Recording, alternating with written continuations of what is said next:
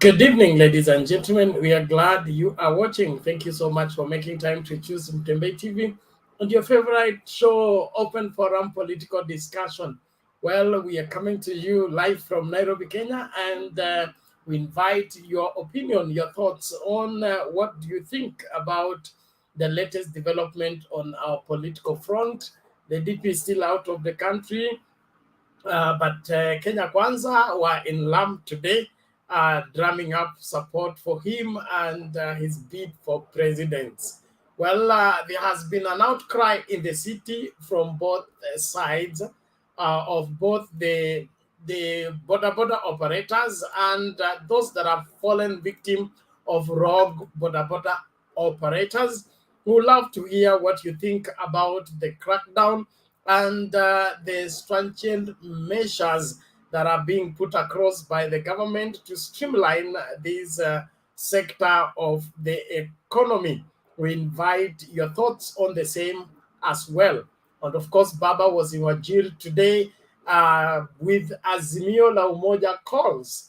What is your thoughts about the countrywide coverage of Azimio La Umoja and their call for Baba's presidents? Is this thing already taken, or there is hope another person taking it?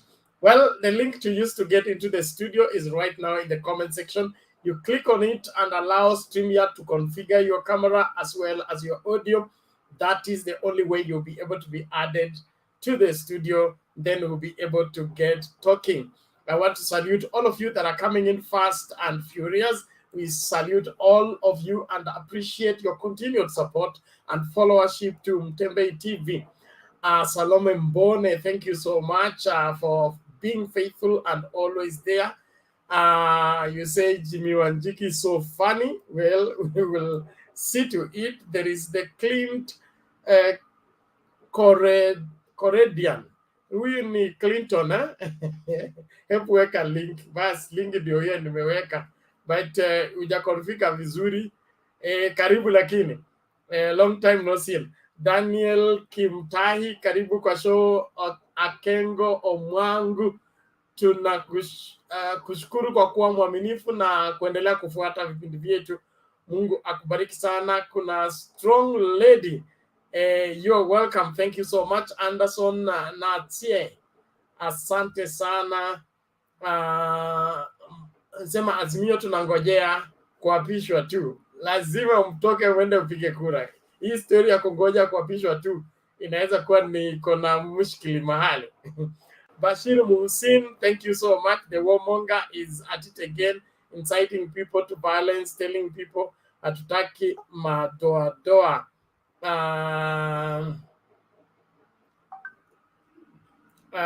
I don't know what you're... Okay, thank you. Charles Kihara Washira, karibu sana. Dominic Kilonzo, Sema Ruto Tosha. Miriam M, always here at the back seat. Thank you so much. Rufus Kariuki, MCA Kofo Mtarajiwa, ni Kinali Ward 2022 tuned in. Thank you so much. Jaberinya Seme, karibu sana. Rafael Washira, tunakushukuru kwa kuendelea kuwa na nasema mganga wa madoadoa wapi? Karibu lakini Jack Redo, your name is not well configured, so try again. Please make sure that StreamYard has configured your camera and your audio. That's the only way you will be able to be added and be able to make your contribution. Okay, and we are against people staying behind the camera. Swale, sijui umeamua vipi, lakini utakupatia nafasi ya kwanza ili thank God your face is here. All right. Aya, nani atatuanzia? Swale vipi?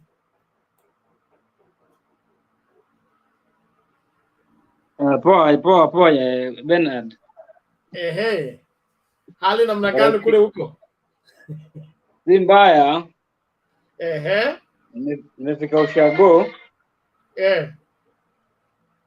Sasa tunasikiza ground inasema namna gani? Haya, tuambie ground inasemaje huko. Ground si mbaya.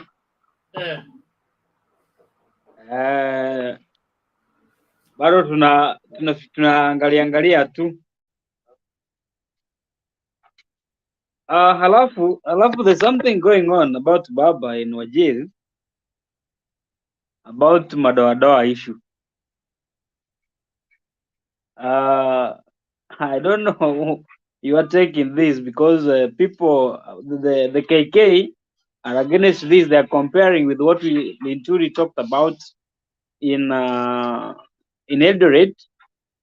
So to the context of what Baba was referring to, they're just saying that what is the difference between Linturi's speech and that of Baba's speech, and they are calling on the DCI to look into it and arrest Baba. I'm just wondering how they are going to arrest Baba. Have you ever seen where Baba is being arrested in this country? Since when? So Kenya is full of jokers, huh? Those are jokers, sure. Those are jokers. Anyway, Baba is doing well. Baba is doing well, and in fact,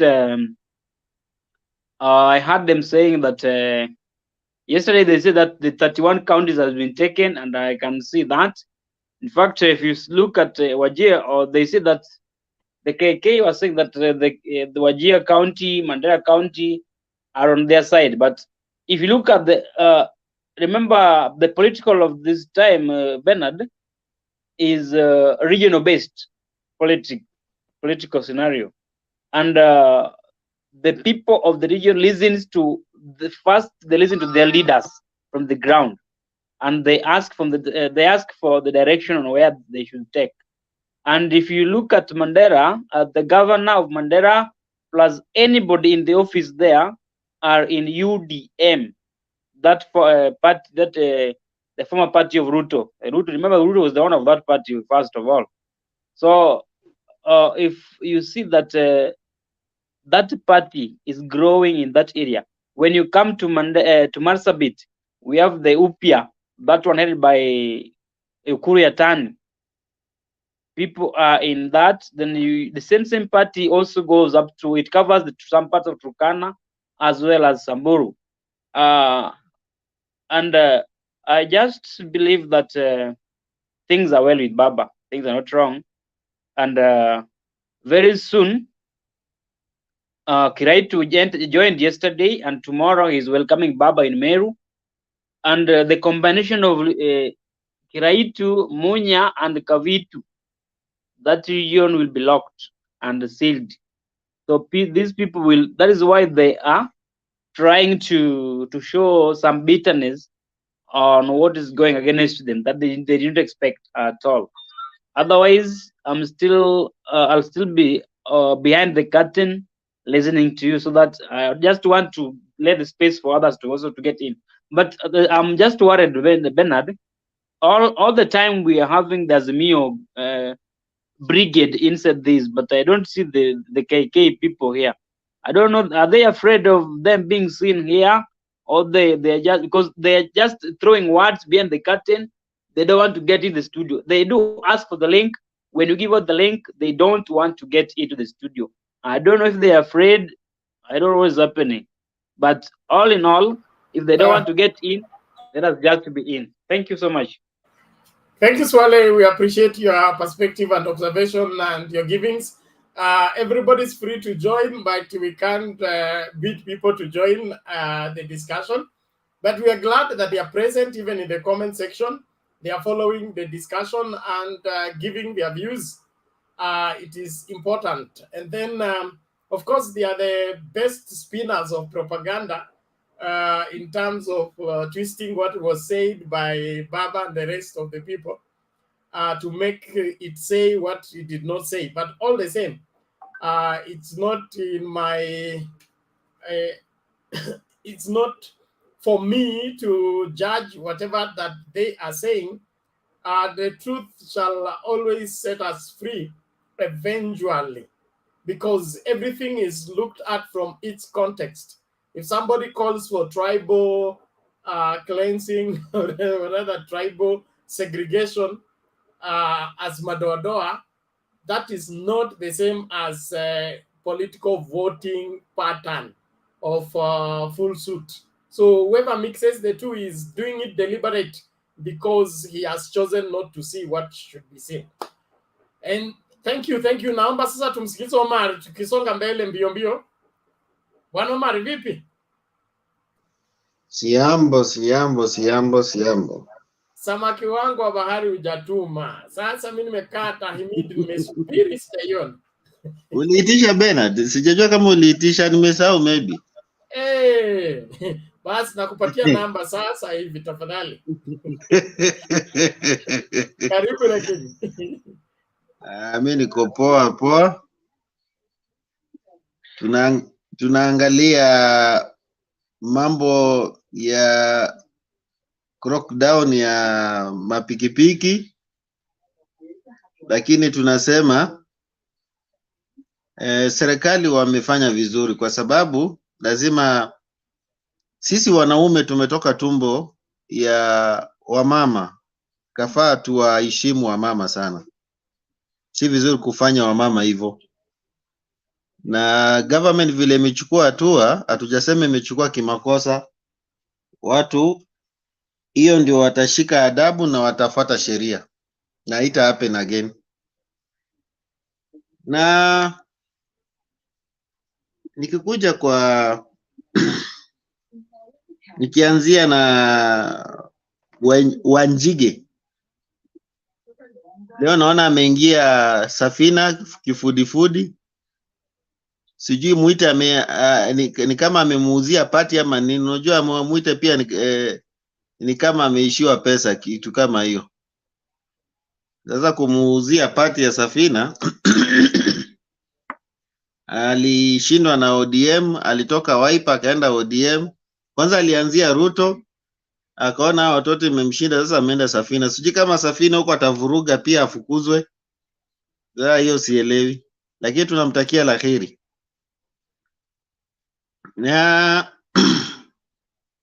tukiona hii kampeni ya Kenya kwisha huko Lamu, naona mtu kama huyu anaitwa Wetangula,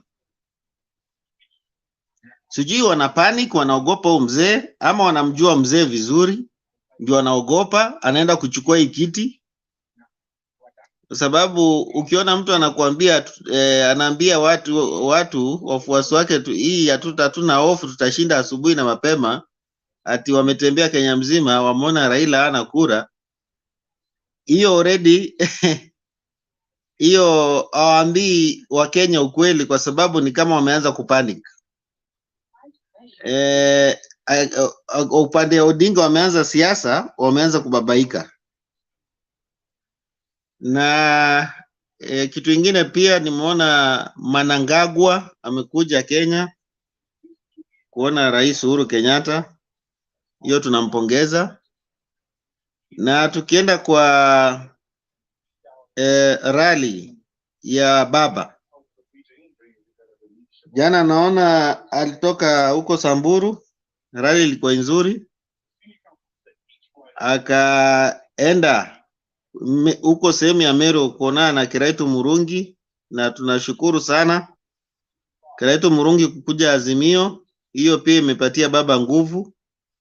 Wasiwasi yetu ilikuwa ni hiyo Meru, upande huko inaitwa Kataraniki na Meru. Na tuna hope one by one watakuja Azimio tu.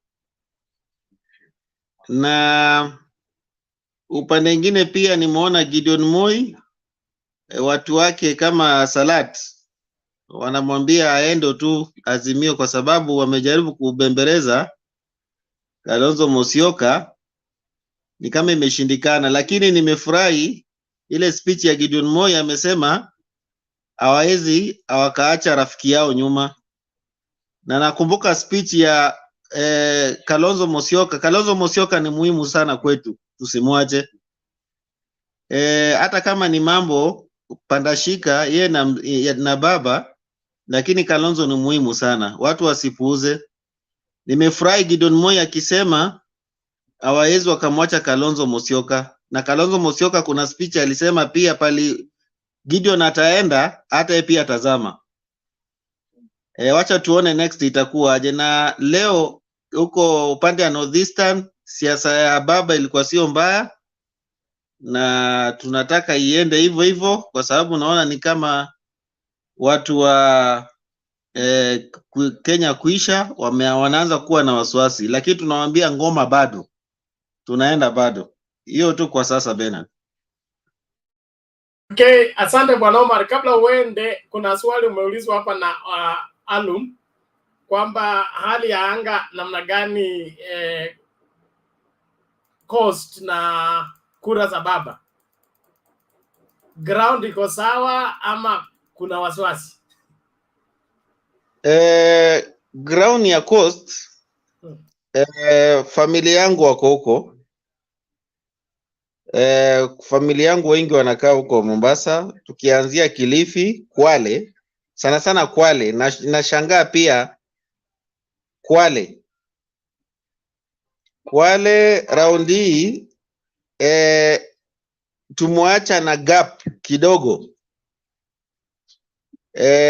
Kwale bado tutawabiti UDA kwa sababu ni sehemu ya Mvuria. Hapo ndio Kwale ndio ilikuwa inaniletea shida sana na Mvuria, lakini katika gap tumewaacha kidogo, lakini kulingana na watu wangu huko wananiambia Mombasa imekuwa ni intact. Hiyo ni ya baba, hakuna wasiwasi hapo. Lakini bado campaign baba, watu wa Azimio wasisimame, lazima wa campaign sana stronghold yao, wasitegemea ati hata kama tunasapotiwa na deep state, tusitegemee deep state.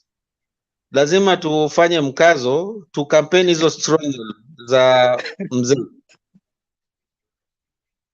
Okay, asante sana kwa jibu lako. Naomba tumsikilize Mr. Kamau moja kwa moja, alafu Hata mimi niko na swali. Uko na swali? Omar ametudanganya place ingine hapo. Mimi kama mkazi wa hapa Msambweni Mombasa, huku ni UDA tu. Hapa Msambweni Mombasa County ni UDA tu. Sasa siwadanganye hapo Bwana Omar, ya kai Mombasa. Asante. Msambweni iko Mombasa County. Msambweni iko Mombasa. Muulize hiyo swali, Msambweni iko Mombasa County. Hiyo ndio nilikuwa nataka kumuuliza hiyo. Already kuna mtu amemuuliza ajibu hiyo swali. Huyo ni blogger wa UDA, ama tuende kwa Mr. Kamau tafadhali. Blogger wa UDA. Mi naona tuende kwa Kamau mara hiyo hiyo. Asante. Kamau endelea tafadhali.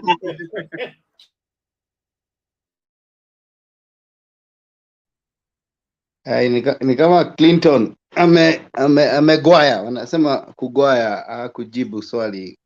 Huyo ndugu yangu huyo wa UDA samani, huyo ni blogger kawaida, wakubalingi ukweli, na raundi hii wanakubali ukweli. Hakuna shida, wacha aje tumsikize pia. Okay, thank you. Omar, just make your submission. Mr. Kamau, make your submission. Let's move on please to redeem time. Sawa, mimi nashukuru sana, siku njema ambao tumejaliwa kuwa hapa. Jambo la muhimu sana ni yao mambo ya boda. I think kila Mkenya katika roho yake chini anajua ya kwamba boda imekuwa serikali by itself. Wamekuwa wakifanya mambo bila kujua ya kwamba kila mtu jambo ambalo unalolifanya lazima uwajibike.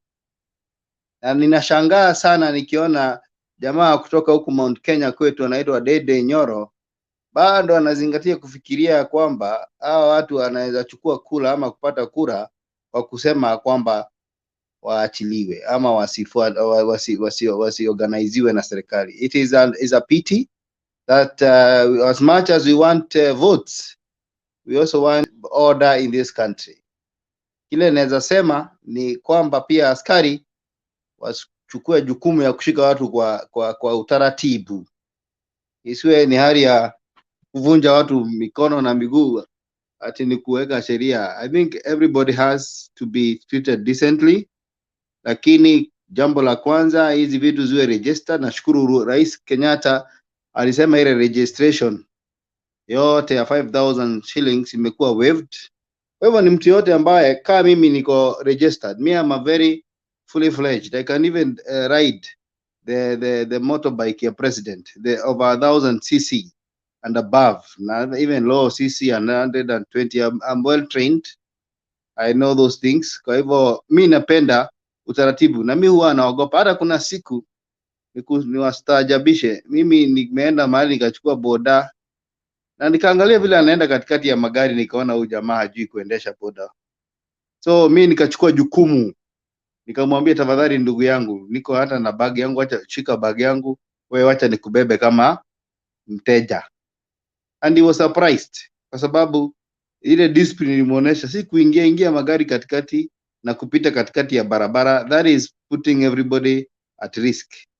Na ni jambo la kushangaza, ukienda katika hospitali nyingi kubwa level 3 and above, utakuta kuna wards za injuries za watu wa pikipiki, and most of them can be avoided if people are disciplined. Wale ambao wamepata fursa ya kwenda mahali kama Luanda, they will see it is possible to have a decent country where law and order is followed. Matatu zina discipline, zinasimama stage zake. Boda ina discipline, wamejiwenga kwa masako na wanaenda kwa uniform, kuna uniform, protective gear. It is possible. So naomba sana Kenya kwanza ama kwisha, whatever they are, but I think it's kwisha kwa sababu hawa wanaweza pora nchi yote ishe. Waache kutumia hii kama wasifikirie watapata kura kwa kuzingizia maneno. We need order. We want them to be on the road, but with insurances, with protective gear and driving riding license, so that at the end of the day, ukibeba mamangu, babangu, nyanyangu, hizi vitu zinatumika mpaka huko nyumbani wakati watu wanaenda hospitali. Kwa hivyo, as you carry my mother, my father, my sister, I want somebody who you can be trusted. There have been even incidences of people robbing with this motorbike.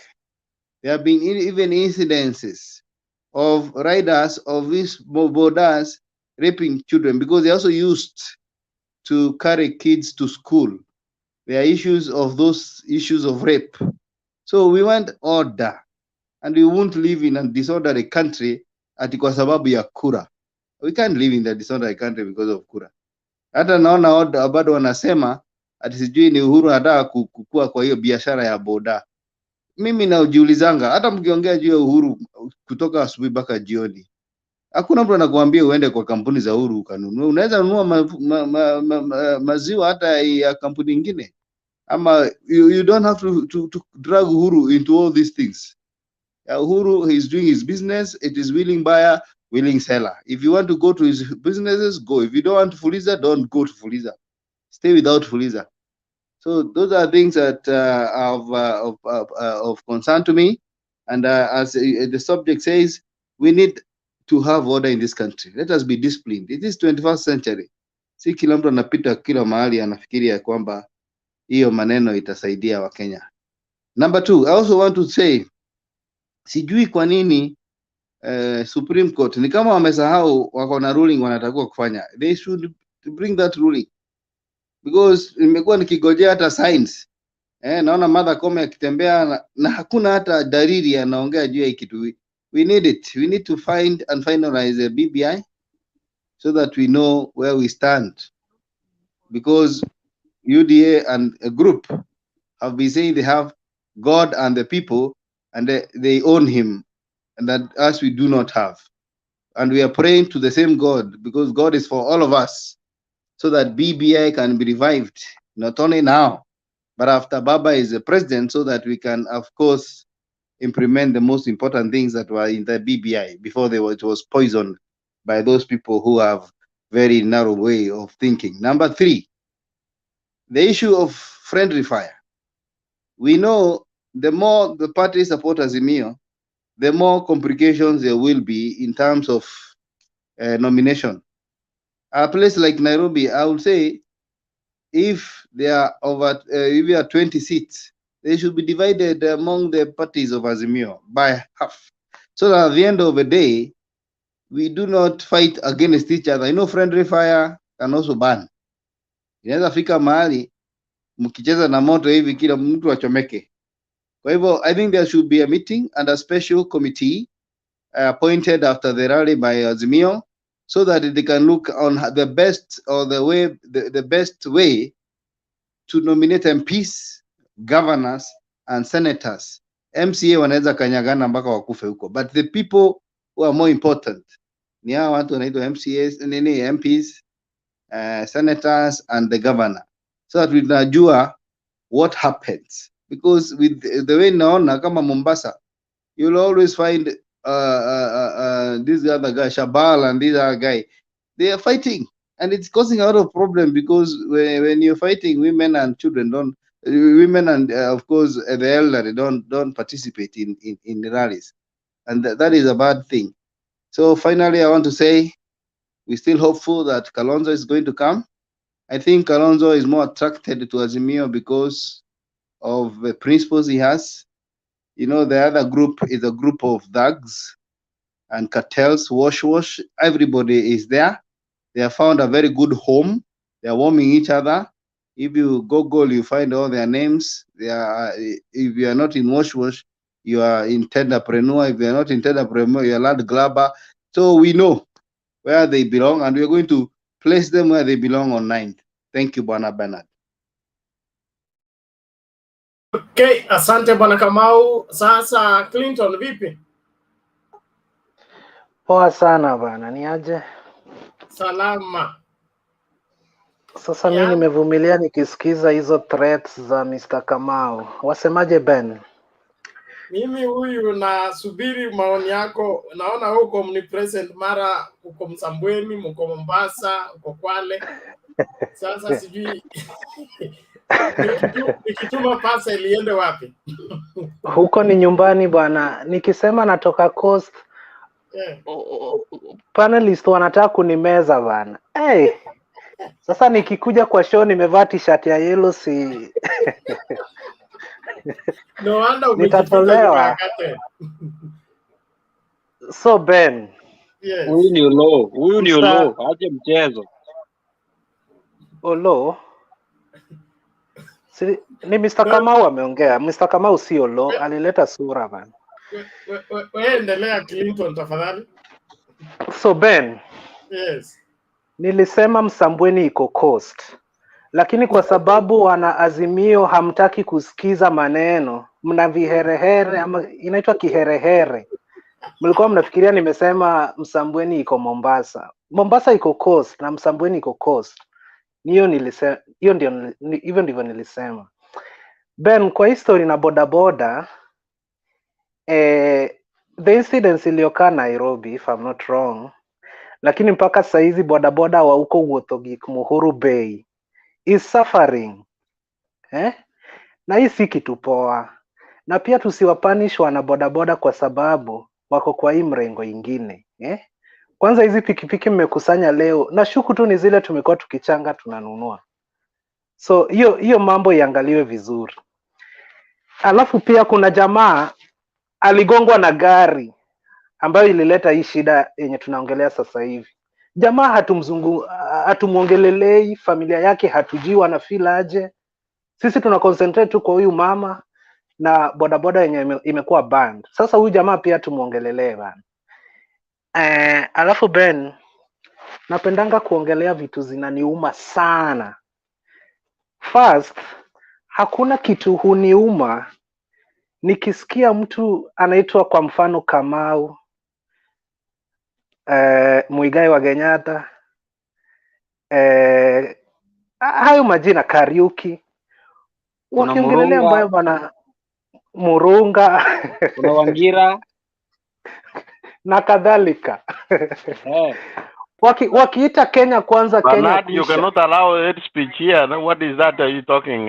Come on. No, I no, Sasa don't think you can sasa allow Boda that. Jared, Boda Jared hajasema chochote kinyume na watu, amesema yanamuuma. Sasa hajatuambia anaumwa vipi. Haya, tuendelee tafadhali Clinton. Sasa huyo ako tu na kierera. Sasa nilikuwa nasema hakuna kitu niuma nikisikia hayo majina, wanaita Kenya kwanza, Kenya kuisha. Na hawa ni marafiki wetu Ben, tulikuwa tunawategemea kwa udi na uvumba. Na ni kwa sababu tumekuwa tukibana hii miaka 4 yote tumekuwa tukijipiga kifua tukijua kina Kamau watakuwa nasi. Lakini imefika 2022 tunawahitaji. Kamau anaenda anajaza data bundles, anakuja anasema hata kusema tu Kenya kwanza, anaamua kuizicha Kenya kuisha. Ben, hizi ni threats, lakini tunawaomba kina Kamau, Muikali, Muigai au wote bana, rudini nyumbani tafadhali. Hiyo kosa kidogo tuliwafanyia, kujeni tuongee na mtusaidie kwa hii kitu bana. Tulikuwa tunawategemea walai. Lakini sasa hivi mmeturuka bana. Nilikuwa nasikia ati Mount Kenya tuko tu na vijana. Na huyu Mr. Kamau ukimwangalia ni kijana Ben. Na anavyoongea unafikiria tutapata kitu kweli Ben? So bana, kama tuliwakosea tunawaomba mkuje nyumbani, tukae chini tutengeze hiyo kitu. Alafu Ben, kitu ya pili ambayo uniuma ni kurudi kwa Jubilee. Chama tumekuwa tukisema imekufa kuanzia sijui siku gani. Alafu last month ama last week nikifungua tu hivi Facebook naona magari ya Jubilee, sijui Jubilee imekuwa na mkutano. Na ni chama tuliambiwa ilikufa kitambo. Ben, hizi vitu uniuma bana, sijui venye naweza nikafanya to be sincere. Kitu ya tatu ambayo uniuma Ben, watu wa Azimio mmeita Kalonzo majina yote. Alafu jamaa bado ameshindwa kuja kwetu. Anangoja nini? So nyinyi kama watu wa Azimio endeleeni tu kumwongelelea Kalonzo vibaya. Sisi tuko tayari kureceive kila mtu, hadi Mike Sonko mwenye amekatazwa kwenda US. We are ready. So long as unaweza kuja na kura 1,100 kuendelea, you are welcome. But huyu Kalonzo tunamhitaji, to be sincere.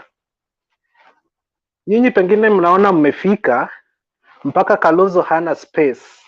But kwetu tunahitaji kila mtu. Alafu Ben, kitu ingine uniuma, last week ama last month, huyu governor wa Meru alisema bado anapima. Ni siku gani alimaliza kupima mpaka leo ako Azimio ba? Si tulikuwa results zimetoka, siakubali results. Wewe unataka ngoje mpaka lini? Kwani kupima si anauliza wananchi? Wewe uliulizwa? Mimi sijaulizwa. Amepima saa ngapi mpaka kipimo kimejaa? Akapeleka hiyo kitu kwa ile kitu, unakalia hii side nyingine, mwingine hii side, unainua mwenzako. Sijui inaitwa kilo ama nini.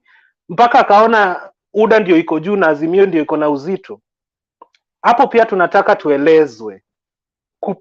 Kupima hewa siku hizi imekuwa kitu cha kuchezea kweli. Alafu Ben, nimeona hiyo kampeni yenu sijui Northeastern. Pia kitu ingine ambayo inaniuma ni kwamba Aden Duale tulimtrust to compare. Si Aden Duale ni Oria. To compare leader of majority na constituency yake ni 20k voters registered, si wapiga kura. Alafu saa hizi unaweza kuta kwa isho yako mtu kama Omar Ahmed, yule Oria wetu wa nini, yule Dynasty mwenye alikujanga kwa show. Hao watu wote bado wako Azimio. Na hawa pia ni kama tu Mount Kenya, tulikuwa tunawategemea. Siku hizi ukisikia sijui wamekuwa meeting State House, sijui wamehost baba wapi. Bana, hizi ni vitu zingine huniuma sana Ben. Sijui tutafanyaje but hopes tunazo kwamba pengine ni sisi tutatangazwa. Nikimalizia, kuna kitu Mr. Kamau amesema Ben, eti ametoa mfano akitumia Nairobi, eti kama kuna viti 20 Azimio wakae chini, the major parties kama Jubilee na hiyo ODM yenu ya 30 years, mkae chini mgawane hizo viti 10-10. Ben, sio ni threat kwetu sisi kama Kenya kwanza? 10 plus 10 ni 20. Sisi hatuko hapo, yani hakuna hesabu yetu hapo completely Ben. I think niliambia nani anaitwa Wekesa kwamba inabidi, kuna wengine tunapenda siasa sana, lakini panelists wengine should be controlled because such threats, wengine hatuwezi tukalala tukisikia threats sana. So that is a threat to us kama team Kenya kwanza, eti Nairobi viti 20 10-10 kwa Azimio bana, that's not good and it is not fair and no democracy at all. So hapo Nairobi mkipata 7 tupate 6, tupate 8 mpate 7, I think that will be okay.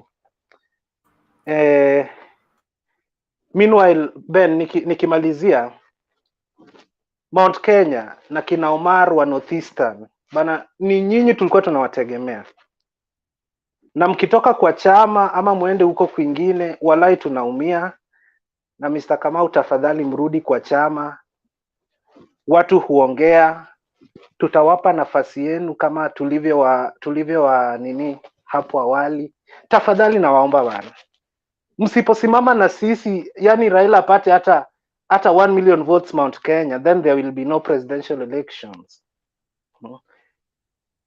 Hapo sasa Ruto atakuwa ni kama amerun governor of Nairobi bana. Tafadhali help us, mfanye hii kitu ikuwe competition. Watu wa Mount Kenya kujeni kwa chama. Watu wa Coast pia tuko tu hapo Ben. But I think venye president alisema yeye kwa damu, sijui kwa roho, kwa nywele, alicount vitu mob, kwa nywele, sijui kwa ulimi, yeye ni Azimio. Hapo napo Ben, mmechezwa. But pia huwa hamtaki watu wa Kenya kwanza tuwape advice, lakini mimi nashuku mmechezwa. Anyway, asante kwa kunisikiza. Huyu Jared alikuwa na kierere eti nime defile community, lakini hope amenielewa. Mimi nataka watu wa Mount Kenya, hata kama anatoka Mount Kenya, tafadhali akuje kwa chama, ndio kutakuwa na presidential election. Watu waachane na 500,000, 1 million. Lakini kura ya milioni 4 bana, gap hapana. Hapo ni Mount Kenya watatusaidia. Asante Ben. Thank you Clint. Alumu anasema ni kuongeza dakika 3, sijui. Hapana bana, mimi napigania Kenya kwanza. Asante kwa kusimama na Kenya. Mtu wa Azimio akituingilia nitarudi. Tunajua kura yako tuko nayo tayari. Asante sana. Na tumechezwa miaka mingi, lakini this time round tutacheza sisi. Bwana Wangira. How are you, Bernard? How are you? Thank you. I'm good. How is everybody? How is everybody? They are all fine. Go ahead. That gentleman is disputing what he said. He said that Musambweni is in Mombasa and is on record here. Why is he disputing? Okay, let me go to my point. Let me go to my point, Bernard. Okay, let me start by looking at this issue of Boda Boda.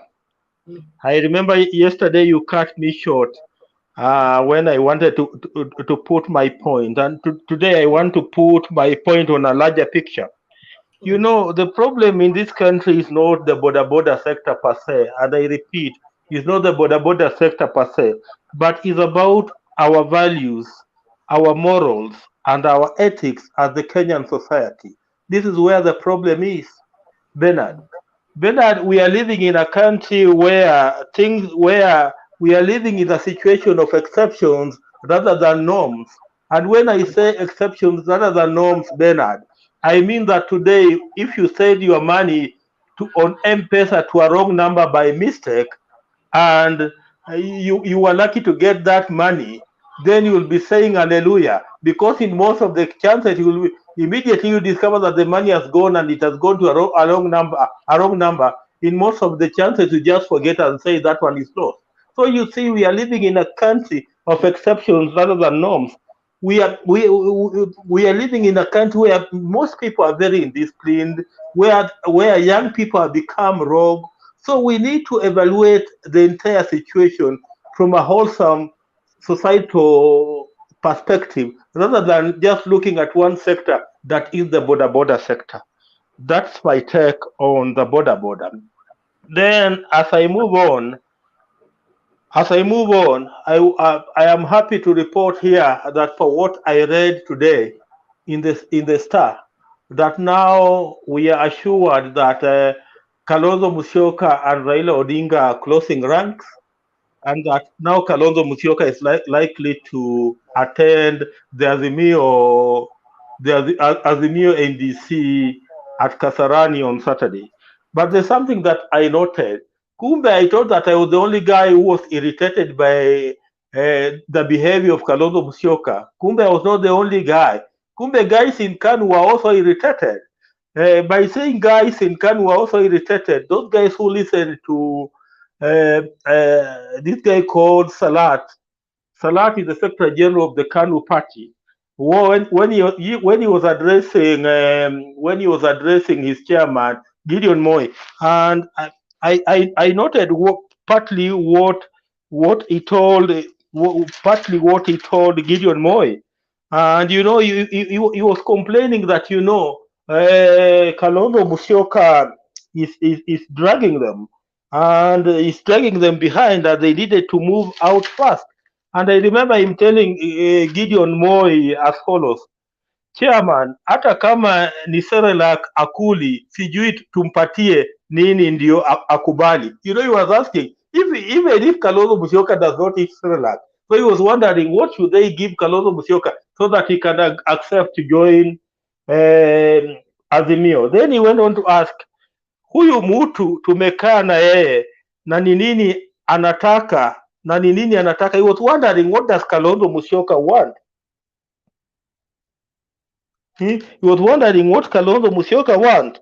Then he finished by saying, hata kama ni kukaa na yeye na kumubabysit mpaka saa ngapi. Then he was wondering, for how long are they going to be babysitting Kalonzo Musyoka? So you see, it's not only we guys in Azimio who are irritated by the behavior of Kalonzo Musyoka, but even his partners in Oka seem to be very irritated. And in fact, Salat was so clear that they should move on and forget about Kalonzo Musyoka. It's only Gideon Moi who came in and told him to be patient because they don't need to leave any of their children behind. So you see where things are, that if Kalonzo Musyoka was to continue dilly-dallying, then he will be left alone. And today, Willy Mutunga, the former Chief Justice of the Republic of Kenya, told us that there's likely to be another handshake in August. So my question is, this time, because we know Baba is winning this election, who do you think will handshake with Baba? Another thing that could be of importance to our viewers and our panelists is the revelation by this guy called Alfred Agoi. Alfred Agoi is a member of parliament for Sabatian. And today it was very clear that the reason why William Ruto the reason why Mudavadi joined William Ruto was because he did not have money for campaign. So here was a broke man who was every day threatening us that he was going to run for president, imagine.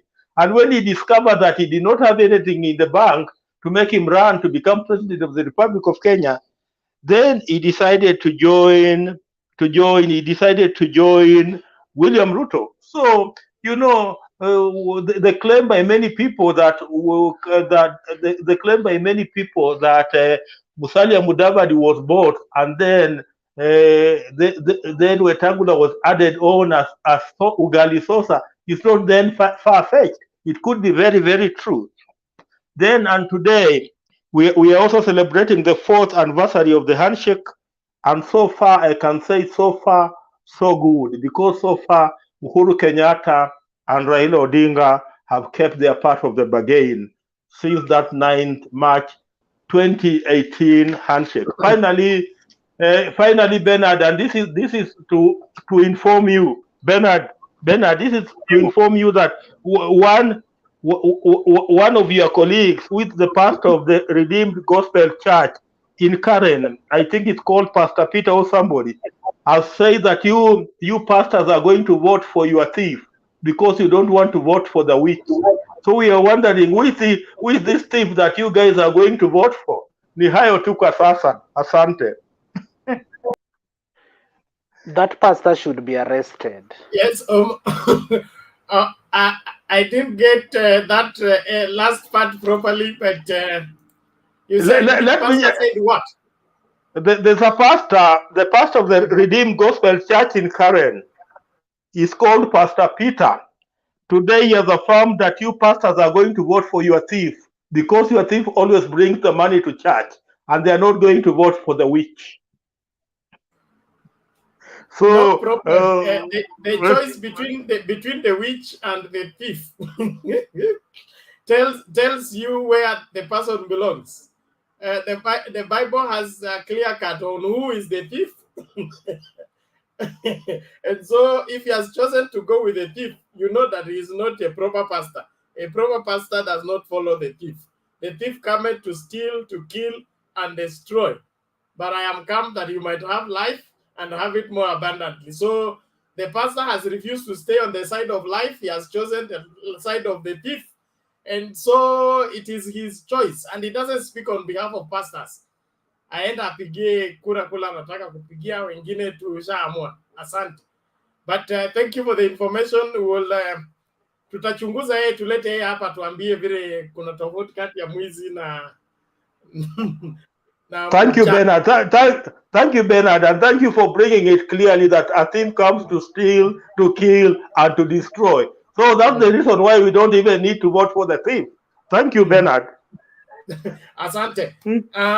Ni tuseme hivi, wale watu mko nyuma ya curtain mnaharibu screen. Naomba hivi, I would rather give you priority, you make the submission and go, because we can't have a dark screen. We are not seeing them. Yeah. Sawa sawa. So please, tukianza na Wema, toa maoni yako ng'atuka ili tusafishe screen. Wema upo?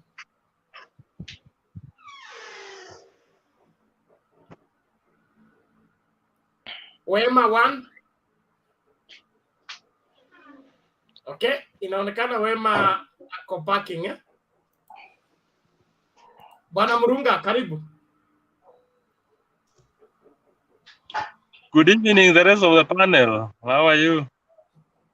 We are good. You're welcome. Yes. Habari ya wiki inaenda mzuri. Today I'm elated by what I'm seeing. Tumeona mkutano ya Azimio kule sehemu za Wajir, which was very colorful, well attended, and signifying that things are actually headed the right direction. And I've seen there are a number of the issues that are also emerging, like now as people in Kajiado County, where it is said that ODM is not going to field a gubernatorial candidate. We've seen the former governor join Jubilee today from ODM. That shows that we do not want many fights. You only pick few fights that we can actually take up, which is very good. I felt that the honorable thing that the president did, and the right honorable Raila Odinga, by allowing, by deciding that ODM fields a gubernatorial candidate in Narok and Jubilee, Kajiado County, which is a good thing. And we know that whoever will come up will actually emerge the winner in the nominations is automatically going to be the governor for the great Kajiado County. We know even the other elections, ODM has ODM did trounce Jubilee in the other election, but now basing on the agreement, I think that's a very good direction. Leo nimeona mkutano pia ya wana Kenya Kwanza kule Lamu. Nimeona Papa wa Roma amekuwa na matusi sana, amekuwa na mambo mazito sana wakati anaongea. Anasema vile Raila hana kura, na ile hali yeye mwenyewe sioni kama atakuwa na uwezo wa kuweza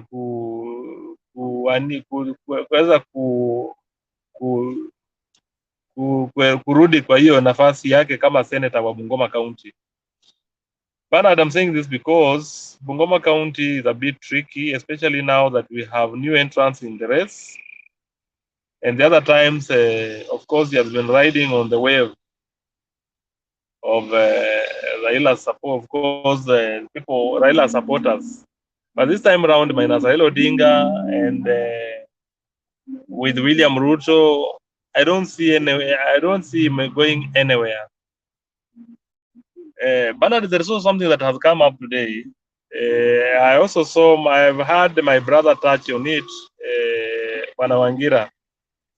It is very sad that Musalia Mudavadi, having been a presidential contender in 2013, having been also somebody, you know, for him to support Raila Odinga, how watu wamezoea kupewa kitu. Musalia Mudavadi is a bad spender, so he has nothing. Hata hangeweza kukampeni, hata kufanya tu kampeni ya county za Kakamega za Western peke yake. The guy, his decision was informed by the fact that he didn't have money to do a campaign, to run a presidential campaign. And he was running up and down, akitukana watu, akisema yeye ndiye atakuwa tu presidential candidate, yeye amejipanga, yeye anaenda mpaka kwa debe. Yet he didn't have money to mount a presidential campaign. In this country, for you to be a serious contender, you need serious money. You need serious money. And we're already seeing how much the presidential candidates are spending. Organizing a rally is not an easy task. It's expensive.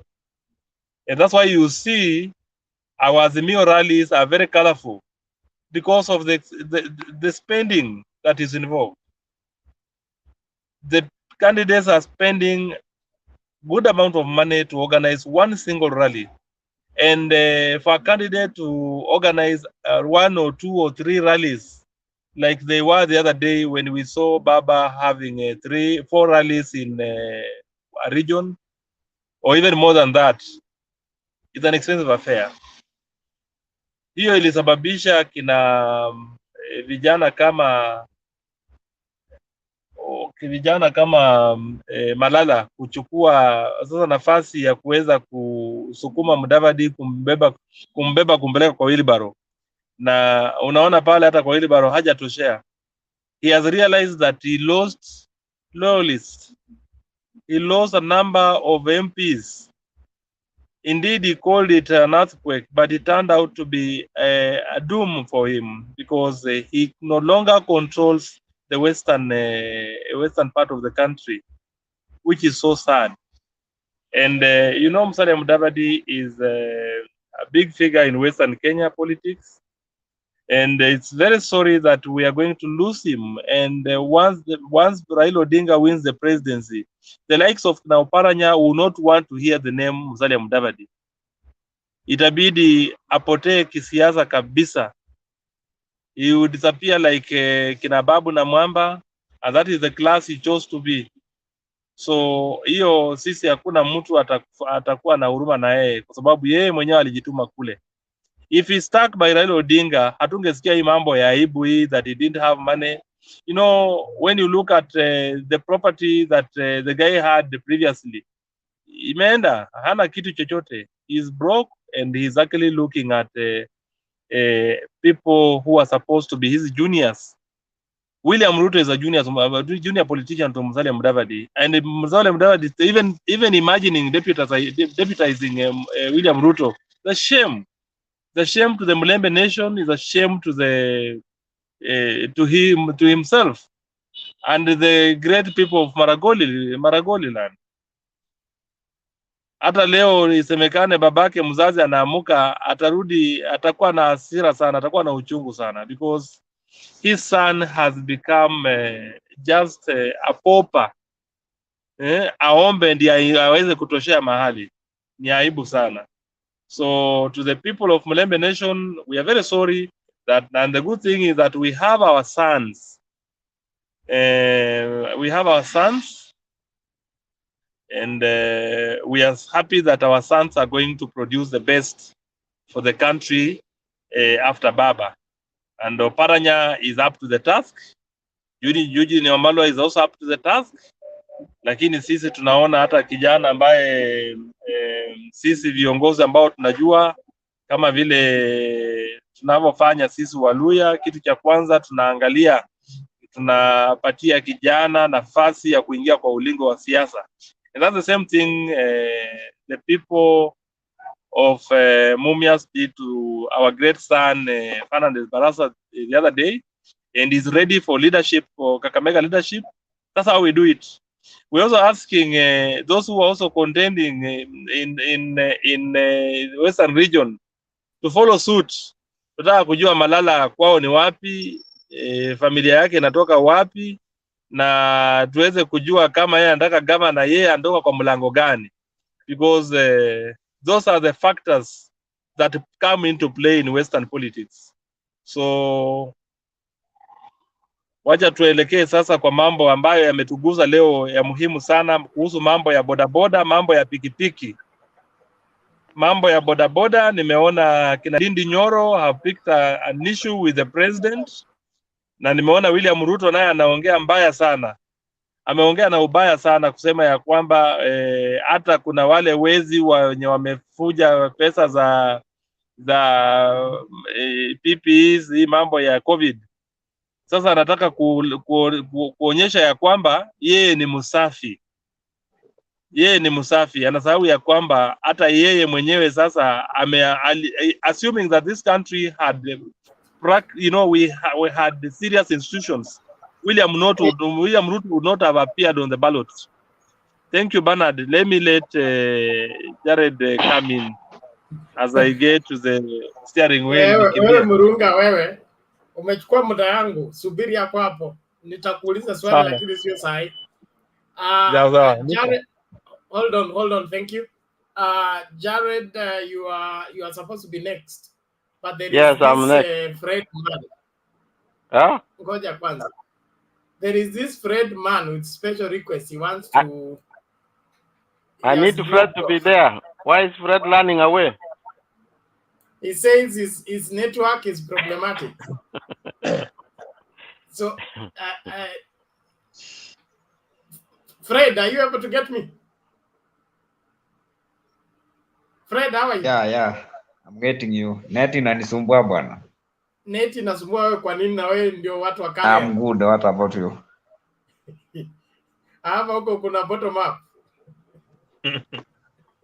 Huyo aliokoka ama bado ako huko. Mimi ni bottom up. Mimi ni bottom up. No wonder network aingiangi kwa basement. Shida yako ndio hiyo. Basi endelea, toa maoni. Mimi ni bottom up, Freddy bwana. Weka suti. Mimi ni bottom up. Sasa mimi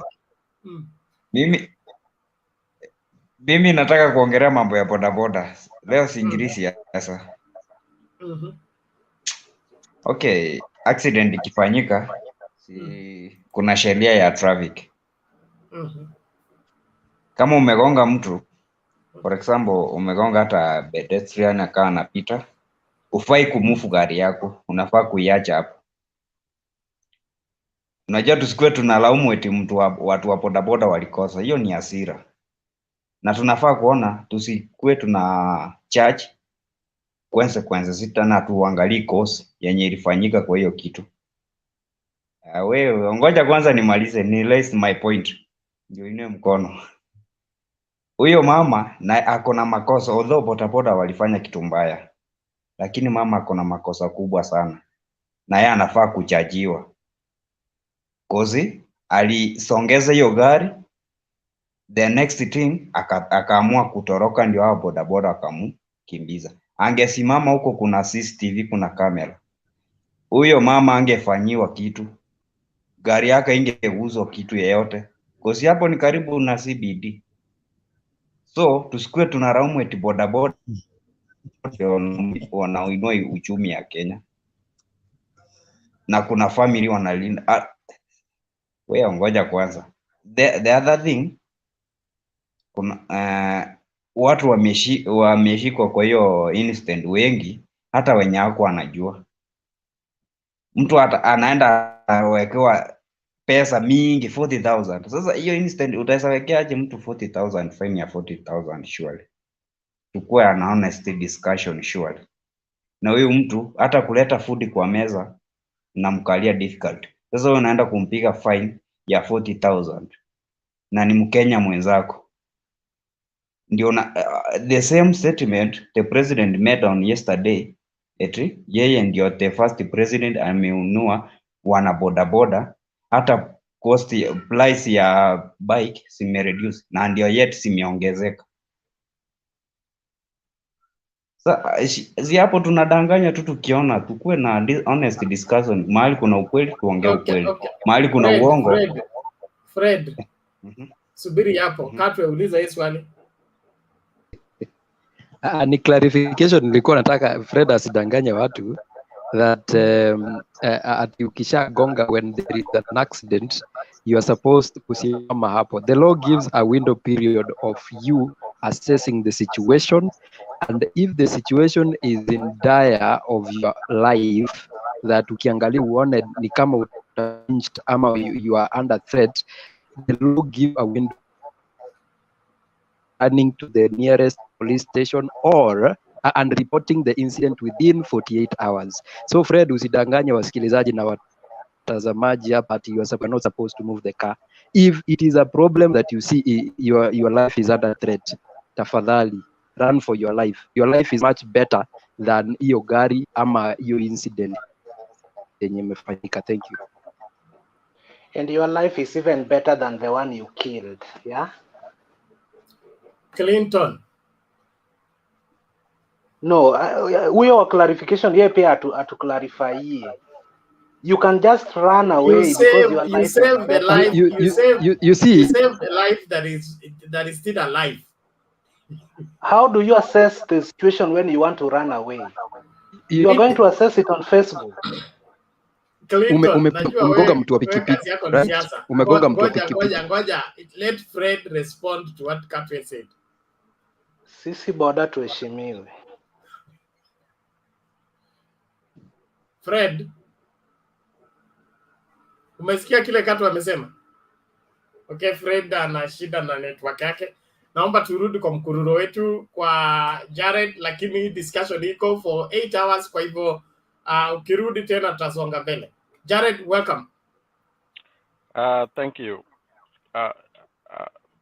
As I said, I still continue saying I don't have much information about the situation, but I know that first of all, thanks. I apologize to Clinton for cutting you short. I didn't know that you were Azimio Dam, so thank you very much. And the rest of the panel, welcome. It's been long, Fred Kasudi and Mama Selina, I see you. So, and the rest of the panel. So, on this Boda Boda, I know that the other Fred who had just left as this other, wherever they come from, they hate history, because history is something which they want to run away every time. My friend, welcome back, Fred. Let me know your number. I can add you some point. If the network is going through, we can help you out. But in the history, we follow history to make decisions on what will be the future. History has told us that these Boda Boda guys are very disorganized. Namba utapata tu. Tutaitype hapo tu. Yeah, and the forward kwa Ruto. So anyway, so this Boda Boda, in a normal circumstance, when an accident happens, you of course you assess the situation if the person is in a critical or you need actually to rush the person to the hospital or whatever the case. But these people will not allow you. We know what they have done before. So the best way is to run for your life so that you can report it at the next police station. All this. So this is an history. You are following what the history tells us, and it is very disappointing that you guys have run out of ideas. You have run out of anything that now anything you hear, even I don't want to say let me be politically correct. Anybody akipiga nduru, you just trying to hang on it. This is a government trying to collect a policy which they want to fix it. I don't see where politics comes in. So it's very disappointing that a whole group of the Kenya Kwisa is trying now to hang on something which they don't have to, rather they need to condemn it. So what happened, I don't see that it's any defense you have to do. What is there is that there is a time you have to take decisions which might have some consequences, but we are ready to do that. You see, when it comes to help how the things goes, it is this time now that Matiang'i should be another Michuki to make sure that that industry is doing what is right. So this thing of looking at numbers on anything, you are just looking for now. You just want to be with anybody else because it's numbers. We need to stop that. But it's because you have no other idea of even how to help to sanitize this. You are just crying for. If I come to, and that's what I want to say about Boda Boda. If I come to Karonzo, which we have talked a little bit, honestly, can somebody mute? I think, okay. Yeah. One moment, Jared, just a moment. Okay. There is Weso. Tafadhali, when you get to the studio, keep your mic mute until it's your turn to speak. When you switch on, it has a feedback that irritates and causes disturbance to the listeners and the viewers. Thank you. Jared, go ahead. Yeah, Kato, if you can mute your mic, it will be appreciated. But so on Kalonzo personally, I think now we have got to a time when we need some democracy. And this democracy, how do I wish that Kalonzo joins this Kenya Kwisa so that we can have at least a competition. At least in Eastern, you would have something. Because otherwise, we don't want to rock you everywhere. Because as things are looking, I don't see any route. These guys, they don't have any route. Every route is already closed from Nyanza, go to Western, go to Coast, go to part of Rift Valley, which you're claiming. Nairobi, you cannot talk. Now, Northeastern. So, where? Even in Central now, we are trying to take even a lead, which we did not even expect. So, I wish Kalonzo need to make a decision. Let him join Kenya Kwisa so that at least we can have some competition. And we need also to leave to clear some logjam so that we retire some people, because we are not going to do this. But I know everything politics is politics and it's planned when something is happening. I do think that Kanu will join Azimio, and then Chirongo, and then Kalonzo would have something to go back to those people who are holding his hands to tell them that we have made ourselves. Now let's join Azimio as a wiper. On the somebody said about the ANSEC regarding the former Chief Justice who was saying that there will be an ANSEC. Let me promise you one thing: there will be no ANSEC. There is no any other Baba who can control Kenya in order to force a handshake. I have said many times, there will be nobody who will be, whether the votes are stolen or not, will be in the streets of Nairobi to say we are crying for votes which have been stolen from William Ruto. I'm not saying we are going to steal. I go back to say the votes have been always been stolen from Raila, so it doesn't need to steal. All we needed is to close the loophole of the stealing, and then we are okay. But it does not have a stamina. It does not have a stamina. The only place he could have had an impact is Eldoret, but it's also a metropolitan. So there's nothing he can do. He's gonna be at home in Sugoi to take care of the chicken, and Kenya will move forward. So we should not worry about that at all. In fact, I was also on the Wajir. I see from yesterday up to today, Papa is still closing everywhere. I was even surprised that he want to go to Kisumu because he can even do Zoom to Kisumu. Why would he even go? Because we don't want to scare these people that much. You know, as I have said many times, my friends, those who have not smelled the coffee, by next month, my friend, the next month, this thing will be very clear as day and night. Let me remind you a little bit. These people who have been calling themselves UDA, who moved from Jubilee, they're going to find it tough because they will not be even members of parliament as we go to the main campaign. By the time we will be campaigning in their constituencies, there will be no member of parliament.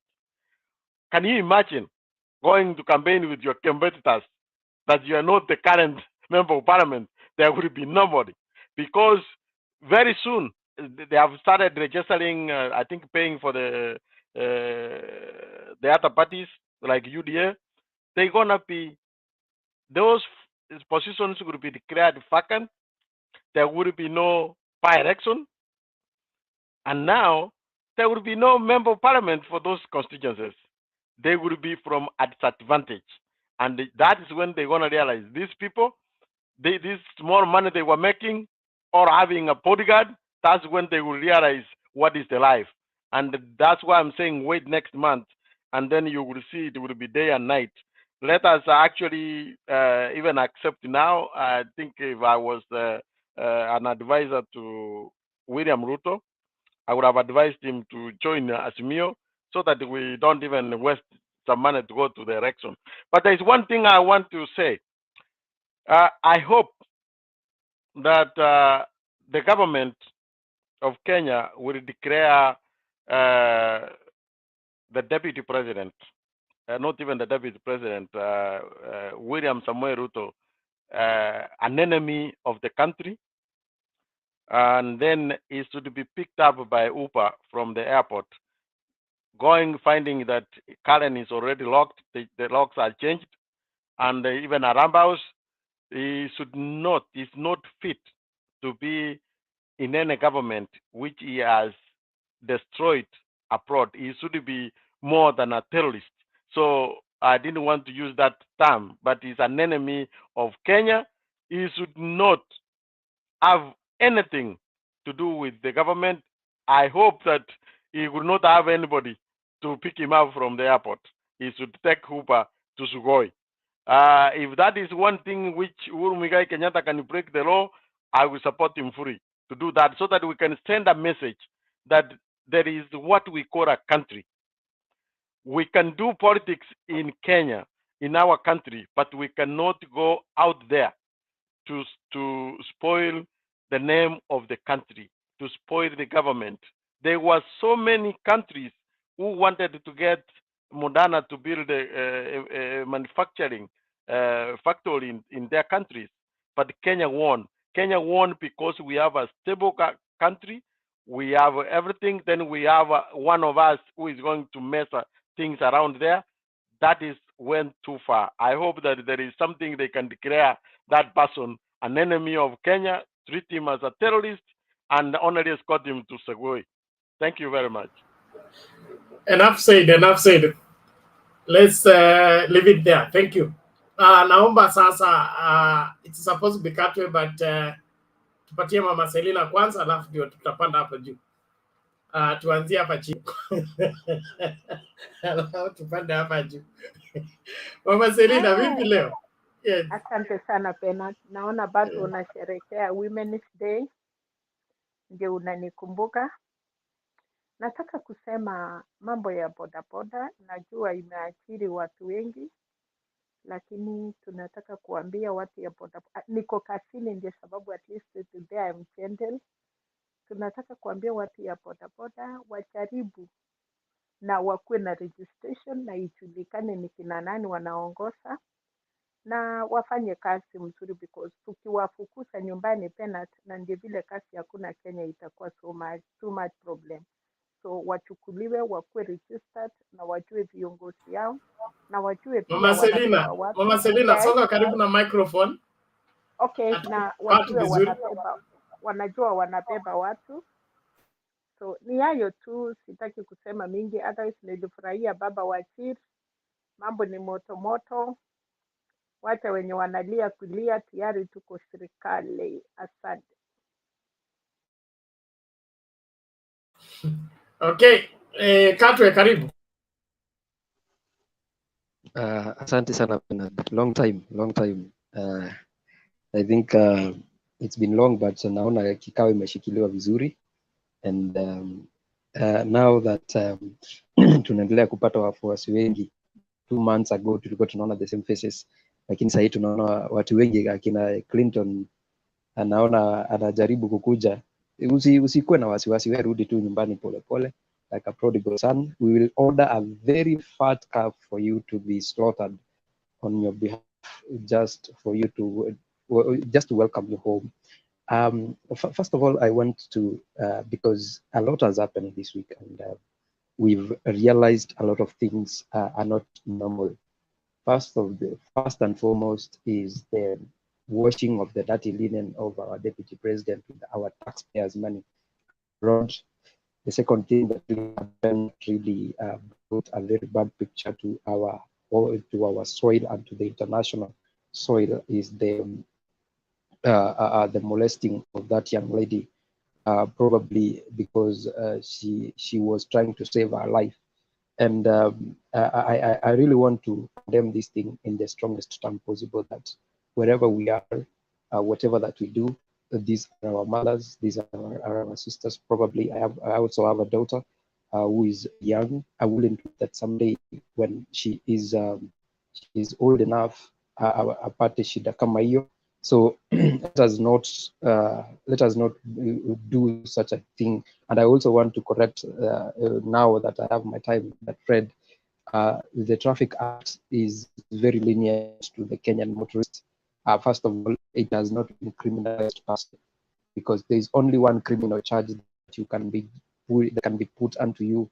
Time utachukuliwa vidole is the only time that you've killed someone on the road, and that is subject to conviction or investigation and the court process has to take place. So you are not a criminal until you're proven guilty. So the Traffic Act in Kenya is so friendly, and whenever you probably gari na gari zikigongana is when you are supposed to simamisha gari hapo, and then you let the traffic do their work. But if you hit a pedestrian or you hit a motorcycle, something that is inferior to you, you have that right of running to the next police station. You hit someone in Kisii and report in Mombasa. The law does not forbid you to do that, because you've got 48 hours to prove that you have no malice of the hit and run. So let us condemn that thing, and let us not. And probably things have been happening. It's only that this thing came to the camera by luck. If there was no camera, that lady would have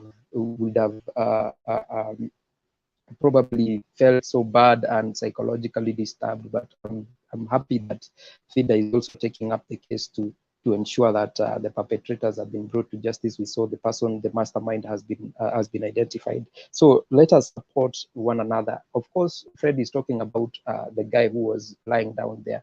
those people who took their time to chase that vehicle should have taken time to take that particular victim to the hospital instead of chasing nitty-gritties and leaving someone dying over there. Probably he would have bled to death. So I also want to take this opportunity to say thank you for Azimio La Umoja to be.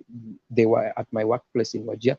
I understand Wajir very well. It's a Somali-dominated area, and I had Clinton asking why is Adan Duale not giving so much to Kenya Kwanza. You first of all you have to understand the politics of Northeastern are not just like any other politics. These are clanism politics.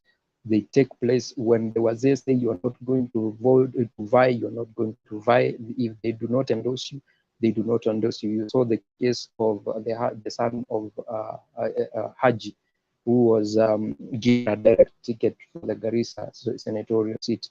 So it is not upon Aden Duale to bring the votes. It's upon and Raila has always known this, because today he met the clan, they were there to the clan, and he spoke to them, and they even assured him that they are going to bring the votes. So they don't have this picture that Aden Duale, who was brought to politics by Raila Odinga, is going to bring anything to Kenya Kwanza. In fact, he might not be able to retain the seat in Garissa Township, because the Wazirs are talking ill about him.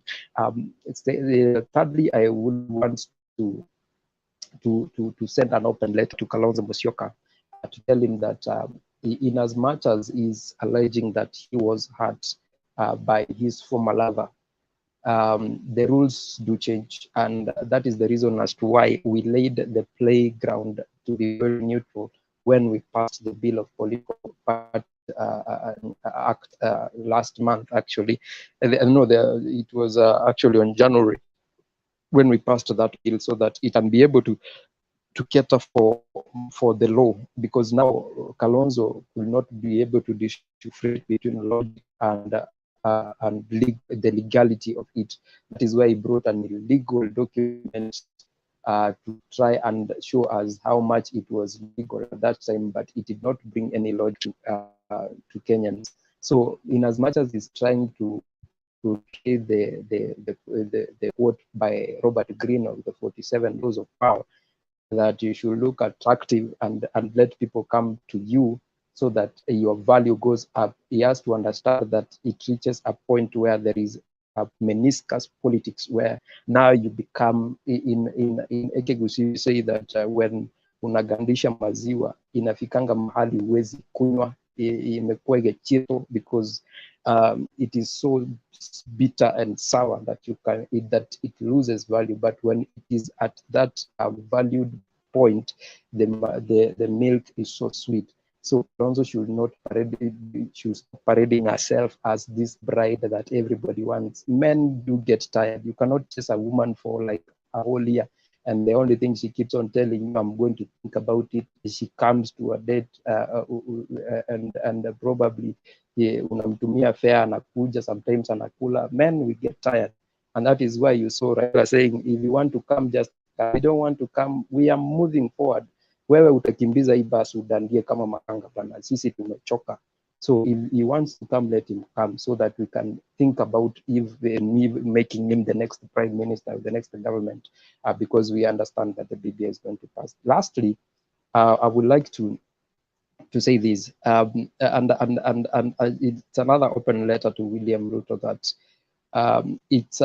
and I want to thank Musalia Mudavadi for joining Kenya Kwanza, because ever since Mudavadi joined Kenya Kwanza, they say that the strongest animal in earth is the lion, and Samson killed the lion, but Delilah killed Samson.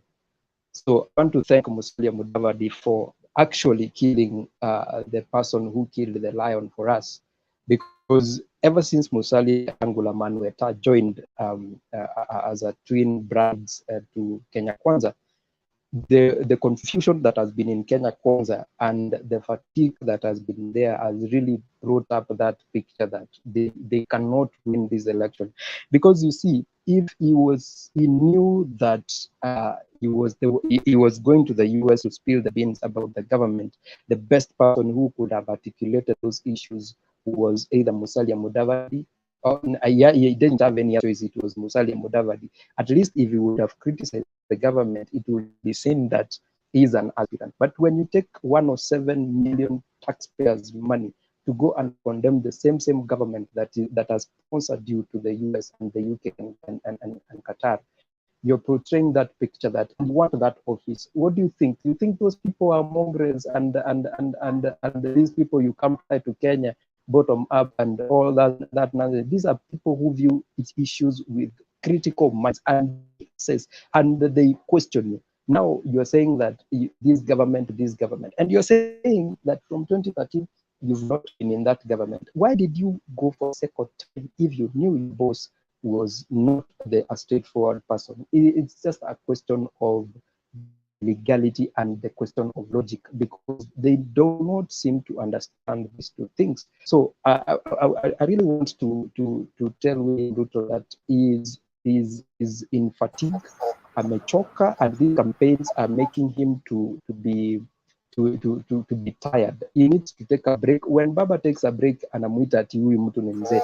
He takes a break because he needs to Wanakatwe linda reconstruct muda himself. tafadhali.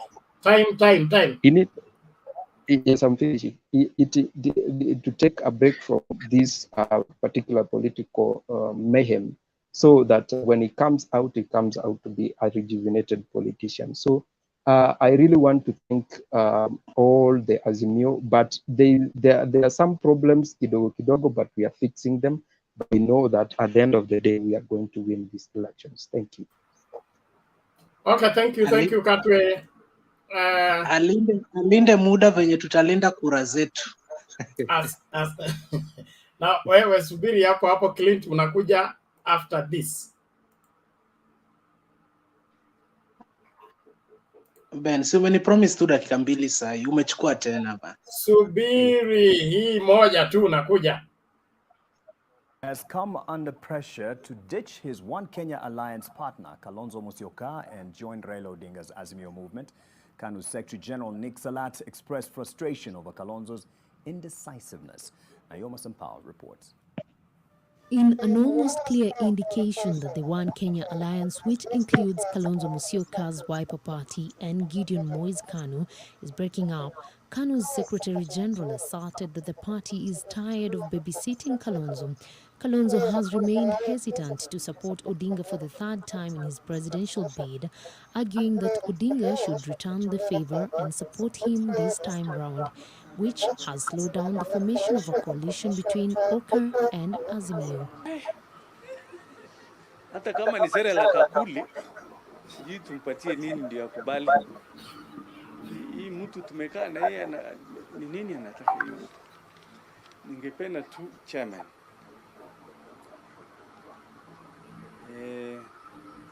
Sikae sana na hii mtu, kama asikii wachana na yeye twende.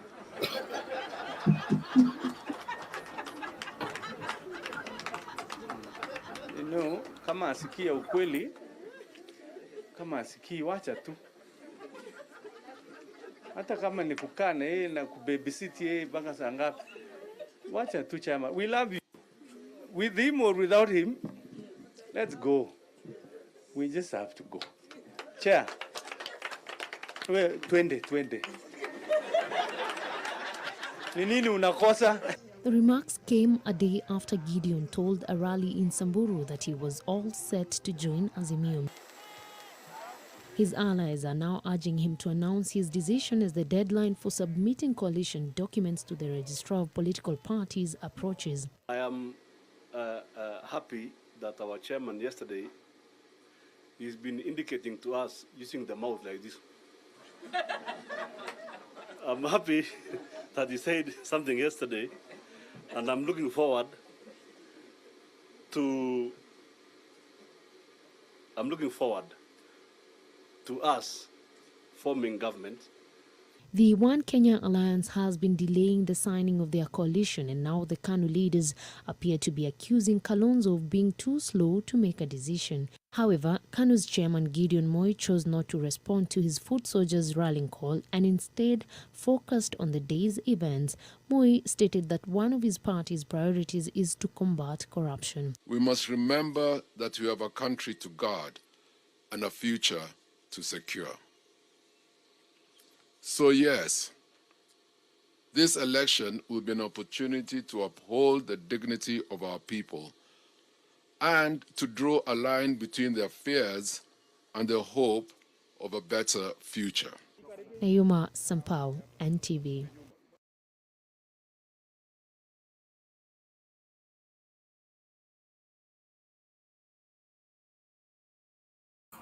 Okay, maoni ya KANU hayo kumuhusu Kalonzo. Kabla gavana aje, naomba tupatie nani Clinton na announcement ya kumeka, alafu ndio tusonge mbele. Clinton. Asante bana. Na huyo kijana wa Moi anakaa soba, kumbe anakuanga. So Ben, you should respect the prince. Respect the prince. Who is the prince in this case now? Ben, sisi wafuasi wa wanasiasa huwa tuna believe kile ambacho tunaambiwa. Kwa zaidi ya miaka 4 tumekuwa tukiambiwa vitendawili na stori za abunuasi, na kama mfuasi wa mwanasiasa lazima ukubaliane nao, kwa sababu nyinyi kama wafuasi wa Raila huwa mnatuambia nyinyi mnampenda tu, hata kama yani mnampenda tu, you are just a follower. Hata sisi tangatanga tumekuwa hivyo, lakini inafika wakati sisi sio wafuasi, sisi ni washirika bwana, sisi sio wafuasi. No, sisi ni washirika ndugu yangu. Kasuti, be in order. Thank you. Clint, muda wako unayoyoma. Huyo Kasuti anakaa wa Mount Kenya. Ben, kwetu ni Homa Bay na unajua gavana wetu. So nikisema wafuasi na washiriki, siwezi tofautisha. Kwetu ni Homa Bay na gavana pia unamjua. So huyo anayesahihisha Kiswahili changu bana, akome. So Ben, inafika wakati unaketi chini unasema, enyewe I need to make a decision. Nikuwe mfuasi ama mshirika. Na mimi nimesikia kila kitu. Mzee wa vitendawili haizi akatengeza serikali, sijui ameshindwa na opposition, amekuja kunyemelea serikali, mara wamekuwa kwa government miaka 15, aliadi hizo miaka mpaka zikafika 105. Sijui Kalonzo amekuwa 20, Raila 40, sijui zikafika 105 years. Wafuasi tulifurahia, washirika wa baba pengine mlikasirika. Lakini I also came to realize something, Ben, that William alivai peke yake from 2017, immediately Maraga alinalify mpaka leo tunavyozungumza hapa. But nilijiuliza kitu moja, tunashindana yes, but wale walete sera zao, tulete zetu, tushindane kisera. Lakini tulileta zetu na hatujui za opposition ni gani. Our opposition wako na sera gani? Tusikize yao, tuangalie na hii yetu, ndio tupingane. Sisi tulikuwa tunauza yetu, lakini kwa wale wengine tunawaambia hawawezi. Na mwananchi soba akituuliza hawawezi, wamesema sera zao ni gani, na pia hatujui sera za opposition ni gani. Hapo party leader wangu alikosea. You can't run alone all that. Uuza sera zako, yes umeziuza, yes, but unashindana na sera gani? Another mistake my party leader did was very simple. Anajua ni kwa njia gani waliingia kwa serikali, and then anajitokeza kama mweupe kama pamba. Sijui kuita pamba venye baba aliita zile enzi za Waiguru. Kuna venye anaita pamba, kuna there is a tone there. alijitokeza kama mtu mweupe, eti kiongozi huchaguliwa na wananchi. Kama kweli kiongozi huchaguliwa na wananchi, mbona saizi ukubali kuna system, kuna nini? Na hata he's on record telling us as hakuna system, hakuna nini, na tukimwangalia vizuri anakaa wa kuibiwa. Sasa hii baridi yote ni ya nini? Unajua party leader akishikwa na baridi, hadi wafuasi tunakuja tunajiuliza, kesho nikikutana na wale wa Azimio nitajigamba aje kama party leader ashapigwa na baridi? Unaelewa?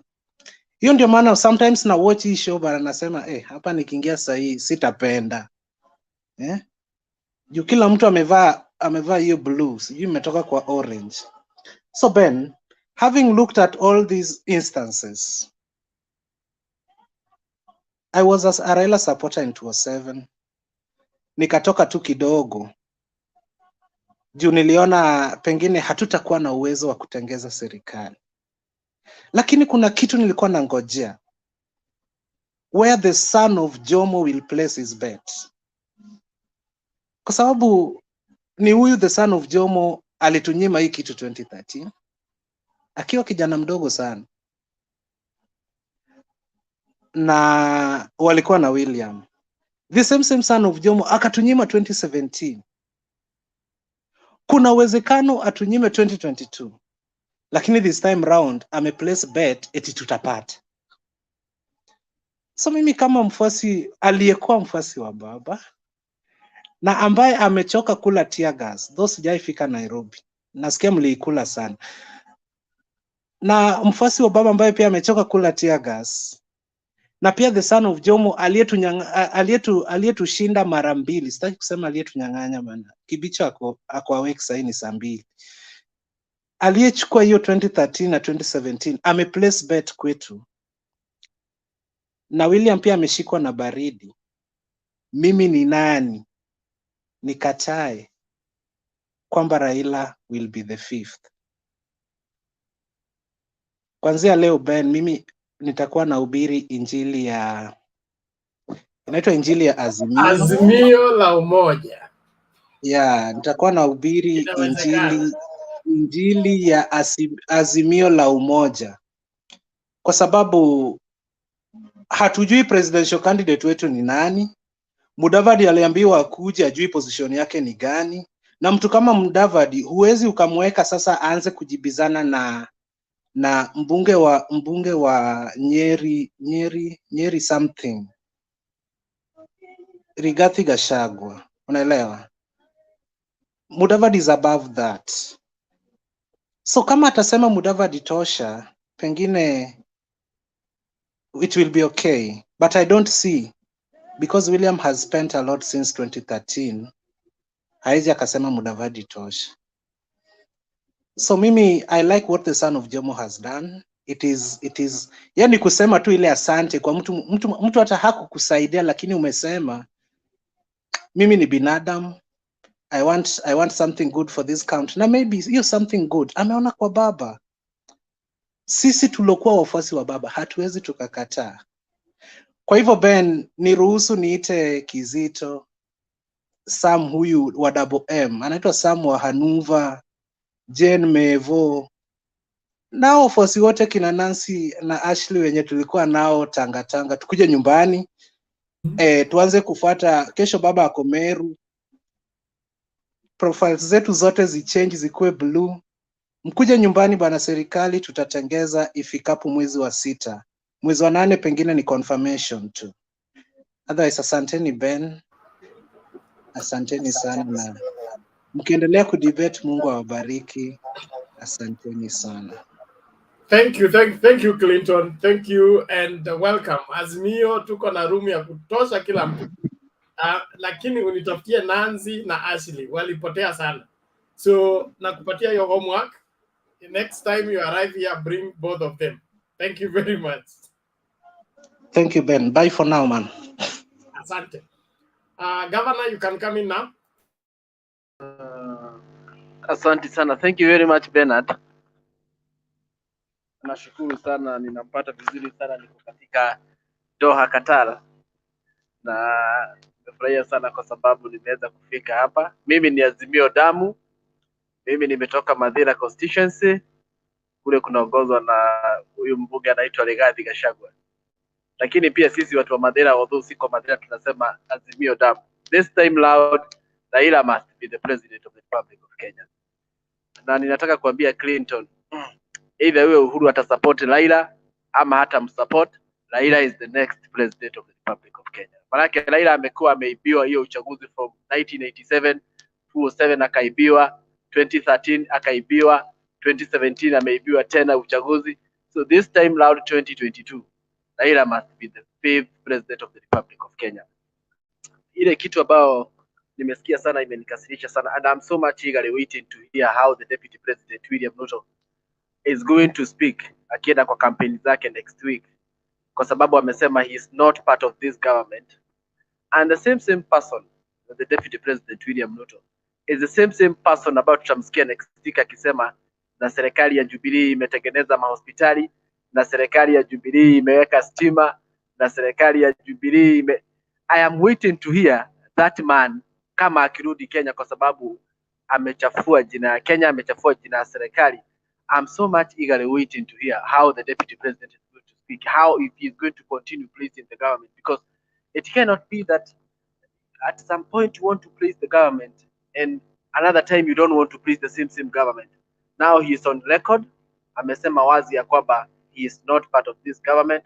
Kwa hivyo akirudi Kenya akifanya kampeni zake, aachane na serikali ya Jubilee. Actually the best thing ambayo anapaswa kufanya akirudi Kenya, the best thing, tujue yeye ni mwanaume na yeye ni dume na chochote anasema ni cha ukweli, let him come and resign.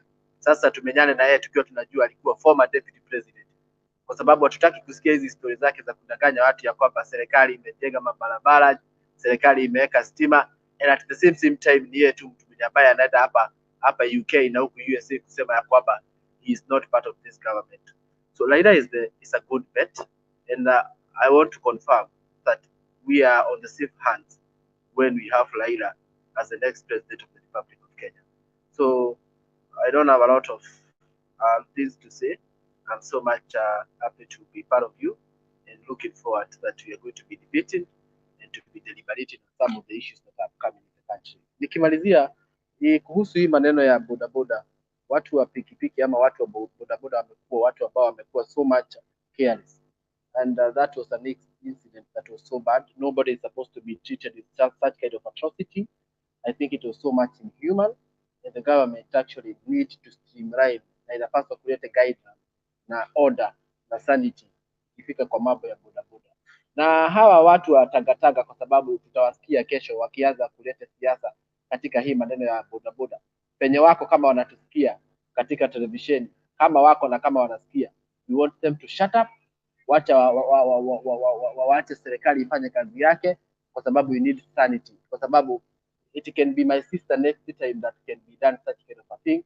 It can be my wife ambaye pia anaweza fanyiwa kitu kama hiyo. So we need to bring sanity when it comes to the sector of bodaboda. Na watu wa bodaboda wanapaswa wajue hakuna mtu ambaye anaambia kwamba wasiendelee kufanya biashara. Hakuna mtu ambaye anaambia kwamba anachukia hiyo biashara anafanya, lakini Kenya tunasema ni ya kwamba we must be disciplined, na hakuna mtu ambaye hawezi make accident. Whenever there is an accident, I think there is the right authority that you can be able to report those issues, and those issues can be able to be solved. Otherwise, thank you very much. God bless you all, and Raila is the next president of the Republic. Thank you. Asante bwana kama na asante sana kwa maoni yako. Naomba tusonge mbele. Fred, vipi? Hey papa, mbero mlambo hapa, orie? Ndi mngoyo, did I fail to find you, or it is you that failed to get me? Of course, yes, you know very well you failed to find me. But now, when you have become slippery.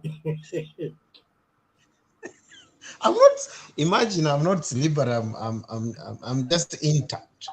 Okay, yeah. I'll get you. Governor, thank you. Okay, Governor Karibu Mall of Qatar, and then we may have a cappuccino, coffee. Gerard alikuwa ngati akaokoka. He was my competitors. Nikamhubiria akaokoka. wewe sasa karibu nyumbani. Gerard, nisikuwa sijakuona kwa muda ili nikuambie karibu nyumbani. Mama Selina, hujambo? Good. Sijambo, thank you. Na kina Victor, kina Murunga Orieno.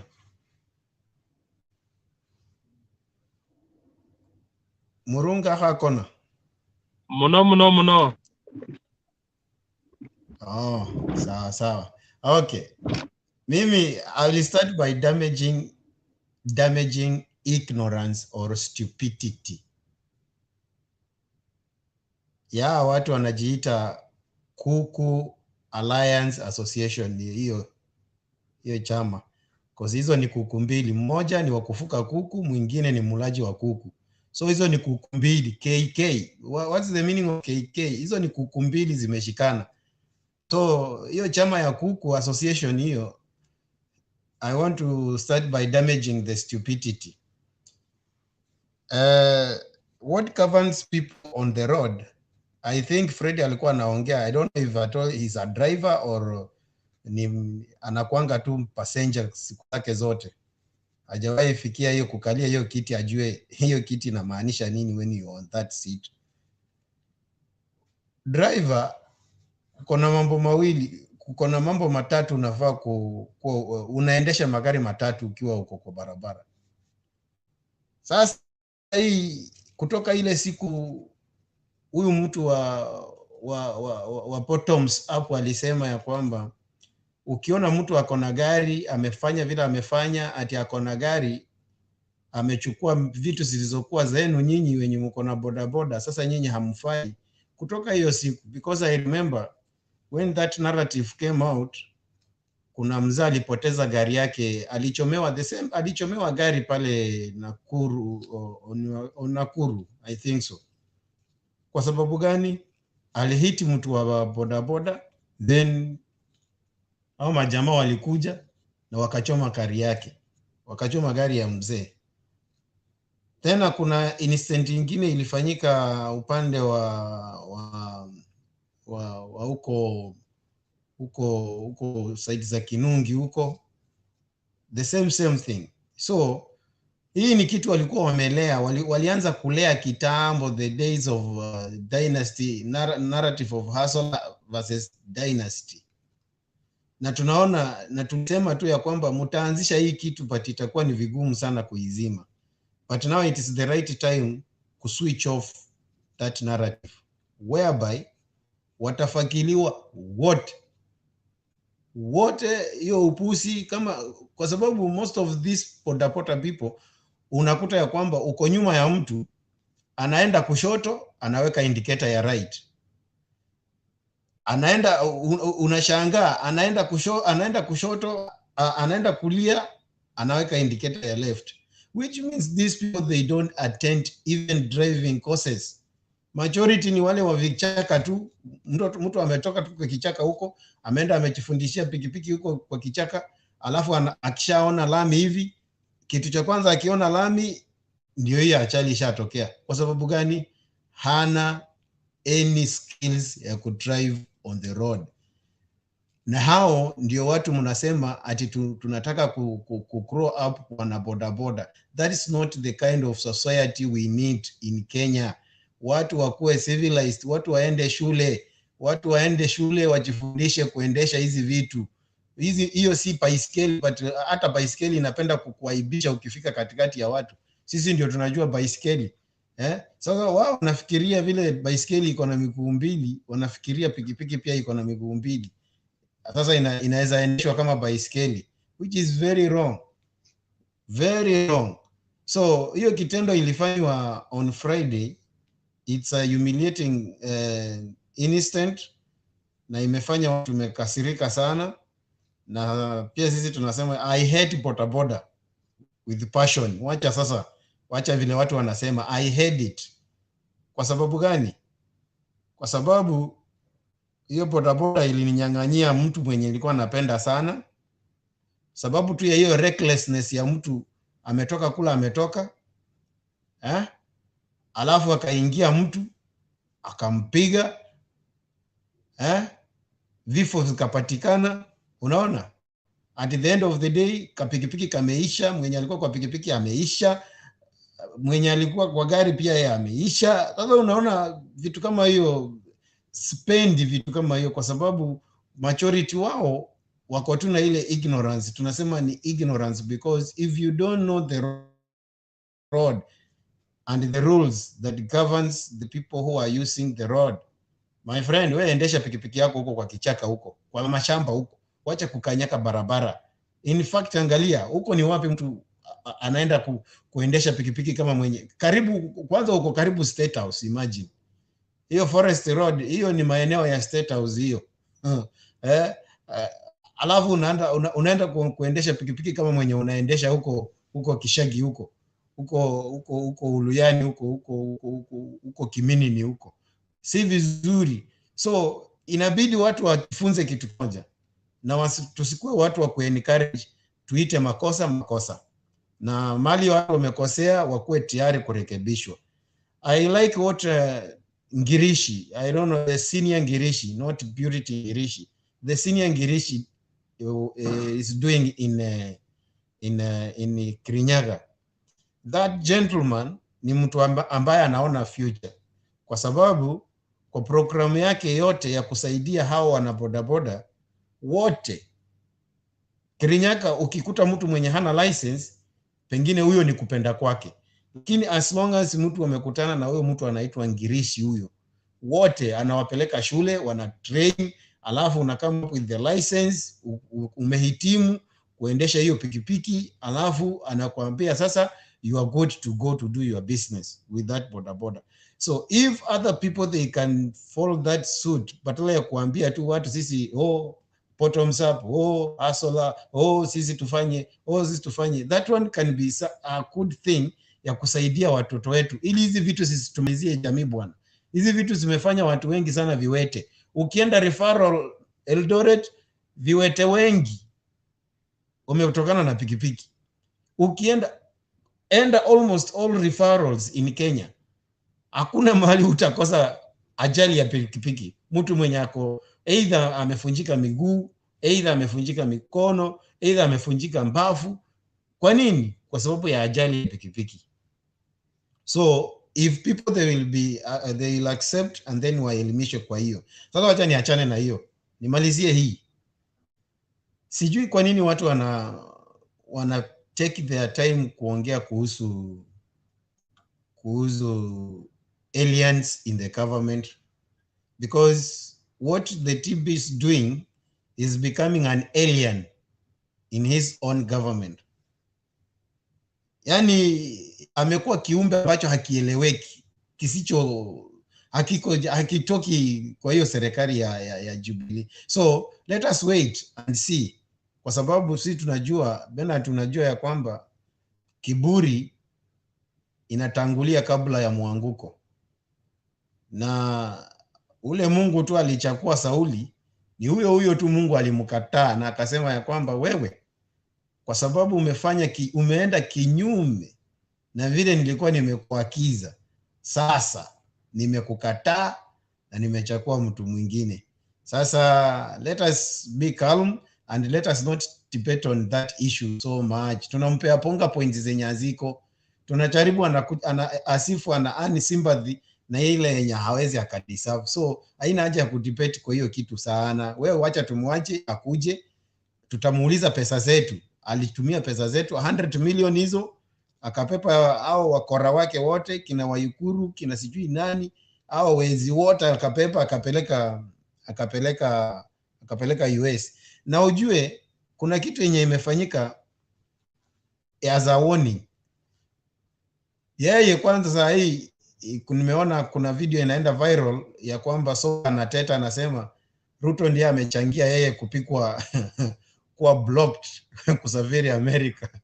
Kama Ruto angeenda kuzungumza hiyo ujinga huko, Songa angekuwa safe. So Songa anateta, anasema amemchomea picha kwa sababu yeye ndiye aliinjinia hiyo story ya Songa. So I'm saying people there will come out. So pia yeye ako tu kwa hiyo mkururo, ako tu kwa hiyo ndio ako next, ako kwa chopping pot. Ako kwa chopping pot, anaandaliwa vizuri. Akifika Kenya hii mtasikia anapikwa block, mtasikia tu, kwa sababu kitu cha kwanza ametumia pesa ya wananchi, ameenda kuongea ujinga. Kitu cha pili ametumia pesa ya wananchi kubeba mademu zake wote kupeleka. Wewe niambie, ni nani mwenye ako huko ako na dignity? Au watu wote wenye wameenda wako kwa hiyo mkururo wote, mmoja na mwingine, kila mtu ako na scandal zake. Ukiona huyu ako na hii, ukiona huyu ako na hii. Yani hiyo ni kikundi cha watu ambao hawafai kuwa hata kwa society yetu.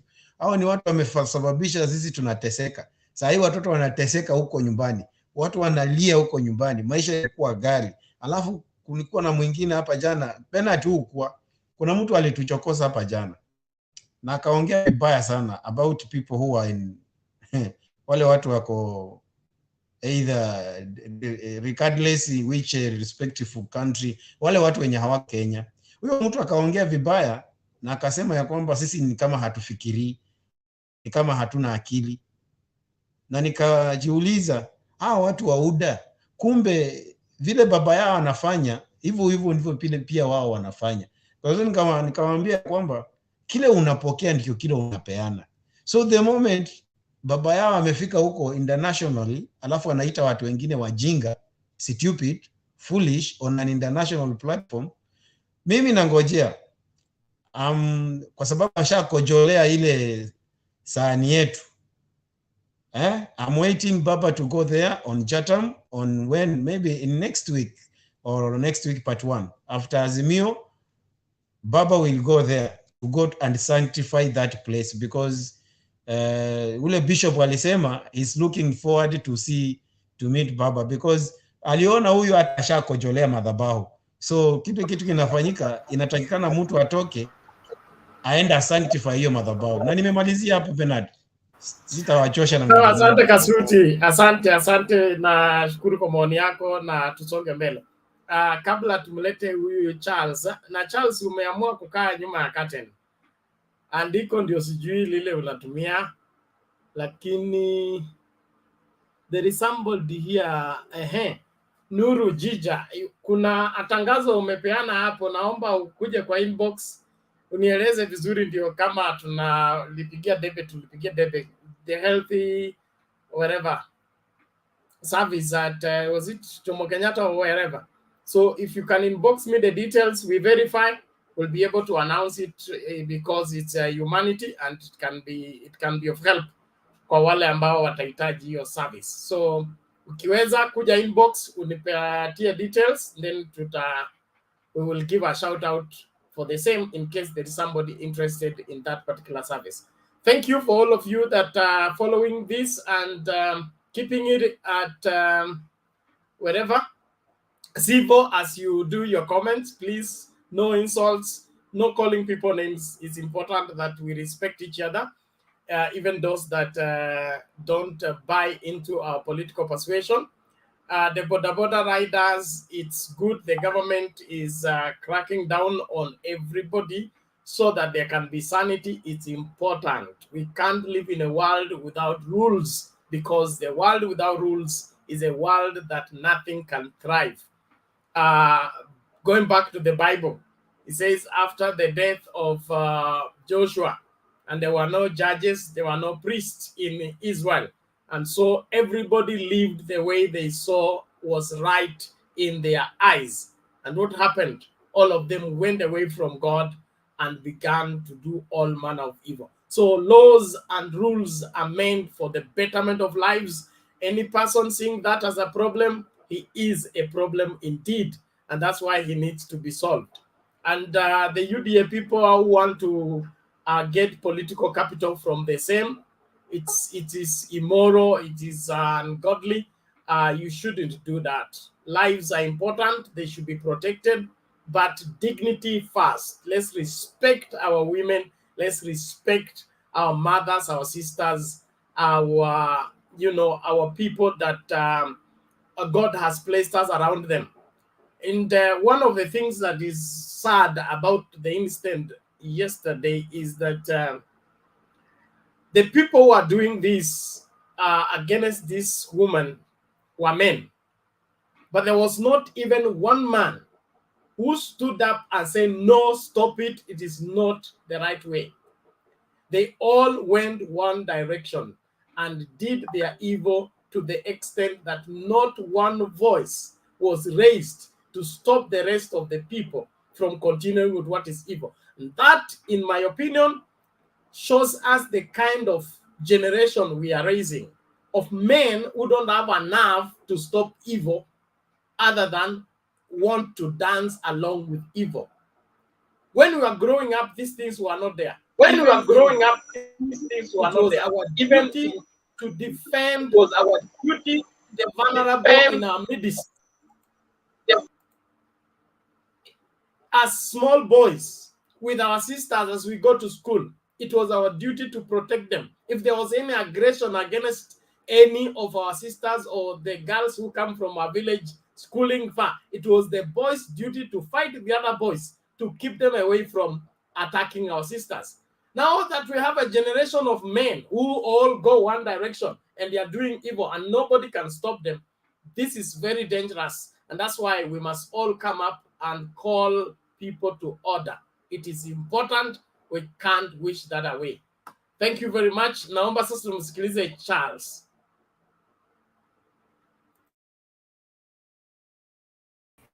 Okay, Bernard, I could say that habari zenu, mzaliwa Sekasuti Uriena.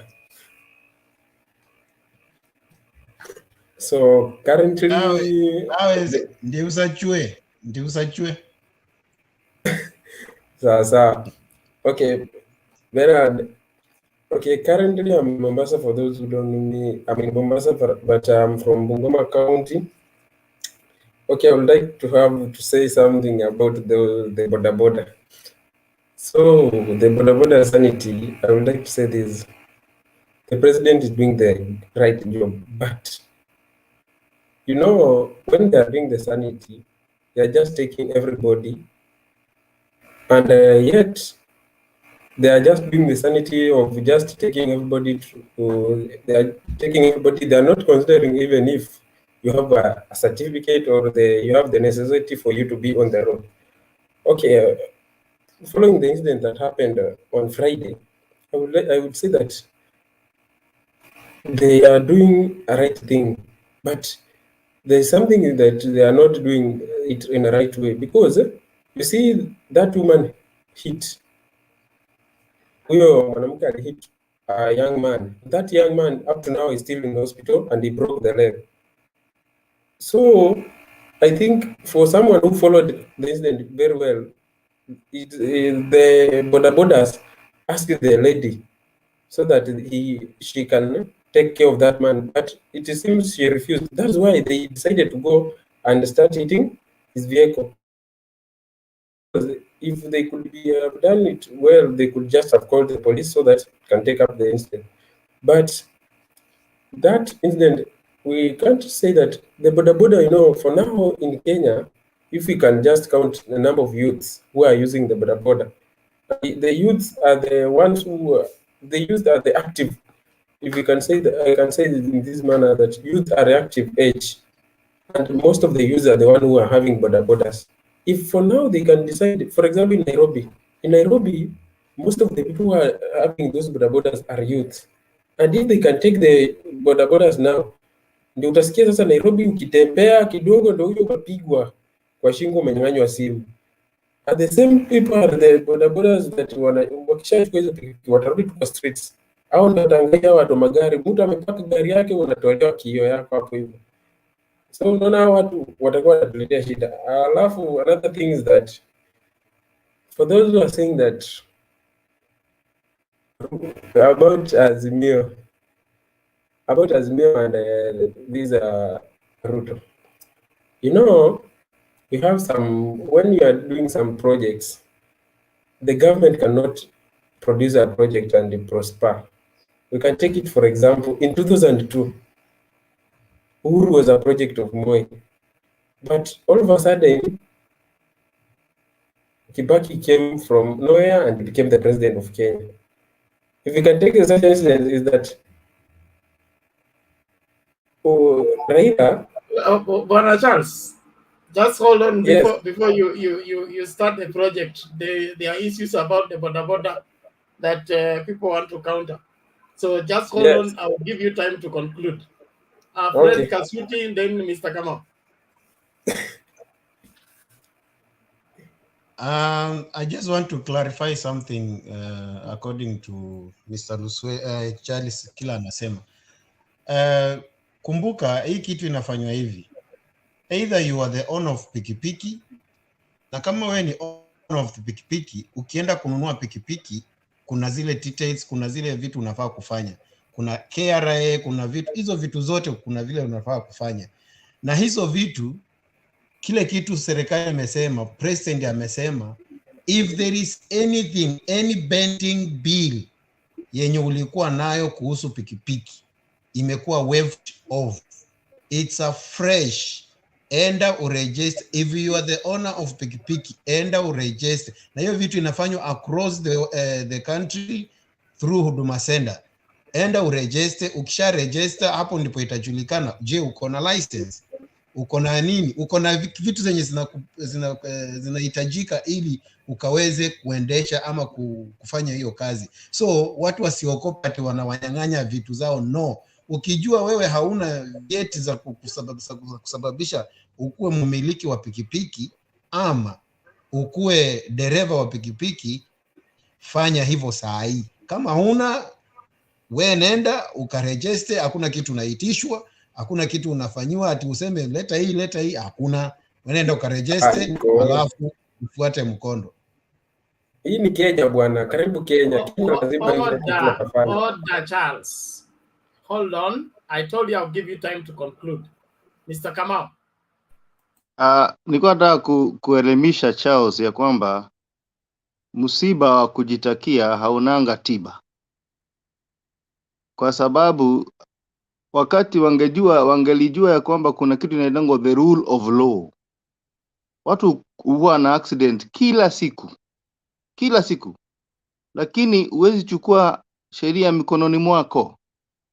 Ndio, huyo kijana pia ako na haki na msichana ako na haki, lakini wakati accident imehappen, lazima mfuate sheria. Ndio tujue ya kwamba nani alikuwa na makosa, ni yule mwanadada ama ni yule kijana. Kijana pengine alikuja wrong side, lakini hatujui hiyo. Msichana pengine alienda overspeed, lakini hatujui hiyo. Lakini unapochukua sheria mkononi mwako, bwana Charles, hausuluhishi maneno. Na hata Bernard amesema hapa, when there is no law and order, anarchy prevails. Inafika mahali hakuna mtu anaweza elezewa kitu. If the government doesn't go strong on this, then we're going to have a banana republic. Kwa hivyo swali mimi ni kukuelimisha. Unajua elimu ni muhimu. Fuata sheria. Sawa? Fuata sheria. Okay, sawa Mr. Kamau. Now, Bwana Charles, hata ukirudi kumalizia.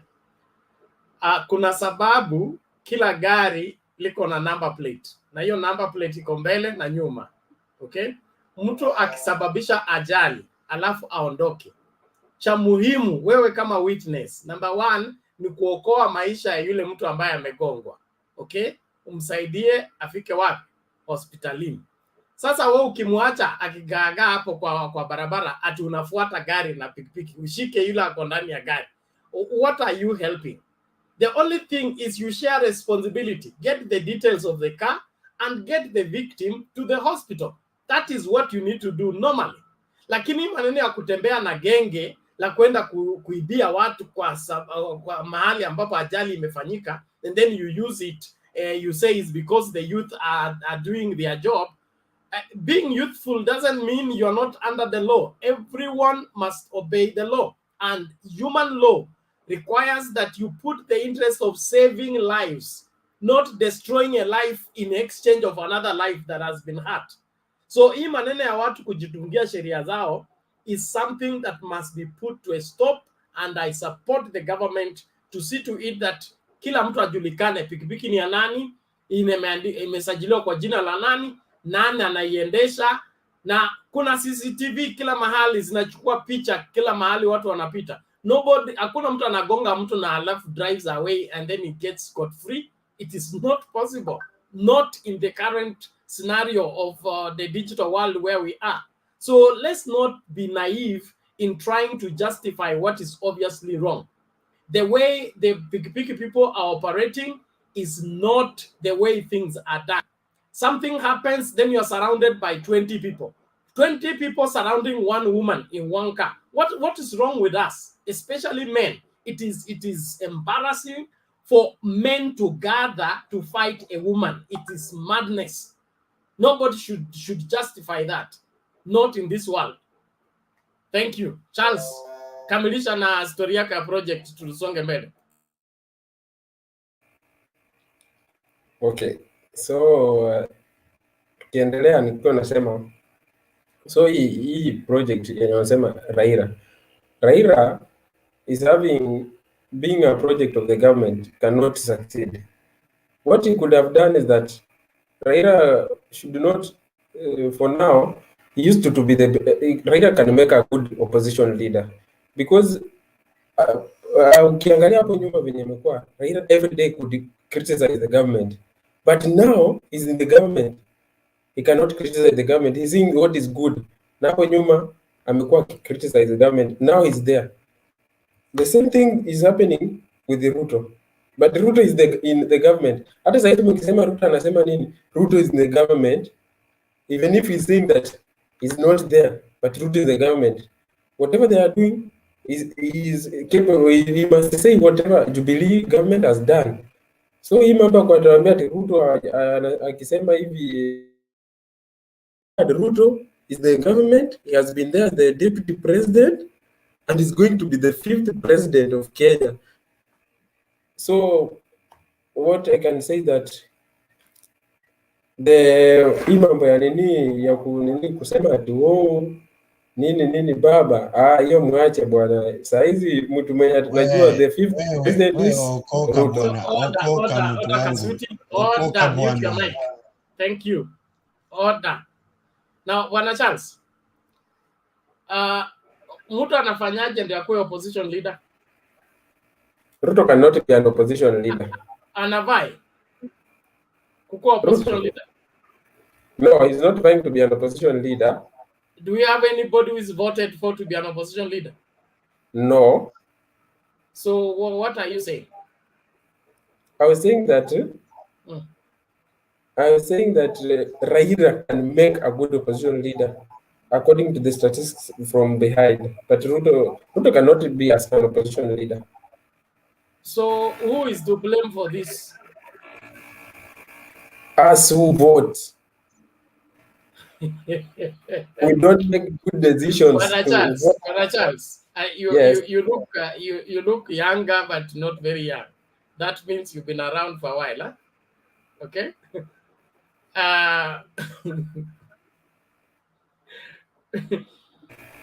What makes a project a project? Tuanzie hapo. What makes a project? Yes. Okay, let me say it in an example. No, I just want not an example. I want you to use the two examples you gave. I want you to describe Uhuru Kenyatta in 2002 and his history at that point in time, and then compare it with Raila Odinga in 2022, okay? And with the history and the vast political experience he has, and tell me both of them are on the same level as projects. Okay. First thing is that in 2002, Uhuru was not that much vibrant in politics, but they wanted to use him as a project of the government so that he can be, it was something that it was like to be inherited. The leadership should be just within the same family. When we come in with this now current 2022 now, Raila is being used as a project because they know that Raila has that akona ile, yani ni mtu ameishi, ni kama mtu umetamani kitu, umekaa muda ukitamani kitu, so unajua ukipewa chance you can do whatever they tell you. Umeona?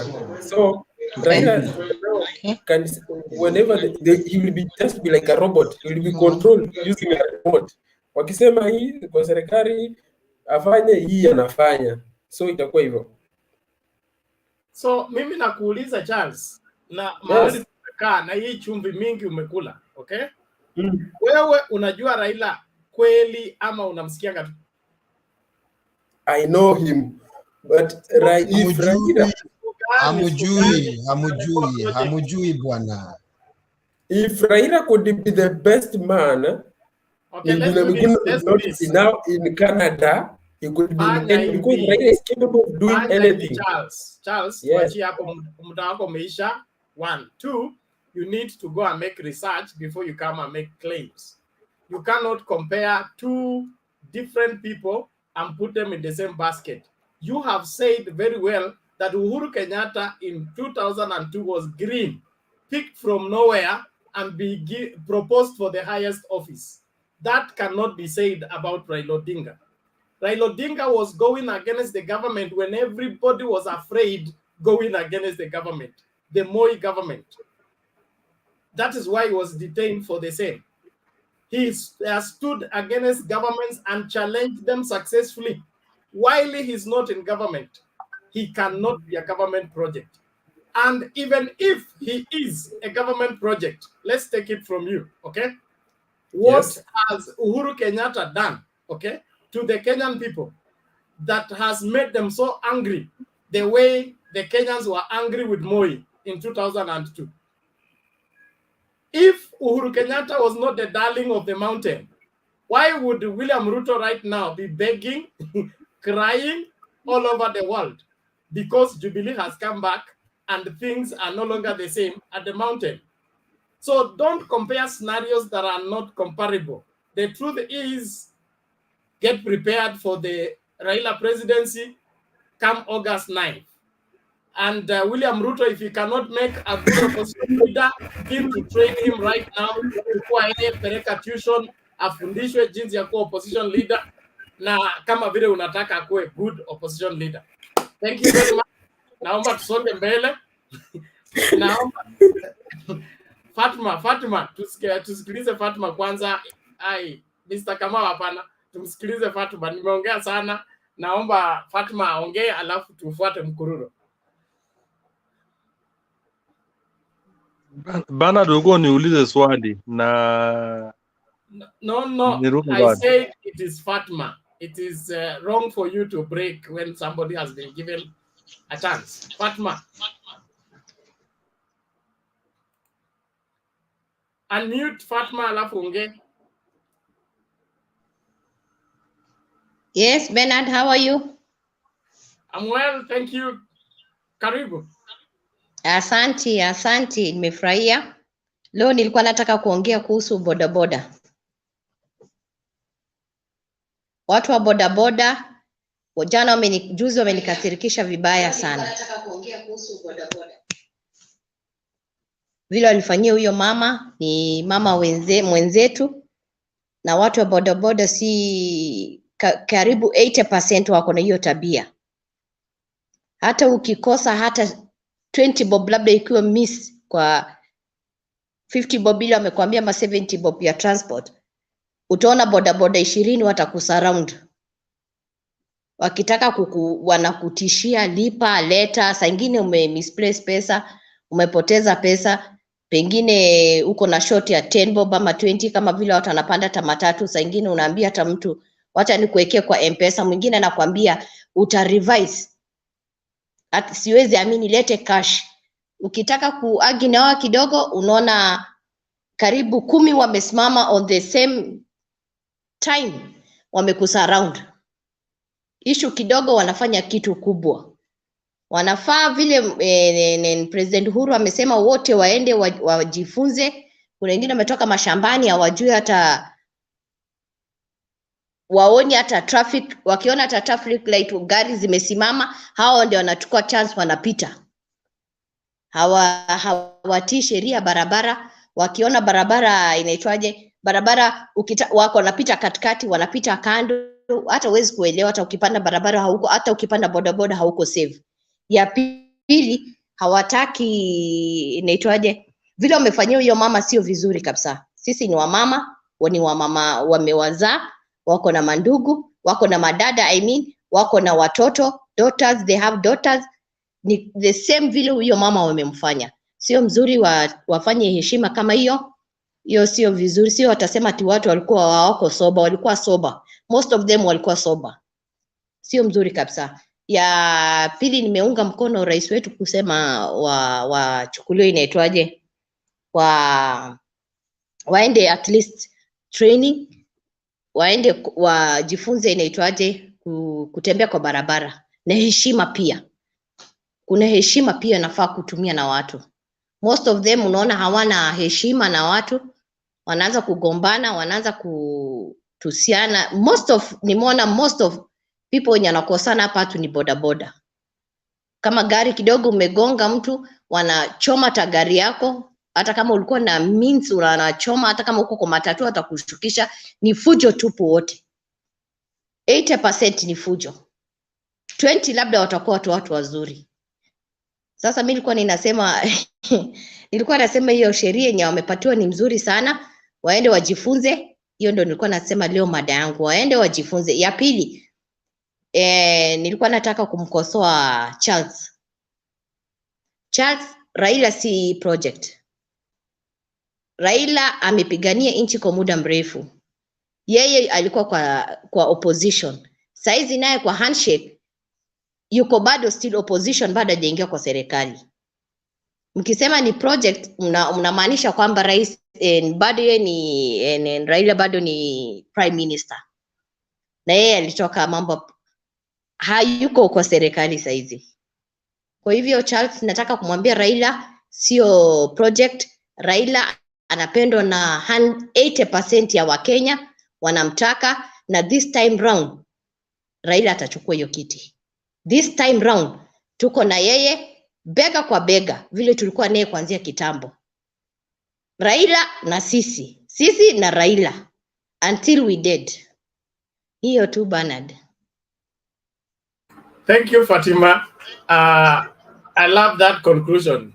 Raila na sisi na Raila. Charles, unaonaje hiyo statement?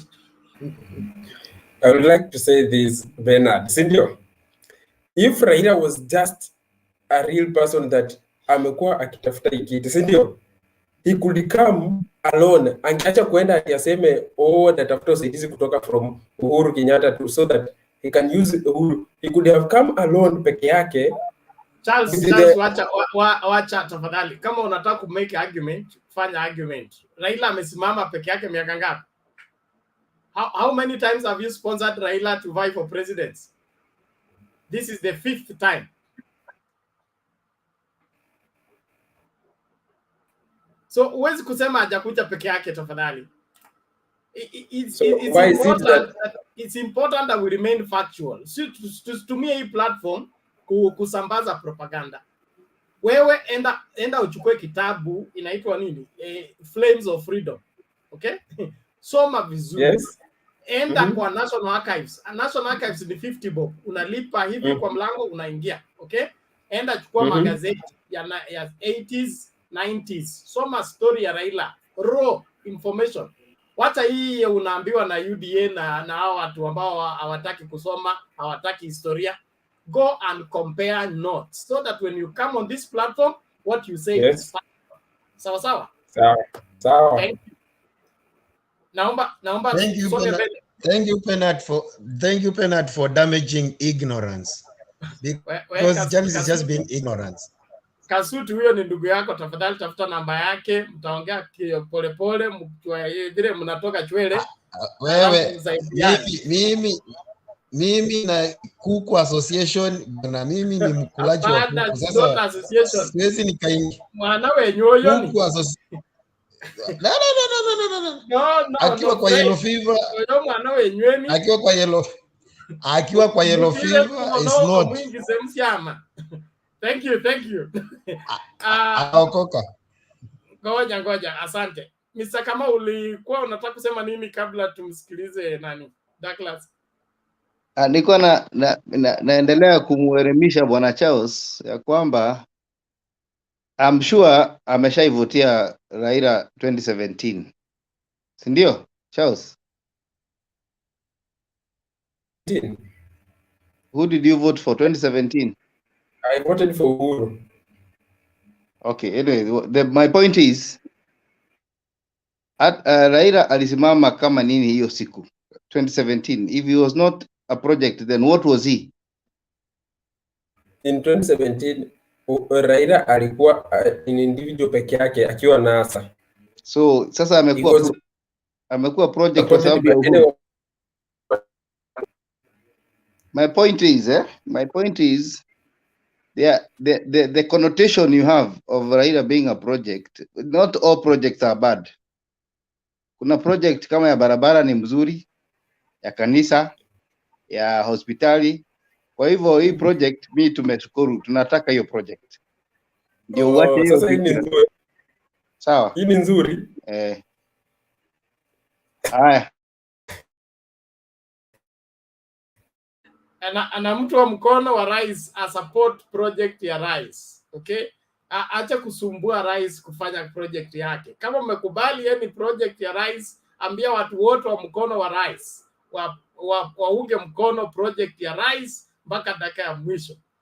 Douglas, karibu. Asante sana Bernard. Good evening everyone. I hope you are good. Let me start from where Mr. Charles left. Jambo la muhimu hapa haswa, lazima tujifunze kutofautisha facts na opinions.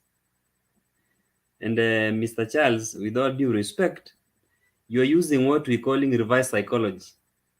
You're just saying the complete opposite of what you mean.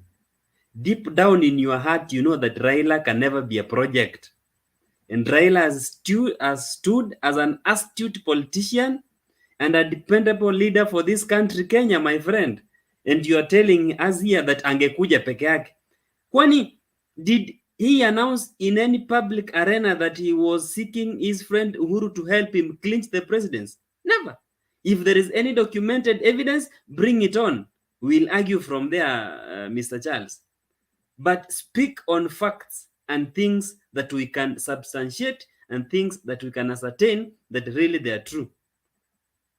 There was this guy called Abraham Lincoln and Stewart.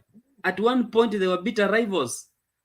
But Lincoln and Stewart became friends. Not because one wanted to help the other become the president or one wanted to help the other become a leader, but because of the common interest of the nation. And that is why Uhuru and Raila came together, not because of presidents. Either way, Raila was to stand for presidents as a candidate, as in his own capacity. And when you are telling us that in 2017 he was now a real Raila, now he's not a real Raila, what changed? Uhuru has one vote, as you always tell us. The only thing that Uhuru said, this one vote of mine, I can be able to influence 2 or 3 people who can be able to vote for the person that I also feel can take the mantle from where I've left. And there is always succession planning for every leader. In a school, in a marketplace, in any industry, there is succession planning. You as a leader, you must be able to realize that the person I'm leaving behind, the person I'm handing over the mantle to, should be a person of high integrity, a person who is supposed to take the country forward. And Charles, I want to give you an assignment. Go and Google from 2013 to 2017. How many corruption cases did we have in Kenya? How many were named and how many allegations were made? And then Google for the same from 2018 to date. And then come with a reference here tomorrow. We'll discuss from there. Google from 2013 to 2017, how many projects were initiated and even completed or halfway completed? And then again, Google for the same from 2018 to now. Come with the research here tomorrow. We will discuss. From 2002 to date, how many ills did the government try to perform that Raila talked against up to now come with a report tomorrow. We will also speak of the same. A project, as Mr. Kamau said, a project is not a wrong thing. If he be a project that will deliver us to prosperity, let it be, and that is the project we want, and we will vote to the last man. You with your one vote, you vote where you want to vote. Let me come to the Boda Boda Sanity call. Actually, Bernard, I was in Kakamega on Sunday evening at 7. I was going to my house. Somebody was had his Boda Boda, alikuwa anataka kuvuka barabara. Somebody else comes on the wrong side and hits that man. Hapo 2 meters from where I was standing, hits that person. And the person, after hitting his fellow Boda Boda person, runs away. In Nyahururu last month, in the month of December, when I'm going to work in the morning, a Boda Boda hits a young girl, a class 3 girl, and runs into hiding. So you can see the kind of things we're talking about, not just the incident that happened, so many incidences. And that is why wakati mama anapokuwa anaenda kujifungua, kile kiumbe anachokileta ni kiumbe kizuri kitakachosherehekewa na kila mtu, lakini lazima apitie uchungu. Now that is why when we want to make things right, before there is sunshine, there must be night. So these guys, with all due respect, must be passed through these, were registered. Na uzuri wamesema registration is free. Why are they worried? Go register, make your documents right, get the proper training, come to the roads. If you adhere to the rules, you will get it. If you don't adhere, you won't get it. It's like in football. You do a wrong thing, you get a yellow card. The second one, you get a red. You don't come protesting to the ref that now umenionea. You go into the dressing room early, ama ukule ugali huko kama kuna ugali wakati Gor Mahia na FC wanacheza. Ukule ugali hapo nyuma, ungoje game nyingine.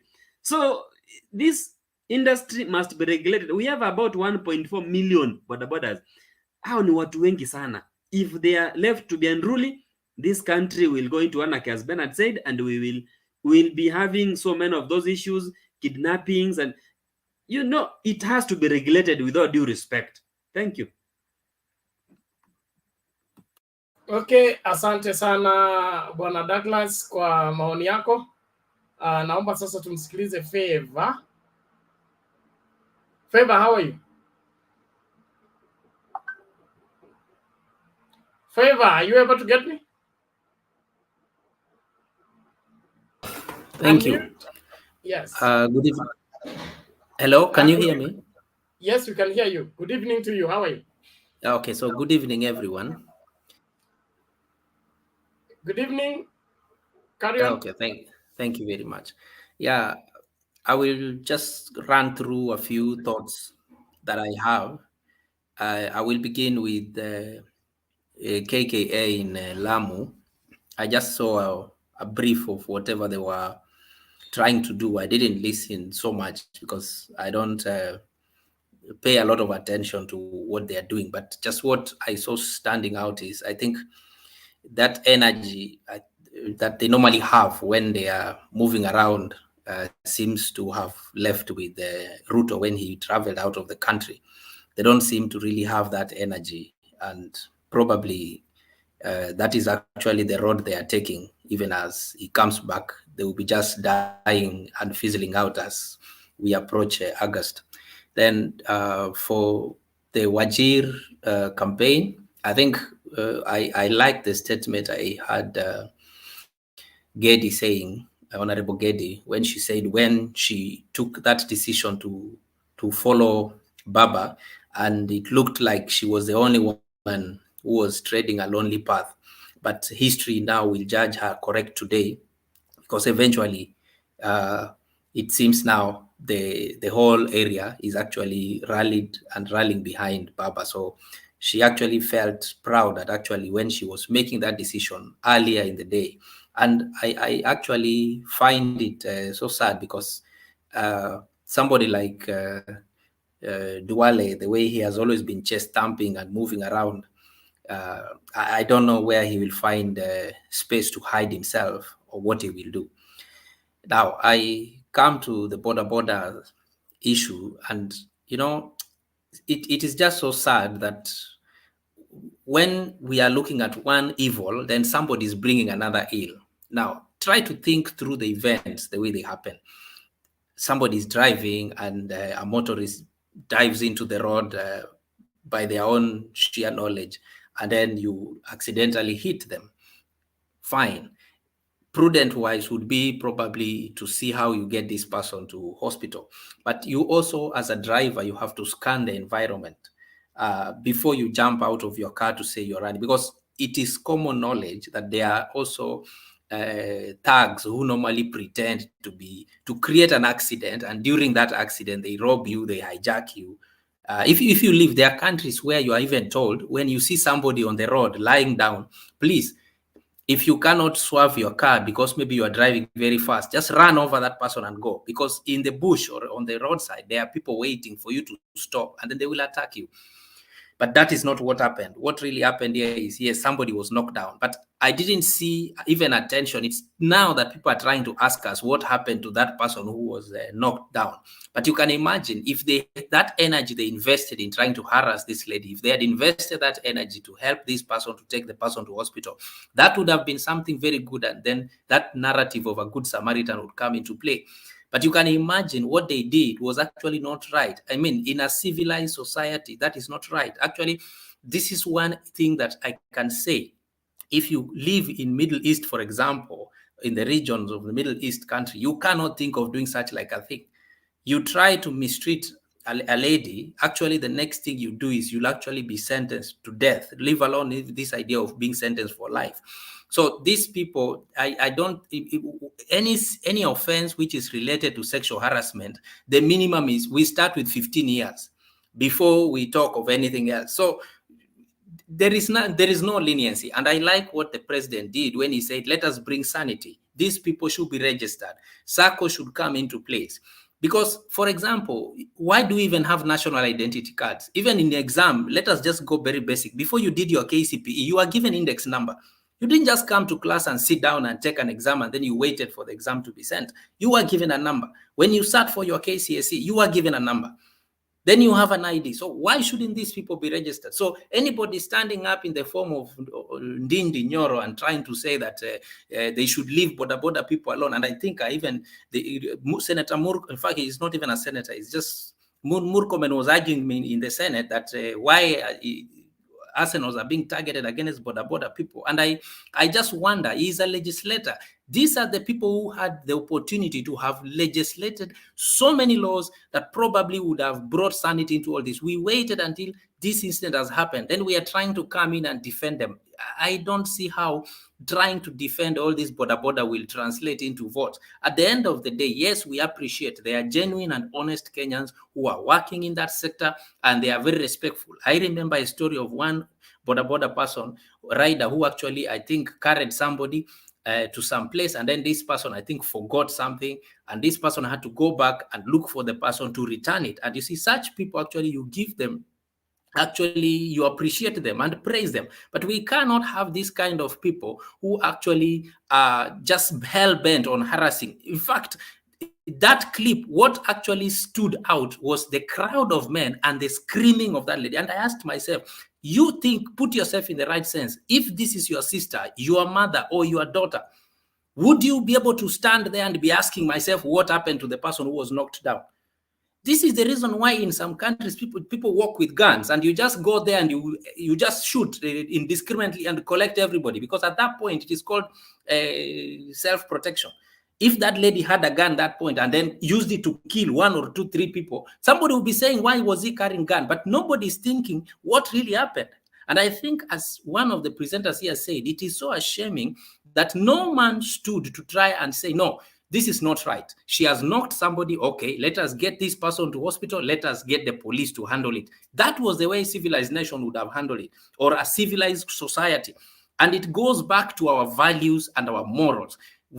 I think I had one panelist saying that since the hustler versus dynasty narrative started, it is what empowered these young people to that generation. Now, you are telling people of empowerment or empowering. I was actually typing something on the chat and I stopped. We should, if If I was the president, I would suspend Boda Boda services for the next 3 months. First of all, collect all those Boda Boda riders, send them to Galana, let them go and do irrigation there. We suspend all those tractors, let them get home and be digging as we are figuring out how to restructure the system. But you cannot come up and just look at how ill the society is going. I know of a program that was being run in Kenya, and unfortunately, that program was benefiting young people because they would take young people who are just between 18 and 25 and then pair them up with foreign students from these developed nations. Then they would be running a project. That program was suspended and stopped in Kenya. Why? Because Boda guys attacked a house where these foreign young people were staying. They raped the girls. They tied up the boys that were there. So the program was suspended. So how do you explain such like a thing? That is not right. So we cannot actually support such a thought. The idea to streamline that line is very right in order, and considering the gains towards development. Right now, we cannot be talking of equity. We cannot be talking of gender. When we talk about gender, people just think about roles of a man and a woman. Gender transcends more than roles. It goes into actually being aware. Do you know even men also get molested? It's just that probably no man has come up openly to say they were molested by a Boda Boda rider. You tell somebody you want to go to a certain place, you agree a price. When you get there, he flips and he doubles the price. And then before you have explained yourself, 2 or 3 thugs who are related to him come up. And now you are cost, you have to pay even triple the price. That is not right. So the discussion should actually be how we streamline this industry and make it more viable and productive. And then look at it that, for example, you have the owners of the Boda Boda. Probably they are the ones putting pressure on the young people. I want you to give me a certain amount of money per day. Whether you make business or you don't make business, they need to streamline that. Then the young people should be disciplined on customer relation, trained on how to move around on the road, not just crossing any left, right, center. No. So once all these things are put in place, then we have a civilized society. You cannot... I can't imagine myself. I like using Singapore as a city. You don't see a Boda Boda riding in the city. It doesn't mean they don't. In fact, those are Asian countries, like Southeast Asian countries. Every family has a motorbike. But it is funny the way they move around sometimes, yeah. But the point here is there is still some element of respect that we need to accord. So those are my submissions. And for anybody who is trying to talk about Raila, for example, being a project, the sad part of UDA is that they have lied so many times to so many people that their lie appears to look like it is a truth, but it is not the truth. Uhuru just gave his opinion and said, me, I want to support Baba. Their anger and bitterness is that Uhuru didn't say he's supporting the Ruto. If he had said he's supporting Ruto, I don't think they would be throwing all these as arsenals and as insults at him. So they better just retrace their steps, agree that they are on their path to actually be outside. And the good thing is they shot down the BBI, so there's no role of opposition, leader of opposition. He'll just, the way he used to say, Baba should go home, that is the same way he also will go back to Sugoi and relax there and wait for 2027, probably. Thank you.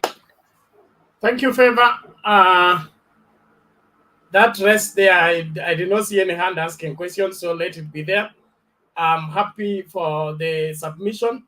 And one thing I must insist, it is a wrong culture for men to gather and fight a woman. It's not African. It's not in any culture anywhere. A gang of men attacking one woman, those are not men. Those are twisted people. They need to be straightened out. It's wrong. So let's not take as if, our young boys are learning bad manners from us. When a woman is being attacked, men intervene to save the woman, not join another man to hit her. Even if somebody's having issues with his wife in public, you don't join the man to beat up the wife. Even if hata kama jamaa melemewa, wewe unaenda kuokoa jamaa, wewe kwenda huko kujiunga na jamaa kushambulia huyo mama. Hii kitu tuite vile ilivyo. It is weak men who gather themselves together to attack a woman. It's bad manners. We should not tolerate that. Thank you. Alex, uko ready? Naona unajificha ficha. Mimi niko ready Bernard. Haya, endelea. Sauti yako iko na kelele kidogo. Mi nasema nashukuru Mungu kwa siku ya leo, na kwa sababu hii siku tunaiona mabadiliko yanakuja ambayo hatukuwa tunajua yangekuja. Wakati Michuki alipewa Ministry of Transport, alipea watu wa matatu tisho na akasema hamtaendesha magari lenu kama hayana about 4-5 things. Akawaambia lazima muwe na uniform, akawaambia lazima license yenu ikuwe huko, lazima magari yawekwe hivi na hivi. And we thought that these people are going to strike and that will be the end. But I remember exactly and candidly how Michuki stood firm and say, we have joked with our lives far too long and we are not going to tolerate this anymore. And we thought we will never see it. Even Moi, who was a dictator, tried so many times. And that is when we had the famous railway, hapo karibu na bomb blast hapo. That place was very dangerous place, especially for our young ladies. Kenya bus, hiyo station ya huko chini pia ilikuwa kama unaenda kupanda hata Mbukinya. My friend, bag yako inaenda huku, nguo yako, sweta yako inaenda huku, kibeti yako inaenda huku. By the time unakaa kwa gari na unaenda nyumbani, Machakos. By the time unafika kwa gari, hata ujui mtoto wako ako wapi, and you're a mother. And I experienced that for the first time mimi nilipokuja Nairobi. And that was a culture, Bernard. It was a culture that even the police walishindwa kitu ya kufanya. Why am I going back? It's because we are building another culture that's called Boda Boda culture. A few years ago, kuna huyu professor ambaye alichokozwa na mtu wa matatu. I don't know the whole thing how it happened, but ilikuwa ni bahati nzuri. Wakati mamatatu zilikuja kumchokoza, walikuwa wengi. Jamaa alichukua bunduki na akashoot makanga na akakufa. Na walipoenda kotini, uzuri ya the camera, uzuri everything was there, and the guy was exonerated because the culture of matatu again is also about culture. Why am I saying culture?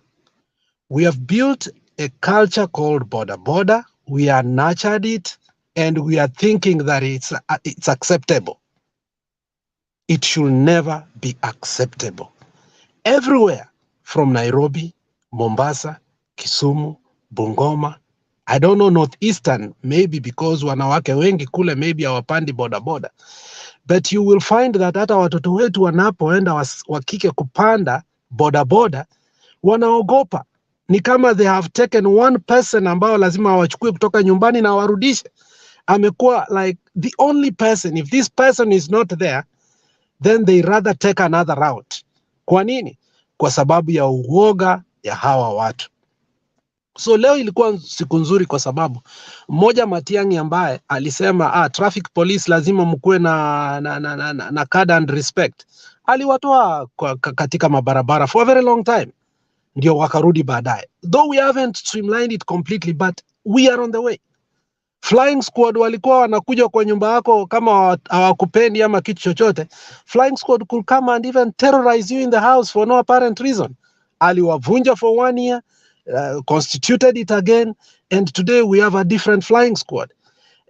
NTSC ilikuwa inakupea fine for hata kama si wewe, na wanakuweka kwa barabara for 6-7 hours for no reason. Ama wanachukua gari lako na nguvu, wakapewa masharti vile wanafanya kazi yao. Na unaweza sema kuwa wamebadilika kidogo, si sana. Wamejaribu kubend the law but hawajaweza sana vile ilikuwa kitambo.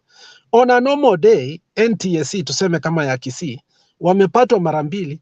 They had almost 600,000 in their pocket in the evening. So they were giving people tickets aimlessly. And because you are umechelewa kwenda mahali ama uko na mgonjwa ama nini, unapata tu umelipa. But they have tried and they have found a way of regulating that. So what am I saying? Borders must be regulated. These people must be given SACCOs the same way tuliweka SACCO kwa magari. Gari ikifanya shida, unakumbuka juzi kuna gari ambayo iliua watu mara 2 sijui kwa mwezi moja, the SACCO was disregistered. And then unakumbuka SACCO fulani ambayo mzee mmoja alikuwa sijui ni Meru ama alikuwa ni Nyeri, alikuwa anaendesha gari, watoto wa shule walikuwa wanapiga kelele, wanakunywa pombe, akakataa kuwapeleka. That SACCO was almost deregistered ama ilikuwa disregistered kwa sababu aliwapeleka mpaka polisi akawashtaki. Hawa ni watoto wa shule. So when you put leadership and SACCOs and people's money to be accountable, mtu akikosa mmoja, they will be brought into justice. Let's say these people belong to a certain SACCO. Hakuna mahali watajificha. To belong to a SACCO means unapeana ID, good conduct, unajulikana kwenu, and all these other necessities za kufanya. When you make a mistake, you are accountable. We will find you. So it's a high time. We are not saying boda boda ni mbaya. Boda boda is just unregulated. Mtu anaenda kosi yake sijui ni wapi, anakuja anaendesha. 80% they do not have insurance. Wakipata accident, no health insurance, no physical insurance, nothing at all. So we are putting the lives, Kenyan lives at threat. And we have already done that. In almost every hospital, we have a special ward for motorcycle accidents. So we are coming too late for an incident that has woken us up. Sorry that this incident had to wake us up because it was one of the most unfortunate. But Bernard, how many incidents that have not been brought forward, that if they were brought today were more horrible than this one? How many? Many. And that is why anybody mwenye atatetea boda boda sahi atakuwa anafanya mchezo. But what we are saying is it has become part of our system. It is part of our transportation. We can't wish it away because inasaidia huko mpaka mashinani mahali watu hawawezi enda.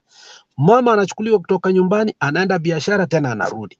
So let's find a way. The first step they have done is to waive so that nobody can say they cannot have enough money. So kwa kumalizia, ndio tutaongea baadaye, the first step has been issued, which is all of you must register again. But I hope they make SACCOs. That is the easiest way to regulate. If a SACCO has 40 pikipikis, you will know who did a certain mistake. Na ikiwa huyu ndiye atafanya wengine wakuwe deregistered wote, watamsema, hawezi kataa. So each one become accountable to each other. But hii regulation ambayo itakuwa that within themselves wakuwe accountable, it's going to be very difficult. And then the other thing is wapewe laini mahali wanafanyia kazi. Vile magari zimeandikwa za matatu Migori, Kisumu, Kisii. Hao pia waambiwe jurisdiction so that we help. Watu wanajua huyu bodaboda ni wetu hapa Kayole, ametoka kule akifanya kitu hatuwezi mjua. So that we start that kind of regulation. It's going to be hard, but it's doable. But the first step is all of them need to start registering so that because they have become a source of insecurity all over Kenya. Thank you. Okay, asante sana bwana Alex. I believe that's clear enough. Twende kwa Bantu Warrior. Oh, asante sana bwana Bernard, habari zenu nyote huko, bwana Kasuti, Douglas, Favor, Shumari, Alex. Nashukuru sana kunipatia nafasi kama hii, na nikirudia kama vile wenzangu wamesongeza malalamishi kulingamana na bodaboda. Bodaboda, hii industry ya bodaboda ni mzuri, si mbaya, kwa sababu watu wengine hawezi kuafford kwenda na taxi, ama wengine hawana njia nyingine yoyote ya from point A to point B. Kwa hivyo bodaboda inasaidia sana kwa njia nyingi ndani ya city na outside the city, lakini sanity inatakikana kwenye hii industry na sheria ifanywe ngumu zaidi, kwa sababu kuna wengi wao ni wakora, hapo ndani. Na ukiangalia vile UDA sio viongozi, ni watu ambao hata sijui wanafanya vitu gani. Hiyo si kitu ya kusupport mambo kama hayo, wakiwa wao wanataka kuwa kwenye uongozi na wanasupport kitu yoyote opposite. Hiyo ni kitu ambayo UDA pia walikuwa wajitokeze wa condemn kitu kama hiyo. At least wangeweza pia kujionyesha kuwa wao pia wanasikia vibaya kwa vile yule mama vile alifanyiwa, lakini UDA wanajitokeza na kuweza kulialia kulingamana na makosa ambayo inaonekana wazi kabisa ni makosa ya kufanyiwa mama ambaye anaweza kuwa mama wa mtu, ama anaweza kuwa sister wa mtu, ama anaweza kuwa bibi ya mtu, na hiyo ni makosa sana. Kitu cha pili nilikuwa nataka kuongea ni kulingamana na vile mnaona UDA inaanza kama vile ice cream ambayo inaanza kudeyuka, kwa sababu inaanza kuwa empty shell na hakuna kitu anafanya. Kwa hivyo tusio na wasiwasi sana. Kitu tu nilikuwa nasema ni sijui wenzangu maoni yenu, lakini amendment lazima ifanyiwe kulingamana na DP, Deputy President. Ikiwa inawezekana amendment vovote vile iwekwe bungeni, kama ni Senate, kama ni wapi, izungumzwe kitu kama hiyo, kwa sababu hii imeonekana watu wanaweza kutumia kitu kama hicho, na wengine siku za mbeleni pia wakafanya makosa kama vile Ruto amefanya.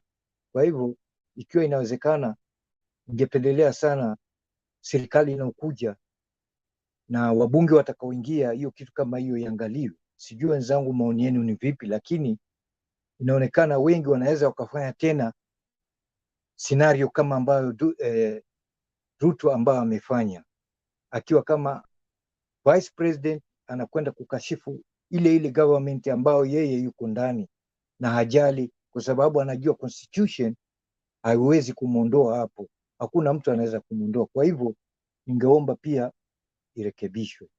Ni hiyo tu kwa sasa. Asante sana Bwana Bena. Okay, thank you Bantu Warrior kwa maoni yako. Nani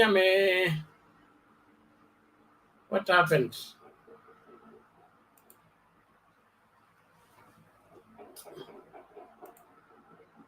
Bwana Kela bwana, ngoja tu time yake ikifika alafu anatoroka, ama aliishiwa na data.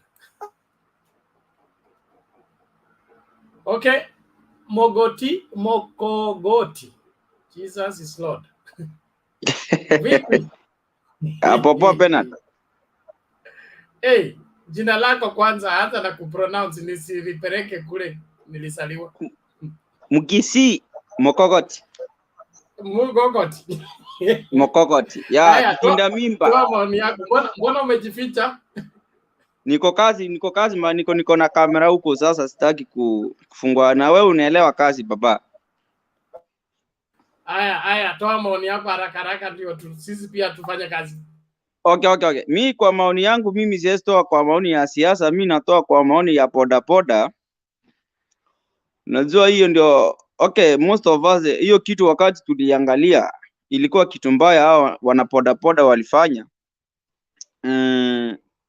Walikosea umama vibaya, na nimeona kuna mkisi hapo wa kwenda huko kwetu anatafutwa, lakini sijui kama atashikwa. Mimi nataka ashikwe.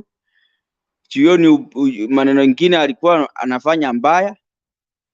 But mi kitu yenye ilinifurahisha kwa account ya Kiambu, niliangalia kwa news wamelecheza hiyo makasako. So wacha sisi hii kama serikali yenye itaingia kama hii mwaka, serikali yenye itaingia please iangalie wana Boda Boda, because watoto wengi wameanza kuanza shule, wanataka kuingia kwa uhalifu ya Boda Boda.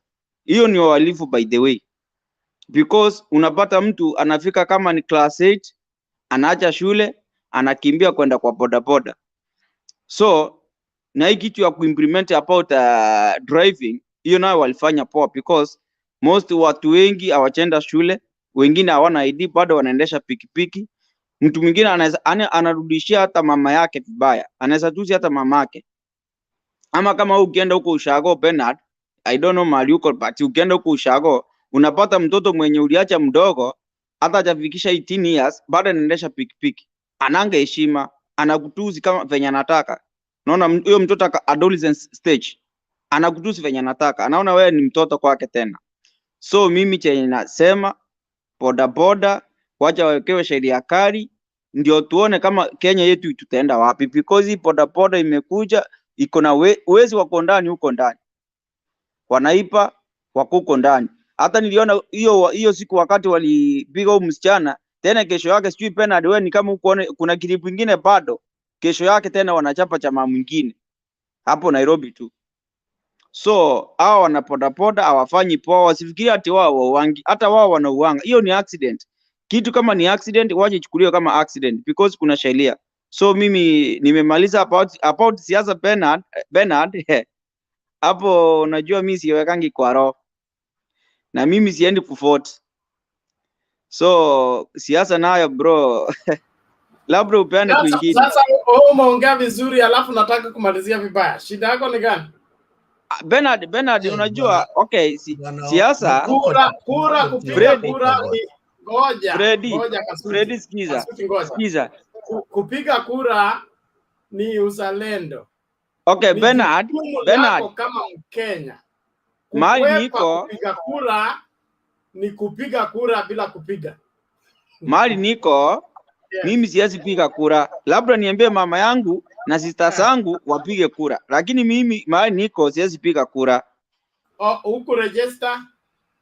No, hiyo unajua mali wewe nisikize, mali niko siwezi piga kura. Labda niambie mama yangu apige mtu fulani. Venye naona. Tumeelewa. Asante sana, na hakikisha kwamba kwa sababu wewe upigi kura 3 zitoke kwa nyumba yako. 3, 4, 5 na zote unajua ni wapi winning team. Sawa sawa? Ya Kisii. Sawa. Ya asante. Basi Bernard basi anakuangalia vibaya, umemwambia anajua winning team ni gani, basi anakungojea kushauri. Wewe Fred wacha chokozi. Mkokote leo umeongea vizuri. Let's play this clip before we go to Caleb. Caleb has been waiting and Kenya has been coming and going. I don't know ni internet ya bottom up imekutembelea. I'm okay now. I'm okay. Sawa. Bodaboda nchini ikiendelea, kuna wale ambao hawana hofu yoyote kuhusu operesheni hiyo kwa vile walivyojipanga. Rakel Mwigai alipata fursa ya kutangamana na baadhi yao katika eneo la Thika huko Kiambu, ambapo waendeshaji bodaboda wamekuwa wakitumia mfumo maalum kwa miaka 3 sasa. Mfumo huo umewasaidia kuwatambua waendeshaji bodaboda halali na kwa jumla ya kupunguza visa vya uhalifu. Kwa mwaka mmoja sasa, Sylvester Mwangi amekuwa mwendeshaji bodaboda hapa katika mji wa Thika, kaunti ya Kiambu. Driving nilienda for wacha tuseme ni almost a month. Nilikuwa najua ku ride bike, lakini sasa sikuwa na hiyo license. Nilienda driving kwanza ya A2. Light hiyo ni ya light motorcycle. Baada ya kupata leseni yake, alichagua mji wa Thika kama eneo la kufanya kazi yake. Nilikuwa na bebeanga mahali pengine. Sasa venye nilimove hapa, ilibidi nifuate rules za hapa. That is ni lazima ningepatiwa sasa hii code. Na juu sasa hakukuwa nayo yenye ilikuwa ready. Nilifanya current kwa mtu the number sasa. Kwa vile nambari yake kwenye pikipiki yake ni ya kuazimwa, kodi hiyo itaonyesha jina husika la mwenye nambari ya usajili na kando yake maandishi co-rider, kumaanisha kuwa alipewa idhini ya sajili hiyo kama mwendeshaji pikipiki wa nambari ya usajili KMFS 608X. Hilo likimtambulisha hasa kwa wenzake walionao kwenye kituo. Lazima tukue na ureto kwetu kama association na chairman ambaye amekurecruit kwa grupu yake. Wanaleta passport yako ya passport photo, analeta photocopy of your ID na analeta details zako which is contact ID na eke registration plate, registration number ya plate ya motorcycle yako. Hiyo number plate unaiscan kwa zile ambazo zimeskaniwa na department ya polisi raia ambao wamestaki kule, tuangalie kama iko kwa orodha ya zile ambazo zimekuwa kwa makosa. John Mugende anasema kuwa ni mfumo walioanzisha mwaka 2019 baada ya waendeshaji bodaboda kuhisi ni kama wananyanyaswa punde tu visa vya uhalifu vinaripotiwa. Tukatoa kala 5 ambazo ni identification tofauti kwa kila ward. Unapata kama ni hapa township tuliweka kala blue na code zikapangwa kutoka mwanzo hadi mwisho.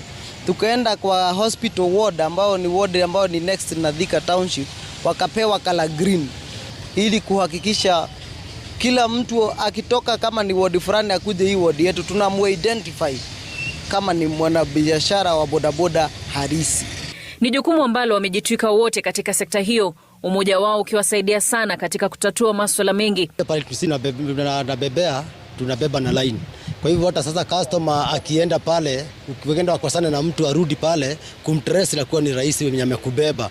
Kwa sababu kitu ya kwanza ukikuja pale useme nilibeba saa fulani, na tutaanza kuangalia kwa list yetu na tujue huyu mwenye alikuwa anabeba hiyo masaa ni nani. Kwa wateja wanaowategemea. Kwa hivyo huyu mimi nasikia niko safe nikipanda hii bodaboda. In case nipande na kitu yangu ibaki nayo, ama in case tupoteane naweza trace kupitia hii. Kwa hivyo there is some security. Ni mpangilio ambao wanasema unatumika katika maeneo ya Githurai, Zimmerman, Juja na maeneo mengine hasa katika kaunti ya Kiambu. Huku changamoto kuu ikiwa ni mafunzo ya vijana wanaotamani kujiunga nao. Ni taswira ambayo inashuhudia wakuu katika muungano huo kujitolea kuwalipia mafunzo wale wachache angalau wajikimu kimaisha pia.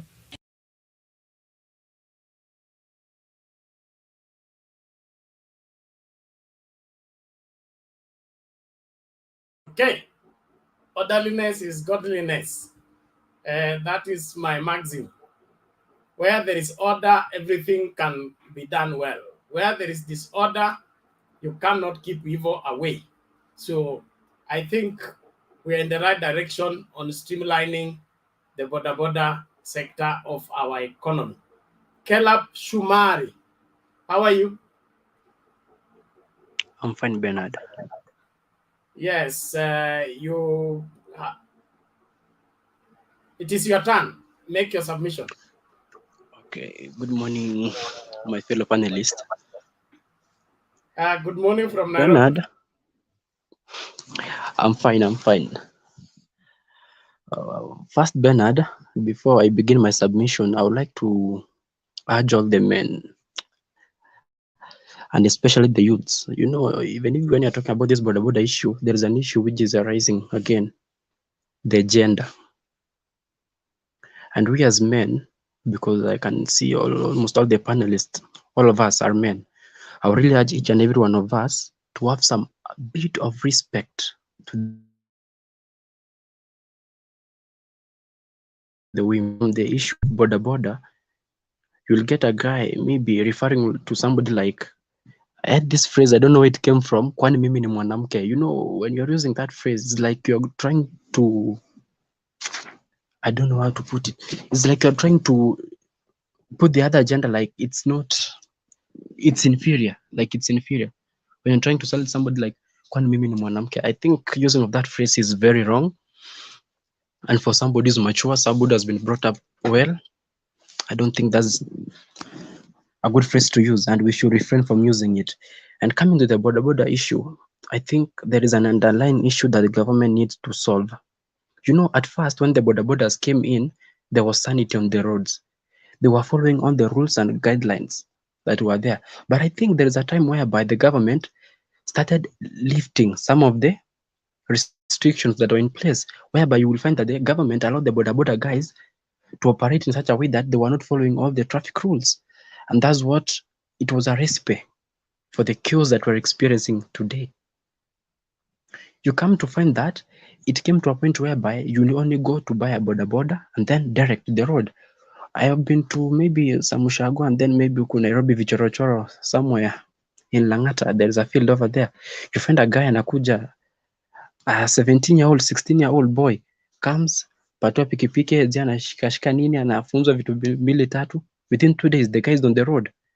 That guy doesn't understand any sign on the road. How do you expect such kind of a guy to always follow the traffic rules? So I think the government should enforce the law and they should be tough with these guys because they're really causing a lot of chaos nowadays. You know, sometimes even when you're walking around the pavements town, mtu wa bodaboda tu anakuja anapita mbele, yani kwa pavement, and yet there is a designated road where they should use. Unagonga tu kutoka nyuma, utarajii kama mtu angepita hapo. So I think it's not right. And you know, even if you're talking about the boda, you know, there are some people who are affected by this whole issue, and there's some good guys. Kuna ule boda yenye they're really following the rules, like for vile umewatch hapo from the Kiambu County. Those guys, they are orderly. So, but there are some people maybe who are caught up in the confrontations, maybe with the police and all that.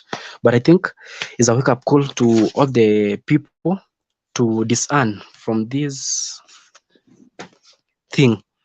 And the government also should address, you know, this boda guys. I had another boda guy saying that watu wana behave hivyo because of the frustrations they have been receiving from the same government, whereby you find that the boda guys at the same time they are being mistreated by the police officers wakishikwa.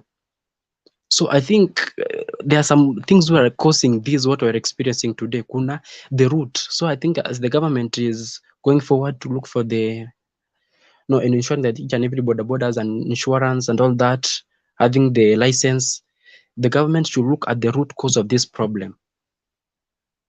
You know, and then we should, I think we should come up with alcohol blow. I don't know which blow we'll be having for the guys who are smoking bang, because from my own not opinion, from my own polls, I can tell 40% of the boda guys, they are up to drug and substance abuse.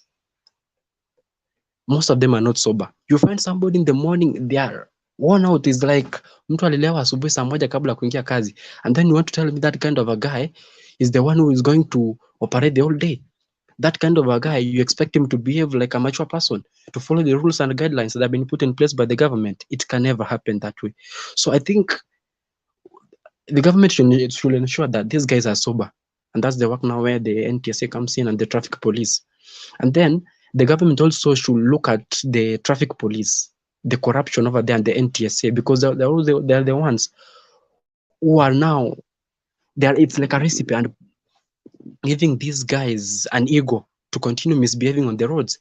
Or somebody says that maybe I know with the OCPD of Kilimani, utanishika tu utanipeleka huko within 1 hour, I'm out again.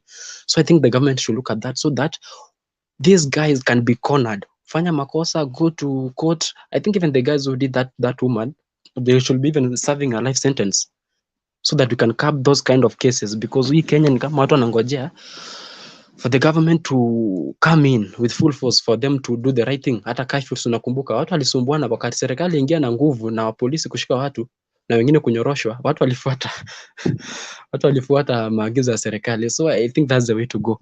And Bernard, coming to a bit of politics, you know, I'm always a Kenya Kwanza guy, but you know, sometimes I listen to some of the panelists and the way they are trying to demonize the Kenya Kwanza alliance, and I wonder, you know, as for me, and that's my own opinion, Azimio is like a retirement package to both Raila and Uhuru.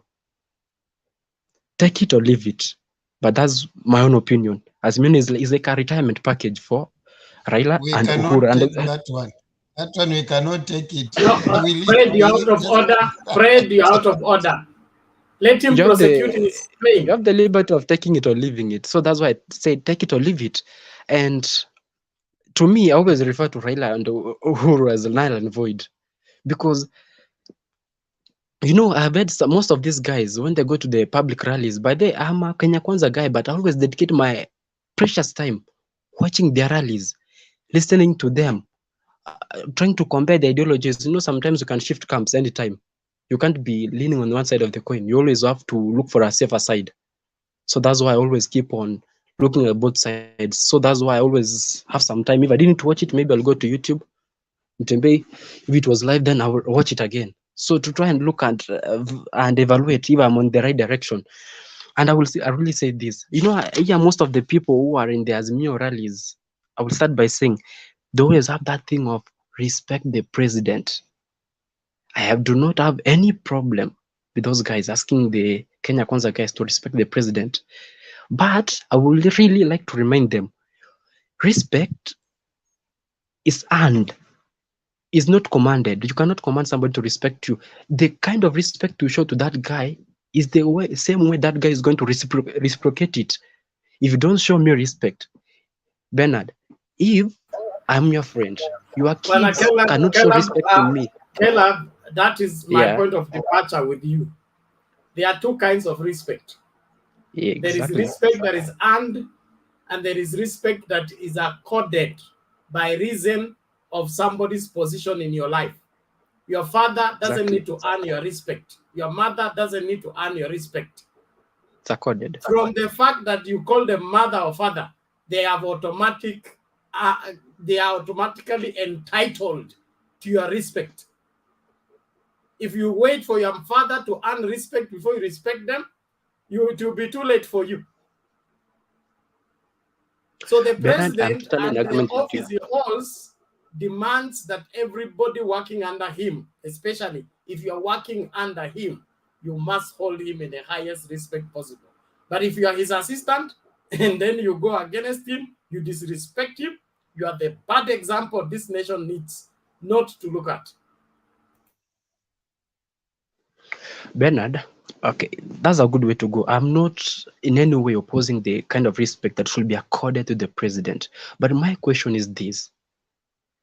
The president's allies, day in, day out, they are throwing a lot of insults to the deputy.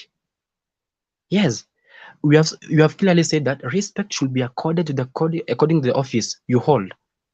Those guys are able to respect the president because of the office he holds.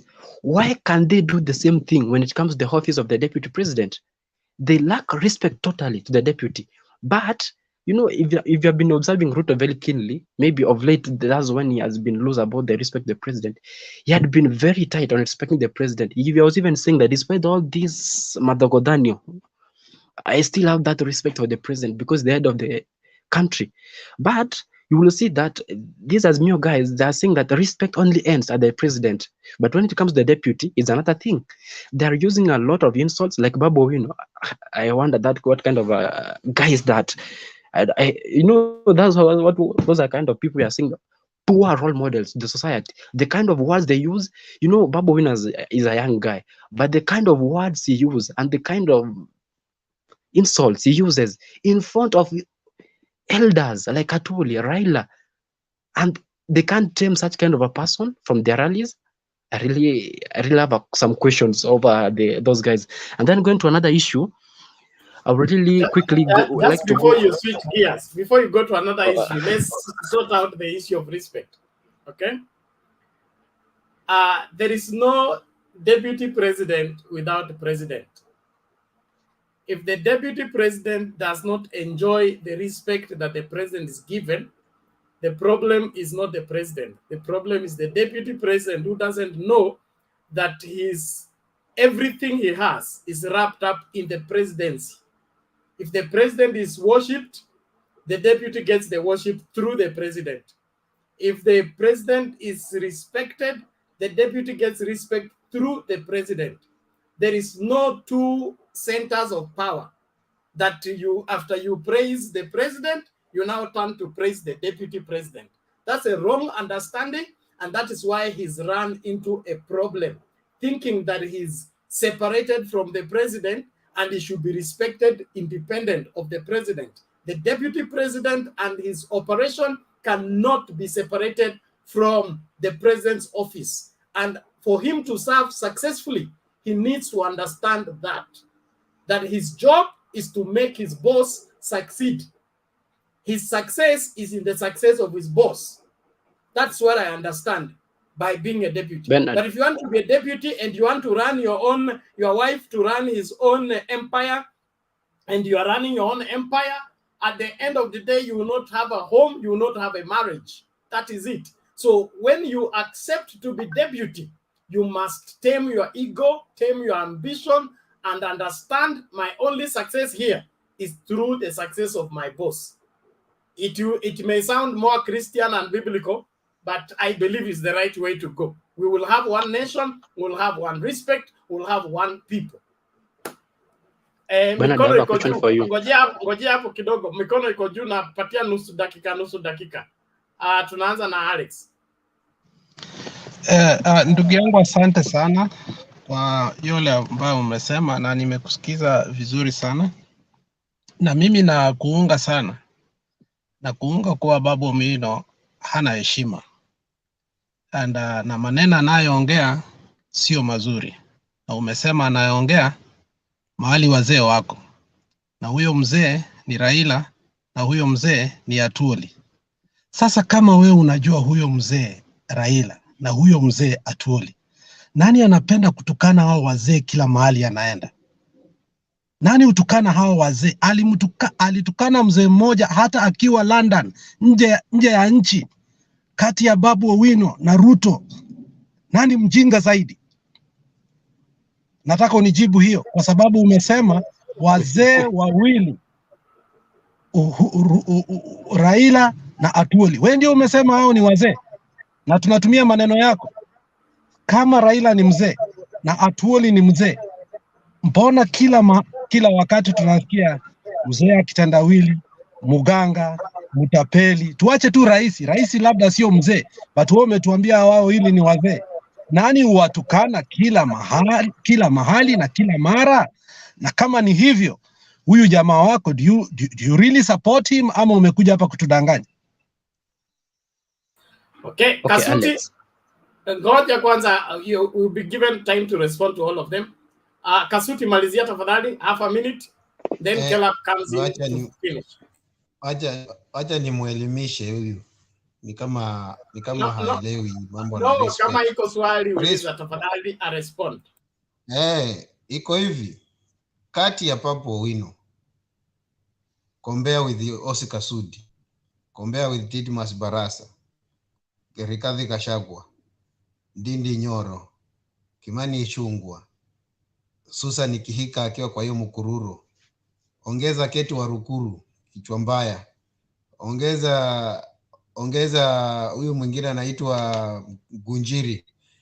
Mimi nakupea tu kati ya hii squad yote, na kuna kitu kimoja tu ambacho nataka kuongea kabla ujibu hiyo. Nataka nikwambie kitu kuhusu respect.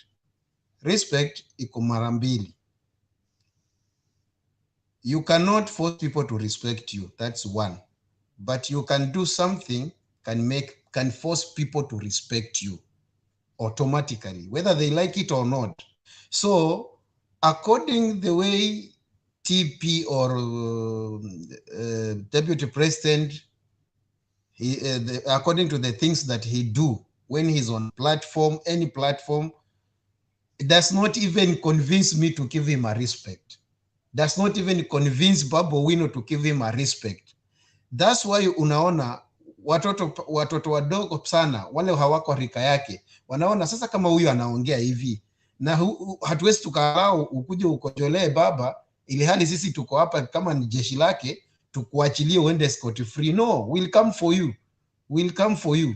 So Fred, alafu wacha nimalize kwa sababu yeye ndiye anasoma Biblia sana. Wacha nimalizie na moja. Hiyo sio swali, wewe unaongea. Tunataka jamaa. Nimeuliza kati ya Babu Owino na hao watu wote atanijibu. Lakini namalizia na hii. Heshimu baba yako na mama yako na siku zako duniani zitaongezeka. So hao watu wawili, ni nani siku zake zimepunguzwa duniani? Sa siasa? Fred, wewe. Caleb, please respond in a minute and a half tumalize tuende kwa mtu mwingine. Let me start by answering Alex. He really asked me about the Atuoli and Raila and why the DP doesn't accord respect to them. For Raila, I really have some reservation. Respect over there. It should be accorded. Anyway, because you look at the kind of politics we play in Kenya, is a dirty word. And so that's why maybe we'll see some of the disrespect. But for Atuoli, he is an elder. And I used in the context of Babu Owino because they're in the same camp. If Babu Owino can't have a respect for Deputy President, you should at least have a respect for Atuoli and Raila because they're in that meeting. And for Atuoli, I really have some questions over that guy. You know, as an elder, there's a mature way you behave for you to be accorded that respect. Exactly the same way Fred has put it. The way you behave is how you'll be accorded that respect. Atwoli behaves as if he's in his early 30s and 40s. And then he's out there trying to say that he's an elder and should be accorded respect. And you know, there is this saying that I don't know from which tribe it says. They always say this: even fools do grow old. What you do with that information is up to you. I've not used it to anybody, but they always say even fools do grow old. Did you grow up with your grandfather? Unfortunately, I didn't get the opportunity to. Now, then you'll understand that your grandfather can tell you anything, and you cannot take him anywhere simply because he's your grandfather. Okay, at least where I come from, okay? He is the one who introduces you to this weird way of talking heavy words. And because of his age and his status, he's entitled to tell you that. So actually, when he speaks as an elder and he says anything, it's because he knows you cannot take him anywhere, number one. Number two, you should understand, yeye ni mzee. Lakini wewe sasa unasema he's behaving like 40. Based on what? I don't understand. Anyway, Bernard, you know, when it comes to the matter of respect, you know, Atwoli has in many incidents. I can give countless instances whereby even, you know, sometimes even when I watch news with my dad, he's a Azimio supporter. But he always had that reservation for Atwoli. You know, the way somebody addresses people, you know, Atwoli uses insults to other leaders. You know, when you come to a podium and you start even the office of the deputy president, you say that guy is Ponda, Mshenzi, Bore Kabisa, you know, those kind of words. At least I call that person respect. You know, when you have that reservation that these are a leader who I should respect, even hata huyo mtu atakuwa na ile shame ya kukutusi or disrespecting you because you already accorded that person respect. You know, Atwoli is the one who pushed the DP to the wall for the DP to fight back. He has never been answering Atwoli before. That's why you heard him saying Mzee wa Nyororo. It's out of it's a disrespect. But he was pushed to the corner. Gallup, you have done well. Thank you for holding brief for the DP. And but Bernard, quickly, if you allow me, I want us to move on. If you allow me, Bernard, I had some. Hey. No, wait there, some few statements I had to make before I finish my submission. Another chance. Ngoja kwanza tafadhali. Mulumbu has his hand up. You are putting me in a very awkward situation. Mulumbu, what is it? What I want here to tell my brother over there, ameongea vizuri, hajawahi kukuwa na he never grown with a grandfather, so he doesn't know. Ni mtu alikuwa tu kwa street, he doesn't anything. Hiyo ni makosa tayari moja amepatikana nayo. Na kitu upate kujua watu kama Atwoli, hata ukiremember wakati Moya alikuwa na mkijeli mpaka wanajibizana. I think some people who are there, you saw what Atwoli used to tell Moi during that time. Na asivile umesema wale wamekuwa na babu hawezi amuka na kakutusi kama hakuna jambo. Kitamba ongea na lugha mbaya ni kama alichakuongeleza hausikii. Sasa atakuongeleza na njia nyingine ya kukuonyesha kwamba you have to change, or else if you don't change, dunia itakuchange. Just in short like that. Hey, yes, Alex. Caleb, what I wanted to say I've changed because kuna mtu amenifurahisha hapa kwa comment. Amesema huyu Caleb ameongea na ni ngumu sana hata sisi kumrespect. Let me just leave it there. Let me leave it there. Okay. Tufanye hivi. Let's move on. Baz, if you're still there, please take this time because you said you want to fly away. Well, thank you, Bernard. I think I will not speak much on politics other than the Boda issue. I think this was a long time coming. Baz, how are you? I'm fine, my brother. Uko barabarani ama umetoka? Sije ukagonga. Ama hakuna boda huko? Hapa hakuna boda. Hapa kuna mama mboga. Kuna mama mboga. Sawa.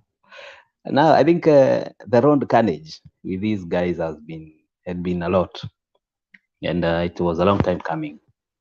What we didn't see and we must appreciate is the effort of the DP to support the SACCOs. I think if government had chipped in and did the same, maybe we would be having SACCOs everywhere, and we would now be talking about fine-tuning few things to make what is happening today a reality. So what they did at Forest Road is very, very, very bad. It cannot be accepted anywhere. And the crackdown, as much as it seems to be very offensive and unwarranted, I think Forest Road is one scenario that was captured on camera. These scenarios are all over the country. At one place is a woman, at another place they are burning vehicles, at another place they are fighting, at another place they are causing accident. So as much as it is being done where the incident didn't happen, even the other places are not isolated from this shenaniganism. So this crackdown will bring a little bit of sanity. I think in the next 1 month, we are going to have them driving with respect. We are going to have them responding to minor issues with decorum. We'll never see vehicles being banned. We are not going to see what we saw at Forest Road. So it's time they take back, they learn. I have seen some of them walking with stickers on their back saying they are sorry. They may or they may not be caught in the wrong hands of the law, but I think what the government is doing, though very harsh in our eyes, it had to be done for this way. All I say is that I thank the DP for having seen this and supported the SACCOs in advance. If those SACCOs that were supported had vision, they could now be in the same level as that SACCO that we have seen in Thika, or even doing much better. So I think all they need is support. And I think since they have been brought to the limelight, this is going to happen now. Just a little bit on the Azimio La Umoja in Wajir. I think I think this country has two sets of law, and let me not comment further on that. I know. Tulikuwa tu unajua tulikuwa tutajua utakuja hapo. Kasuti, you're out of order. Nakupeleka quarantine saa hitu. Kasuti, mute your mic. Speak Yes? back. Ongea Yes. tu. I think as much as those words, the way they were said, though they are not good for political arenas, they may have been said after some. It is like he was trying to explain something, but surely you can just be 6 piece. And I think that can do. Tell people to vote one suit. That will do. You don't have to use a word that had been cited in a higher court of law as with the capability to be understood differently. So I think on that point, we have an obligation as Kenyans to call our leaders to order when they go wrong. We are not in a position to cancel Mr. Raila Odinga. He has seen much before us and he is much experienced than us. But to say in this place, sir, we don't think this is right. I think that one will not be asking too much. Thank you. Thank you, Bernard. Okay, thank you, Baz. Alex? Baz, we just agreed that wazes are always right, and you are breaking the rule. Bernard, Alex, I did not say the wazes are wrong. I just said we cannot cancel them, but we can say on this one we don't think. Humbly, we don't think you are right. And I like how you respect our mzee. Honestly, you respect him. Thank you. Alex, we don't have hate for Mr. Raila Odinga. Neither do we have love for William Ruto. No, don't call him Mr. Right Honorable. Correct, you are correct. We don't have any Engineer hatred for is him. earthquake. And neither do we have love for William Ruto. What we follow is the philosophy that he represents and what he has said he will do. And we have measured and looked at it keenly and seen this is doable and what it can do for this country. Just that, very simple. Okay, so let that rest there. Thank you very much. Quickly, let's have naomba nifanye injustice or justice. Let's give to Kenya. Kenya has been here since 9 o'clock. He has never settled down. Let him settle down, make his submission, and go. And then we can get back to John. Yes, Kenya, karibu. Asante bwana Mr. Bernard bwana. I think I'm trying to log in inaleta issue. But watu wa UDA wamekutumia cookies. Yeah, my internet is very perfect. My internet is very fast, but I don't know when I log in here, things goes. So, but now I think I've tried to settle. So thank you so much. Hi everyone. Alex, wewe siku hizi uko na hate speech kidogo kidogo.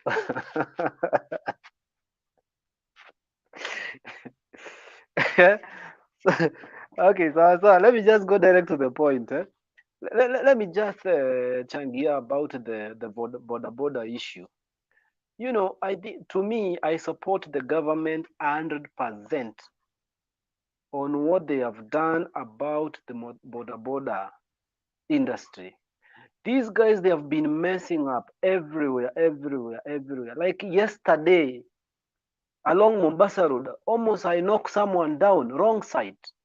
At night, around 7:30, I'm at a high speed, and the guy is coming on a wrong side, Mombasa Road. Aonekani, karibu ni mgonge. Nilikosea tu kidogo sana. I was to knock that guy down. Na ni mtu mkubwa tu. These guys are misbehaving now and then everywhere. Actually, I normally say, motorbike should be zote zinafaa kwenda parking. Kukuwa kuna motorbike kabisa mpaka wafanyiwe vetting. Because these people, even if you take them for training, they are grown up. Huwezi peleka mtu mkubwa, mtu ako na 25 years, kumtrain kutumia barabara, kitu hata mtoto mwenyewe anajua nikienda hii ni pavement, sifai kutumia. If I go this way, this is wrong side. That you go to train such a person on how to use the road. So for that purpose, I think the government is doing the right thing. I've found myself in that situation before also. These guys kwa roundabout umesimama, nyinyi mmesimamishwa, mkifunguliwa wanakuja kama wanapita, even on a wrong side. Yani it's so chaotic even in town. Mpaka mtu asikiangi kuingia na gari town because of these motorbike guys. They come from anywhere. Anaweza tokea anywhere. And that's why I may say this, if you go to confirm, the way people used to be trained on look right, left, right again, this time even that thing doesn't apply. You have even to look down because these motorbikes guys, they come from anywhere. Kwa pavement, kila mahali. I think what the government is doing is very fine and I embrace it. Na mimi nataka watu kwanza discipline. Ukishikwa kwa pavement, hata 35 ni pesa kidogo. You're supposed to be charged 50,000 kushikwa tu kwa pavement na motorbike. Kwa walkways. The pedestrian, we don't have place to walk these days because of this motorbike. NMS did in town. They tried to do a walkway, pedestrian walkway. But no pedestrian uses that place because anytime the motorbike is behind you. So I think the government is doing the right thing to eliminate those guys, the rogue ones. And if they are vetted and registered, tutaweza kuwashika vizuri na mtu wataweza kufanya kazi na heshima. Si ati juu ni motorbike ni vijana wa boda boda waharibu security na wafanye watu wakuwe na shida. We don't need them in such way. Thank you. For that purpose, the government is doing the right thing. I support that fully.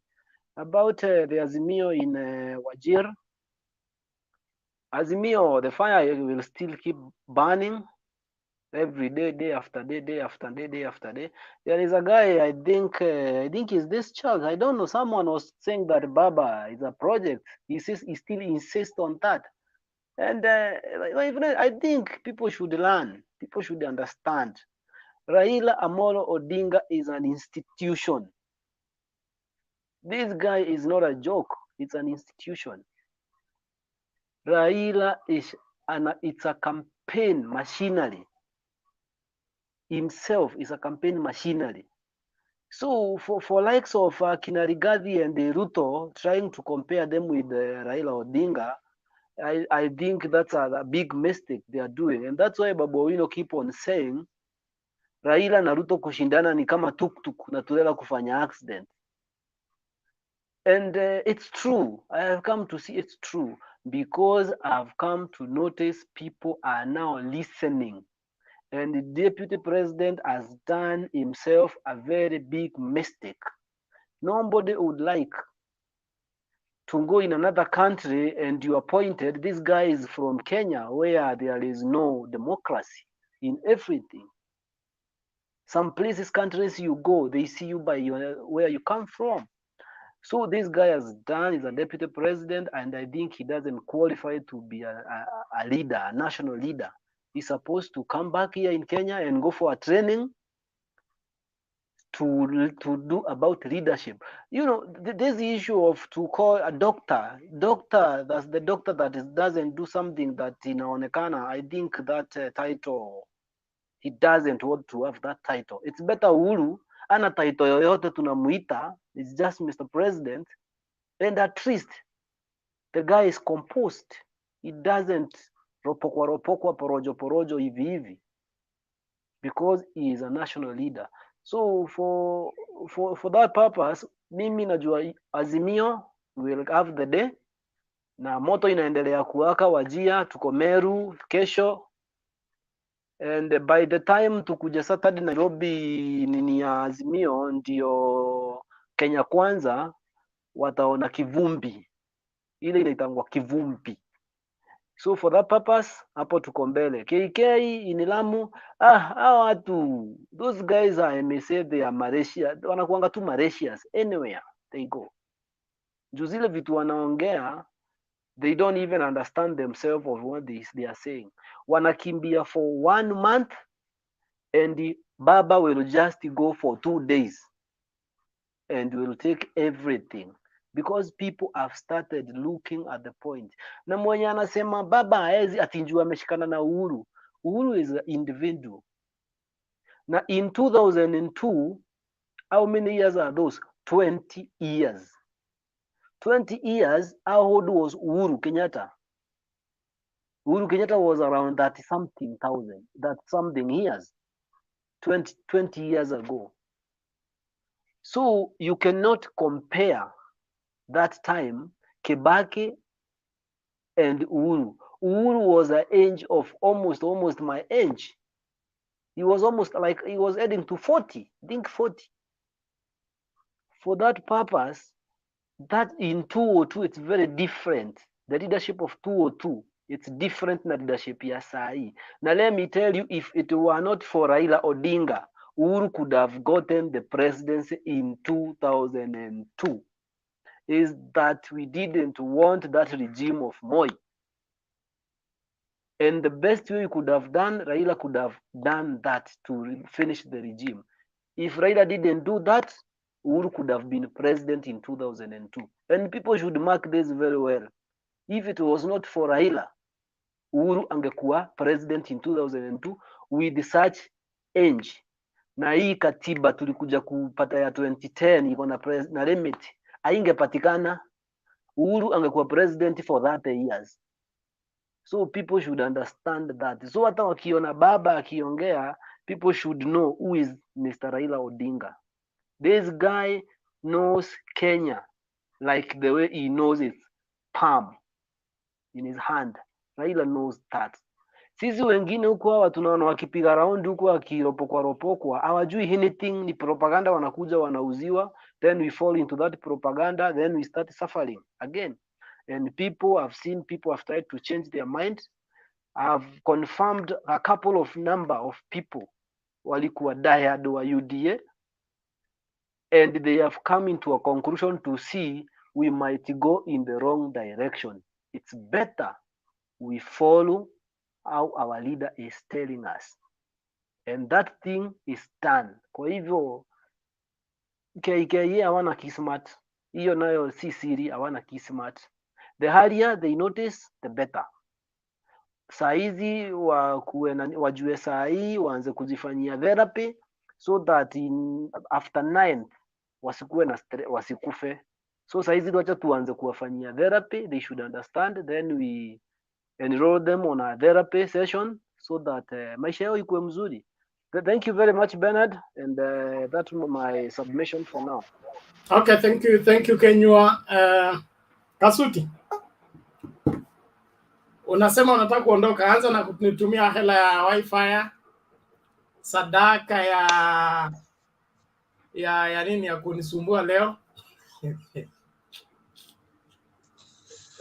Leo sija kusumbua, mtu mwenye amesumbua ni Eric ndiye amesumbua hapa mambo ya kupop in pop out, pop in pop out. Let me tell you, Alex told you this. You should be aware of the people who are behind on your side. They might bite you. So, kwa hivyo chunga huyo Kasuti ako karibu na wewe sana. Tunaona ameanza kusonga karibu na yellow. Na yeye ndo alihubiri injili ya yellow fever. Alex alikwambia uchunge wale watu wanakaa karibu na wewe. Yellow fever bwana, hiyo haiwezi kanishika bwana. Kama nilishinda corona, kwani yellow fever itaniweza kweli? Haya. Nataka kuacha huyu Charles na jambo moja. We bwana, fungua macho bwana. Panguza macho, wacha kulia. Panguza macho na ukaone mbele. Wacha hii mambo yako unatuambia hapa ati sijui nini. Raila huyo ni kigogo. Huyo kwanza ni babu wa siasa. My friend, na mtu yeyote anaenda against baba anakuanga aingie kwa kumbukumbu, kwa vitabu za kumbukumbu ya kwamba angalia tu, in fact angalia in Luyaland, hata tusiende mbali, mimi sitaki tuende mahali pengine, ingia in Luyaland, anzia kwa ule mtu yeyote ameweza kung'ang'ana na mzee Raila. Wako wapi? Wengine kama huyu Mudavadi wamekimbia, wameponyoka, wanakimbia, wanaenda, wanaanguka mafumaliha huko, alafu wanawafuata, anawarudisha kwa laini, tena wanatoroka, wanaenda wanaanguka mafumaliha huko, tena anawarudisha, anaweka. Hatutaendelea kufanya hiyo kazi tafadhali. Mwasa imetuishia. Kile kitu tunaangalia saa hii ni tuna focus, tutengeneze serikali, na hata wewe utakuja tu kwa hii serikali, tutakuangalia vizuri. Hatuna shida, sisi hatuna chuki, na hatuwezi tukakana ati hatutakuwa kwa serikali. Sisi tutakuwa tu kwa serikali, lakini mkuje polepole, mtatuzoea mapema. Unasikia? Na wewe inakaa uheshimu manabii wenu wa Kiluya. Nyinyi walisema kusu ubwami bwa mahunyanja, nyenda ya mulembe nyole bwami bwa mahunyanja. So hiyo narrative yenye uko nayo hiyo kwa Kikisii, munyanja ni jina mbaya kwa Kikisii. Munyanja humechi aulile. Fred, I can tell you this. Order. Know that Enos does not live long. Order. Thank you. Fred was giving his concluding remarks. I hope he's finished. Thank you very much. Sadaka ndio tutakuwa nategea. Asante. Wewe Bernard, tulisema tutafutane. So don't fail to do that. I'm looking for you. Thank you. Okay. See you later. Thank you. Alex uache porojo. Alex uache porojo bwana. Asante, amekusikia. Okay. Thank you. Charles, what do I say? I was telling Fred that Mm. heroes don't live long.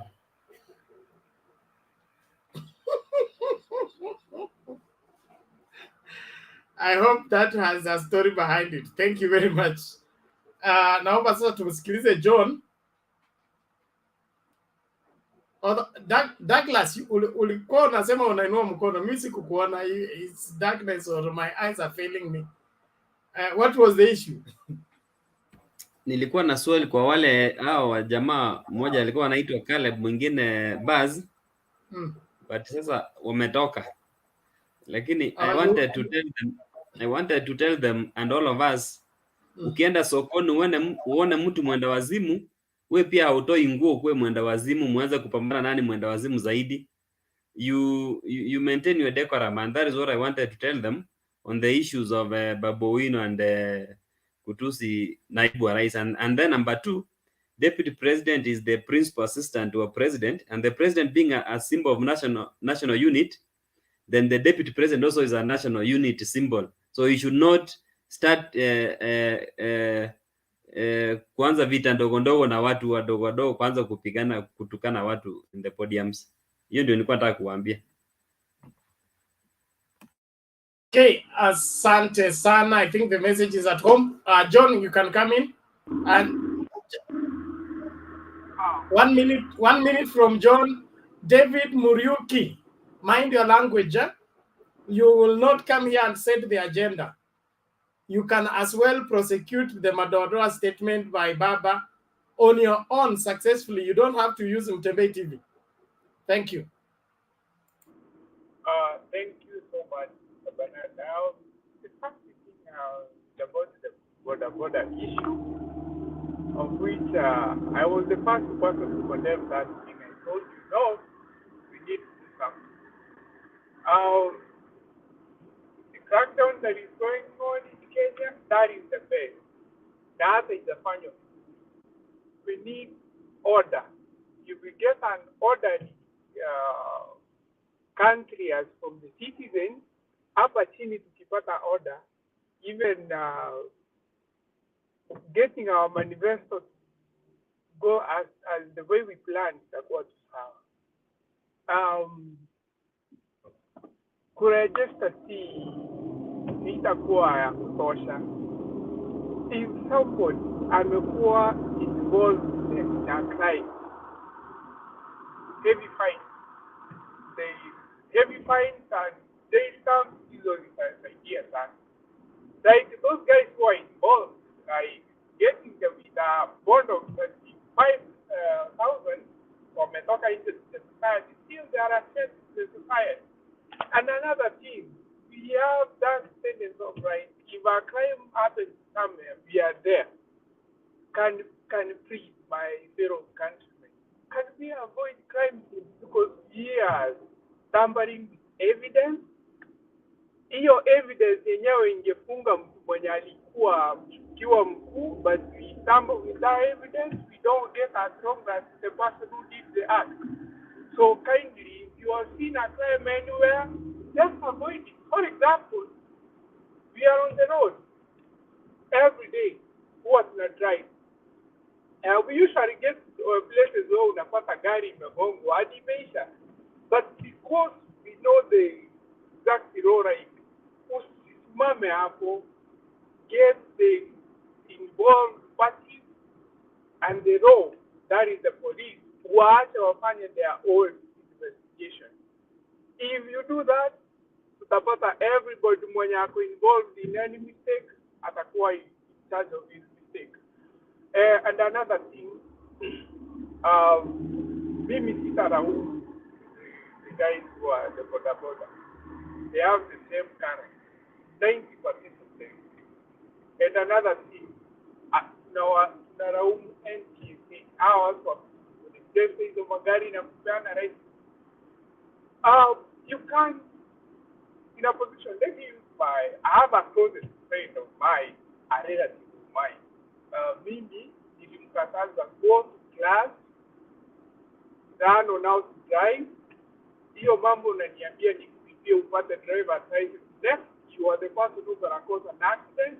Either you die either you kill somebody, and all that frame itakuwa in my mind, mimi ndo nikifanya akafanya hivyo. No, hii mambo inapelekwa kwa barabara siku mbili tatu, tunaenda hivi, tunashika gari, tunachukua. No, we need to get a system that watu wasome kwanza. Right here we have something like unapewa kitabu ya DMV, unasoma, you understand exactly what it means by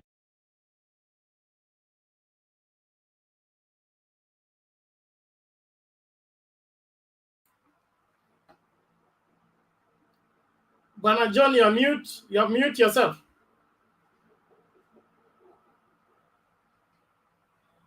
Sorry, you're still talking to yourself. Oh God. Okay.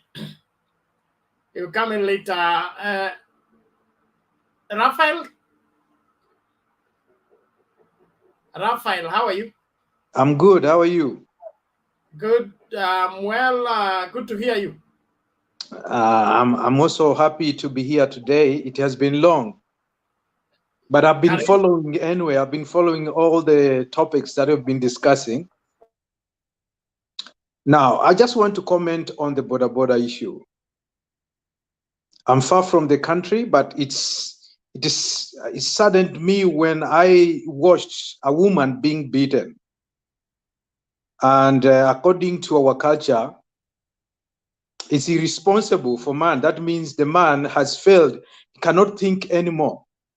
That's why he uses his hands and his physical strength to beat up a woman.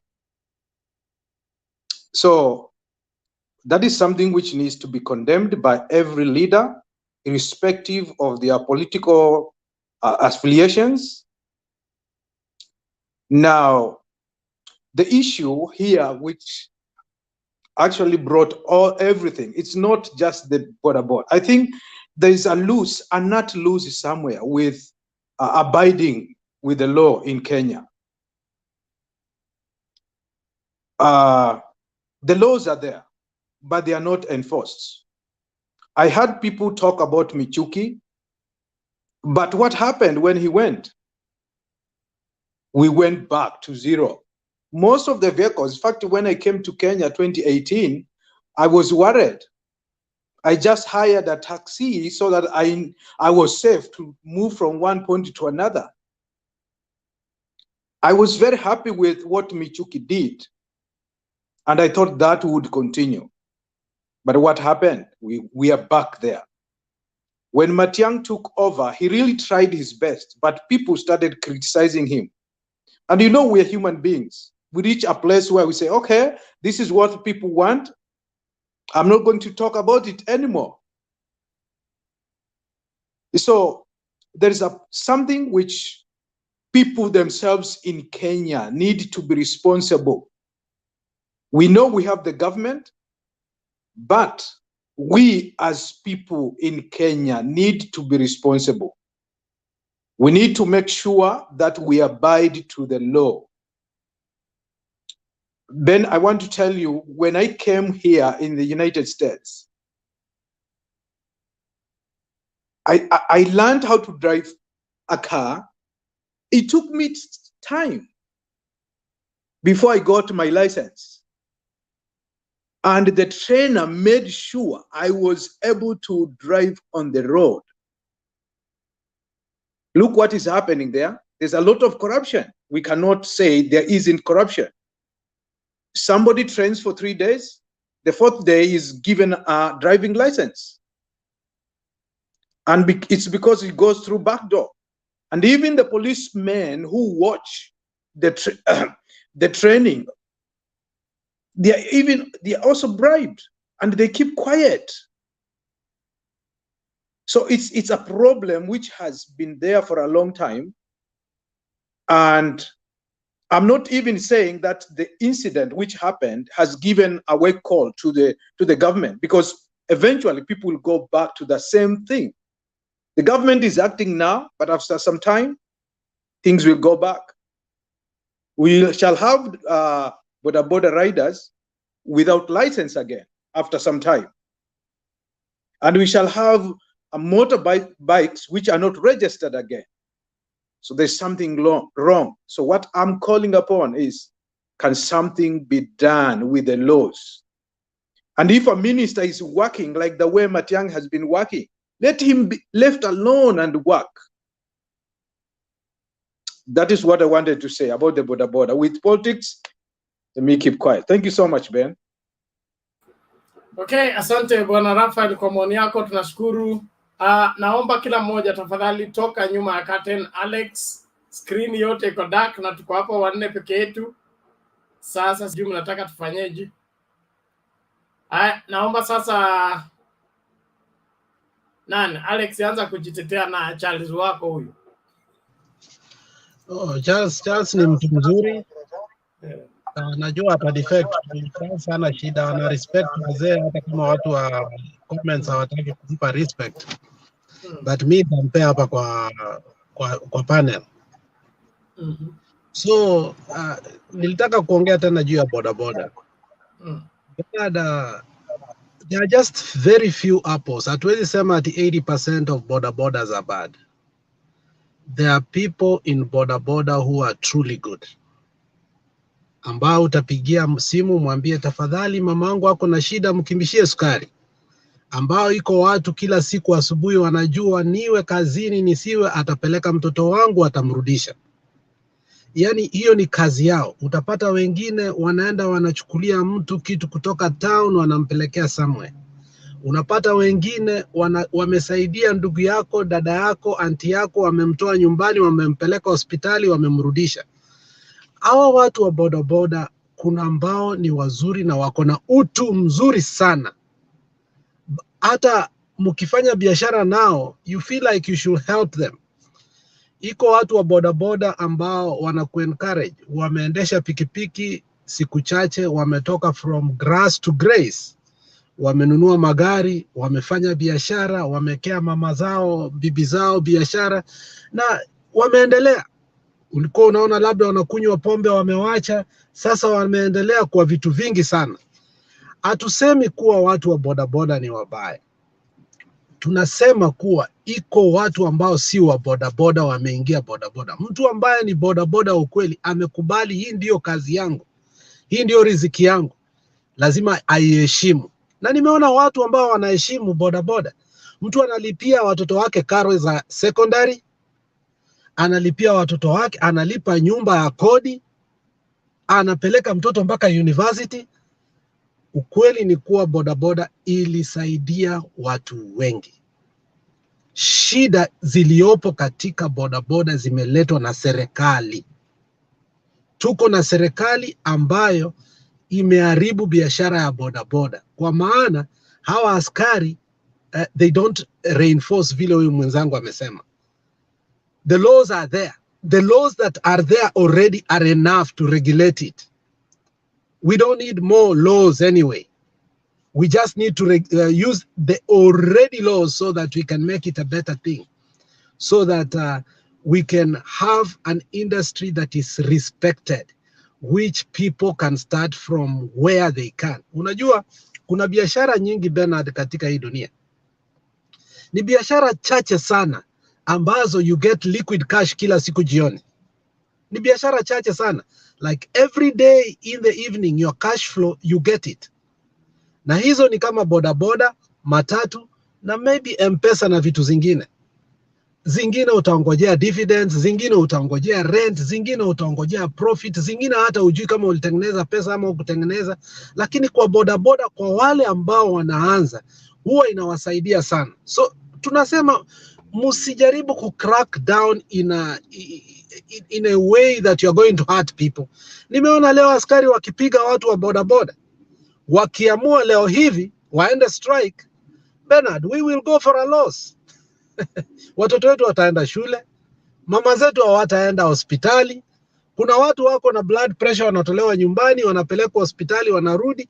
So let us know how to handle it with decorum and with the existing. So polisi wajue ndio wamepewa hiyo kazi, lakini isikuwe another cash cow cash cow ya kuchukua pesa, because kuna hii tabia kuwa askari wakipewa kazi fulani, for example ile wakati wa curfew ilikuwa kitu ya kufanya askari wakakuwa rich. Ukipatwa saa moja nje, makarao walikuwa very rich. Some bars were never closed at night.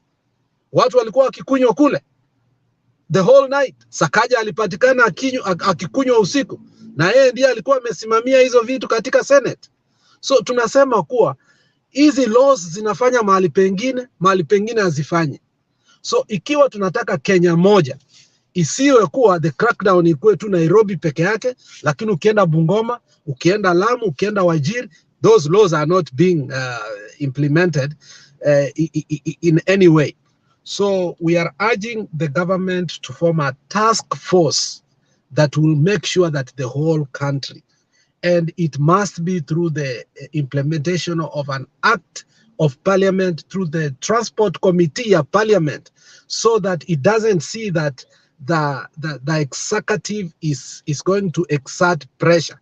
Let the legislature give these people a new power so that they are able to do what they are able to do. Ukiangalia kwanza wakati the power ya police of commissioner ilitolewa kutoka kwake, most of these things, even the police are not, police can be sued anytime and they can lose their jobs. And that's why they are not able to go with the force sometimes they used to go with earlier on, which we don't need force in order for us to do some of these things. Ukiona wewe mtu amebeba watu wawili kwa pikipiki, mbona unapanda mnakuwa watu watatu kwa pikipiki? I have seen that, watu wamepanda wanaume 4 kwa pikipiki.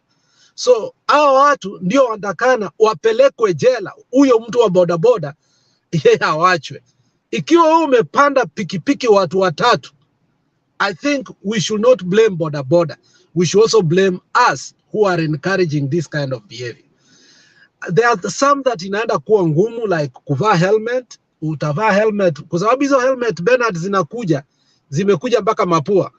Sasa Bernard avae, mimi nikuje nivae, mwingine akuja avae. I mean, hatuwezi vaa helmet moja kila mtu, kila customer. So we need to come out with ways. Kuna mmoja wetu pia ameongea juu ya pombe. Ni kweli kuwa watoto wengi wa bodaboda, si wazee, watoto wengi wanakunywa wakiendesha bodaboda.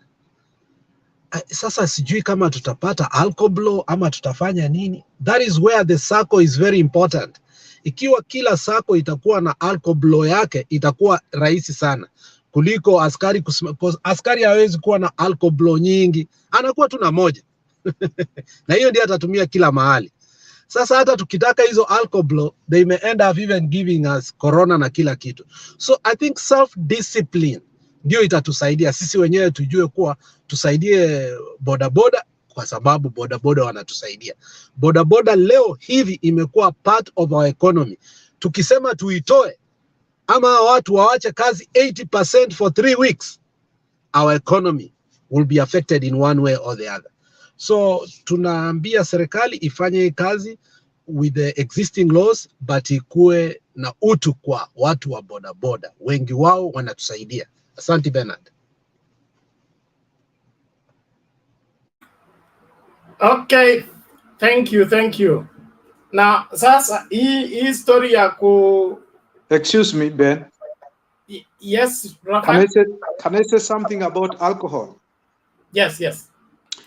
I think there must be a law guiding on who should drive.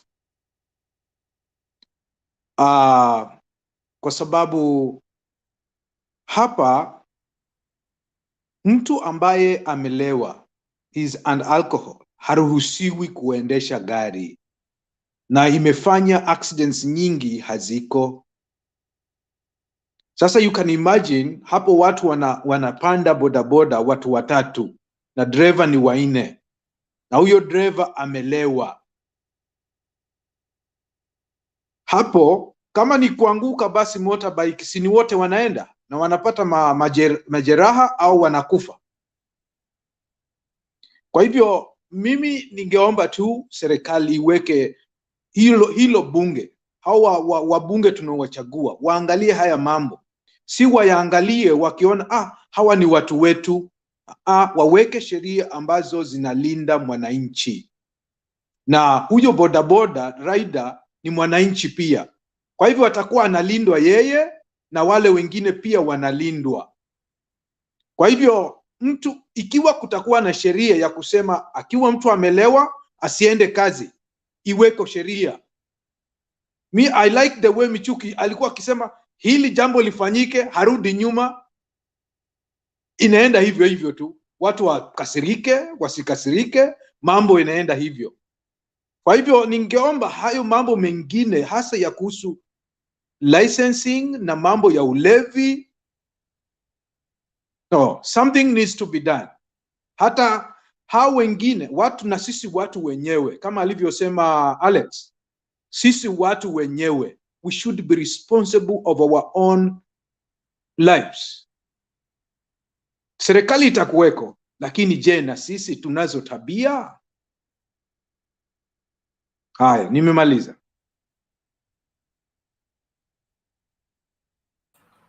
Okay, thank you.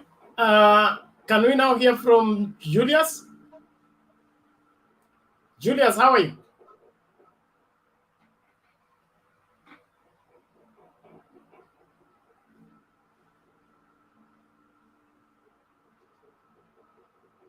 Julius, mic yake imekuwa iko muted.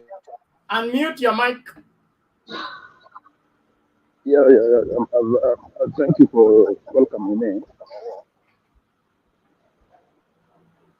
It's morning here. We can hear you. Are you in the open air or something? No, I'm not here. Hatumsikii kabisa.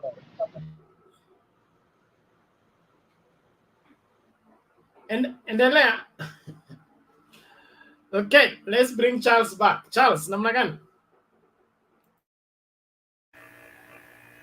Okay, Bernard, I don't have much to say. Maybe just to say that, okay, I would like to say just thank you guys for the discussion.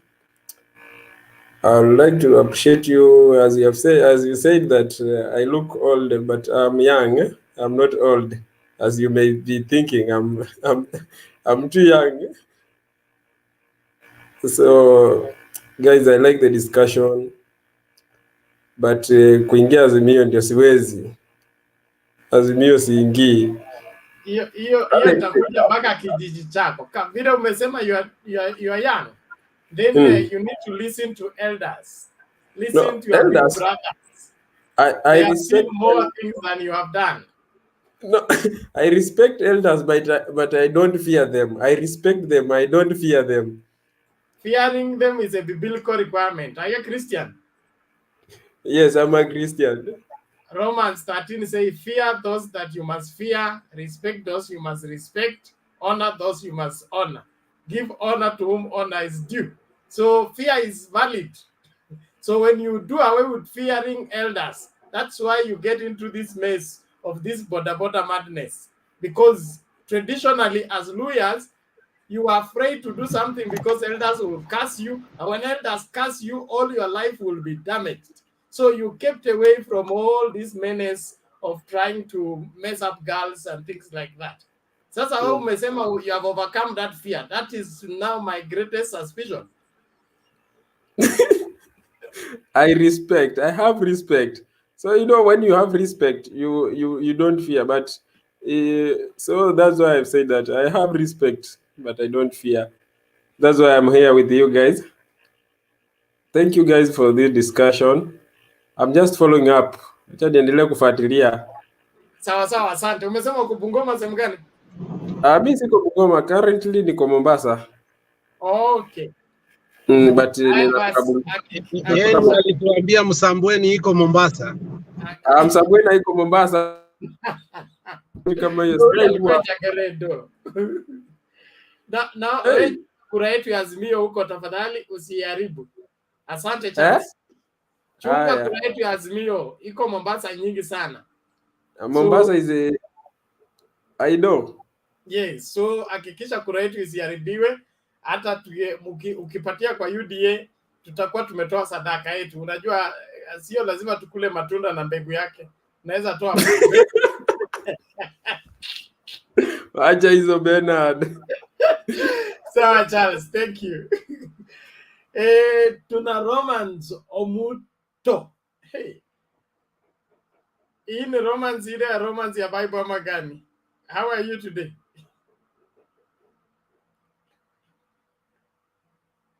Bwana Omuto, is it bwana ama? Yes, Bernard. Sema maneno. Asante sana. Leo nimekuwa kunoma, stima iko hapa kwangu sasa, maneno ya wifi inanisumbua sana. Leo ni kubaya hapa kwangu. Pole sana. Si Deputy President amesema ameconnect stima Kenya mzima, hakuna mahali kuna giza. Tafute sola bana. Nitatafuta sola. Sawa, toa maoni yako tafadhali. Hata ukiona hii maneno ya Ruto ndio uliona hata inaleta maneno ya hii bodaboda. Unajua hiyo kitu imeanza kuleta division. Hata accident kidogo ukiwa na gari watu wanaona kama watu wameanza hii maneno ya dynasty na nini. Sasa hizo situation ya hii maneno ya asla siji nini, hii differences between those who have and those who don't have. Hizi ndio vitu tunaanza kushuhudia sahii na si nzuri. Sasa hata ukiona hiyo maneno ya bodaboda ilikuwa, it's just those lines of those issues. Kwa sababu unaweza pata ilikuwa tu accident kidogo. Sasa inaleta hii maneno ya sijui watu wa magari wamedharau sijui watu wa chini.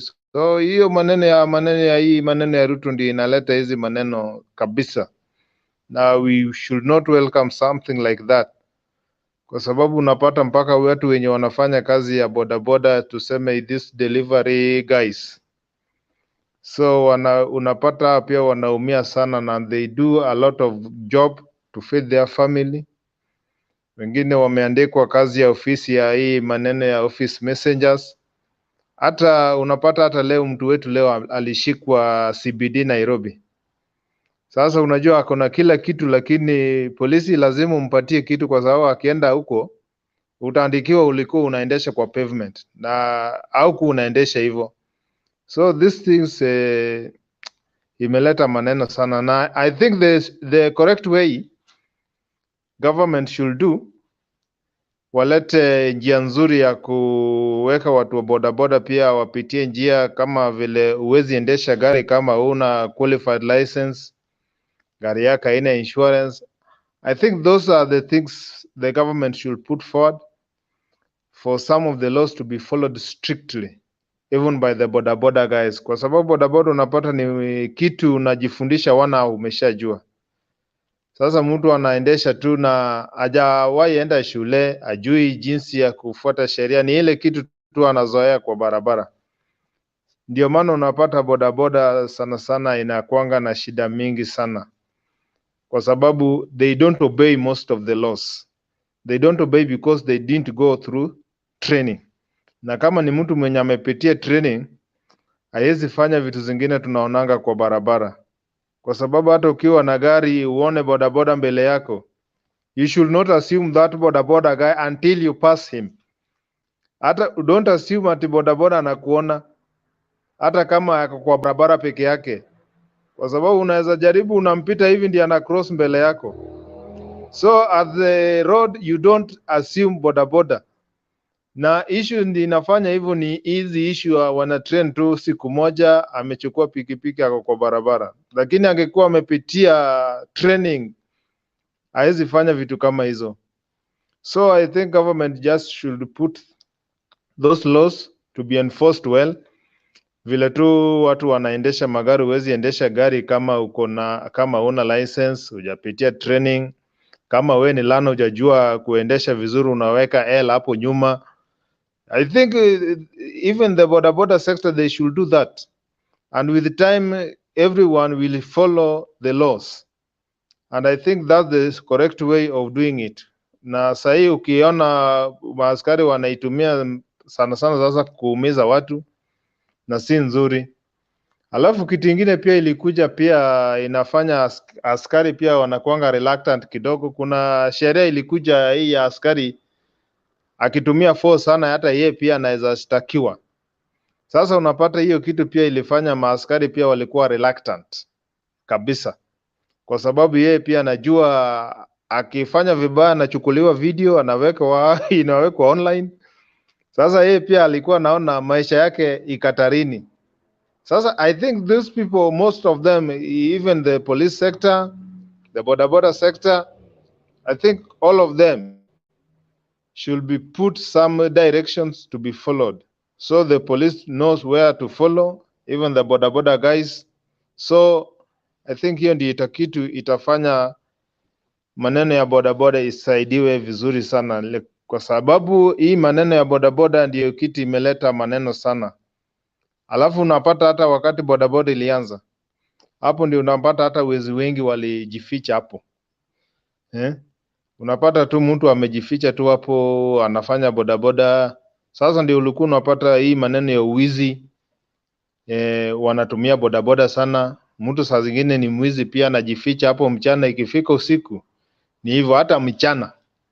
So Boda Boda sector imekuwa ikitumika kwa njia mbaya sana, mpaka imeharibu hiyo jina. Hata kama wewe ni mtu mzuri, unaonekana tu mtu mbaya, lakini you have those good traits and you have a family to look at, you have your ambitions to succeed on. So unapata unakuwa na nini mbaya juu ya hiyo sector.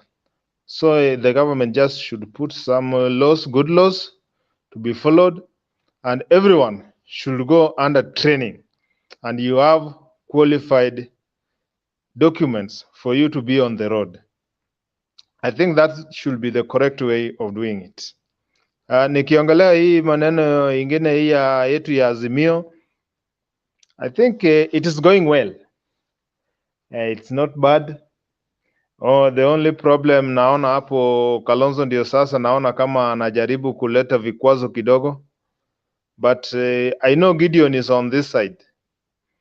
Only that mtu mwenye anajaribu kumvuruta nyuma ni Kalonzo. Kalonzo anataka some bargaining power.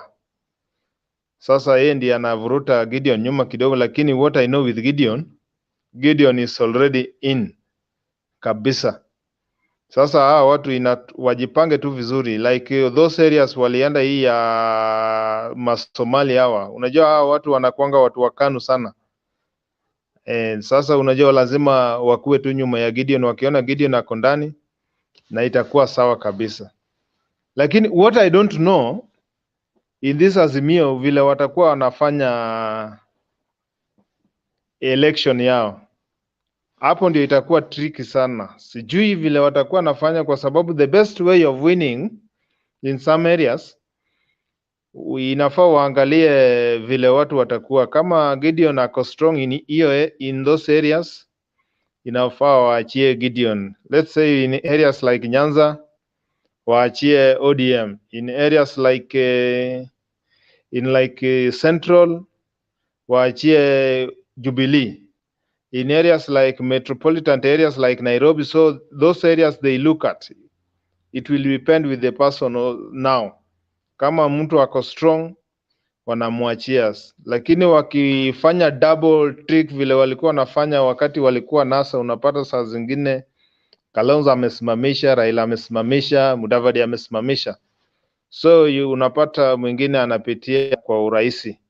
So I think those are the things they should do, kwa sababu watu wa UDA wamesha register wengi sana na they are ready for that. Na unajua watu na panganga, ile panganga kali wako nayo kabisa. Hata ukiona vile Ruto alienda nje, jamaa anapiga panganga. Hata watu wenye wanamuoja wanasema tu this is a real double talking person. Ajui anasema nini, akiulizwa hii is just trying to divert things, not answering the correct question the way he was asked. So I think watu wenye walikuwa wanasema ati Uhuru ana nguvu, I think they should go back to the drawing board and look at it well, kwa sababu ukiona hata ile NDC vile Uhuru ali-explain vizuri, ni kitu inaeleweka na kila mtu alikubali. Uhuru was trying to make some sense. Kitu nilikubali na Uhuru ni moja, aliona nyumba yake inachomeka, mpaka alikuwa ametumia example ingine. Let's say you are in a bad situation, you are crying, and your real brother cannot help you. Then an outsider who was your rival, jirani yako ndiye ametoka mbali akakusaidia. So in maisha, that person who helped you when you are in need, I think that was the real good person. That's why Uhuru akona haki. Ndio maana unaona yeye anaona Raila ni mtu muhimu kabisa, kwa sababu Raila alimsaidia saa zile insiders wanajaribu kumweka chini. And I think that's a very good quality of a leader. Hata Uhuru aliona kwa Raila, kwa sababu unajua there are some traits in politics, unaona huyu ndio mtu anaweza lead vizuri. A leader is someone who listens. Vile tu uliona Raila wakati wake wa Moi. Moi alimtesa Raila kabisa, lakini baadaye alikuja akamsamea Moi, wakaendelea na kazi mpaka wakavunja chama yake wakaweka New KANU. The same to Kibaki. Uliona vile Kibaki alimfanya wakati waliform government 2002. Mpaka vita ikakua, Raila stepped down and they talked, ili vita irudi chini. Tena 2017 walikuwa na rival na Uhuru, mpaka akaenda akajiapisha. Uhuru went to him, they talked to see what's bringing the problem. Raila akakubali. So I think a kind of person like that, worth to be a leader, is a person who can save more. So Uhuru, to see those qualities on him, even me, I can give him a credit. And I don't see any problem Uhuru seeing some credits on that than Ruto, who is an insider and want to spoil you, want to destroy you. Yani ni ile tu anataka ukuwe na demerits kabisa. So I think that's a good move and a good situation. Ni ile tu mpango ndio wapange vizuri, na vile alikuwa anasema huko UK ati sijui mambo ya sijui watu wanasema huko sijui maneno ya Mandela moment is a useless. It is not a useless. Na atajua that thing is not a useless. It is very important to our country, and ataona kama inashika njia, na hiyo ndio kitu itakuwa. So only that, my brother. Okay, asante Bwana Romans, we appreciate your perspective. Can we? I think we go back to Raphael.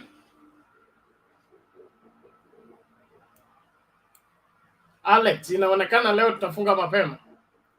Tafuta Themba. Hapana, tufunge. Watu wanakuja, wazee wanakuja, wazee wanaoga. Wazee wanaoga. Alex, wewe utashtakiwa. Unmute Bwana Raphael. Nasema kwa sasa nitasikiza tu kwa sababu naenda mahali kidogo.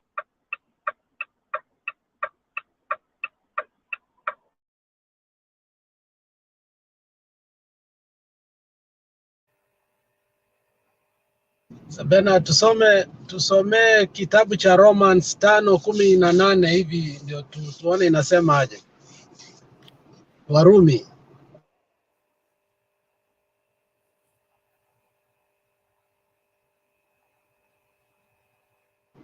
Ben, you are muted. Ben, unmute bwana. Sorry.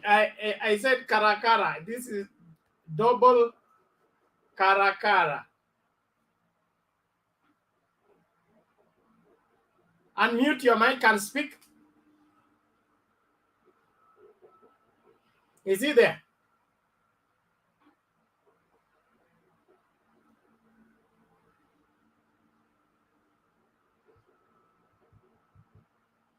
Okay, inaonekana Bwana Karakara yupo. Sasa Analala nini? yeah? Analala nini? Charles, who is speaking?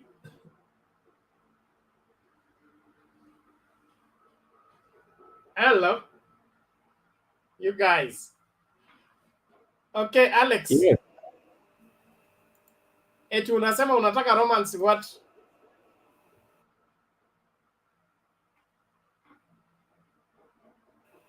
Alisema sijui Romans 5 ama sijui ngapi.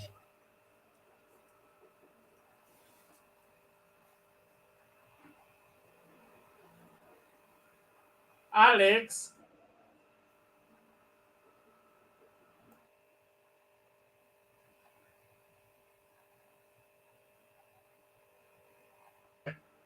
Well, I want to appreciate all of you that are continuing to follow our discussion.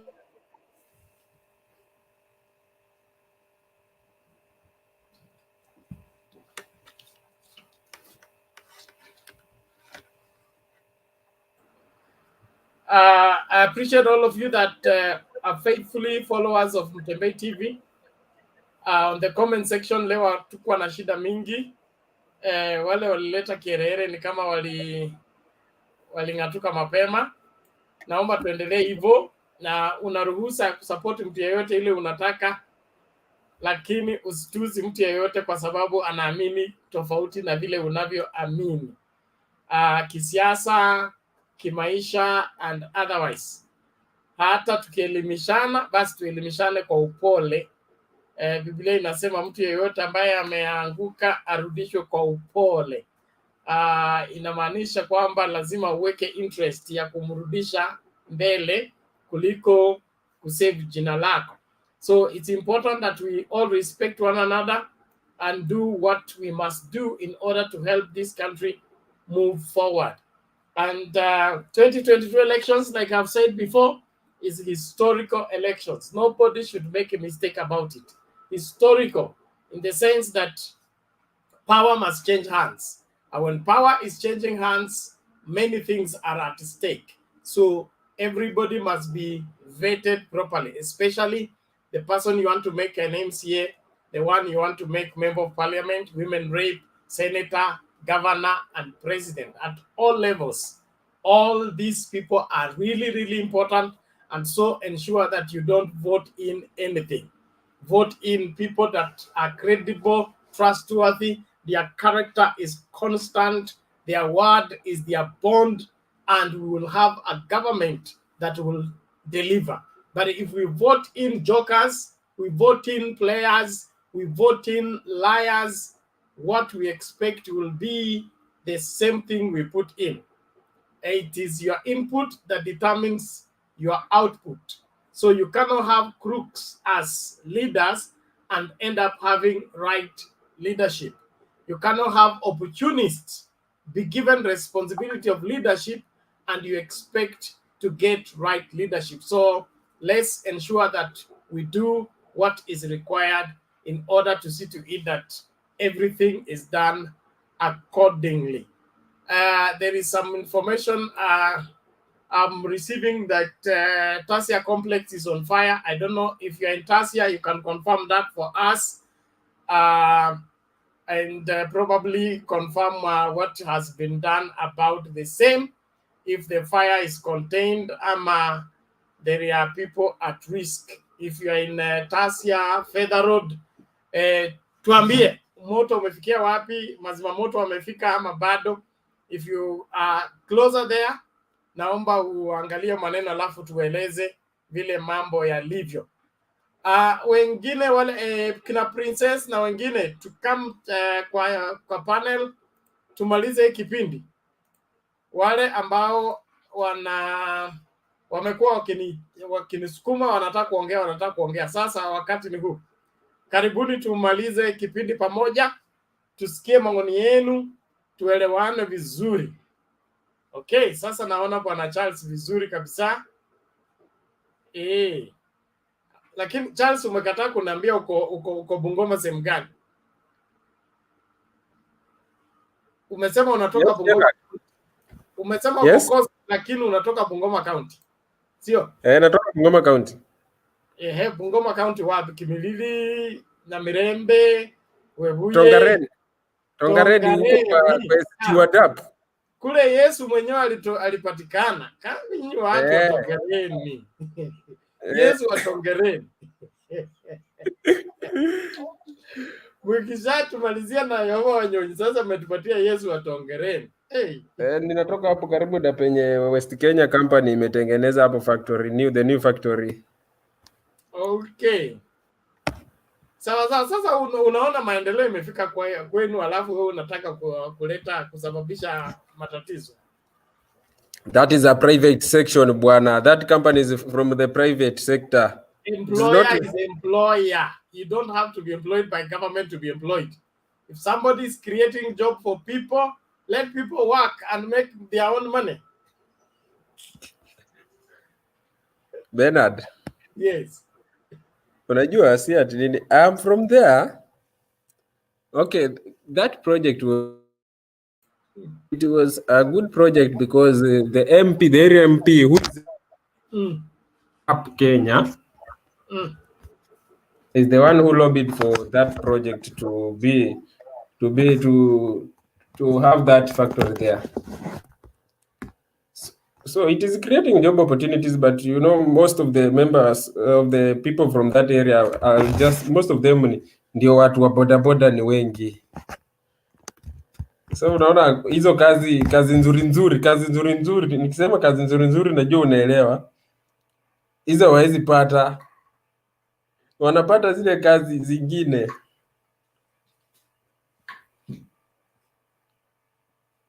Umemute Bernard, umemute mtu wa UDA. Wewe mtu wa UDA. Kazi ni kazi. Sasa shida kazi ni kazi hapana bwana. Kazi ni kazi, but you must get something at the end of the day bwana.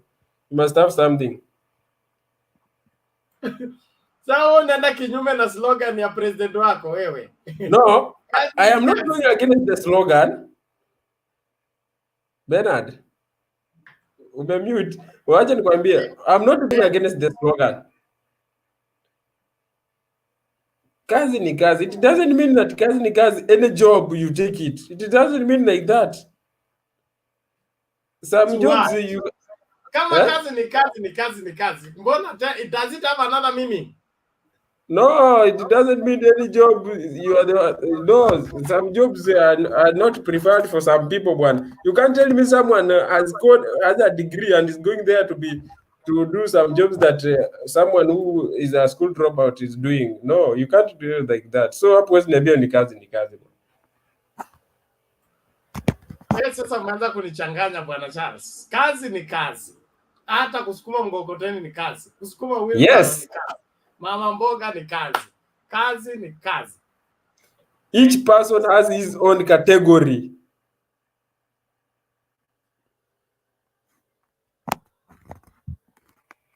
Kila mtu ako na kategori yake. Sawa. So hebu tueleze vizuri. Sasa hiyo factory inafanya kazi vizuri ama inabagua watu?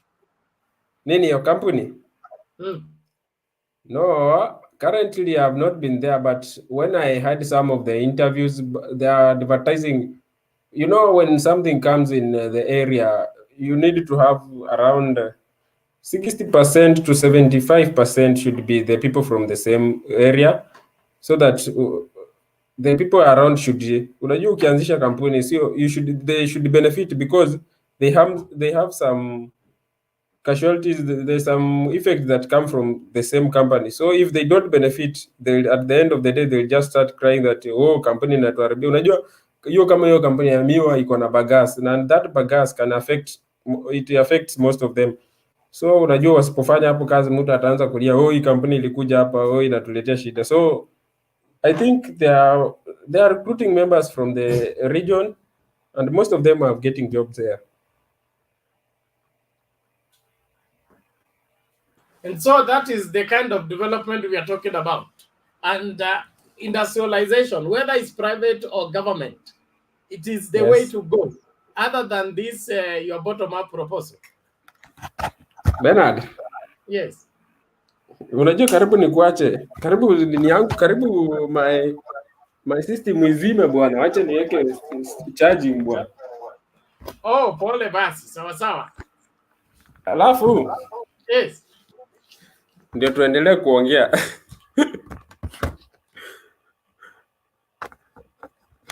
Okay. I'm good, Bernard. I am saying, Yes. like an industry like that one, a factory like that one, will create more jobs for the youth and other people around that section than one mama mboga who needs one or two people to assist them and do their small business. Yeah, that company assist, because unajua we are not only talking about mama mboga, because hata mama mboga they will benefit more, because people, workers from there, they will need that mboga to feed themselves, and some people for now saizi hata hapo kupata shamba a certain piece of land, the price is increasing day in day out, because some people need to, so that people from the company can rent them. So the company is good, but unajua tu, what I can say that according to me now, that region the road there bwana, hiyo barabara saizi hata unaona hiyo nini ikianza kutransport, ikianza the factory, you know, okay, if a factory starts to mill, it should, for example, that company, that factory now currently it is a digital one. It should not have it should not, the mills should not have gaps. So it means that there should be frequent, the sugarcane should be frequently, lazima uko na transport each and every minute, kuna miwa inaingia kila time, inaingia tractors zinatoka, na hiyo barabara saizi mvua ikinyesha it is not in good condition. So unaona tena, that is a challenge. Hata wasipoandika watu wa kutoka from that area, alafu hiyo barabara inaharibika hivyo, and the people who are from that region are the one who are not nini, who are not working there, unajua wata complain. So that thing, maybe we can one day we discuss about it. Unajua these factories, they are there, but zinatuumiza in another way they are helping us. Okay, sawa. So barabara ni kazi ya wangamati ama ni kazi ya nani? Barabara bwana, barabara si nini ya wangamati. Unajua hiyo barabara, the last time Lusaka was to build that from far end iishe ifike Misiyo, but wangamati unajua amekuja ameunda tu gaps penye imefikia, amefika tu hapo Naitiri. So from Naitiri sasa kufika to the factory hakuna barabara hapo, hakuna lami hapo. Sawa, it's work in progress. Just a moment, Stephen Owino. Remember to connect me with Mr. Jared. I'm not privy to that. What happened? Kuja kwa studio alafu tuongee kwa private chat, uniambie vizuri ndio tuone vile history ya kuunganishwa na Mr. Jared. Stephen Owino, if you can get me, use the link, kuja studio alafu tuongee. Yes, so every there is a blessing in this, guys, eh? Yeah. In fact, kuna shida ya barabara ama hiyo factory kuja hapo, hiyo barabara is now highlighted. Itashughulikiwa ama? Yeah, it should be, because unajua that machine nimekwambia it needs sugarcane, a lot of sugarcane, and the factory does not have a nuclear that it has a sugarcane. It depends the sugarcane from the farmers. So it means that the supply of the sugarcane is from this Mbakalo ward, the neighboring wards, and if you can see the roads there, they are not in good condition. You can't say that they are just favorable for transportation. Unajua barabara yenye na transport miwa, tractor ya miwa, it needs to, hata wafai, unaona kama ni kuweka lami, it should be a heavy lami heavy kama yenye inapita Trans-African Highway hiyo. But huwezi weka kama hiyo yenye wangamati ameweka hiyo tractor, itapita siku mbili itakuwa tumerudi kwa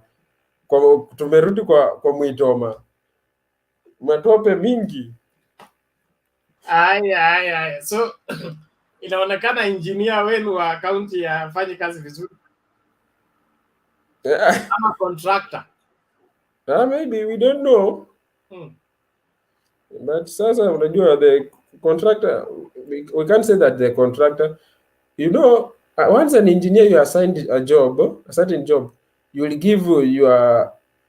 account for everything. Unajua once unataka kutengeneza lami, you should know the weight of the moving vehicles, that the weight they should be carrying. Ukiunda hii lami, kuna roli za aina fulani zinapita kwa njia with a certain time zinaweza haribu njia. So alafu if the county government cannot produce the money to buy the material that is required, an engineer, unajua engineer ni engineer tu, an engineer will do what is there, he will use what is there so that he can make you happy. But at the end of the day, hiyo barabara yaribike tena, you will call him to come and repair it.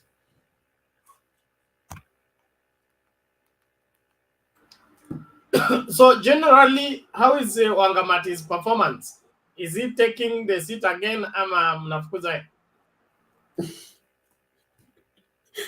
Okay. According to me, Wangamati generally has done good. But we can't say that Wangamati is better than Lusaka. What I can say is that Lusaka is better than Wangamati. If you can come into the project that Wangamati has been initiating, Wangamati, the project that I can see that is very favorable and it is helping people is the one that education. He has a scholarship. That one is something that is good. But again, in this scholarship, one student that has been helped from the Wangamati Foundation, and we have some regions that are being helped from Wangamati, from the Wangamati scholarship. Some regions we don't have members, or if we have members, they are just close allies of some of the members who are just supporters of Wangamati. But what I can give is for Wangamati to be there, it was from His Excellency Babu Aroma. Is the one who made Wangamati to be Wangamati, who is now the governor. So to demolish Wangamati is only Babu Aroma who knows to deal with Wangamati, and it's Babu Aroma who is going to come again to demolish him and take him back home by giving back Wangamati. We're going to aizi faulu bwana hapa hawezi. Wewe unataka kuniambia DAP haijashika? What is DAP? What is DAP, sir? I can tell you DAP. What is DAP? Mbolea. Mbolea. Hiyo ni my friend, unaona DAP? Yes. DAP, the party leader. The party leader, yes. If it could be the SG, the MP, the MP of Tongareni, who could be the party leader of DAP. I can tell you for sure, for free, it could be better than the DAP of Wamunyinyi now. Yes. Because you can't compare the SG with the party leader. The SG is better than Wamunyinyi. But the party is led by all the leaders, not one person. No, the head must be very, the head should be very firm. It should not be shaky. But the head, when the head does not have sober mind, my friend, the body itself. Ngoja Charles, ngoja. Tunaongea kuhusu Wamunyinyi mmoja ama kuna Wamunyinyi mwingine wewe una describe? Kuna mtu kichwa ngumu kuliko Wamunyinyi? Doesn't know, when you start something, hiyo kichwa ngumu yake hajui kuitumia vizuri. Wewe umesema you need somebody who is firm. I've just described for you the firm leader of DAP. Wamunyinyi, okay, yes. Unasikia? Wamunyinyi is firm, but to use that firmness to deliver, haezi. I have taken your address and I'll be here on the 9th of August. If DAP is not going to sweep Bungoma and Trans Nzoia, okay? Yes. Mimi nanunulia ile soda ile kubwa. My friend. Unasema I nini? promise you. In fact, nitakuletea, uniambie uko wapi, nitakuletea. Nitapeleka wewe nyama choma kilo 3. Na busu maza bure bwene. Olioza paka ukoni. Agajieza paka ukoni.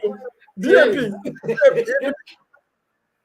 Wacha tuanze. If we can start for now, I can tell you that in Bungoma County, the governor cannot come from DAP.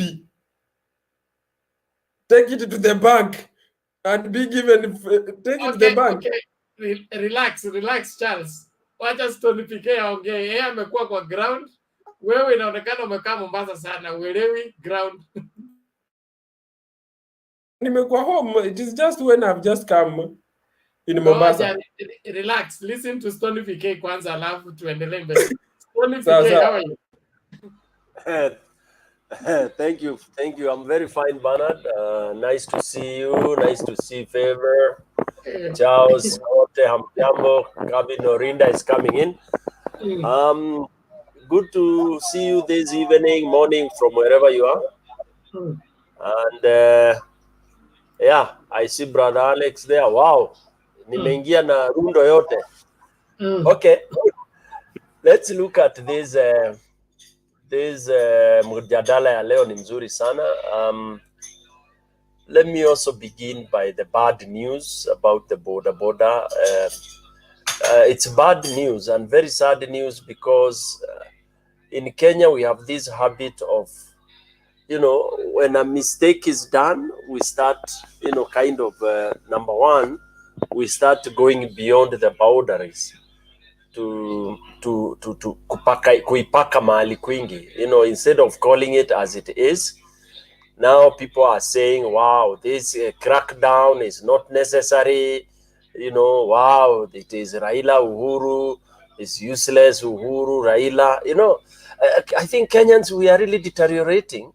Instead of really, number one, addressing the issue, one, of what happened to this lady. Take, for instance, if, kwanza uone kama ingekuwa ni wako, dada yako, your mom, your sister, that went through that. Kenyans, we never ever look at scenarios like that. We don't begin by saying, what if it was my sister? For you to empathize that situation. What we are jumping out is, number one, oh, it's fair, it's unfair. It's unfair to crack down on these people. It's unfair. You see, two wrongs don't make a right. Okay, and there is always time for everything. We agree. These guys, not all, but majority of them. And anybody who has ever had an accident with a Boda Boda guy will not even talk and shout this kind of nonsense that people are posting all over. And even now, UDA trying to take advantage, to mobilize despondency. It is very, very wrong. You get an accident with this guy, ama yeye tu akuje akugonge gari yako on the side. My brother, you will see what happens. Utaona nyuki. You will see nyuki. They don't care who you are, what you are doing. Ama ulikuwa wrong, yeye ndiye alikuwa wrong. They even don't want traffic police to come. They first of all begin by harassing you, distorting, stealing whatever that is in your car. You are being asked to remove money. You can imagine the terror that young girl went through. Yeah, we don't need to have that. So you move to stage 2. Stage 2 is not the scenario. Okay, it is what was in the minds of those boys, or let's call them men, when they are doing that none of them would even come out to protect or even tell them, bro, achaneni na huyu demo, wacha kwanza, wacha polisi wakuje. None of those mob, all the mob were just against this little lady, so sisi ni binadamu ama ni wanyama? Hiyo ni tabia ya kinyama ama is that utu really? Okay, so For me, I'm okay. I'm happy that the president came in and said exactly that. Let's crack down on all of them, and if we have to have the order like we have in Kigali, Rwanda, then we start afresh and vet them afresh. I agree they are making their daily bread, but sincerely speaking, that is not the way to do. They are ndio wanatawala dunia. I mean, wanatawala mijini. Okay, they are all over the town, and they are so disorderly. All right. Now we don't want to reach where Kampala is. In East Africa, Kampala is the worst place you can ever drive, because these guys have been let loose because they belong to the president in quotes. Yeah, they are his campaign tool, and that is where Kenya is sliding now. Because I see people who are running for position, you go, you take like 100 boda bodas, fill their tank with 200 shillings, and then they are there riding and harassing everybody else. So, so for me, this is one thing I would feel should be really put in order. The second is the matatus. Whether people like it or not, even matatus will come to be put in order. I mean, just copy paste Rwanda, and you can imagine what kind of a city we are going to have, or cities we are going to have in this country when you have order. Flashback to Michuki time, when Michuki brought order in matatu sector, such that you would board a matatu and you are not allowed to stand. You sit comfortably. You can read your gazette as you move. You know, the matatu is to capacity. You are on your seatbelt, and the conductors are dressed. They have uniform. The driver. I mean, why do Kenyans hate order? Why do we really hate order? You want to ride a motorbike without insurance? The rider has no rider's license. Akujifundisha to drive a moto is from a bicycle to a pikipiki. Pikipiki is an engine that you need to have some brain and skill to be able to control. No wonder they die like insects.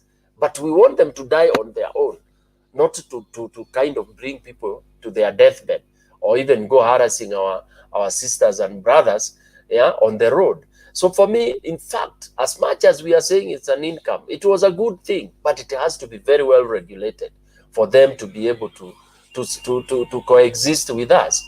Yeah, I don't mind if, of course, even if for a certain time they are put off the road and then they are vetted, they are trained, and they come in as disciplined people.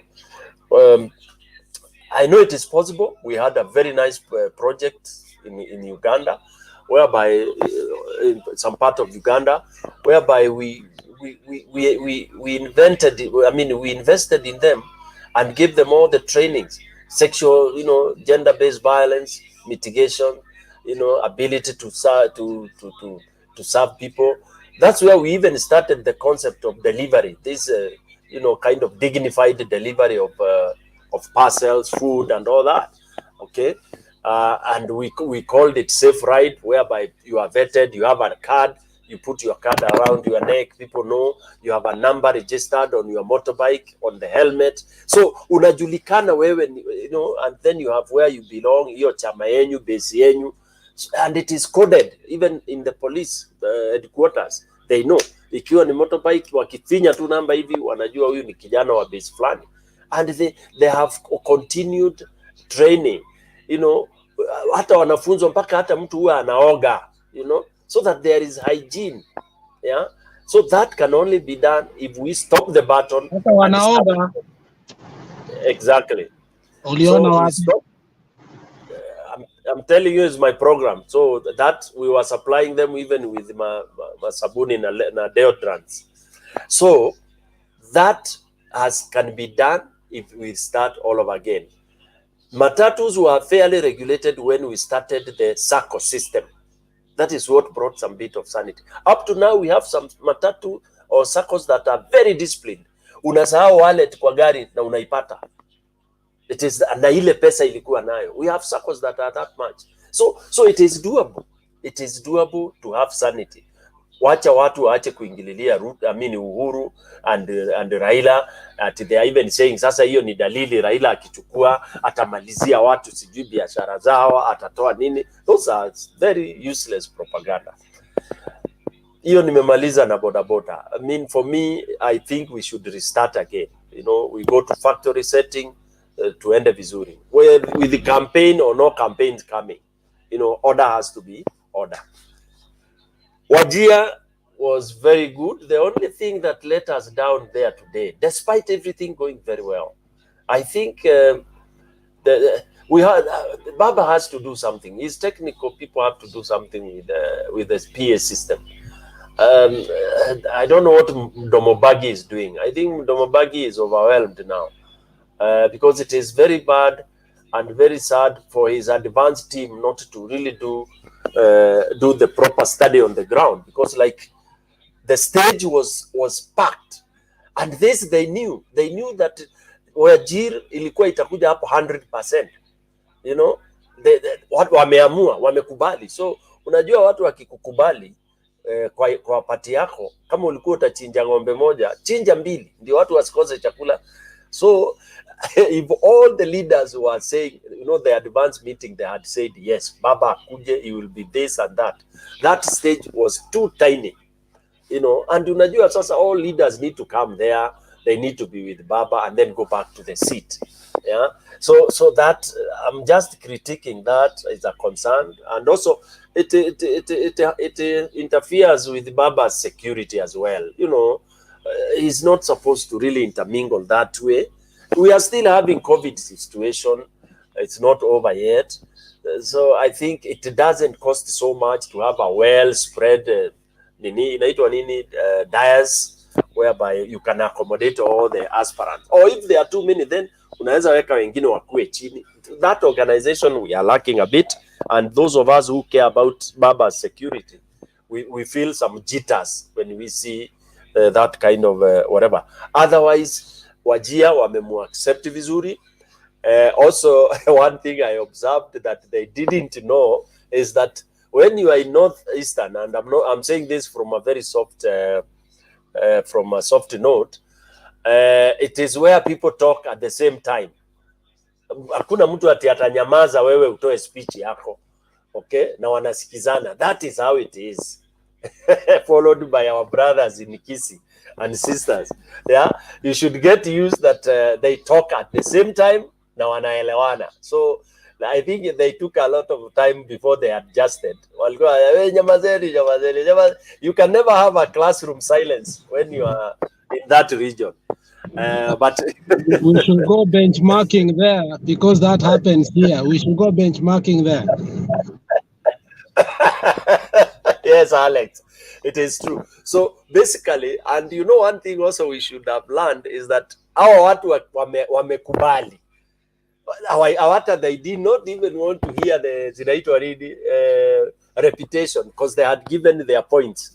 The memorandum that Baba gets in advance, it was very well articulated. The 4 points, the 4 major points they wanted. So hao sasa walikuwa ni kuimbia Baba, kudance, na kuwaonyesha their leaders. They value their leaders so much. So long as their leaders are in front there, they are dancing, and you know, for them is a celebration. Wamepata siku ya disco. Sasa wewe usikuje kuwapatia mastori mingi, wacha wacheze muziki as you praise them. That was another statement that was made for Azimio, which is now has also sent a lot of jitters to Lamu. It sent a lot of jitters in Lamu, where KK were trying to again kushikilia miguu ya a dying animal, wakijaribu kuresuscitate a dying horse. I listened to them.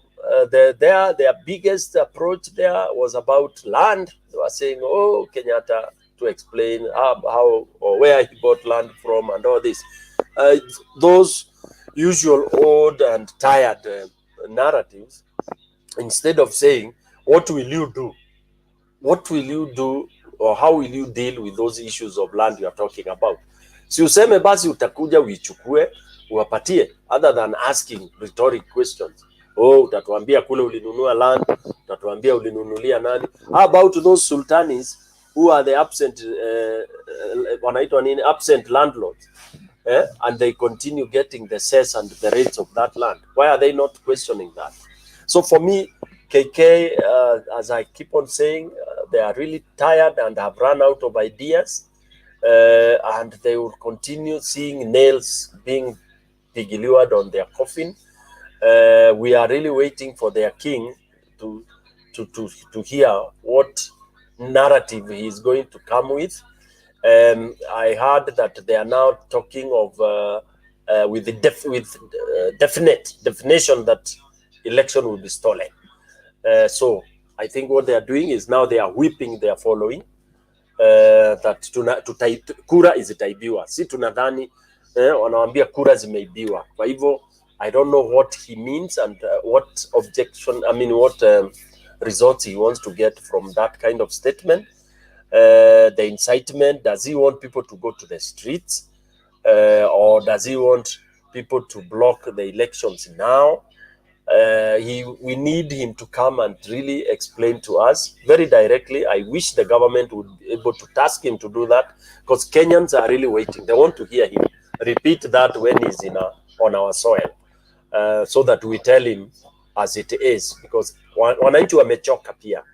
Wananchi wamechoka and they are waiting for him, and we would want to have a meeting with him at the Nyayo Stadium.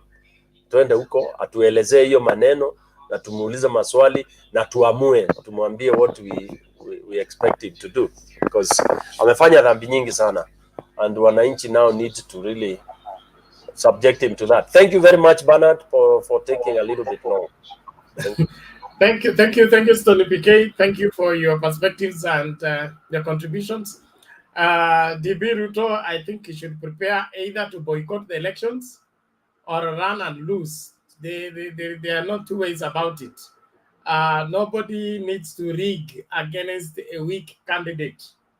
The most unfortunate about these elections is that it doesn't have Baba doesn't have a serious competitor. If there was a serious competitor, we'll have a very good breezing elections like the one we had in 2017. But this one is already gone. The blue color is everywhere. The song is the same. That's why some guys are complaining on this platform that we are one-sided. It's not that we are one-sided. I think we are. It's only that we are the majority, and so being the majority will say more than those who are the minority. But all the same, we give it to you. Bring it on. Just like you said, bring it on, and it's being brought on. Let the bringing continue, and the receivers, let them Why don't continue you become receiving. until August? There is no problem. Kwani August nani anaenda wapi? Sisi tuko hapa. Kwanza hiyo tarehe 9 mimi niko hapa. Tarehe hiyo 10 niko hapa. Mpaka baba akienda kuapishwa will be streaming live. So hiyo haina shida. Subiri hapo hapo. Naomba tumsikilize Bwana Ruto, ngoja kwanza tafadhali. Okay? Umekuja kwa leni, utaongea kulingana na leni. Huwezi ruka leni. Aonyeshe uso. Mimi na Bangali, unajua mumeongea sana hapa, nasikia kuongea. Bwana Ruto, si hauwezi ongea vile unajisikia bwana, Kwani tafadhali. nani alikukatasha usiongee Ruto? Ungekuja mapema. Lazima ingie kwa bodaboda. Wewe huwezi beba watu vile unataka, uwapeleke vile unataka. Lazima Unajua nyinyi wote mko Azimio. Unatulia upangwe. Najua nyinyi mpangwingwi, lakini nani amekukatasha usiingie Azimio? Thank you. Bwana Kevin, come in.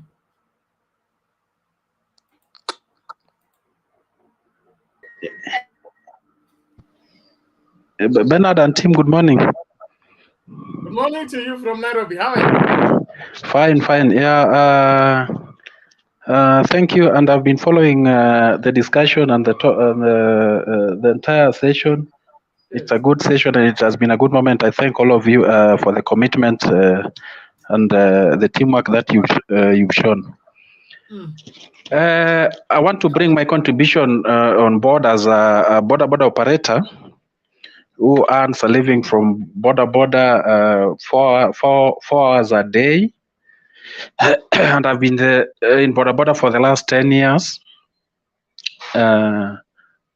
Part-time, full-time, or on some other occasions when I'm not engaged on other activities.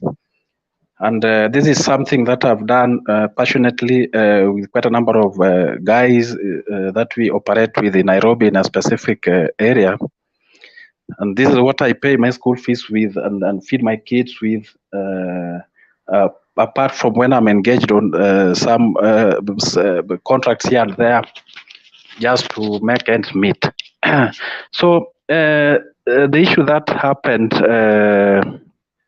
in regard to the incident that has been condemned across the entire world was very unfortunate, and we condemn it as well as the guys on the industry. It's unfortunate that this is an industry that has been associated with all bad characters that you could mention around. And there are people who look at Boda Boda people as people who don't ever deserve to be where others should be, or people are not supposed to be in the society where we live. Very unfortunate, but this is basically because of a few characters here and there who, again, are also found in some other carriers across the divide, and it's known. Each and every place has its own issues, and everyone can tell this. So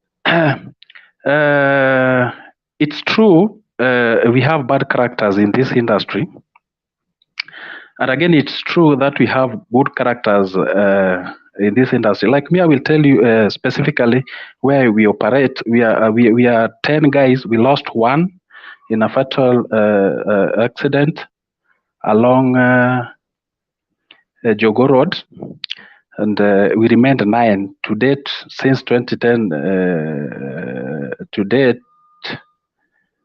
I think it has been something that we've put as a rule, and where we operate, all of us are fully compliant in terms of kitting, the trainings that we attend, the organizations that we have, and any other aspect in terms of development that anyone would speak about, and from any career, from anywhere. We regard this as a work, just like any other work, and anything that can be discussed in regard to how we conduct ourselves and how we carry out ourselves around, we conform to that, and we are fully compliant in terms of how we operate and how we handle our customers.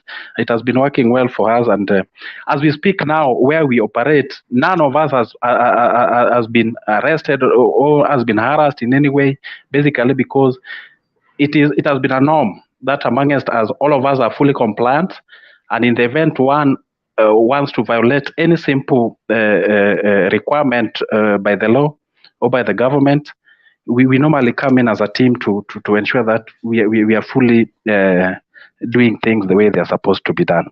So it should not be seen as the entire sector is rotten. No, a good percentage, yes, but also it depends. We've been saying that there are people who come in and joyride and take advantage of this industry to do all manner of criminal activities, which is not right. But we also have people who are committed to earn their living through this and make their ends meet and do other things and develop their careers in any way as any other person in this country. And we also need to be given any opportunity around. It depends on how you handle yourself and how you carry yourself around. So we condemn it, and we welcome the government initiative to streamline, to do all manner of strategies, put in and fully action on all the strategies they would want to put into just to cleanse and bring sanity to the industry. And we will support and ensure that at least we have serious people in the society, in the industry, who can drive the economy and get their way out in terms of providing for their families and doing all other development activities at personal level.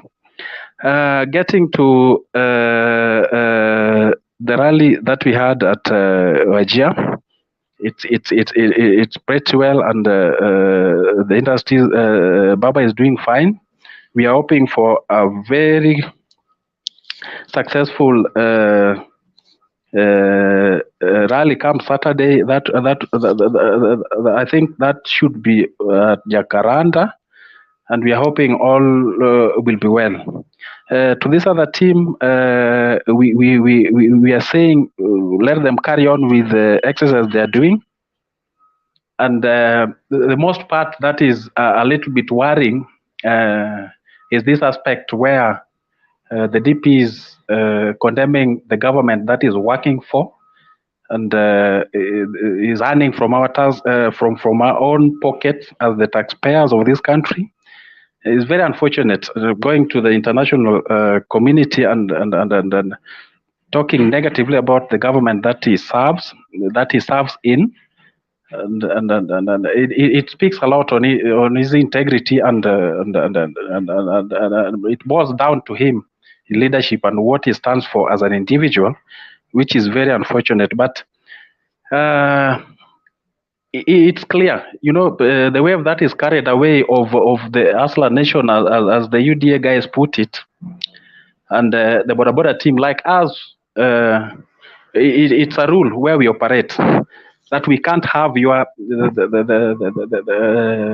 especially this electioneering period. We don't put on any reflector attached to any politician.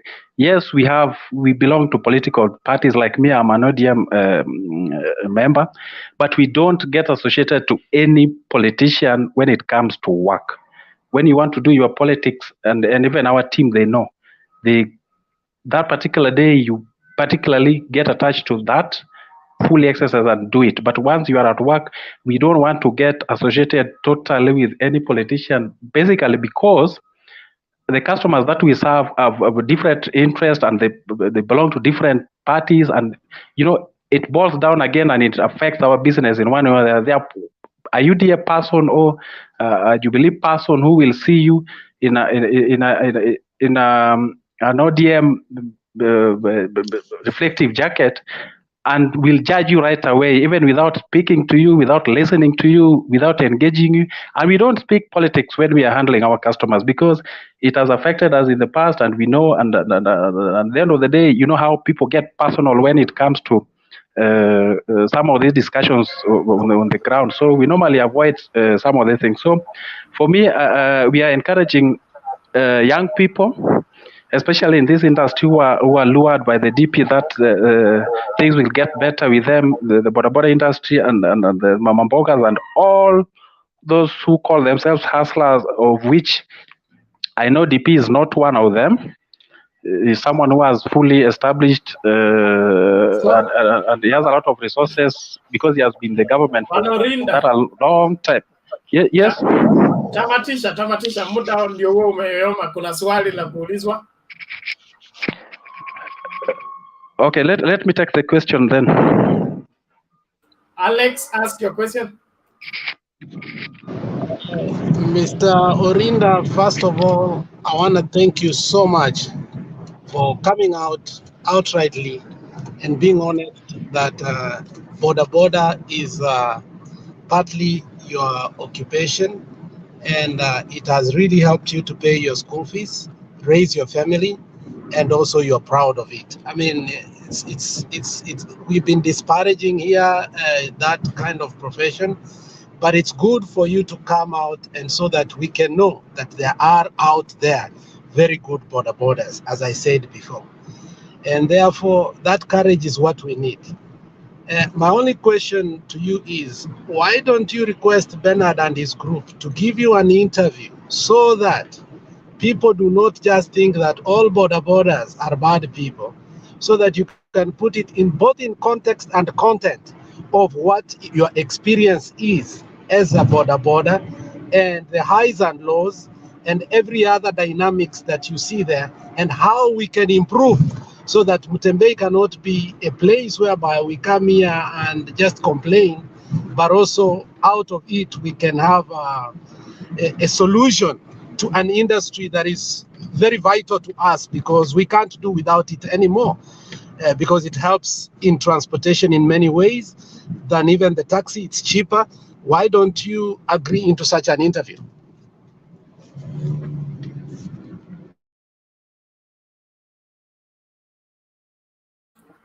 Bwana Orinda, unmute and speak.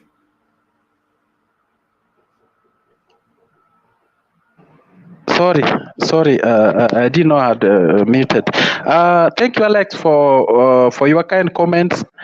Basically, and exactly to what you've said, that is exactly what we need to do. Actually, we've been working very hard to ensure that at least we speak out, we reach out to guys who are not behaving rightly, and those who would want to taint the image of the entire industry, basically because of their personal interest. And we condemn, and you look at where we operate and how we operate.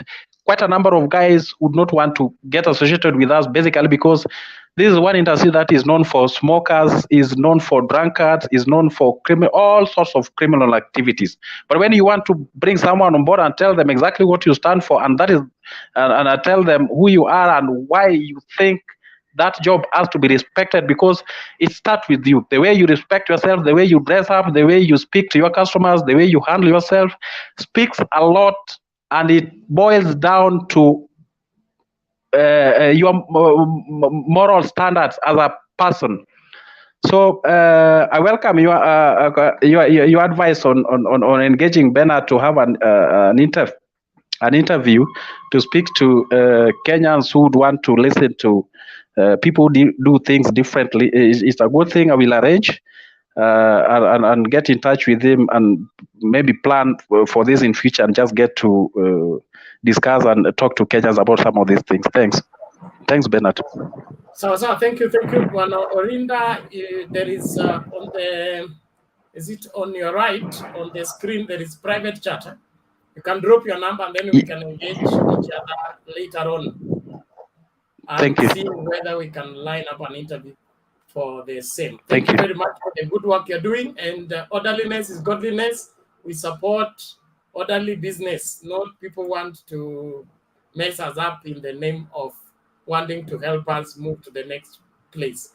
I'm happy for your submission, and let's move on forward. Just before I bring in Princess, Ruto ameenda. Mwambie Ruto arudi. He came, he wanted to be given first priority. He can now come. I had reserved for him this chance. Before I bring in Princess, I just wanted to note something about what Stony PK said about Baba's PA. I think the Azimio campaign team need to up the game. Story ya brokers watupuliwe mbali. Tunataka system ambayo ni international standard. Hii story ya pleaser kuna haitakikani. There is enough money, there's enough machinery, we have the best brains on the campaign trail. We should not entertain one contractor to give us sound that is coughing everywhere. Hao watu watimuliwe, mtu apewe kazi ambaye anaweza kudeliver in all weather. Tukienda Garissa, same thing. Tukienda Marsabit, performance everywhere. We cannot afford all this business of trying to bebe system yetu wherever we are going. That way we'll sustain a credible campaign. Lakini story ati mimi pia niko nayo na uko na speaker 3 alafu zinakohoa. Hapana. A good system that is respectable and of international standard. Thank you. Princess Ziana, vipi? Asante sana Bwana Bernard. Nipo, ujambo? Mbona siku hizi wanipotelea sana? Wewe ndio uliniacha, unaona hata mate inaninyonga. Pole nimekauka, nimeongea dakika hizo masaa 5 na dakika 22. Nipo. So, anza na kutuma soda. Ngoja tu. Charles alikuwa akizungumza kuhusu Bungoma. Ndio ninataka kuanza nayo. Kwanza nashutumu hii maneno ya boda boda. Alafu acha nizungumze na Charles. Nilimsikia akizungumza kuhusu Bungoma. Charles, sijui kama unamjua wa Munyinyi wewe. I know wa Munyinyi. Yes. Wafula wa Munyinyi hata ujue historia yake. Sikiliza kwanza Charles utarespond. Thank you. Wafula wa Munyinyi ni mtu ambaye sio mchezo. Wewe unafikiria hiyo Ford Kenya? si nani alikataa nayo lakini alimfanya namna gani? Ndio ikakuja DAP. Wafula wa Mnyinyi sio mtu wa kucheza nayo. Mtu aliyekaa na Simba kule mbugani alipofukuzwa na wafanyikazi wenzake kule mbugani, alipokuwa personnel manager Samburu, na akakaa na Simba wakumla. Wewe unachezea wa Mnyinyi? Wa Mnyinyi ni kama Daniel. Sijawahi jua hiyo. Alikaa na Masimba kule mbugani, Alex. Is that a true story or you are making up? It's a true story. A true story. A true story. Wow. Sasa Charles, respect your elders. Tujaribu kukuambia hapa wewe usikii bwana. Sasa Alex, please, I want to respond. Order. Alex and Charles, you out of order. Wacha Princess Aina amalize alafu mtajibu. Asante. I'm not out of order. Mtu akisema ameishi na Simba lazima uulize kama ni kweli. Sio umesoma Book of Daniel. Unajua hiyo inawezekana. Na wewe uko kwa timu inawezekana. So shida iko wapi? Ile ya Daniel ni propaganda ile. But Alex, this is a true story. Calling you from baptism today. Calling you from baptism. You're calling scripture propaganda. So, Charles, Wenda ujaribu tuone. Wacha kuchezea wa Mnyinyi. Alikuwa ujui historia ya wa Mnyinyi. Alikuwa polisi, kutoka polisi akakuja akakuwa mkubwa wa security, akakuwa personnel manager, na kutoka na kaenda huko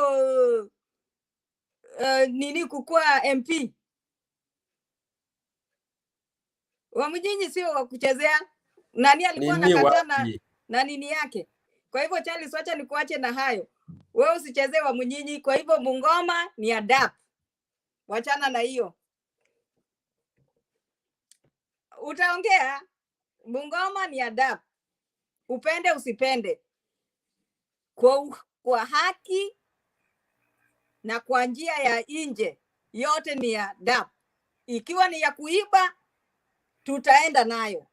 Ikiwa ni ya kweli tutaenda nayo. Kwa hivyo kwa haki na ukweli yote imeenda. Hiyo wewe sahau. Ukweli na uongo yote itaenda. Tumeachana na hiyo. Wacha nizungumuze kwa habari ya Raila sasa kidogo. Raila kule Wajir, mimi nilikuwa nimefurahia sana kuona vile Raila alikuwa kule Wajir na akapokewa. Kwa hivyo kila wakati hapa ninasema Azimio inasonga kusonga, ni gari imeondoka, inasonga kusonga. Kwa hivyo wale watabaki nyuma, mlango ya gari itakapofungwa, bado mmewachiwa nafasi kidogo.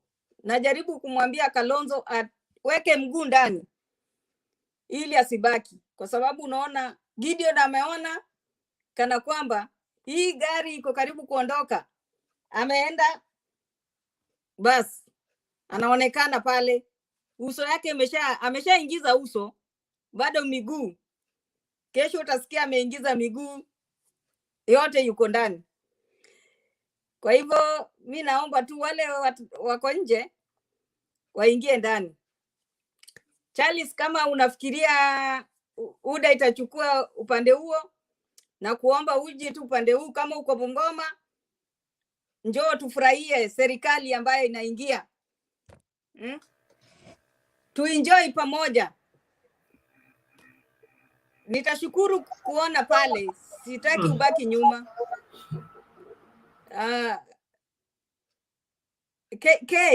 KK ni Lamu. Hii hata siwezi zungumza Bernard kuhusu KK. Ile porojo tupu. Hiyo ndio wanaenda nayo. Porojo. Kila wakati ni uongo. Uongo sasa hivi Wakenya hatutaki uongo. Mtu anaiba kuku yako alafu anakuachia supu. ati anakuletea ameiba kuku, anarudi kukuletea unywe supu na kuku ni yako. Tafadhali ninaomba Wakenya turudi pamoja. Hii kuku tung'ang'anie, tuchukue kuku yetu badala ya supu, tule nyama ya kuku. Ingoho, kuna maneno ya tunapewa supu. Tangulini tukule ati supu. Wacha tukule nyama. Wacha yeye akunywe supu, huyo mwenye kuiba kuku yetu. Nashukuru Bernard, nitarudi baadaye kama Charles ana jambo aulize, nitamjibu. Sawa, subiri hapo. Charles, toa maoni yako. Uliza swali lako. I have some 2 questions, very serious. Wamunyinyi comes from Kandui constituency. Yes. Kandui constituency, it has the most, wacha niseme hivi, Kandui constituency has the sugar industry which has the highest, yani the biggest sugar industry that I can mention. That is Nzoia Sugar Company, which is it is a government parastatal. As we are talking now, the state at which Nzoia Sugar Factory is, it is deteriorating. It is, yani hata siwezi ongea. It is the state that, and you see Wamunyinyi is there, and Wamunyinyi has been there since alianza kuwa MP from 1997, akakuja akatoka Hangati, akaingia akatoa Hangati, up to now Wamunyinyi has been the MP. Na hawezi toka hiyo, hata toka kwanza. Sasa hii anataka governor, atakuwa. Tuendelee. My friend, if Wamunyinyi is a real person, he could be now helping and he could be ensuring that Nzoia Sugar is thriving. What has Wamunyinyi done so far in Kandui constituency? What can you say about Kandui constituency at now? What does Kandui constituency, members of the Kandui constituency can say that this is what Wamunyinyi has done for them as per now? Mukitaka kuletewa investor, Charles, ukitaka kuletewa investor, unaleta nini? Unaleta siasa ndani yake. Kwa nini usikubali investor? Unasema nini? Hatutaki. Kwani unataka afanye nini? Na anataka kukuletea investor na unakataa. What do you want him to do? Sasa nani ameleta investor watu wakakataa? Nyinyi watu kama unatoka Bungoma unakataa, utaki investor hapo Nzoia, utaki. If I can tell you for free, I've been to Nzoia Sugar Factory. Okay, order. Thank you, Charles. Yes. What is the role of the MP in reviving stalled parastatals? The role of the MP? Yes. Okay, what I can say that I think the MP can just, he just can take the bill to the government so that he can be helped to source the funds or the company so that it can thrive well. So what evidence do you have that Wamunyinyi has not taken the case of Nzoia Sugar to the parliament or to the government, the ministry involved, agriculture to be particular? My friend, I've been there. Nzoia Sugar is deteriorating. It is when they are waiting for some funds. No, just answer my question. What evidence do you have to prove that Wamunyinyi has not sanctioned the Ministry of Agriculture or complained to the parliament about the state of Nzoia Sugar? Because you have agreed it is not his role to revive the Nzoia Sugar. Yeah, it is not his role. Yeah. But it's to the parliament so that they can lob money. So has he refused to take to parliament? No, he has not refused. Thank you. So Wamunyinyi has done his job. It is you who wants to run him down. Bernard, what I can say that yes.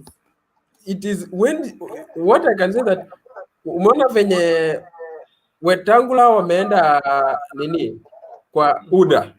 Yes. Is when there's rumors. Na unajua hiyo ni karibu na ukweli. There's some money which is going to be taken to the factory so that it can thrive. Forget that one. That one I can tell you for free. When Jubilee wanted the Bungoma vote in the last elections, they promised. They brought one Muindi. They said this Muindi is going to revive Webuye. And they said the machine he has brought will be silent. It will not be producing anything or smoke. The same thing that we do to Nzoia Sugar Company. That is what is until today. We have not had sound or seen smoke, no trees.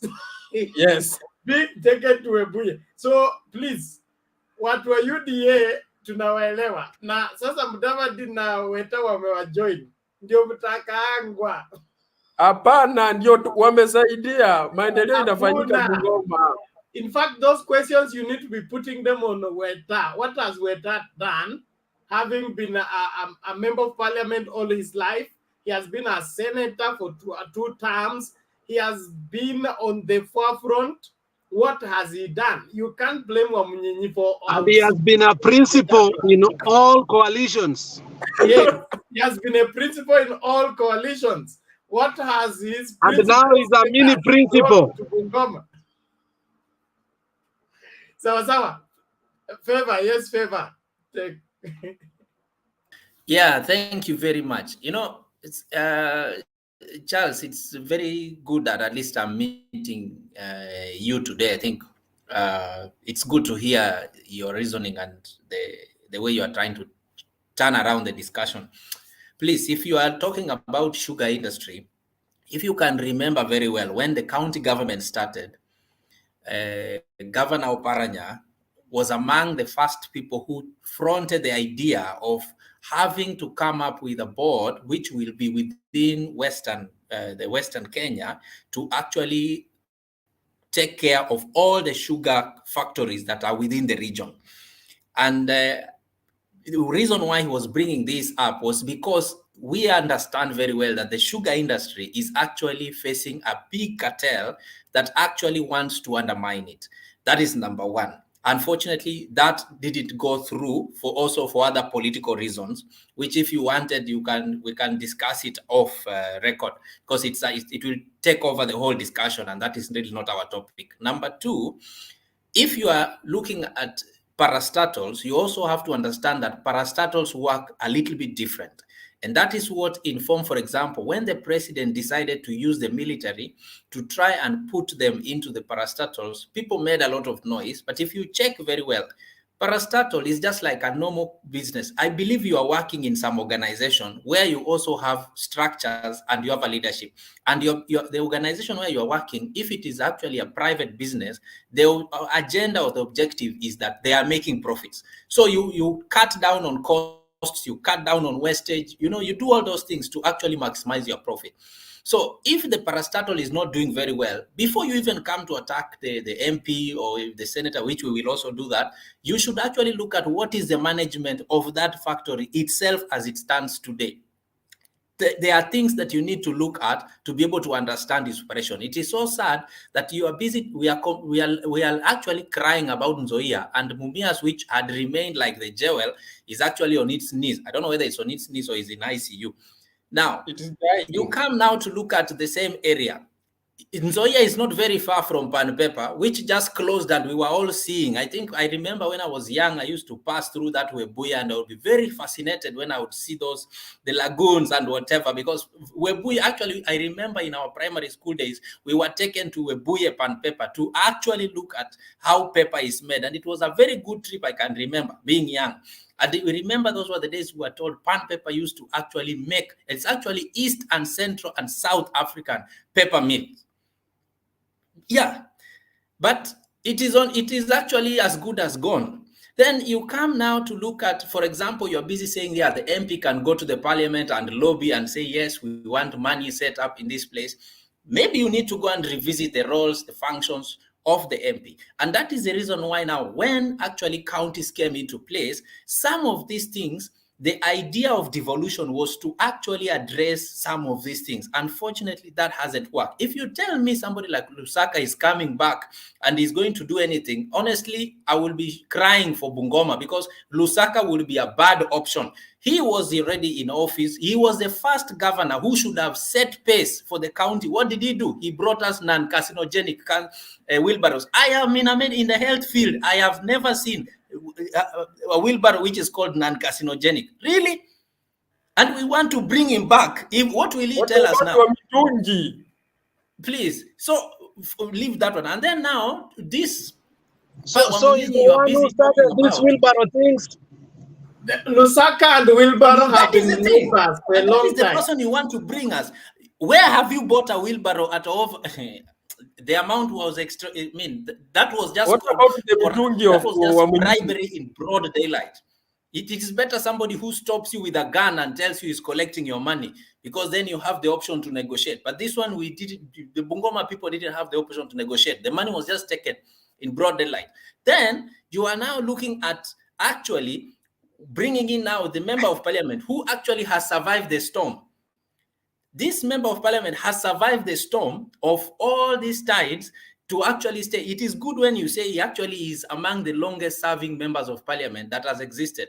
If you look actually just within Bungoma itself, he actually is the longest serving member of parliament. So it cannot be that his politics is wrong-sided. You know, I like one thing Eugene said, that his antenna is always speaking correct. If he picks one person, when everybody we were with Raila, then he decided to follow Kibaki and he was in government. Then when we were still with Raila, he followed Uhuru and he was in government. Or rather, he is still in government. So if you look actually at what you are trying to talk about, I want to finalize with a point you had mentioned before about things to do with roads in the county. I wanted to bring to your attention, revisit. You know, we have the Urban Roads Authority, Rural Roads Authority, and then Highway Roads Authority. There is how they work together with the counties. So it is not 100% that as a governor, you'll come and you'll just put up roads in all the parts of your county. No. You are a bit limited in terms of funding. It was a very good strategy that Kibaki's government introduced, which if well implemented, many Kenyans would be having jobs today.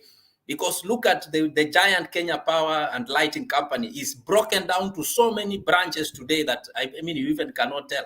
So if we actually are to go in the right way, yes, Wetangula it is rumors that actually UDA likes that now, because they are with the DP in KKK, now some money will. Why did they not allocate this money in 2013 when Jubilee came into power? That was the first thing I was expecting Jubilee to have done, to have revived Pan Paper, to have revived all sugar companies, block all this importation of false sugar. It's even cheap. I was at Busia border the other day and I found out it is cheaper to buy sugar from Uganda, and so people get sugar from Uganda and change and put in the bag of Kenya so that they can sell it, because sugar in Kenya is expensive. Really?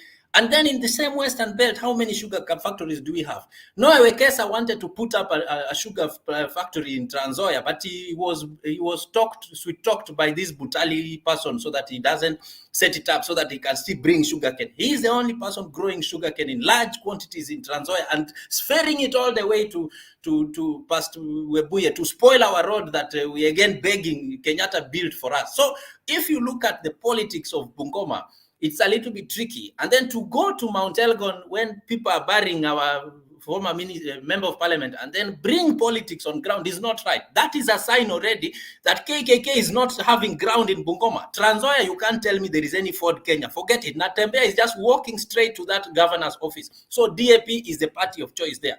Then you come to Bungoma, you are busy saying Wetangula may not even survive the senator seat. That's why they are promising him that he'll be the speaker. I don't know which speaker he will make it. And that's why Lusaka is trying to say he will come back. So you better come back home. You can talk to one or two people, they'll tell you we are still in Ford Kenya. But as it is, that night, people will just go to the ballot and they will tell themselves they have been staying in the cold all this while. They don't want to stay in the cold. So they will vote wisely and they will be in government. Thank you. That's my submission. Thank you, Favor. Now, what is it? Yes, Alex? Favor, I schooled in Lugulu Lugulu Primary School, that pan paper used to smell so bad. When it was closed, I was happy. That thing could smell. That thing could Yes. smell from all the way Webuye to Kandui, all the way to Kibabi. And something needed to be done. It was real pollution, but if it has to be reopened, they need to find other ways so that that smell can stop, because that smell was real pollution too. Yeah, the problem was with pan paper was actually the way they were managing their waste. That's problem, because I did study about waste management as part of my course in health studies. It's actually the way they made their system. They were supposed to actually put filters on the chimneys, so that before the air is released, it actually goes through the filters. But those who are not put, and anyway, the company was being run to maximize profit, so they didn't want to invest in actually putting those filters, because ideally you shouldn't get that smell, you shouldn't perceive that smell. It was actually releasing a lot of hydrochloric it was releasing a lot of those gases that actually affect the ozone. So you are very right. You understand, now let me talk to you, because you understand that. Do you know why the pan paper industry has never been reopened? It is not because there is no investor. It's because Kenya is a signatory of Kyoto Protocol. Yes. Because the air pollution that it produces, it goes beyond like 7 times. Therefore, Kenya is afraid, because we are a signatory, and the investors are not ready to cut the pollution. The issue has never been an investor. It has been those who want to invest do not want to cut the air pollution. Imagine, since you are from there, from Webuye to Kandui, you can smell it. To Kibabi, you can smell it. How many people did it affect? So what we are saying is, even if we have an investor, we should be cautious of our health too, because that thing was a health hazard to the people around that area. Thank you. That's good. So Charles, you better join Azimio so that we can see how best to make Bungoma a world-class city. Thank you. No, welcome today at Poster Grounds. Lusaka will be unleashing his campaigns today. Who will be unleashing Lusaka? Yeah, Lusaka will be at Poster Grounds today. Forget Lusaka. Lusaka got finished in 2017. He's not making any serious comeback. I thought he was coming back. I thought he was coming back to be senator. But if he's coming back for governorship, he has lost it before he even submits his papers at the IBC. Amen. My free advice for him.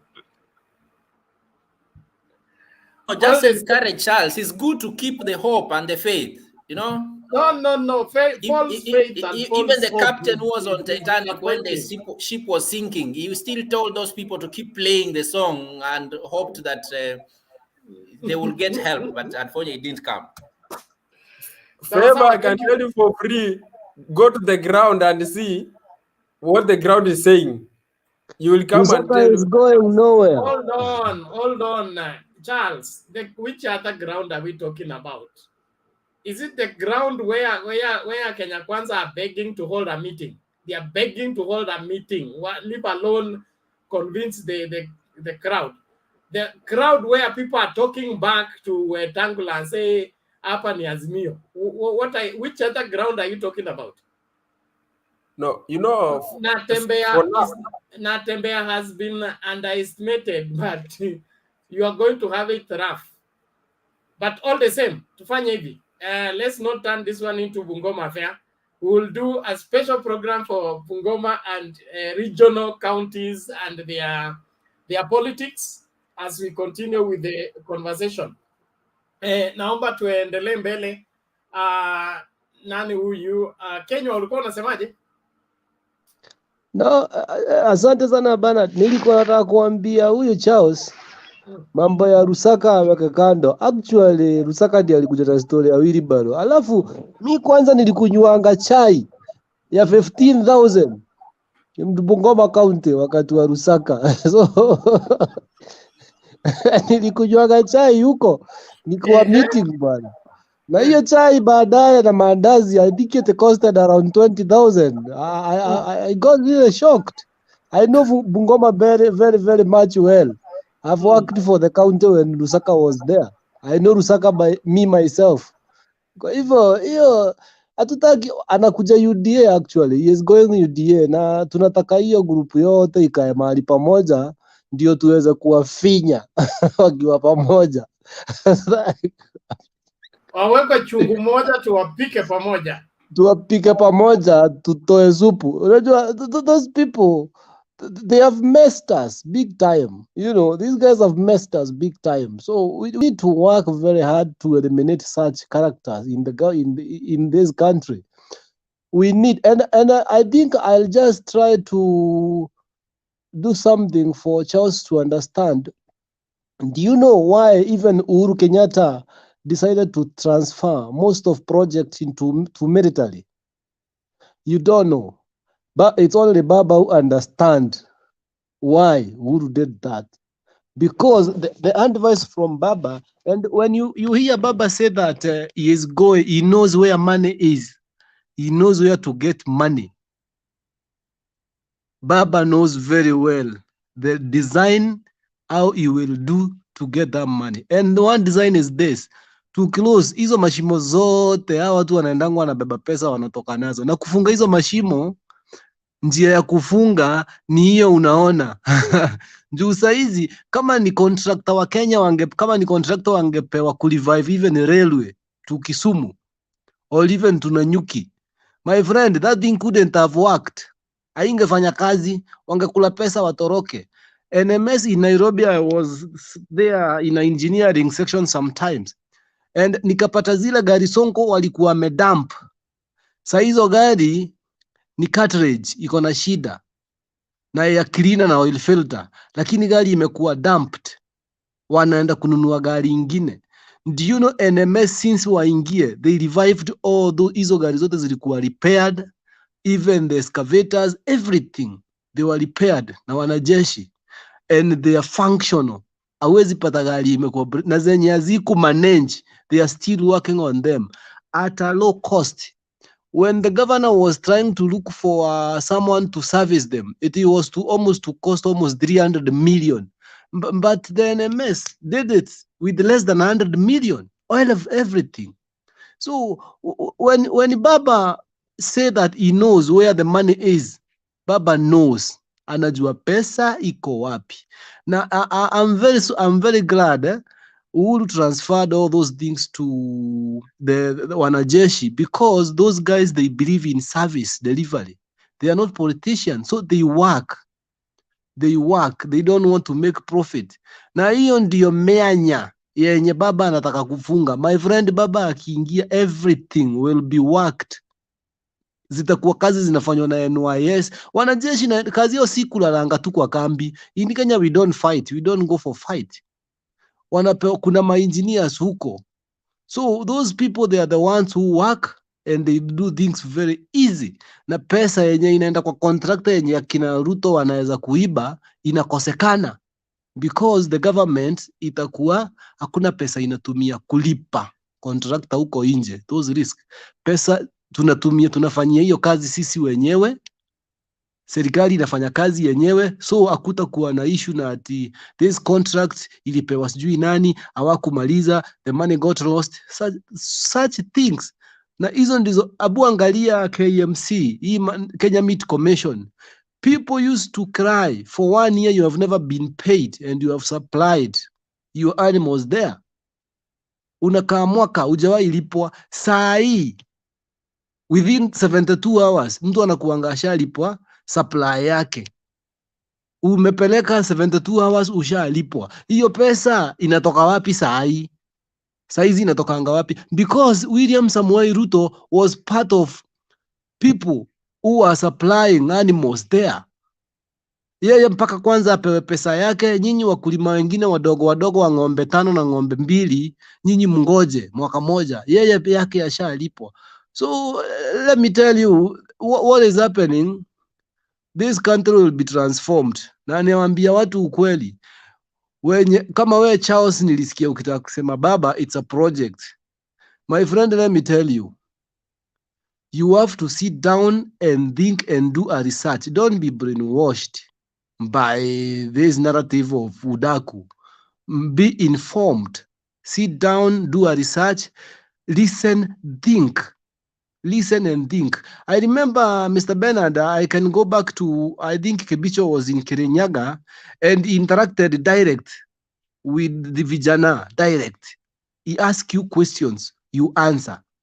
Nobody of them alijua anything, ni ile tu propaganda wanakuja wanaambiwa, because they are not being given time to reason. Na sisi in Azimio, we are taking time to make them understand the reality of the better and the good country we are expecting from Raila Amolo Odinga. And Raila Amolo Odinga is not going for presidency to look for money. That's one thing I'm going to tell them. Baba is already, baba ni mzee, ashapata pesa yake. Yeye ile kitu anataka, it's to show us the way the country should be organized. Yeye atoke. Mbati ya watu wengine wanataka uongozi wakae hapo because they just want to safeguard what they have. Baba has nothing to safeguard. He has nothing to lose. Baba hakuna kitu anaweza poteza. Juu baba si mtu wa tamaa ya mali. Juu kama baba ni mtu wa tamaa ya mali, I think baba could be the second person richest in Kenya. Ndiye angekuwa na utajiri, angekuwa na mashamba mingi. Baba ako na shamba ngapi hii Kenya? Ana mashamba mingi and amekuwa kwa serikali. So for that reason, I know in Azimio, and I think even Ilongo Kangata, I think is well, I think today or yesterday, he was trying to say that Atibaba, Azimio hawana agenda because they don't want people to do a research and listen. But people these days are listening, very keen. And I said earlier on that I've been interacting with people and I've got the information that people have understood, especially youth, and they are transforming, most of them, they are transferring from UDA to Azimio because they know in Azimio they will be safe. Mtoto akipigwa nje anakimbianga kwa babake, akimbiangi kwa bradhake, because your brother might not help you. Mtaenda mpigwe na yeye. So hata mwenye anakupiga akisikia unaenda kwa baba yako, anakuanga scared. No matter what, even if your father is very small, akisikia ni baba, the person will be afraid. Lakini kuenda kwa brother yako, mtapigwa na huyo brother yako nyinyi wawili. And one thing, you cannot leave a child to a child. Huwezi achia mtoto amchunge. That thing can never work. So hatuwezi achiwa Ruto achunge Kenya. This president is not something to joke with. Afanya ujinga kidogo yenye anafanya United States and the country is gone. We need someone who has diplomacy in everything. Wacha tucheze na akina governor na huku tunaweza wa impeach tuwatoe. But the president huyo ameshikilia inchi, and that's why we are insisting we go for the right direction. Tuache hii mambo ya kudanganywa. Let's be realistic. Na vijana, youth, please. Manzi watu wafikirie, Bernard. Ubiria watu wafikirie na wasikie vizuri kabisa. Kabisa, hiyo kitu ingie ndani. Because nataka, actually I'm looking a venue. Mahali tuta celebrate after 9th. Ni venue mimi natafuta saa hii. Mahali hii group ya Mutembei TV, wale watu wote ukuja hapa, tutaenda tukule mbuzi, tukicelebrate.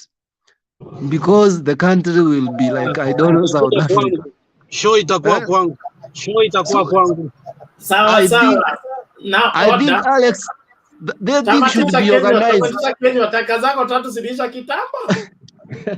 You know, I'm trying to cover up my time. But it's okay. Thank you so much, Bernard. But huyo jamaa anaitwa Charles tunataka tumfunze. Nimeona Roosevelt akisema Huyo mtu anafaa hata apigwe viboko. Huyo tutamwacha kwa mikono ya Lusweti na anatembea. Na natembea Waturudishie akiwa amenyoroka. So mwambie Bungoma is not a joke. Thank you, Bernard. Thank you, Kenya. Thank you. And it's good to keep everything in the proper perspective.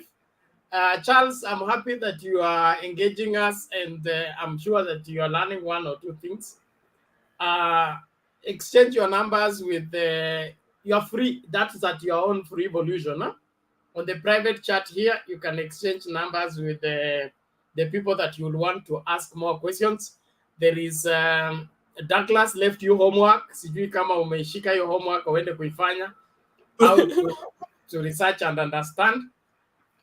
Let that be done. We want everybody to make informed decision. Azimio's win is not going to be whatever a disputable one. Okay, like if that guy posting 37 counties out of 47. So how do you compete that? How do you compete against that when somebody has 37 out of 47 and you want to win against him? It's almost impossible, but it's good also to put up a spirited fight. Never say die. Wale watu mko nyuma ya curtain mnabadilisha screen, watu wanateta. So Kenya, kabla tukutupe nje, tafadhali hakikisha uso wako unaonekana. Njiru namna gani?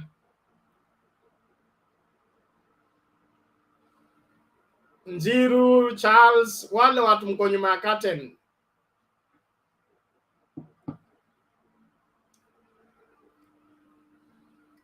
Okay, naomba tumsikilize Njiru kama yuko.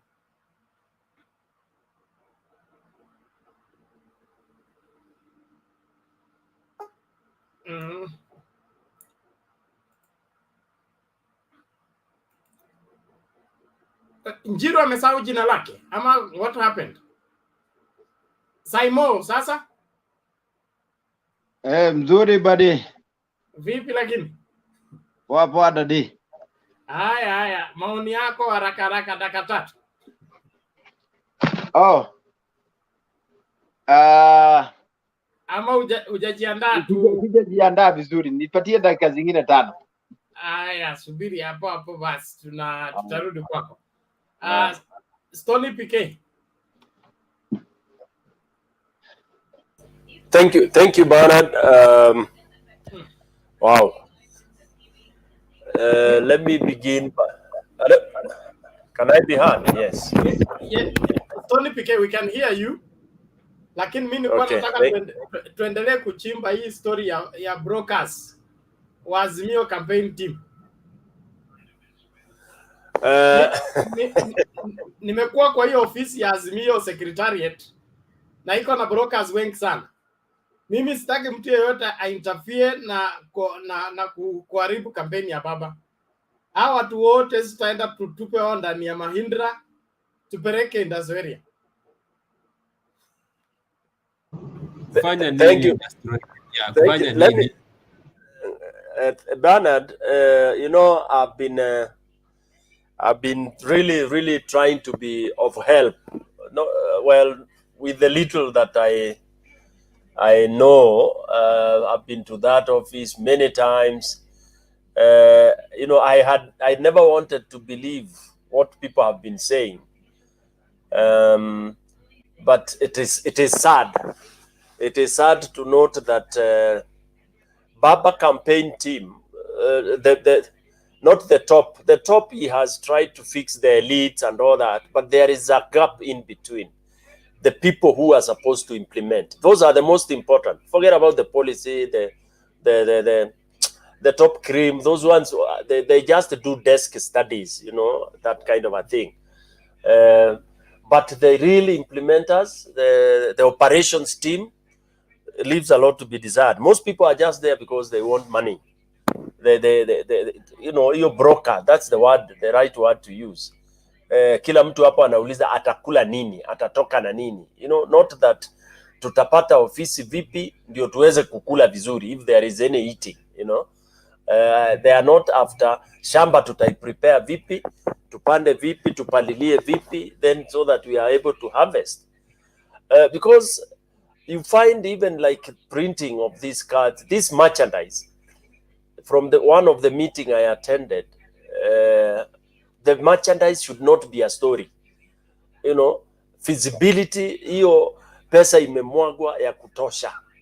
You know, this time around, Baba cannot complain of money because he has support from all over, and because, you know, people know that this is a sure bet.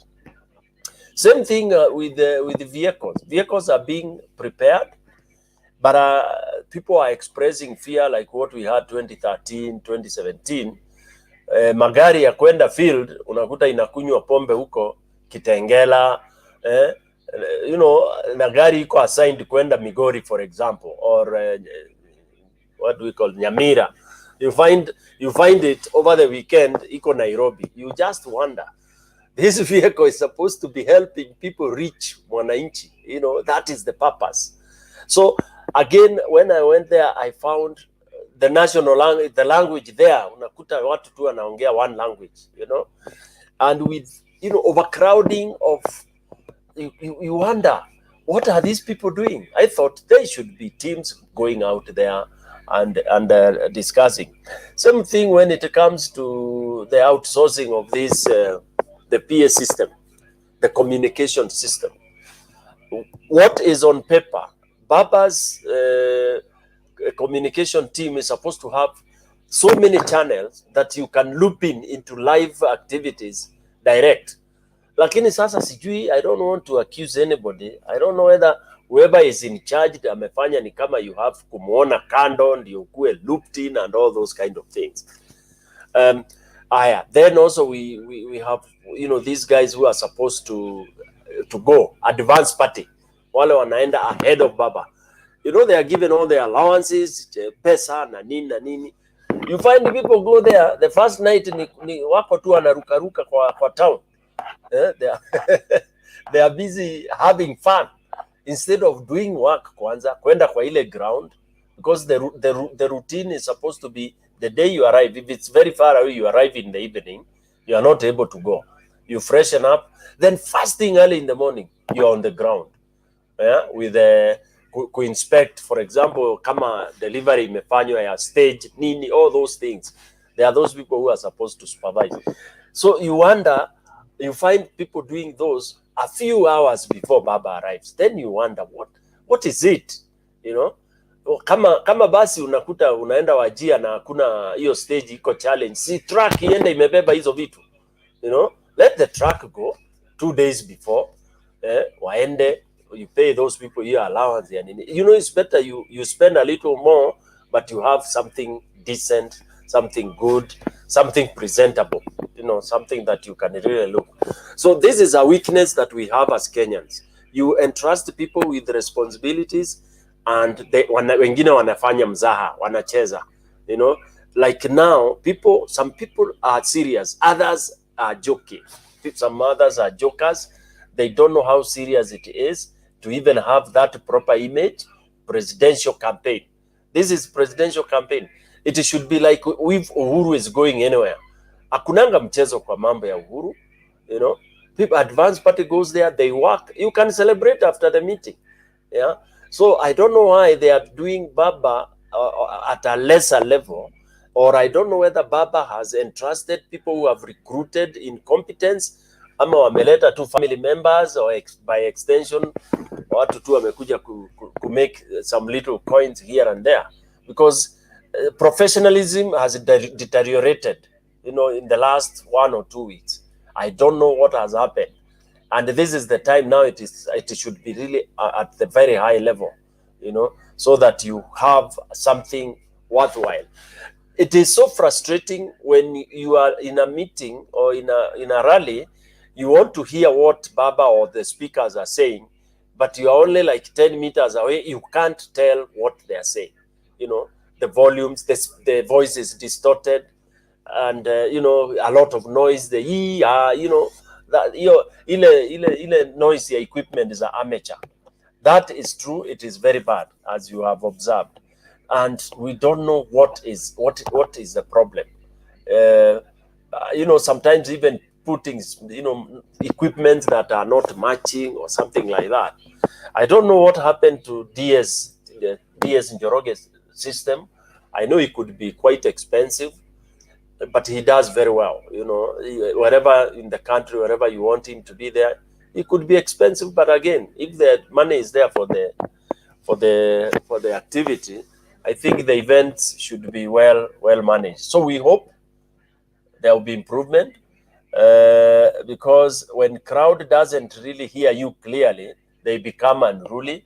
With the proper systems, even those ones in Wajir, ukiweza kuambia ndugu zangu nyamazeni, that very good and deep sound would easily kind of tame the crowd. But if it is screaming of to tutors hapo badala ya booming of proper sounds, inakuwa shida. Maybe Baba should engage a technical sound technician who will be able to do that. I don't think Nani is maybe is charged with a lot of work. This is Mdomobagi, because you see him carrying a lot of papers. Ni kama dio ama a civil servant. Civil servants wanabebanga mafile, hujui ni za nini. Sasa huko kwa campaign, why are you carrying papers, files zingine zikianguka and anyway, we are just doing it on a very positive note. But I think that sound team should be really sound team, and hiyo mambo ya katika, even the way you set those remote control, wireless, the system should be able to set it in a way that haitakuwa mahali inakatisiwa na watu sijui wakipita. I don't know, there is something very clear that is happening with the system. That's what I can say in that, and I hope it will be improved. The other one, of course, is what we have talked about, the stage. The stage is most important, because that's where the world is focusing. In all rallies, we don't focus on the crowd. We focus pale, your stage. Even those who have done event management, we are told that the way you decor that, you design that stage is what tells what an event will look like. So I think that is key. In Kenya, we should not be talking of a mediocre kind of event management. So basically, that is what I can say about that. Thank you.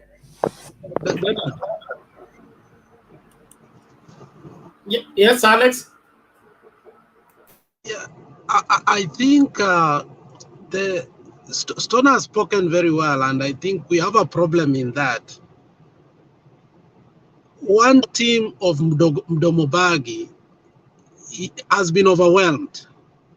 You see, from Azimio forums all the way to now, it has been non-stop. It has been non-stop. So I think we need a contingency plan. One person can't be moving from one place to another, and we depend only one person. I think we need about 3 to 4 people. And Mdomobagi needs to acknowledge that he is not the only one. What he has been doing is that he has a team of people, but he is not willing to share the platform with them. And he has to be forced, because you can't do it all the time and be effective. Hata sauti yake imeanza kukataa.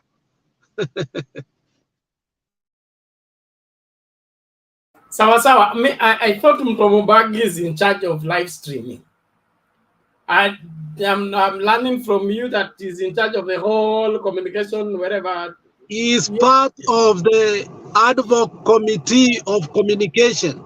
You can't do that even if you are an expert. You can't do And that. he goes everywhere they go. He flies everywhere. So, you can't be effective. Quality assurance does not allow that. Yeah.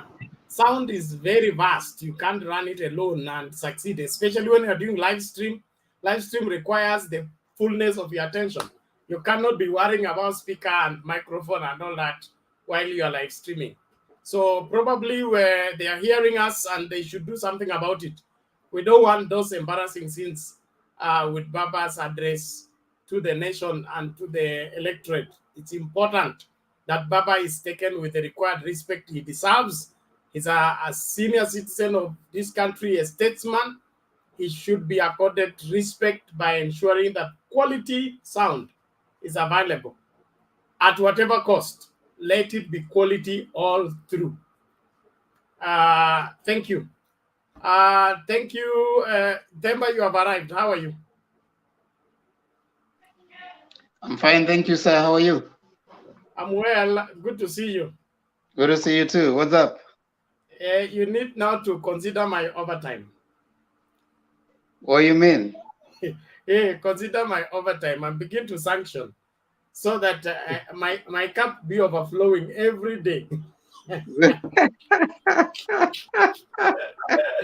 even as time overflows. you know the Mutembe TV management team is going to have its annual review soon, so don't worry.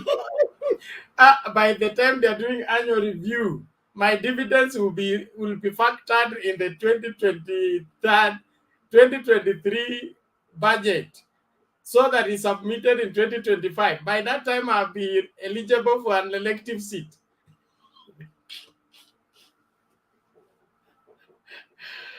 Sawa, thank you, welcome, and let's take it from there. Simon hajaongea, hao watu wengine wameongea mara mbili, mara tatu, mara nne. I can talk now. Okay, Simon, karibu. Asante sana. Karibu Demba. Wherever you have been late, you are welcome. Hata sisi tunaweza kuwelcome pia. And I concur with Bernard. He should get something, man. He's working so hard. Now, Simon, mkono mtupu haulambwi, wacha kuweka maneno tupu. Nani Bernard has a number that can receive M-Pesa. Okay? Unless it is a pride, we don't know it. So it's still the point. When you come here and speak like that, we listen to people who speak with action. That is how Azimio speaks. Yes, ndio nasema lazima we don't engage in empty rhetoric.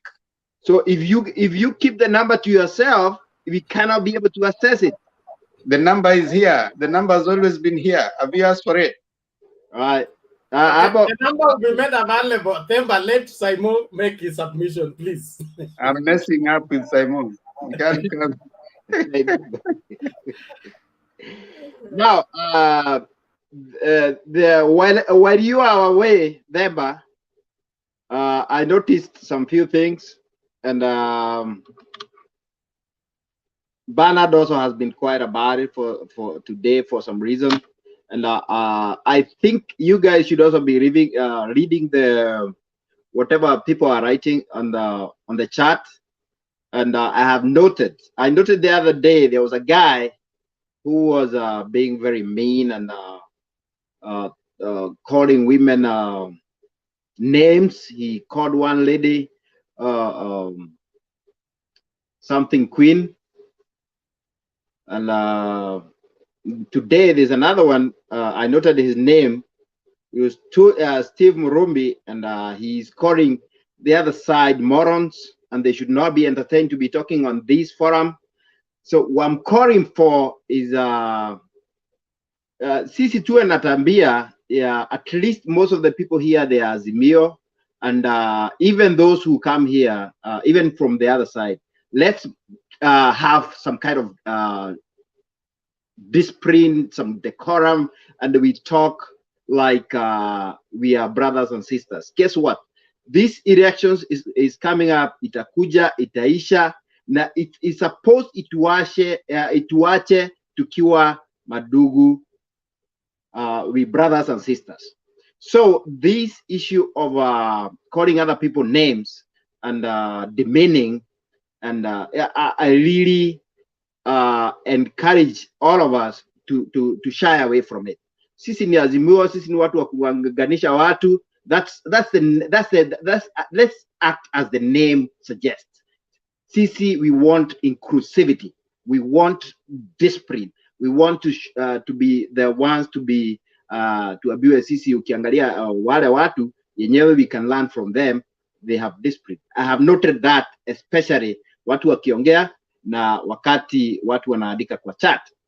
Now, moving from that, I was to talk about the nominations, and tumeongea kidogo, but I think it's a topic that maybe need iongelewe sana, because it's no doubt that Azimio got this. There's no contest. There's no contest. But there's a problem that I'm seeing, and a few people have also noticed. The nominations of individual parties, I think, should be managed. What am I talking about? I'm talking about sasa tunajua Azimio inachukua. We know it. It's kuna ingine unajuaga tu iko. You can smell the coffee. You know it's there. But the nominations, I think they need to be managed. When it comes to there's a, I can't remember who it was, but I think is PK was talking about the regions ziwe zinakubaliwa zinachukua kama ni upande ule tunajua Jubilee, we know Jubilee is strong in a certain area, tunawakubalisha. We know ODM is strong in another area, we let that the party run on that side. Now the problem that may be there, and I could be, maybe there's some other people who are seeing the same. If Bamba goes well, we know he's getting the presidency, but if he goes with less members to support him in parliament, it may be so hard to govern. I feel strongly it may be so hard to govern if he doesn't have, there are some people, and I think that needs to be discussed very from us and from very high levels. Kama Baba hawezi kuwa akona support hii Azimio, and it's also kind of hii kitu ni nzuri when we have so many parties coming together under one coalition, but it inanyima the presidential candidate, in this case Baba, inaweza kumunyima if his own party is not strong enough, like the ODM haina votes za kutosha, so that the other people can, when the other parliamentarians, when they are voting for a certain motion, that they are able to pass some important motions, that can be problematic. So hiyo ningetaka kusikia maoni more of how this should be done, because I can sense a problem in that. Moving from that, I'm not going to go deep in that, but that needs serious discussion. Moving from that, I want to talk a little bit about the Boda Boda. Hold on, Taimo. Yes. What's your recommendation? Let's think solution. You know, we've talked a lot about problems. We have not talked solutions. I would wish that now we move from problem-focused discussion to solution-focused discussion. For example, you're saying that, okay, nomination will be a problem. My recommendation is this and this should be done. When you're so much problem-focused discussion, you read a lot the book of Lamentation in the Bible. It is just lamenting. I see a problem. I see a problem. But now, offer solution. What in your view is the best way to handle nomination? Because it's not only an Azimio problem. It is a problem across board. So, what in your view as Mansaimo is the solution? Me as Mansaimo, as you call me, I was trying to avoid taking too much time, but since you have given me the opportunity, I will say this. I was thinking the boardroom, ile wale the contestants, wale wana the ones that want to go in a certain seat, kama ni MP, gubernatorial seat, Senate, whatever the seat is, wanaangalia among us, iko watu watatu wanataka kuwania ugavana ya Kakamega. Between these three guys, kunakuwa na the side yenye inaangalia, let's say, I don't know what you call the major players of the party, and then they look at who has the potential. That is hiyo kitu iwe inaongelelewa ndani ya chama and then it goes to the Azimio level, because like us, that is can be a problem. We are still not out of the woods. It can be a problem to seme, nimesema Kakamega. Azimio iko na mtu, I mean ODM iko na mtu, Ford Kenya iko na mtu, Jubilee iko na mtu, whatever ile Mudavadi iko na mtu ANC, and then UDA ikuja imeleta mtu mmoja. Unaweza kuona tu UDA imepitia hapo katikati. So my recommendation would be, let's there be a discussion. Badala ya watu wote wenye wanafikiria wanajisikia wako na masus za kusimama waingie, wasimamisha mtu mmoja wa Azimio. That's on the Azimio as a blanket. On the chama level, they also need to make sure that, like, to me, I'm feeling like ODM is losing ground in a lot of places. ODM, I think it should continue maintaining the power, at least make sure in a negotiate to be able to go to the elections in most of the areas. That's what I think about that. So can I go to the next point? You haven't offered a solution to the extent that, the nominations are first of all at party level, and all parties have their own constitutions and ways of handling their nominations. So this is what has been said in the levels of Azimio. The parties, as they are, they'll follow their nomination rules within the party. So once they follow their nominations rules within their party, there are all those things that you're trying to say, like there's candidates consensus, there's universal suffrage, where party members, that's why the party list, party members are going to be voting for the members, for those who have given themselves to vote, to vie. Then the other one is where they do something called like a poll, and then they arrive at one person. Now, most members would prefer the universal suffrage, where party members vote for their the preferred candidate. However, the expenses involved in that, is what is pulling some of the candidates back. Now, the other challenge comes in, and that's a political statement that has been going on. People are saying that if you do a poll, how do we know if you have paid the so-called members? Now, so-called poll members, that's where the Secretary General of ODM, that is Sifuna, said they will have a professional polling mechanism within, and the party members, if they want to hire their own, they can hire, which is an expensive affair. But as it were, the polling, the nomination is going to be a hot thing for all of them across board, whether you're talking Azimio or you're talking Kenya Kwanza. Now, there's word in the wire that Kenya Kwanza is having a negotiation towards winding all the other parties, so that Ford Kenya will wind up, what the other ANC will wind up, any party that is joining Kenya Kwanza will wind up, and then they form only one, the way Jubilee was. So that when they are going to any place, they're only going as Kenya Kwanza, but not as ANC or as Ford Kenya or as the other. There's that word that I've started hearing. Now, if they do that, probably what you are saying will suffice, that they'll hope that eventually Azimio remains as it is, and so they kind of sweep the thing by kupitia katikati yao, because Azimio wamesimamisha watu wengi.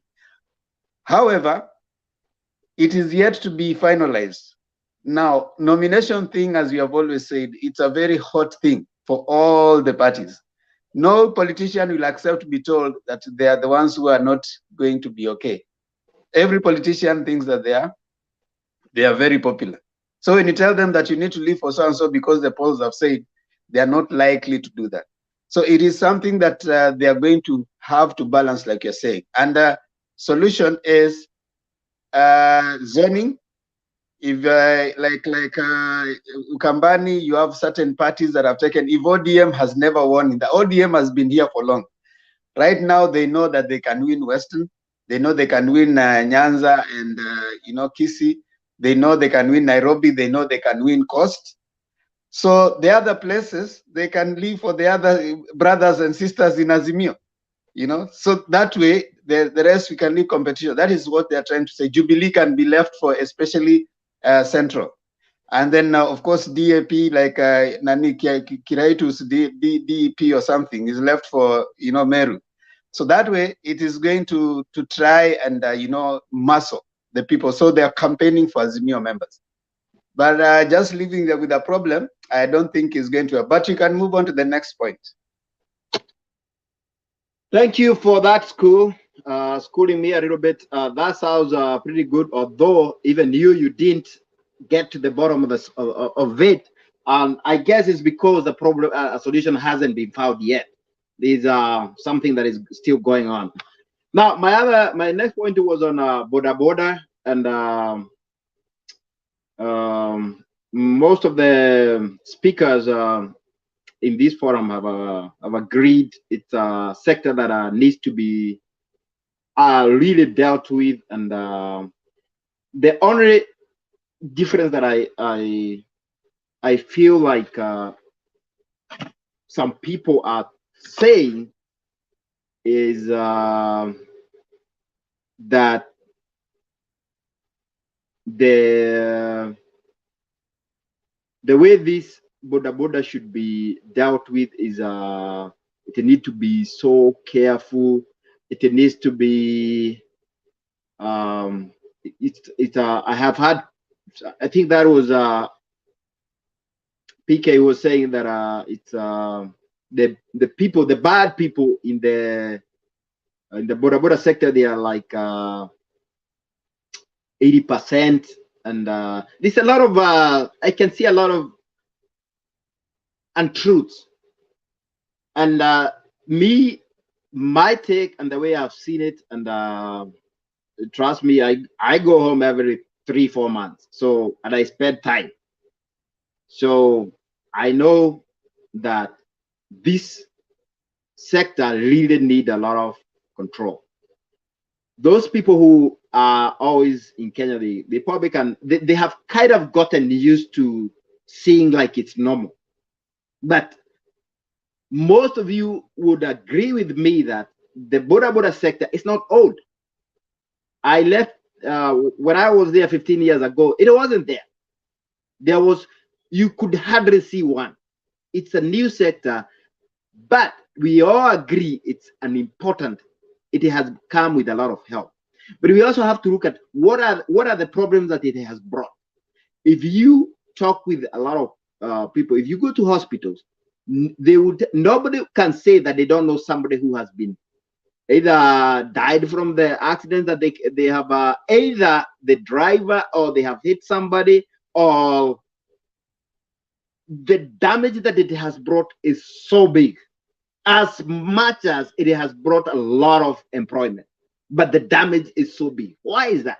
The reason is because of there's enough rules to control the sector, but they are not well structured. So even the policemen in the road, they actually, to me, when I look at them, they don't know what really to look for. And also the number of the Boda Bodas riders in Kenya is so huge that they can be overwhelming to the police. Today, I saw a video, and I had seen it before, it just resurfaced, of police officers being harassed by motorbikes, and it's multiple times. They are beaten up. So it is the same people you think that they are supposed to protect, they are unable to protect because there's no, there are laws, but they are not well structured. So my point is, they are benchmarks. Like we have seen the sector thrive in other countries. For example, people have mentioned Kigali, where I have been, Rwanda.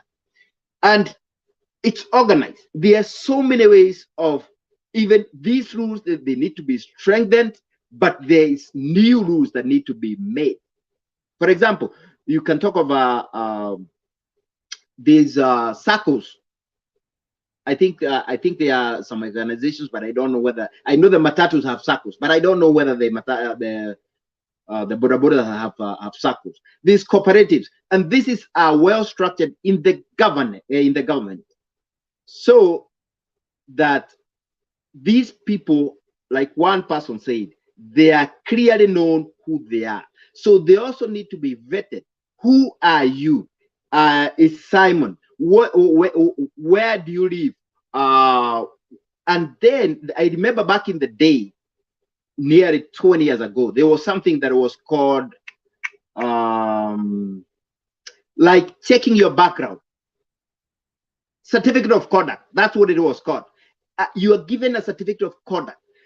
So it's not just because we know who you are. Are you qualified to be drug?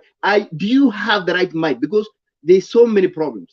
We have people who have got a problem, like they are sick, like they have mental illness, and they're still driving those roads. There are people who have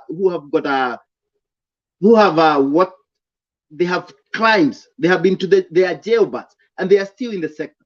So, and that number is not that big. It's not 80%. It's probably 20 to 30%, maybe less.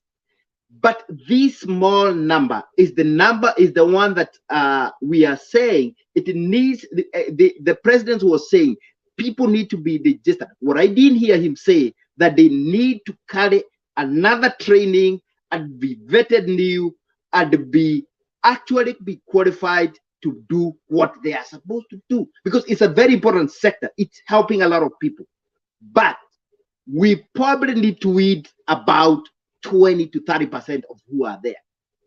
And the Kenyan economy is not short of people. So the 20% that are being moved out, they can also be replaced by others who are still jobless. So to me, that sector also can do something like Nyumba Kumi. The way the Nyumba Kumi was organized is that me and Deba and PK and Bernard, 10 guys, we are watching each other. So the police work also becomes easy. We are watching each other that way. Bernard ukifanya kitu hata mimi nafuata. It's like you are my guarantor. So if they have those, there's a bigger cooperative, there's the SACCO, there's the Nyumba Kumi, it's very hard for you to do a crime because everybody is watching you.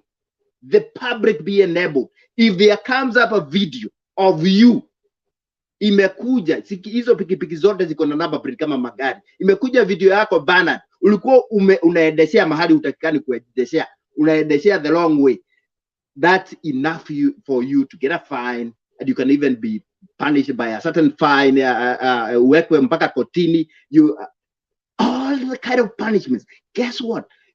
Kenyans, I saw them in 2002 wakati Kibaki alikuja na Mishuki walikuja. The Kenyans are the most obedient people if you show them that you're serious. I remember wakati Mishuki had introduced those rules. I was working in the Western Kenya. Watu walikuwa wanashika polisi. Polisi anasimamisha matatu hivi, tuko ndani. Watu wanatoka ndani wanashika polisi, wanafunga na kamba. That is the Kenyans. They just need to be told clearly, this is what is supposed to be done. At unaitisha pesa, unaitisha ya nini? This day when I go to Kenya, I still see police they have gone back to what they used to do. The only kitu imebaki, which is a recommendable, the remnants ya Mishuki, watu bado kwa matatu, they are like the right number. But if you go to the Ushago, which I normally go, unakuta bado watu wana break the road. Matatu ya watu 14 imebaba watu 30. It's ni hatari, and those rules, they can be. Kenyans are obedient. We are obedient people. So even this kind of like kwenye tuko, it's more what to see obedient kama Kenya. They just needed to know the government, the person who is in command is not joking. Kama vile waliona huyo mzee nimesema hapo Mishuki, and they can follow. They can really follow the road. Well, wacha nitoke hapo. Maneno ya equipment ile tulikuwa tumeongelelea. hii equipment ya baba, mimi nashuku kitu ingine hapa. There must be sabotage. This campaign is a well-fueled machine. You cannot tell me hakuna mashini za kutosha. You cannot tell me hakuna kampuni kama hizo. Huyo jamaa alikuwa anasema sijui Joroge nani. There is more companies. The Kenyan government, the Baba and his people, they can wanaweza kutoa mashini anywhere in the world if they are needed. So now, and there is a question hapa ya who are these people who are actually working for them? Because mimi nakumbuka wakati kulikuwa na mkutano kule Thika ya kwanza, I was so angry. We can't hear what they are saying. Hatusikii vile wanasema. Baba anajaribu kukakaga hivi the traditional way. It's not supposed to be like that. It's 21st century. This is simple. Lazima kuwe na watu ambao hawatakii baba vizuri, and they are actually working for baba. So they need to be weeded out. There need to be a well-structured program. That should not be something that hata tunaongelea. Equipment, sound, that is not rocket science. How if we can kama tunaweza aminia mtu abebe baba na helicopter, and that is a lot of technology there. How about kitu kama just a microphone and some few speakers there and some sound equipment? That should be nothing. So hiyo mimi naona hapo there must be some molds. Hapo iko na molds, and watu wanatakana kuangalia sana. I hope wanatusikiza. There must be vetted who are these people who are working there. Haiwezekani. It's not even possible. Hata niongelea maneno ya defections. Me, I'm so happy. Nimeona vile watu wame defect, especially kule sijui Agoi kutoka deputy governor huko sijui Bungoma. I've seen Nairobi watu wakienda kwa Eugene Wamarwa. Nimeona jana tuliona vile like I talked earlier hapa na sema sijui kasema sijui nini hapa. Nilikwambia huyu mzee wa Mount Kenya anagojea the right time and he will come. Kiraito Murungi ni Azimio. Huyu mzee, he has been with baba since for 30 years. Wamekuwa na yeye since 1984. Wamekuwa na huyu mzee. Huyo si mtu unamwacha. But he has to make sure he has, na watu wakasema sio kiongozi mzuri. Huyo ni mtu anaheshimika sana Mount Kenya yote. Wacha kwao. He is respected in his village. He is respected in Mount Kenya. He is respected in Meru. So tuko na Kiraito Murungi, tuko na CS Munya. Those are the kingpins wa Mount Kenya East. Wengine kina Kidhuri Kidiki, wachana na wao. They are non-starters. They are bro, dakika tatu bwana, bro. He's taking like a okay, sorry. Wacha nimalizie dakika pointi kamoja niseme huyu kijana anaitwa Charles hii ya kutoka Bungoma. He needs to get somebody like Bernard and munulie chai. Usi mtu hata usinunue hata madazi, chai peke yake. Okay, muongeze mpaka madazi, mkalishe chini, mpe maneno vizuri pole pole. He will get it. Na unajua vijana, the problem ni wengi. There are so many. Ukipea Bernard, ukipea Charles, if you talk to him, he's gonna talk to other 10 boys. Umwambie sikiza, hii serikali inataka experience. Kenya vijana ndio wako, but we need somebody who has been in the amekuwa kwa trenches, somebody who has suffered for hours, na mtu antuonyeshe batai his track record, atuonyeshe ya baba. Akianza asubuhi, kama kuna mtu anaweza kuongea track record ya baba, hata jione hawezi kuwa amemaliza track record. Ukiangalia ya mtu kama Ruto is nothing but dakika moja imeisha. Sorry, lakini ya track record ya Ruto ni destruction after destruction after destruction. Hata saa hii ako ng'ambo ni destruction.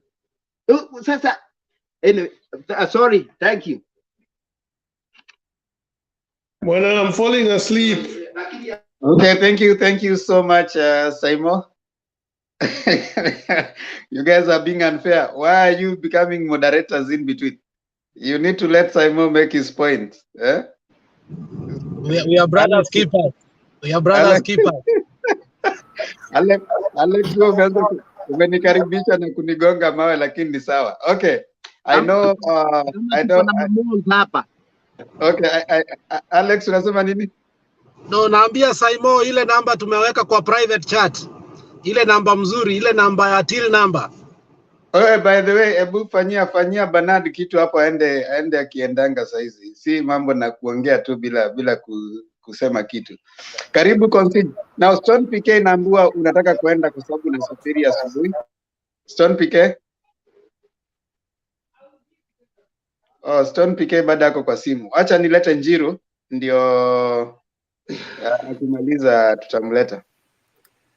Okay. Thank you Bwana Themba. Sijakuwa hapa kwa muda lakini I appreciate what we are doing here as a team. Yeah, I can see a family developing from what we are doing here. I think even from my previous discussion zile nilikuwa nikisema hapa, it is now evident ama vile tumekuwa tukisema wale watu ambao hawajui historia ya Kenya ama wale watu wanapenda mashinda, those are the only people who can support the deputy president. And I was double sure hakuna vile mtu kama Kiraito Murungi in his right senses na anajua kule tumepitia. You know, for Kenya to reach hii point tumefika, some people have suffered, some people have labored. I was still hesitant to say that Mr. Kiraito Murungi can just go and support a deputy president who doesn't understand anything. To my consideration, I consider our deputy president as somebody without experience, somebody who doesn't have political information, and I think he needs to look for political scholars to teach him. Because I got worried when unajua nimekuwa nikisikiliza speech yake ya hapa Marekani na nimekuwa pia nikisikiliza speech zake zile amepeana England. Those are whatever the deputy president has done, he has actually managed to erase some of the votes which he was assured to have in the name of wanting to define himself as a foreign dignitary. He went there to look for or to try and show that he has a foreign influence, but in fact he has done more injuries than good to his own self. So nikitoka kwa hiyo ile tu ningekuwa nikisema baba amekuwa akipata gains mzuri sana. And one thing which you need to know about Anjane is about bringing and assembling. Na ukiangalia timu ya baba sasa inaoneshana that traction of assembling, whereby each and every time we can see things coming into a certain place. Sasa wacha kwanza nijibu hii swali mlikuwa mnasema how can we solve hii story ya nominations, ili sasa I talk about Boda Boda and what is happening na nimalizie. Mimi kuna kitu naona hapa itatendeka about our nominations. Mimi, this is my opinion, although this is not what maybe many of the parties are doing. Mimi naona the easiest way to solve the calamities which can come out of the nomination, mimi naona chama zote ambazo ziko Azimio, we allow them to do their own nomination. Jubilee wafanye nomination zao, whichever the place they want to field the people. ODM wafanye nomination zao wherever they want to field the people. Then from there, tuanzie sasa kuangalia, and we finance our nominations very well. Then tuseme kama ni, let's say it is even like a place like in Kakamega. Kakamega after kufanya nomination zao, mtu wa DAP apate kura 5,000. Mtu ya ODM apate kura 20,000.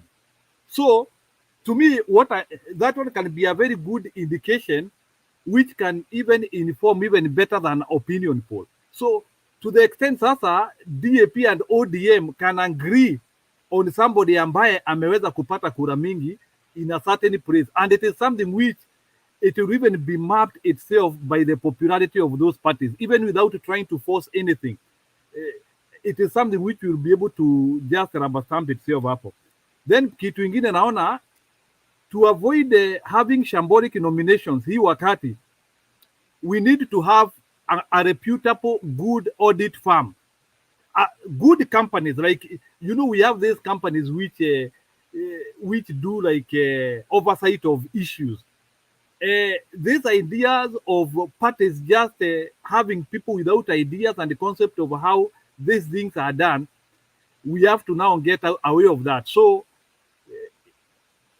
coalitions have to invest heavily on manpower and manpower with experience. I know of many audit firms ambazo hata zinafanyanga recruitment for people. It's only that maybe in politics, I don't know how they can get involved. But we need to bring companies on board which can help solve some of these problems which happen during the nomination day. Like, for example, unaonanga wakati wa nomination ballot papers zinafika saa 6, pahali ingine watu wameenda kwa ballot line wanafukuzwa. Yani, we have so bad suckers which happens during nomination. If we can be able to finish those suckers, I can tell you hata yule mtu atashindwa atakubali uchaguzi. The problem why you see people, watu hata wakikimbia na nomination, wakikimbia na certificate, ni sababu ya ile suckers inatendekanga.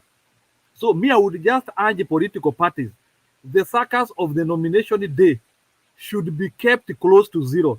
Hii idea ya ballot paper kuchelewa zinafika saa 6, ama munafunga kituo saa 9, ama munaleta goons kwa polling stations which you think you don't have support na ziko na watu wengi. We know the suckers which happen in the nomination day, and I think political parties should invest on the nomination day, on how that day will be peaceful, on how the voice of every person who wants to go and vote will be heard. That is what we should be investing on. Otherwise, if we allow that day just to come, we will have another day which our deputy president created for us in 2017, whereby we had chaos in Jubilee, and everybody who got to be elected in Jubilee was not sure whether he won or he never won. But they are also to depend on the lack of the general election day. So it's about integrity and about minimum interference. Then hiyo story ingine mumesema story ya ODM hapa. Mimi naona it will be very risky if mtu kama baba ataanzia kuongea story ya ODM sana. You know, now baba ako kwa the bigger umbrella, the Azimio. So to me, naona story ya ODM, whether the amount of people who ODM will get or not, hiyo naona baba aachie hawa akina Sekijen na the rest. Otherwise, if baba will want ODM to become strong and maybe to get to become a very popular party, he might end up hurting other parties. The fact that he is a father of all the parties, or he is now a father of a coalition, he has to tread very carefully. Otherwise, if he still wants to be too much involved in ODM, he might bring some injury. So mimi naona baba on the ODM issue asiongee sana ama asiguzie sana, because we have so many tertiary parties which still are looking forward to him on solutions and on concepts and methodology. Yes, I know ODM, they might want to still be strong, but let Akina Sifuna and the rest work on that. But Baba should not put his foot very heavy on ODM. Otherwise, he might hurt the coalition in general. It is a place between walking in between a thin line and a thick line. So he has to be careful on that. Lastly, ni history ya Boda Boda. Let me say that in Kenya, we have so many industries which are not following the right ethics. Na saa zingine tunakujanga kujua hii vitu kitu fulani ikitokezea. Years ago mnakumbuka tulikuwa na jamaa alikuwa anaitwa Waiganjo. Years ago mnakumbuka tulikuwa na Mugo wa Wairimu. People who are working in some professions and they are not qualified.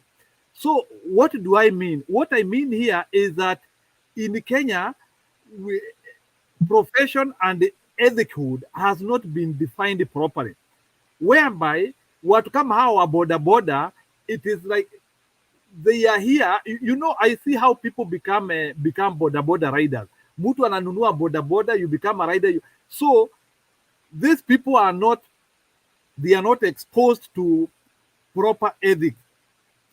Yes, although what happened yesterday, it is something which should be criticized along all the board. I also see that we might also treat this boda boda guys very harshly because of a mistake which was done by somebody or by people who are not representing the whole group of the boda boda people. I still believe we have boda boda people in Kenya who respect women. I believe we have boda boda people who follow the rules. The only problem is that we have overblown this issue because somebody was assaulted yesterday, which to me, I don't see it is the right way the government should follow this procedure. If the government will want to follow this procedure harshly and the way they are doing, this issue will become political. And I can assure you here, if this issue of border border becomes political, we will not even get a solution on it. So to me, what I see, the people involved with the security, Akina Matiangi and the rest, let them come up with a procedure. And it doesn't need, they don't need to crack them like in a one day. Let them like have a 1 year consultative and bringing all these border guys on board. But this idea that simply because somebody was assaulted yesterday and we want to bring changes in an overnight, whereas that, but tunajua ya kwamba huyu mwanamke ambaye alikuwa assaulted, she was in Nairobi. Mtu wa Kakamega hakufanya kitu kama hiyo, ama mtu wa Garissa hakufanya kitu kama hiyo. Although now people are saying that border border people have been doing this crime everywhere. So if border border people have been doing this crime everywhere, why are they not being taken to court? Are they above the law? I don't think so. So I think we are over punishing our border border people. And we know that some of these border border people, majority ya wale watu wanaendesha border border, they are the victims of a failed government. Tunajua ya kwamba during the Moi government and other preceding government, tunajua ile vitu ambayo ilitendeka, watu hawakuweza kusoma vizuri, so sasa ndio walikuja wakakuwa watu ya kuendesha boda boda. So the way we are supposed to do is let's look at how we can solve the problems in this industry, but we cannot solve these problems in one day. We have to do consultative, like the way we do our constitution. It's a big industry. It is harvesting close to 300 billion for Kenya, and we cannot mistreat these people. I know many people are dying because of accidents and other things which are happening in the border border industry. But we can solve these problems. Like we can even do some good engineering. We can like introduce a motorbike lanes in our roads. Those are now the things which we are supposed now to be talking. So hapa tuache kuongea tu story ya motorbikes tu peke yake and the people who are riding them. What can the government do to ease this problem here? Because remember, if riders and drivers are in the same range, there will be conflict. So we have now to reach a level whereby, like in Nairobi, we have now to introduce lanes which motorbike people can follow. But these ideas of mixing it, we are not going anywhere. So to me, to conclude on that, I think we are over punishing border border people, and this thing will become political. And once it becomes political, akina Ruto watakuja wachukulia hawa watu wa boda boda, waanzie kusema sijui nini. We will not find the solution, and now it will be used as a tool for vote instead of as a tool for sanity. And because hatutaki kusikia ati mwanamke mwingine amekuwa assaulted. Not only even women, hata wanaume wanakuwa assaulted by these guys. So let's solve it in an institutionalized manner, but let's not use emotions or not follow the right procedure.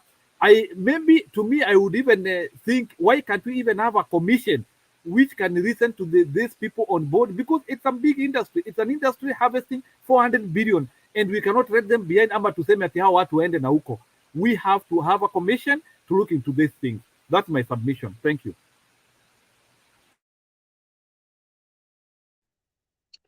Thank you so much, Njiru, for your submissions. Indeed, what you're saying is very important, and I'm sure they're balancing. You know what? The Boda Boda sector. If you can watch YouTube, you can see the Thika one. There's a very good system in Thika, and they have said it has worked in Thika, it has worked in Kiambu places, and it has worked. If it can be implemented, because it's already it's a pilot that can be implemented across other places. I think it's doable.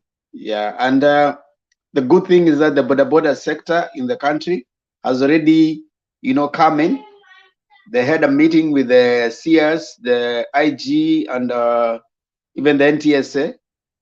They are going to be registered for free.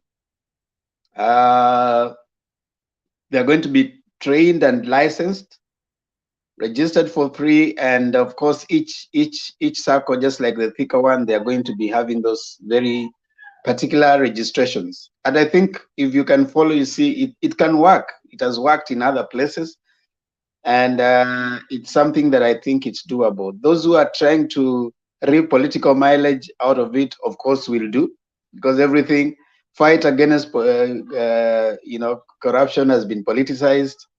If you go to court today, you say it's politics.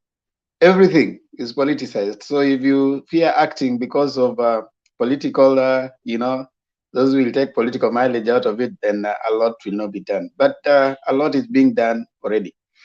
I want to bring someone who has not talked also, Najita Sujui, Savin Orinda, did you talk?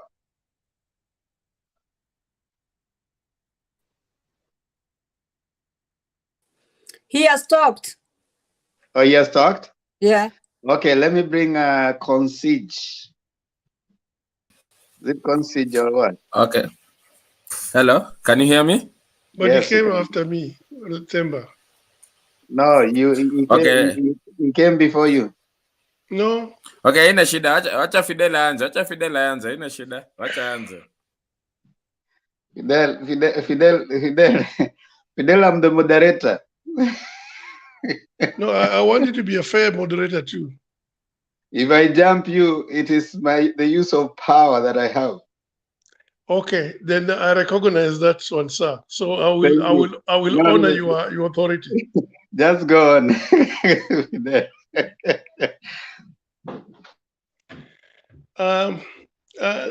Let me start with the Boda Boda thing. I think the Boda Boda industry need to be streamlined.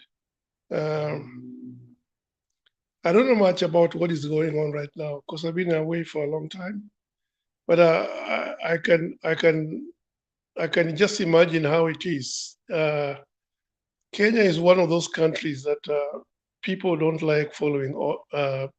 People like, I think anarchy is what people like, and it reminds me very much of Nigeria. Nigeria is just an anarchist nation where people don't want to follow rules, don't want to follow laws. Given any chance, they'll break them just like that. I mean, and that's how they operate.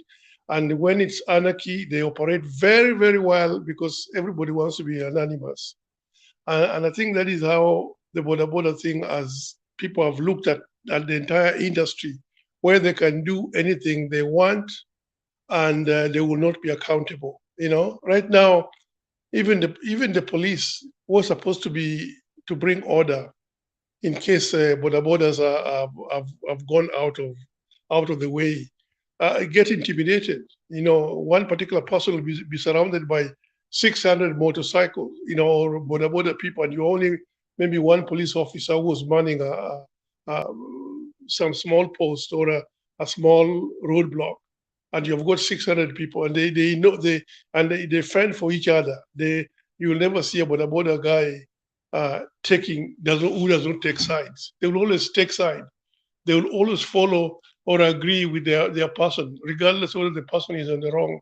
So I think it needs to be streamlined and be regulated because it's a big industry, and industry cannot operate in anarchy. It needs to be. People need to know who is doing it, even for them to be able to make a living out of it. it requires a streamlining. So, somebody wants a Boda Boda, there's a particular order in which you can be able to engage a Boda Boda rather than just, I don't know how they have to do it, but they must do it because it brings terror. Is one place where opportunists can take advantage of and bring anarchy in the country using the Boda Boda, because it's very easy to incite them, and because they are mobile, the damage they can do can be quite tremendous, because of just being indoctrinated with the wrong message, particularly in this particular case where you can see that people are already taking sides. Our brothers in the KKA are more or less like condemning what the government is doing against Boda Boda. So it's already dividing even a matter as mundane. This is not a small tiny matter, because it touches the security and the comfort of every person. But if you see that politicians are taking advantage, trying to make it look like okay, KK is with the Boda Bodas and it's the other people who are against Boda Boda, just to get a political mileage, it becomes a concern should be a concern for everybody. And that is not something that we need to tolerate. But at the same time, we should not be having this imagination or thought that Boda Boda people are not people who have gone to school. No, that's not true. Boda Boda's people have gone to school. Some of them are graduates, because there are no jobs. This is the only thing that they can be able to do and give them a living. They want to hack a living out of their circumstance. So it's not true that they are not going to school, and because when you do that, then you are looking down upon the industry. This is a big industry, and people who are doing it are educated. Some of them people have got degrees, and they're doing this particular job because that's the only thing that they can be able to lay their hands on. So such people, if they are structured in such a way that they start seeing that the government is developing a policy towards enhancing their collectivity, in terms of where the direction in which they need to go, I don't think they'll have any problem, but it's because they act this way. And majority of those people who take advantage of situations like what happened to the lady are those who are, I don't know, maybe I don't want to say they're not going to school. I think sometimes you get frustrated, and most of them also are indulge themselves in some substances. So something like that happen, they will not hesitate to take advantage of a situation like that. But we have seen it happening all over the country.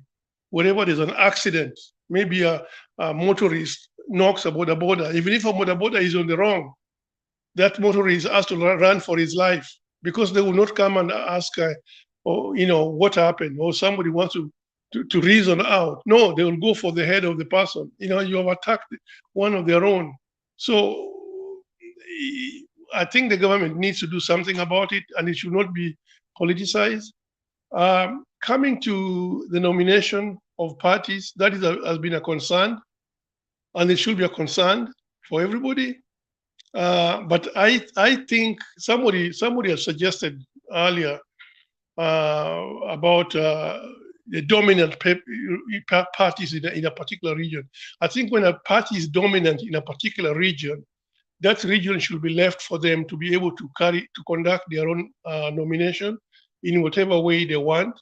I think universal suffrage is a problem, because it's easier for opponents to come and infiltrate the party and bringing in even people that are not even members.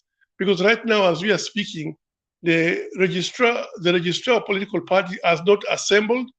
They have not really gone down there and edited members of parties. I mean, the period is very, very short, and they have not even started working on that. So by the time the nomination comes, they will not be ready to be able to tell whether somebody belongs to PNU or belongs to ODM, depending on how somebody wants to take advantage of that nomination. they can be able to infiltrate a party's nomination with the non-members who end up electing people of a certain persuasion, to be able to help that particular opposing party in the long run. So we don't. That is also a problem. That's a concern. I think when it comes to Azimio candidates, a candidate based on Azimio party are places where neutral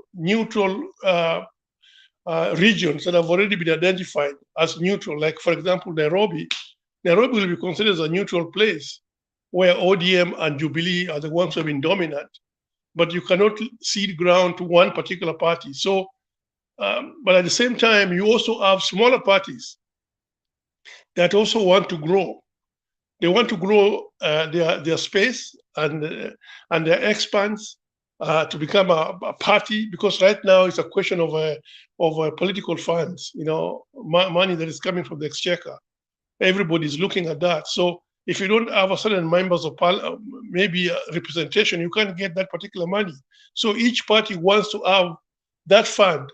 So how do you reconcile all these aspirations of these small little parties with vis-a-vis the dominant parties?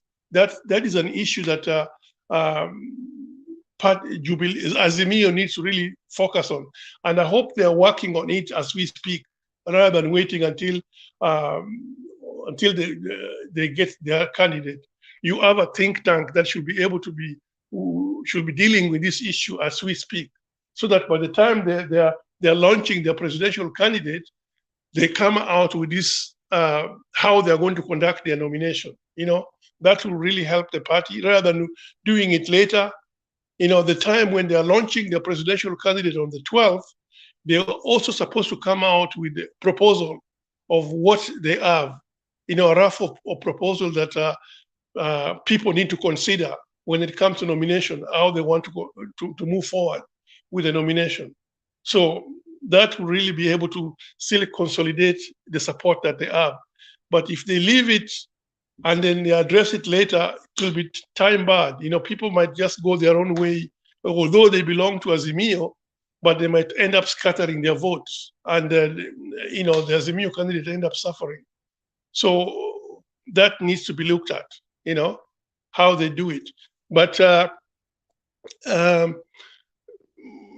it's a concern, and I hope they are looking at it right away, or they've started looking at it, so that they help conserve what they have already gathered instead of scattering it because of political interest. Wajir Azimio, I liked it, but at the same time, I did not like it much. Just like what everybody has already said, the dais was very small, congested. It looked like everybody was fighting for space. You couldn't even be able to tell who was the presidential candidate when they were standing there, because Baba just got lost in the midst of all that crowd. So they need to treat the whole thing with the respect it deserves. This is a presidential campaign. Baba doesn't need to be competing with councillors, MCAs, who also wants recognition on the dais at the same time. He needs to be given his own space to be able to introduce his own people, rather than him carrying out the ants of aspirants and introducing them to other people. I think that was a very wrong display of organization. It wasn't organized properly. Sound system was pathetic, to be honest with you. So they should work on that, because that one also turns people off. At this particular level of time, that is one area that they should have already addressed very, very early, so that people can see a progression of how how organized they are. So I think that is something that we need to just call them out, and they start looking at. I don't know whether they listen to what people are saying, but the sound thing needs to be addressed. We need to be hearing the voice of Baba when he's speaking clearly. The rest apply with everybody. You know, so I don't know why they're not paying attention. I don't know how much it costs to have a sound system. If they can afford helicopters and all those big cars, I think sound system should not be a problem. What else? I was impressed by what Salat said today, where Salat took his chairman to task and wondered why they should continue feeding a certain somebody with Cerelac, and looks like Cerelac is also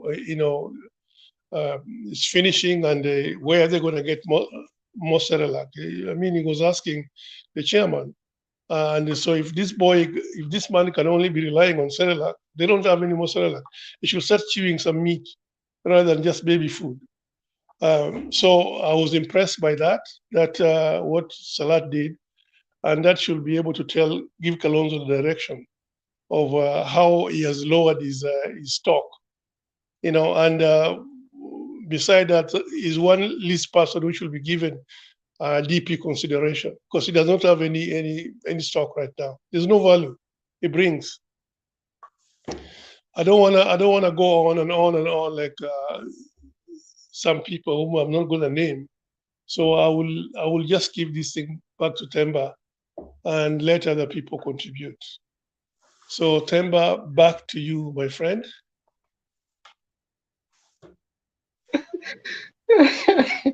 Wayara, you must have been a bully when you are in your earlier days. You must have been a very serious bully.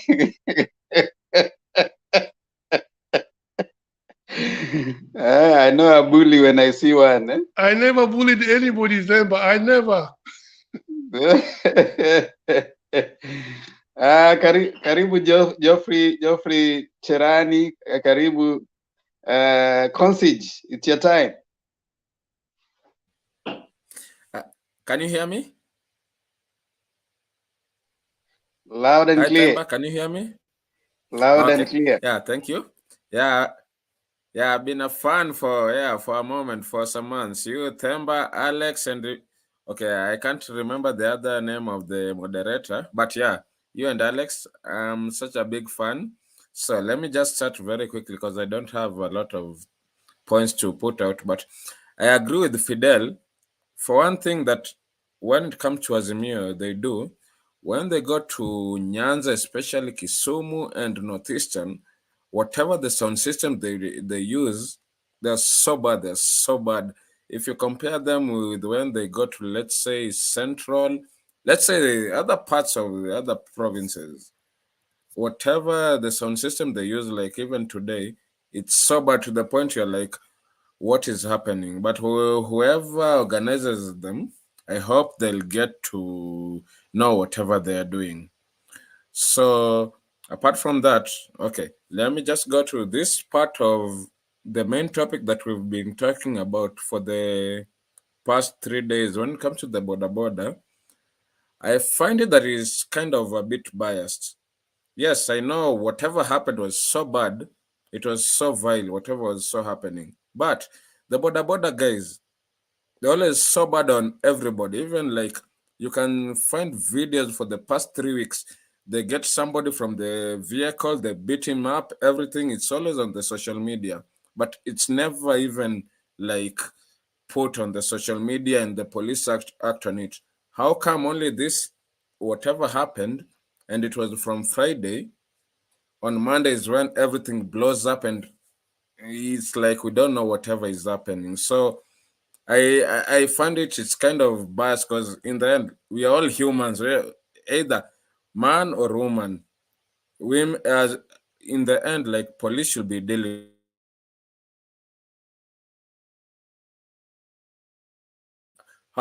How come people are so mad? Like, how can you do this to somebody? But in the end, it should be a human being. We should never be biased. That is all I want to say about that. And then when it comes to, it's like people are so scared when it comes to the nominations to ODM. People are saying like, because like when it comes to Azimio, people are saying like when it comes to the nominations, like it's like a lot of people are coming to Azimio for the nominations. So people are kind of scared.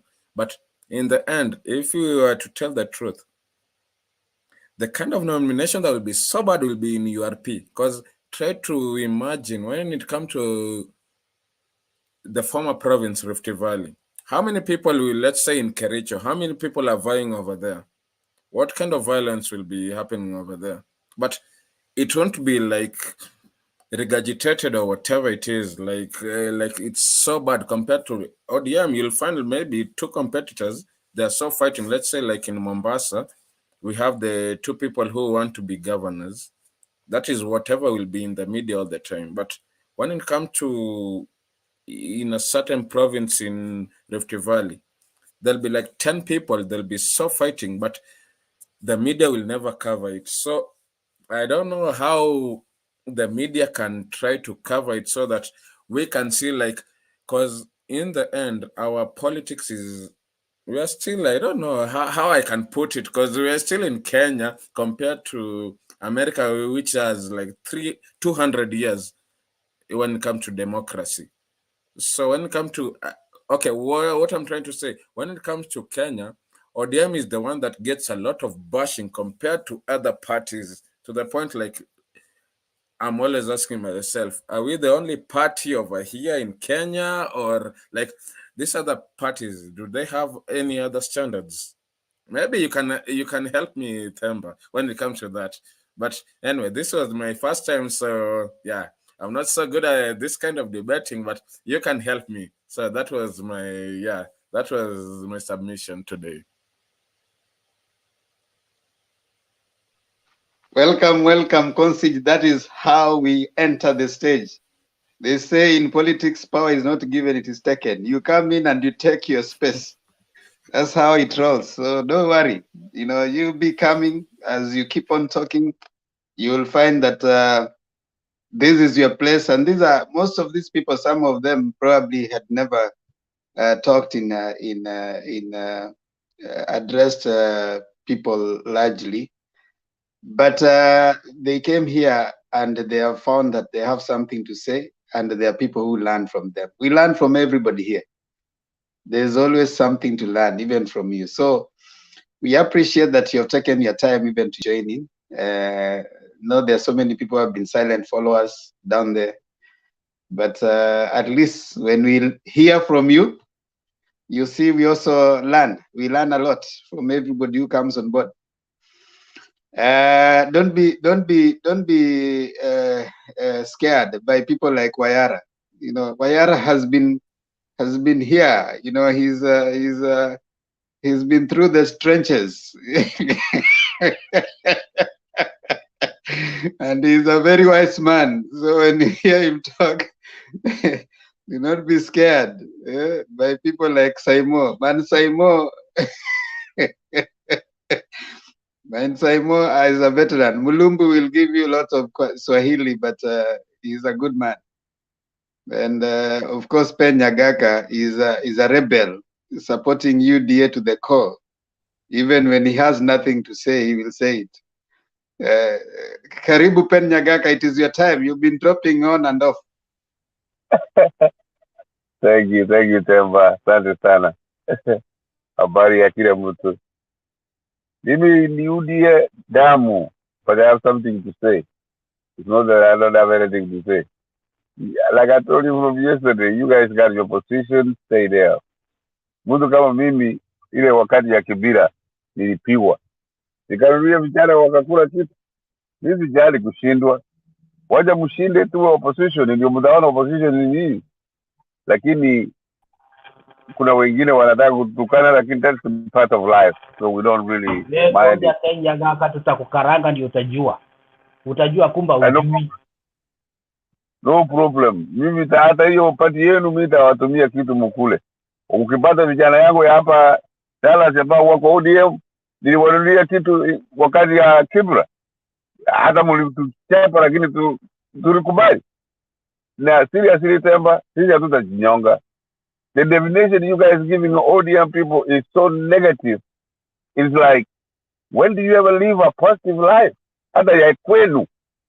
Ngoja niwaambie. Ruto atakubali mumemshinda na anaenda nyumbani. He has repeated it so many times. Ben, don't blame someone who has a farm that he planted maize and is reaping his maize and is celebrating. Don't blame him for your farm that is dry. No, I'm not blaming him. I'm supporting him. Supporting somebody who has planted 4,000 maize plants in Congo and he has nothing. No, I have what I need to have, and that don't go there. But I am supporting Ruto. Even if you say, the more you say negative things about him, the more you harden some of us. Like he's part of democracy and siasa, so it doesn't really bother me that much. But seriously, there was a gentleman who said that he does part-time Uber, and the gentleman was really defining what a lot of civilized countries do. It is the people that are affected in that industry that should make changes that will affect them. Unaona askari yule nani aliaja nani michuki ambao wakukuwa wanachukua pesa ya watu. These guys are doing the same thing. Nobody's complaining, but let something happen. Utasikia kila mtu analia. We should not be reactionary. We should be pro-reaction. Tubrani vile ya kwenda hapa na kule. Other than that, kila mtu anaendelea kazi yake. Mzee tulimuona hapa North Eastern, wacha aendelee. Ruto anakuja na wengi mnauliza kwa nini Ruto akifika kama hapa Amerika ama UK anazungumza kingine, differently. It's true. Why could he go to Loyola to speak? Some of us are wanting him really to go to a Ivy school. He has to have material to offer them. Kwani unaficha sura yako? Kwani uko na aibu? Hapana, niko na gari usiku basi. Mimi sina taabu. Hata mnaniona? Uonekani tunaona brutu. Wachana man Saimo, wachana na Pen ako kwa gari bana. Uvumilie, is driving. It's okay Pen, endelea. Sasa hiyo ndio mimi nasema, let anybody win, alafu tuwe na raha, tuendelee. Hii miaka ingine 5 mwingine atashinda. But napendaga sana kuwasikiza Temba kutoka wakati bana yuko, and every one of you are negative towards the other person. Some of us are not. I'm not personally. I don't care if I win. And as I've told you, Alex, akishinda, Alex nilisikia ukizungumza Kijaluo, mimi nitakushinda kwa hiyo Kijaluo. Twende tuone mzee. So let us be happy. Let us stay positive and think of how, if you win, what will you come up with? In as far as developing our country. There is no democracy that is run the way Kenya has run its democracy since 2017. That's a story for another day. Lakini tuendelee na wale watu wa bodaboda. Just tell you something. Kenya gaga ni kuambia kitu kimoja tu. Just a second sikuzui. Endelea. Nyinyi ni wazee wale ambao mtoto yake ameiba, unaenda unamtolea fine, unafanya kila kitu, utaki kujua hata kama amefanya nini, unasema huyu ni mtoto wangu, unamtoa unamweka tu, baada anaenda kufanya vitu vingine, because you have to be a parent, ambapo mtoto kama amefanya makosa, this is wrong and you stand for your point. Nyinyi ni wale watu ambao mtoto amefanya makosa, unaona ameiba, amepiga mtu, unaenda unatoa fine, anakuja kesho anadunga mtu kisu. That's your kind of a parent you are. I'm glad you went there. Mwishowe atakuua wewe. There's a question you just said it. Don't repeat it. I can hear you. Wacha nikuambie. About 8 years ago, mtoto yangu ya mwisho walienda mahali wakaiba, wakaenda jela. Niliambia mama yangu, mimi huyo sio mtoto yangu. Sijazungumza, sijafundisha mtoto yangu aende kuiba. And when she got out, I had to counsel her, to tell her this, and she wanted to quit being with her friends. I said, no, you have to be stronger to do the right thing. So, nilikuja kwa hiyo boda ndugu yangu. Boda wale criminals, sisi hatutaki kuwatetea ati you know, because most of them Ruto amewapatia pesa nini. No, what is right and what's wrong is wrong. I will not. Huyo kitu ni accused. Ati nitaenda huko nichukue mtoto nilipe pesa. What are you teaching them? You're not teaching them anything. In this world you have to learn. Kama ungekuwa na wazazi wakufundishe, you would know what is right and what's wrong you don't. Sasa kama hiyo mtoto nakwambia, I spent a lot of time. Na nikukwambia sura amemaliza nini utachanga. So no, you got it wrong. I just don't. Wacheni Penya kaka amalize kusubmit alafu mtamuuliza maswali. Thank you. Na niko kumaliza. Sisi tunapenda history sana. Kama huyu Mzee yuko ama Mzee Kendu nitawaeleza. Wacha niwaambie history moja ambayo, you know, has made some of us to be where we are. I don't know whether any of you can remember Okiki Amayo or Philip Asieyo. Wakenya hatutaki project. Huyu Kiki Amayo alikuwa project ya Moi. Akaenda mpaka huko kwa Chonyo, akampigia kura. Moi alikuwa anaweka all judges in the pocket. Of course Philip Asieyo akamshinda. Alafu wakaenda kotini. Koti ikarudi kwa Moi. My friend, nikala Chonyo. Philip Asieyo alishinda huyo Okiki Amayo mbaya. Just back in the day, it should be in the 70s. But now, Kenyans, vijana wako rika yenu wengi. They know what's going on. So let's see whether we repeat this same story or we go the other way around. It's only August 9th. So hakuna taabu. Nimemaliza hiyo. Lakini hao wawili wangekuwa huko, wangewaeleza history. Na hiyo si hatuogopi history. Tunaichua sana. Ndio inafanya wengine tukae mahali tu. Thank you, Temba. Appreciate you. Haya, kuna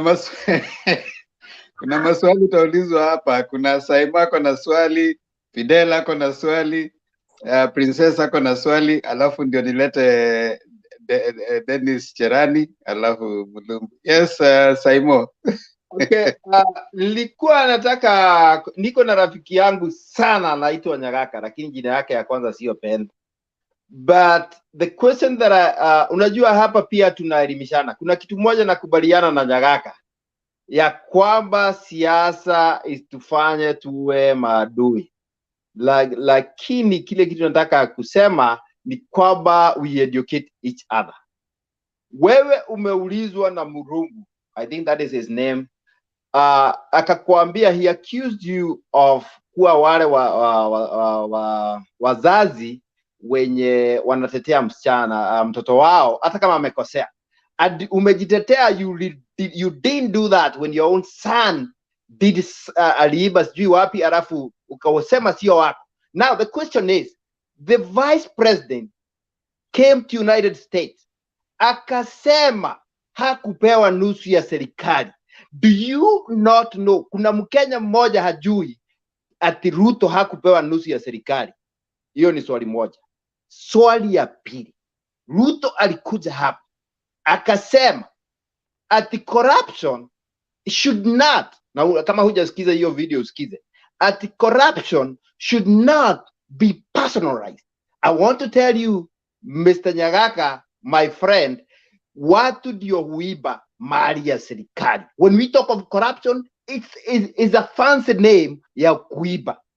Na watu, persons, kama mimi Simon, na wewe Nyagaka, na Theba, it's people who steal. So when you say it should not be personalized, you are just going against the tide. And kwa sababu aliulizwa si huyu mambo ya huyu Waiguru. Well, yule mtu alikuwa anamuuliza swali, he was very specific. Huyu Waiguru pesa atarudisha namna gani? Serikali yako itafanya namna gani? Mimi nataka kusema hivi. Nataka kuambia hivi. Wewe nikikusikiliza vizuri, you are much older than me. But hata kwa wale watu wadogo kuniliko waga saa ingine na wasikiza if they have something good to say. I want to say this. Mimi wakati nilikuwa nalewa, when I was growing up, I used to hear maneno ya Raila Amolo Odinga. For example, wacha nikwambie, my dad nilikuwa nyumbani 2 weeks ago, akaniambia tukitawaliwa na Raila Amolo Odinga. I want you to listen this very carefully. Alisema tukitawaliwa na Raila Amolo Odinga, zote tutavaa vinyasa. That's what my dad said. And I remember when I was a small boy, that thing was going on because that is something the central people had said about Odinga. That is very old, 1970s. That's when they talked about that. My dad is still ako na hiyo kasumba ya kufikiria ati so he even doesn't reason. Anasema badala ya tupe kura yake afadhali ya tupe kwa mtu. But hawezi kuvutia Raila Amolo Odinga. Guess what? There is power of reasoning. Mtu kama wewe na mimi nimechange. Nimekataa kusikiza mzee wangu na ni mzee wangu. Tunasikiza zile maneno zingine. But I have to go to the power of reasoning. Nisikize mimi mwenyewe nimesoma historia ya Raila Amolo Odinga na nimesikiza. I was in Nairobi since 1990. So I have seen what he is. Sio vile naambiwa, mimi mwenyewe nimejionea. So mtu akiniambia maneno ya Raila Amolo Odinga, this is what you are telling me and this is what I know. So hata wewe mimi nakuomba na kusihi usikize. Thank you brother, thank you brother. Brother umesema kitu ya maana because you are the man, because you think beyond everything. Unaangalia Kenya, uangalie mahali unaishi, unaangalia Kenya as general. Yes. So I want to kusihi my friend Nyagaka, usikize mtu individual. That's what I did. Usikize mtu, uanzie kutoka Ruto wakati alitoka shule, understand his history, alafu ukuje uanzie uongozi yake. Amekuja namna gani? What has he achieved? What has he done to his people? Ni nini amefanyia nchi yake? Ni nini amechangia? Ni nini amesacrifice for the country? The least, if you want me to tell you for Raila Amolo Odinga, who is not even my tribe, it's not even hakuna tuja karibiana, mimi I can list to you about 20 things amefanya. I don't know one thing I can say about Ruto after doing their studies na kuwasikiza one-on-one. He has lied on TV when I can see him. So wewe wakati unasema that hata watu wakiongea namna gani maneno ya Ruto utakuwa sticked, that is kuwa rigid. You're supposed to listen. Sikiza anasema nini. If he is lying, call it is a lie. Na usikae na mtu kwa sababu maybe I don't know whatever the reason is. Msikize vizuri. Dig their history. Know what they are. Simo. Thank you. Ben Nyagaka, let me say something before you go. I know that you always come and say the same thing every single time. But I would like you know, you're an adult and you have seen it all. Like you have given an example of Okiki Amaya and Fibiasio. I know all that history. You know, I know it. I'm really conversant. I can actually tell you exactly how the whole thing went down. But you being an adult, I think it's incumbent upon you, whenever you come here, you at least educate some young people by reasoning. You cannot just be saying the same thing every day. Eti ninyi mkampigia Raila kura mkishinda mimi tuenda opposition lakini mimi nitampigia Ruto. What are you really saying? What are you contributing? Because that's what I talked about Fibiasio. Yeah, I know about Fibiasio and Okiki Amaya. That's new. What do you mean that's new? Why will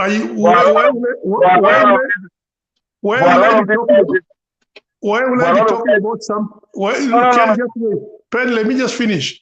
Why will I be talking about something that is already an old story that is irrelevant, particularly when you cannot be able to tell us what is the relationship between what Kiki Amayo did and what you are doing today. You should be telling us why you don't like Raila. But I used to read your comment before you started coming onto the show here. I used to read your comment. And your comment was, you will not support Raila because Raila is Atia Jatairiwa. Because that is exactly that is the same thing you have said it. You have said it on paper. I have read it. And that is exactly the same mentality that Nyachai used to have. And you have borrowed Nyachai's mentality, and you will never move away from that. Nyachai's my uncle. Yeah, but you see, so you think like your uncle. That is actually the problem. So you should actually just come out and say that because your uncle believe in that school of thought, you also happen to be in that school of thought, and you'll never be shaken. I don't know how you know that this guy has not been circumcised. I don't know, but you are the only one who seems to know it.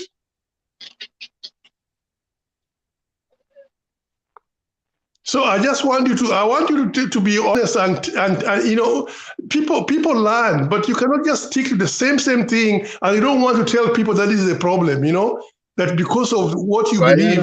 Why you on a roll, eh? Yeah, but it needs to be told the truth, because that is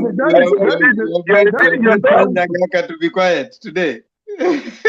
That is the mentality of him, and he will never be.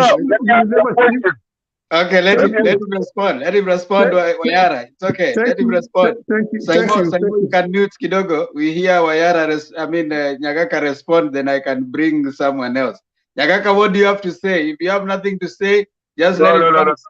Let me start. Who you do? Fidel Panani?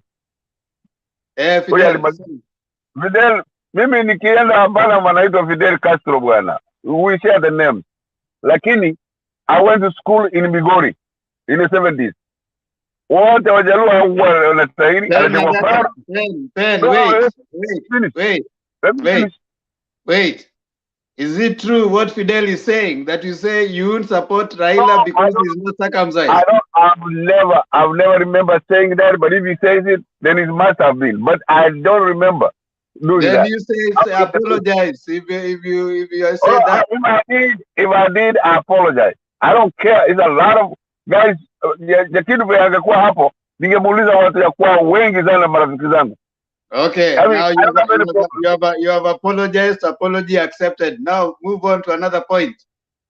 Another thing, Fidel, mimi najua Raila sana.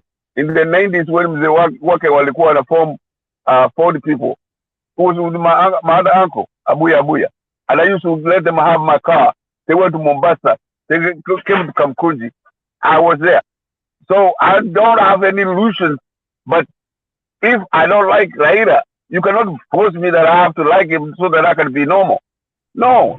Why do you like? Why don't you like him? Kwa nini umpendi ulikuwa na yeye? Umpendi kwa nini? Tuambie. Now this is the time ambapo anakuwa president. Kwa nini? I will tell you. Okay.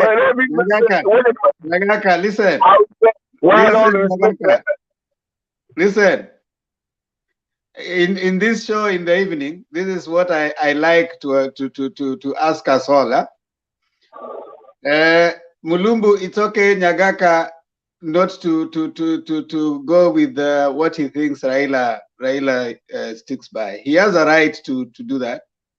Thank you. He has apologized on what was perceived to have been not a very good statement that he said.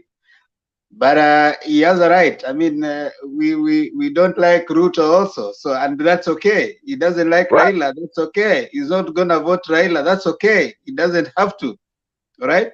So let's just respect his opinion. He doesn't have to, and we need to not necessarily force him to like him, because that's basically we are engaging in a debate that will not end. Right. But Temba, but it's based on a false premise, because he does not know the condition of Raila's whatever it is. It's okay, Fidel, because this is it. I told you, and I don't know why you guys keep going back to the same thing. I told you once a few days ago that my maxim has been, I don't want to expend excess energy responding to someone like Penyagaka. You can use that energy drumming up support for Raila, because Penyagaka is already decided. You know, so if Nyagaka tells me 1 + 1 is 11, I will agree, and we move on. All right. But if you start convincing him that 1 + 1 is not 11, you'll spend the whole night here. So if you understand what I'm trying to say, Penyagaka has decided that 1 + 1 is 11. No matter how much you try to tell him that 1 + 1 could actually be 2, he will not accept. So let's try to save time by appreciating his acknowledgement of 1 + 1 being 11. Accept that he's right. Maybe you are wrong. Maybe he's seeing a 6 when you're seeing a 9. That's okay. So let's just appreciate. Now I want to respectfully respect Nyagaka. Nyagaka is okay. Support Ruto to the end. Ngoja nimalize hiyo aliniuliza ya kwanza ati why am I supporting Maliza basi so that nilete Geoffrey amengojea hapa sana na Mulumbu pia. Okay, just less than 1 minute. Hiyo mheshimiwa wengine sema aliniuliza why am I supporting a thief? My friend, show me anybody in Kenya who's not a thief. Ruto was called a thief when he refused to accept to support Raila in 2013. Then you branded him a thief. That's okay. And then it was like he came here to America and he said, thieving, fighting corruption should not be personalized. Who doesn't know that fighting? Today, Raila called people in Northeast and Boda Boda. Is he in jail? Who doesn't know that when Rintoul said that, he ended up in jail immediately? We should not personalize. Raila elaborated very well. Very well. Very well. Azimio ya Umoja. Azimio ya Umoja. Azimio ya Umoja. Nyinyi kitu kidogo mkipata mnataka kupandikizia. He said Boda Boda from his mouth. You cannot justify something like that. Kwa Azimio ya Umoja amesema kwa sababu he needs people for Azimio ya Umoja. Akiingia kwa State House anataka soldiers. Yes. And then the last one is where the gentleman said, Nusu government. That who doesn't know that Ruto has it's not better, it's Temba. Temba. I'm sorry to present.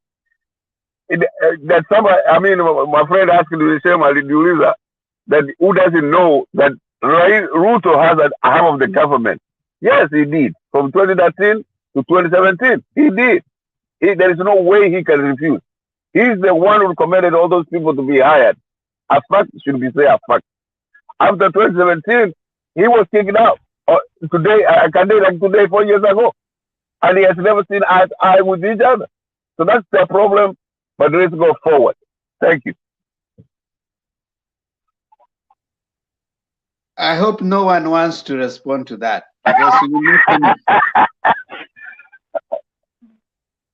Princess, tafadhali. I just want to tell Penyagaka that he has lied to us that Ruto, the corruption of Ruto was 2013. So he's lying to us. It started way back. Not 2013. It started back. So no, you're right. Even when I was in agriculture. That's all what I want to tell you, Penyagaka. I don't have anything to tell you anymore. Don't lie. So no, I'm not lying. It's a long time, yes. But what did you go looking for him on the 2013? Did Raila go to his hometown looking for him? So he was looking for a thief. I'm out. You don't have to be out. You just stay there, Penyagaka. We want to listen to your 1 + 1 being 11 for as long as we can. Geoffrey, karibu. Asante, thank you very much, Mr. Temba, naona hapo kuna Saimo, Sara, Mlumbo, Fidel, Kevin, Princess na Nyagaka the man. Asante sana kwa nafasi. Kwanza sometimes tunakubaliana na Nyagaka maoni yake kwa sababu ni akona uhuru na haki ya kusimama mahali yako, ingawa anaenda naingia ndani ya shimo. Kama ameambiwa hapo ni shimo, anasema ako salama, hatutamchinja. Nyagaka uko sawa tu, lakini kuna jambo moja nilikuwa nataka nikwambie. Waje nikwambie Nyagaka, kuna mahali hapo umekosea kusema kwamba ati nani ambayo si muisi Kenya. Na unajua na wewe uko nchi zenye watu ni wastaarabu. Kama wewe ni muisi, hakuna jina ingine. Unajua ukiongea hivyo sasa unashangaa ni kuweke upande gani. Anyway, Ruto ni mwizi na haikuanza 2013, ilianza after serikali ya nusu mkate, wakati Raila alimsimamisha kazi kwa sababu ya wizi. Na kutoka nyuma ashafanya vitu zingine mingi sana, lakini hiyo ndio time alianza kuwa kwa limelight kwamba kuna mambo yenye anafanya si mazuri. Na hapo tukubaliane, Mr. Nyagaka. Wacha nikuje katika jambo la leo, mambo ya Boda Boda sanity call. Mimi nitasema hivi. Ngoja kidogo Geoffrey. Wewe Saimo, shida, ngoja kidogo. Saimo, shida ni gani? Unashinda umeendaenda ni nini? I don't know what's wrong. Naona imenitupa nje, so when I try to get in, I have to restart the whole system. Ndio naona ikitoka kabisa. Sorry. Sasa nishinda nikikurudisha rudisha hivyo ama sasa ukitupa uende kabisa? Ukiona nime try to log in, just let me in please. Haya, ngoja kidogo Geoffrey. Wale watu wa Facebook mtatupwa nje in the next 10 minutes. Thank you so much for coming on and staying with us up to this time. It's been about almost 8 hours tumekuwa hapa. We thank you and we love you so much as Mutembei TV. Kindly consider subscribing to Mutembei TV and joining us again tomorrow for yet another very honest, concise and insightful discussion and debate about situation in Kenya. So asanteni sana, mkitupa nje tukiendelea. Watu wa YouTube tutaendelea pamoja hadi tamati. Tuko na watu kama wawili hivi watatoa watatu, alafu then we start taking our closing remarks. So thank you so much. Endelea Geoffrey. Yeah, okay, thank you. Asante. Let me say this. Mambo ya Boda Boda nilikuwa nasema hapa, nikasema kwamba kwa wale ambao wanasema tuna nini, tuna wakasibu watu wa Boda Boda. No, we have brothers and relatives, uncles, whatever wenye wanafanya Boda Boda. Not all of them wako na shida, but lazima tuambiane ukweli ya kwamba Boda Boda need to be streamlined. Watu wamepita mipaka, as in, you know, it's like before mambo ya matatu, kuna time makanga walikuwa wanakimbiza watu kwa street, wanabeba vitu zao wanarusha watu, wengine wanarudia kina mama nguo wenye walikuwa nafaa nguo skati fupi ama nini trosa. Sana sana hiyo ni kwanga, nakumbuka hata we used to have those things in Kisii town, but when wakati sheria ilianza kuja, makanga wakakuwa na uniform kila kitu. It was easy to be identified wala ambao mtu akifanya makosa kama hayo. Sasa tukikuja mambo ya Boda Boda, lazima iangaliwe. Nasema hivi, waangalia watu, waweke mechanism yenye they can be able to be identified, na mtu akipatikana anafanya kosa anachukuliwa sheria. Sione shida yote hapo. Najua na kama kuna ile some few instances naona tu sometimes askari wanajaribu kuharass bila walikuwa na watafuata watu wa Boda Boda. Yeah, of course we have some incidents that si mzuri, but whenever such things are being done, kuna watu wengine watapatwa na shida yenye hawangeipata. You know, that's how it is whenever something is being rectified, you know. Kwa hivyo lazima au Boda Boda waweke sheria kali. Hiyo sheria inawachunga na waendelee kufanya kazi yao vizuri, pia inachunga na mwananchi mwingine kama watu wa magari na kina mama nini, you know, they are not only harassing the watu wa magari, hata watu wenye wana nini, watu wenye wanatembea kwa miguu wanakuwa harassed na watu wa bodaboda. And also the way they are driving is very careless na inahatarisha maisha yao na maisha ya na wasafiri wengine. So we need sheria itungwe yenye itasaidia watu ndio wasipate nani kupita mipaka waharibu sekta ya usafiri. Na hiyo ni sio jambo la kuanza kusema Raila na Uhuru wameanza kufanya hivi. Those are some few statements watu wa UDA wanaongea zenye hazina msimamo, hazina nini. They are using that as a scoring point, but at the end of the day wao ndio wanaonekana watu wenye they don't respect hao watu wengine wenye wanakuwa harass na hao watu. You know, that's why I say that they are not supposed to say like that. You know, when this thing is supposed to kuwekwa inakuwa political issue, haitaleta nini, haitaleta matunda yenye natakana kufanya ile watu wakuwe na usalama kwa barabara. Kwa hivyo tukiona wenzetu wa kutoka UDA wanaanza kusema mambo hii ni baba na Uhuru ndio wanaanza kutesa bodaboda wanyonge wenye hawana haki. No, they are not. They are not. We need sanity to be there. And I think tukiangalia mambo ya Azimio La Umoja in Wajir, you know, I see Baba is out there looking for votes all over the country, and that's what we need. Nataka Baba ashinde kura kwa wingi, na lazima Baba atembee huko wakati Deputy President William Ruto anaenda kutangatanga nchi za nje akiwaambia kwamba ataibiwa kura. Baba kwa ground anaenda kutafuta kura. At the end of the day, najua watu wenye watapiga kura ni watu wenye wako nyumbani Kenya, sio kuenda kuambia wazungu Marekani na London. Watajua, wanakuchekelea, wanakuona kwamba wewe ni unachita makamu wa rais, then unaanza kuongea vibaya kwa serikali. Unajua wanaangalia hivi, ni ile tu hawezi kukuambia, lakini ungekuwa na kuambia ukweli, anakuambia unataka kwenda hospitali ufanye nini, waangaliwe kwa sababu kuna shida fulani hapo. And that's a fact. Unajua kama anajua kwamba kuna shida, anaenda kuna koti, kuna IBC, hapo ndio anapeleka maramisi yao afanye nini, yaangaliwe kwa undani. Mambo ya KKA hiyo ingine walikuwa Lamu, hiyo atuongee nao kwa sababu hawa ni kama unajua nyani wenye wanajaribu kupanda miti yenye imeteresa, hawezi ni kupanda, wataendelea kuteresa hivyo. Ikifika Agosti 9 tutawachukua nyumbani, tutaona kwamba Pen Nyagaka atafanya hiyo kazi opposition yenye amesema watatuonyesha vile wanafanya opposition. We are waiting to see, kwa sababu hakuna vile hawa kikunya tia gas kama yenye baba amekunya hii miaka yote akipigania, itakuwa maajabu. Anyway, ni hayo tu, asanteni. Asante sana. Geoffrey umeamua kupiga pen kabisa ya kwamba huyo jamaa anahitaji matibabu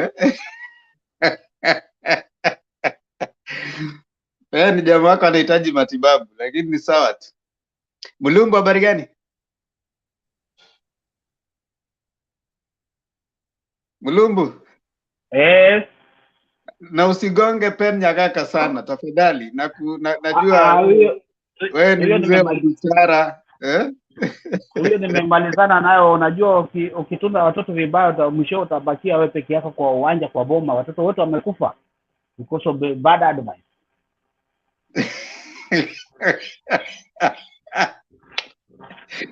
Nani hapo? Mulumbu ameamua kuongea kwa fumbo. But that my brother Sempa, I have seen it. Mimi nasema vile nimeona.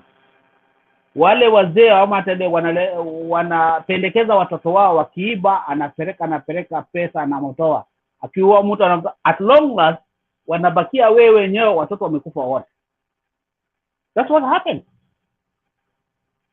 You have to be a parent that has msimamo. Say the truth, kama ni mbaya ni mbaya. Mimi mtoto wako kama unafanya makosa, there's no alternative. Nilikuambia hii ni mbaya ndio umefanya. That's why kuna laws, kuna serikali, kuna court. Ukienda court ikikupata guilty, inasema itakupendekea ulipata kitu wasiwe, utafungwa. Na kuna boma yote yenye ambayo haina sheria. From your own house ukiwa kwa boma ya baba yako, na una bibi umeoa, una sheria ndani ya nyumba yako. Lakini ukitoka kwa mlango kwa boma ya baba yako, kuna sheria baba yako imeshika boma yote. Sasa Mulumbu unazungumza kwa fumbo. Watu wengine kama sisi hatuelewi fumbo jamani. Tuelezee tu kinagaubaga ni nini? Basi sikiliza vile ninavyoongea. Ukiwa katika boma ya babao, wewe ni kijana mzubaro, umeoa bibi. Bibi amekuja anaanza kupika na mama yake, lakini mama yako na babako akianza bibi ameanza kumea pembe, anaambia nenda upike kwako. Hapo washaona wewe, ushaanza kuona pea, unaanza kurudishana na mama yangu. Mama atabaya mtoto wangu. Bibi yake naona ameanza kumea pembe. Mpitie kwako ajipikie peke yake, naona she's not satisfied with me here over here. Baba atakwambia huyu mtoto wako, huyu bibi yako ameanza kupitisha macho, umpe ajipikie. Inafika mahali ambia mtoto wangu, mimi na sheria yangu katika hiyo boma, wewe una sheria yako katika hiyo nyumba. Ukitoka kwa mlango, huwezi piga bibi yako mbele yangu hapa kwa boma yangu. Kama umezaa watoto out kwenda jenga boma yako huko, kama una shida utakuwa unakuja hapa usik advice. Go build your home, stand for your home. That's how the country is being run. From your home, unatoka nje kwa geti yako, bas uko katika nyumba 10 ya kijiji, anda liguru mzao wa kijiji. Apart from that kuna sub chief, apart from that kuna chief, apart from that kuna nidio. Ikienda namna hiyo mpaka kwa president, there must be a law. Ukipita hiyo, you have to, lazima sasa baba yako akijaribu kukwambia usikii, unatoka nje. Unakataa, unakimbia kile, utapata wanakijiji. Ukishinda wanakijiji ni polisi, ukishinda kipolisi ni ndani ya jela, ukishinda ni ndani ya, ukishinda polisi ni kotini, ukifika kotini ni jela. Hakuna democracy ambayo ina limit, because I hear people here democracy. There must be limit in everything. Hata chakula ukikula unajipima, ukipita kitabu tumbo itafura. Wherever you use, there must be a limit for you to survive and for you to live. Anything you exceed is poisonous. But because of we Africans, mumesikia democracy, so you are just jumping up democracy, every democracy. You don't think, and you are saying democracy, na bibi yako akitoka kado usikia ameongea na mtu, akirudi unampiga. Ulikuwa unaongea na nani? Kwa nini umpige kama iko democracy? So ungekuwa wacha yeye aongee na mtu. Why do you beat her up? Kama kuna democracy, then you come here that you can talk nonsense because there's democracy. Na ukifika kwako kwa nyumba, ukisikia bibi ameongea na ndugu yako fulani, ulikuwa naongea na yeye nini? Let's be realistic, guys. Okay. Hiyo nimesema kwamba you have to be responsible whatever you are doing. Now go back to the topic. Let's talk about Boda Boda. Actually, Boda Boda in Africa, then me just say in Africa, not Africa, Kenya imekuwa wapi? Because that's a very big sector ambapo inaleta profit mingi sana kwa country, imesaidia sana. Because there's no regulation. Akawafuata sheria. As I'm talking to you now, because kuendesha hiyo bodaboda kwa, kuna kazini yangu aliangushwa jana chini, anaumia sana, maumivu ile ya kipekee. Hakuna insurance anayopata.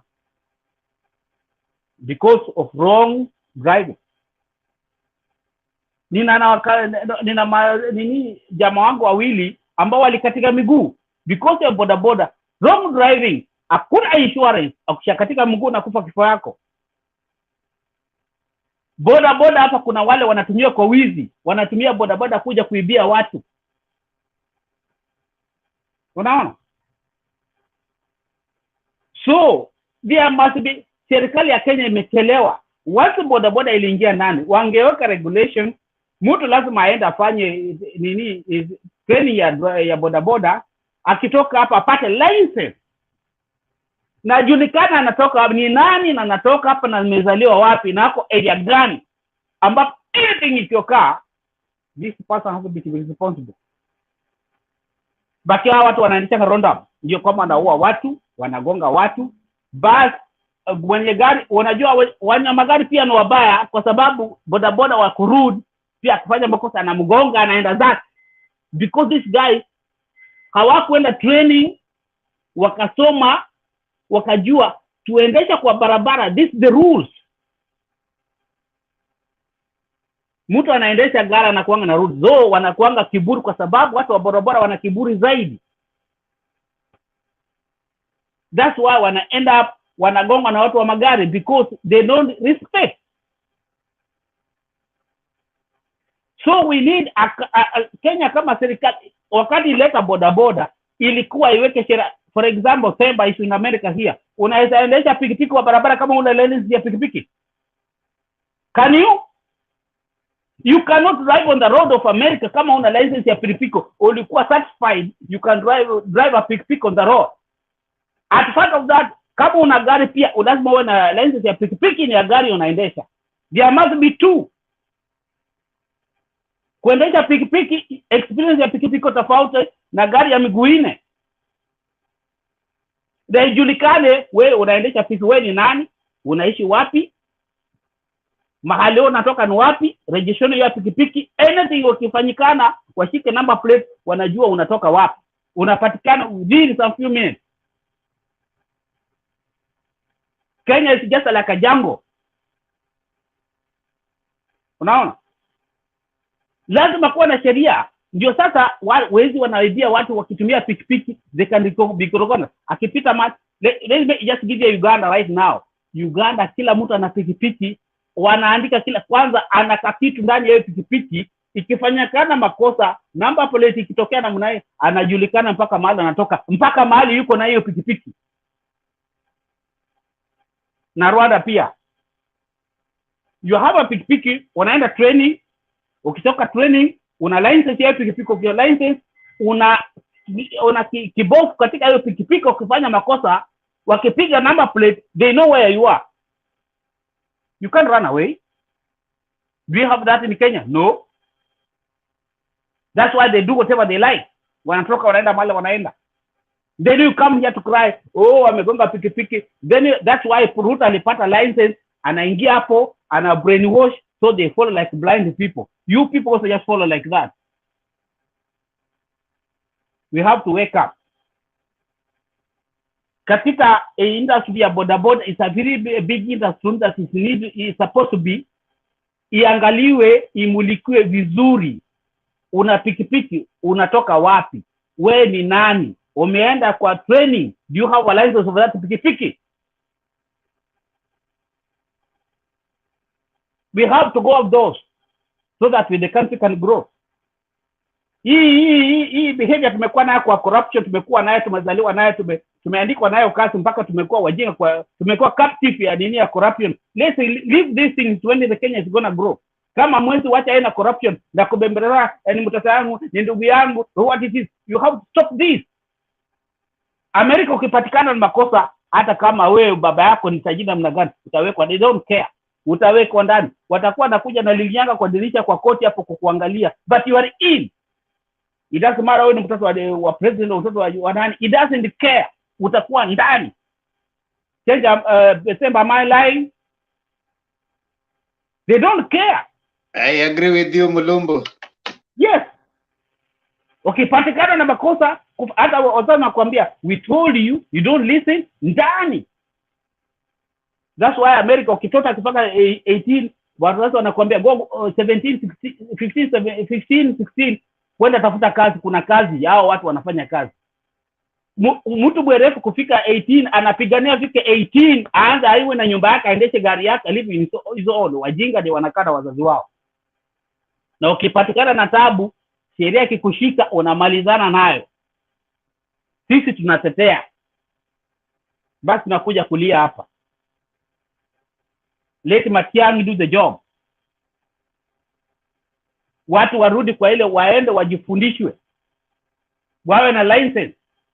Ukipatikana nayo, Iwe kama Amerika hapa, unajua Amerika hapa mtu hawezi kuomba gari ati nisaidie na gari iende nayo, kwa sababu anajua ukifanya naye makosa wewe mwenye gari ndio utapatikana huko. Kitambo amsitaki wewe kwanza unashitakiwa. Temba vile yuko hapa hawezi kupatia gari kama hukujua ni nani. He is here. He can't give you that his car. Atomeomba hata kwenda nayo mahali. Lazima ajue kama ni mulumbu ni nani, what his behavior. He cannot give his car. That's all the country we need. Okay, nikimaliza hii naweka kando. Niende sasa kwa habari ya Azimio. Tafadhali ambieni watu wa baba, wale watu wamesimamia town. Please. Kama kuna breakdown wanataka kubreak nayo hawa baba, na amefika time ya kubadilisha hii sheria tunazirudia zote hizi zinakuwa itarekebishwa kila kitu iende sawa. Please. Let's sound system watu waangalie, kama waangalie vizuri wafute wengine waingie. That's how kid. Kama wewe fanya kazi yako, let somebody come in, you go out. Na wale watu ambao wako wamekalia upande wa, nimesikia watu wakiongea hapo, wale wamekalia upande wa orange, wale ambao matapeli wako huko, watolewe. Wameibia siku nyingi sana. They have time is coming for the reality to be done. Guys, kama mnajua, let's smoke these people out. We need a country that has got a law that follows the regulation so that we can develop. There's no country in the world develop with arrogant tabia. There must law in the place. We live in this country by law. Ukiingia hapa Amerika na unafuata sheria, hakuna mtu atakuguza, nobody. Lakini kwenda stray utajua wewe ni nani. Utajua hakuna demokrasia. Demokrasia iko ukifuata sheria. Demokrasia iko when you follow the law. No shortcut. Don't go above because kuna demokrasia, you can do whatever. Hakuna kitu unafanya dunia, you can do whatever you want within the law. Hata wewe mwenyewe ukiishi kwa nyumba, there's a law. Ambapo upendi kitu mtu afanye kitu yako kwa nyumba yako mbaya, kama ameingia kwa nyumba yako naishi naye, there is a law. Let's we live within the law. If you want Kenya to be a good country, let's we live within the law. Don't give somebody a bribe what you cannot be a bribe. Don't bribe somebody to let it to mtu ku employ. Now you are law. Regulation hazitoshi. Mulumbu maliza. Nimemaliza, nimesema ya kutosha, nimemaliza.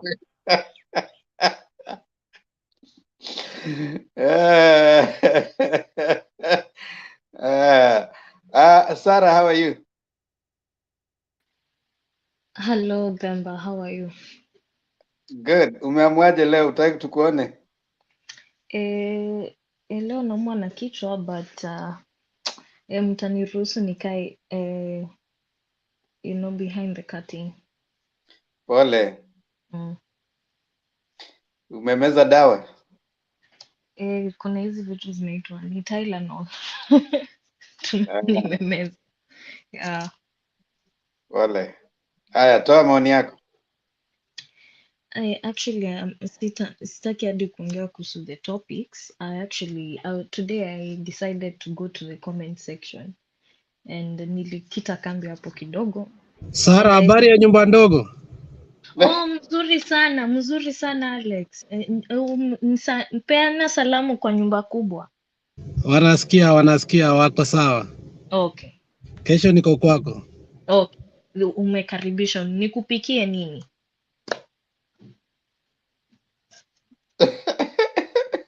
Haya. Yeye tasema kwa bedroom. Haya, endelea Sara. Nilikuwa nasema okay, yeah. So kwa comment section and there's all this repeat kuna hiyo Azimio and UDA, and the UDA supporters are claiming that watu wa Azimio have no basis for saying that Ruto ni mwizi, right? Like tunasema ni mwizi based on kenye watu wamesema, which is very funny indeed, but because of that kuna UDA supporters bado kwa comment section, and I want to I want to show them that Azimio people are intelligent, we are smart. So I personally went to the archives and I looked for the cases zote za William Ruto, na nitazisema hapa zote, sawa, so that they know that he is a thief, and I'm going to explain how they were and whether they were in court or not in court. The first one was, before all other scandals, the first one is the ICC case. In the ICC case, actually, prior to Kenya UDA wanafikiria, he was not acquitted of the case. He was not acquitted of the wrongdoing, but they termed the case as a mistrial because there was extensive witness interference and lack of state compliance. So he was not acquitted. Uhuru Kenyatta was acquitted, but William Ruto was not acquitted of any wrongdoing. Hiyo ni kwanza. That means it's there, it's hanging. Iko hapo, na hang. Haya. Second of all, ni hiyo maize scandal yenye wanashindanga wakiongea kuhusu. It happened on 2009, and an audit was carried out by a company called PricewaterhouseCoopers, where they found a letter where Ruto had written to his personal assistant asking that the National Cereals and Produce Board allocate a certain individual 1,000 bags of maize. During that time, when it was found out, an impeachment motion was held in the parliament, but it was thrown out because the speaker rejected the documents that were presented before him. So Ruto began to blame his political opponents for linking him to that scandal. That's one. That's the second. Haya. Third, kulikuwa na kitu inaitwa Hustler Jet scandal. It happened in May 2013 after Jubilee government took power. Ruto hired a private jet of 100 million shillings for something called a shuttle diplomacy in West Africa. The trip was to lobby West African countries to support their cause at the ICC. Alienda Nigeria kutafutia msichana wake bwana. Basically, and the trip cost taxpayers 21 million shillings for transport and accommodation, and that amount excludes allowances paid to the 14 people who accompanied William Ruto. Now they keep on saying that these things were not, they were just cases that people said and they were not investigated. It was investigated by the Parliamentary Accounts Committee, and they have a report. It is in the archives. It said that Jubilee government officials breached procurement regulations and procedures in the process of hiring the aircraft. In fact, in the report, the Parliamentary Accounts Committee also criticized the president there because he was involved. Higher. There was Langata Primary School land grab. Here, some faceless developers tried to grab Langata Primary School playground in 2015. First of all, when he was asked, he initially denied that he owned Weston Hotel. He did not agree that he owned Weston Hotel. Instead, he denied. Later, it was found out that Weston Hotel was actually the company that was trying to attempt to convert the playground to its parking lot. And you know what happened? There were pupils, teachers, group of activists who demonstrated, and actually that time 10 children were taken to hospital due to injuries. It's there. It's in the public domain. It's in the news. Another one, Kenya pipeline land scam. William Ruto and 4 other people were faced with fraud charges in court. It was in court that it involved a piece of land in Ngong Forest to Kenya Pipeline Company for 272 million. Of course, they were taken to court because it was alleged that they acquired and sold the land illegally. In fact, Ruto's accounts were opened, and it was seen that he received 96 million Kenyan shillings at various intervals during the alleged transaction. In fact, that was the scandal that led Kibaki and Raila to suspend him from cabinet in 2011. Kwa hivyo, please, to what were UDA? We have the facts. They thought we didn't have the facts. We have the facts here. I'm laying them out fair and square. Another one is the Moi Teaching and Referral Hospital scandal. A Nairobi business person called Herbert Ojwang, if I'm not wrong, they were supposed to improve the Moi Teaching and Referral Hospital, which was his idea. Unfortunately, Ruto decided otherwise. He gave instructions to build a new hospital at a new site instead, which was could make a fleece to that. It was supposed to be 11 billion, but Ruto, with him taking it to a new site, it will be 28 billion. That's 17 billion plus, right? So actually, this guy Herbert Ojwang was he appeared before the Public Investments Committee. He actually produced an audio tape of the meeting that was held in Ruto's Karen's home, showing that this happened. And this is what Ruto replied to the Auditor General. He said in his defense that he stopped the deal because those involved did not follow the laid down procedures, which is not the truth. So there are so many. I'm not gonna, the archives is so, like, the list is long. I'm not gonna read it all. But the point is, Ruto ni mwizi. It is there. I don't know why UDA, the problem with UDA, Nawaita, they are foolishly intelligent. They are foolishly intelligent. They have some facts, but they don't want to go out there and actually look at the facts of what we are saying. These things have happened. Tukisema Ruto ni mwizi, it is because Ruto aliiba ya ukweli. So I'm not even going to talk about that. I just wanted to set the record straight that this is not mere propaganda. Ruto aliiba. The cases have been there. He has gone over and over to committees, and these things have been laid down chini without the public knowing about it. So yeah, Ruto ni mwizi. That point blank. It's beautiful. Thank you. Kiprotich Ngeno anasema Shara, you mentioning amesema it's beautiful. Ngoja Alex, hata kama you are the one who is having all the brainy, nyumba ndogo amekuwa brain, anatutoa hapa na facts. Alex, are you behind the expose? Naona Kiprotich, relax Alex. You can go and offer congratulations ukienda kesho kwa nyumba. Kiprotich Ngeno anasema hivi, Sarah, you are mentioning scandals, yet those are allegations. When did allegations become accusations? Was he taken to court or not? If he was taken to court, was he found guilty or not? Now that is not our problem. Sisi atuko hapo.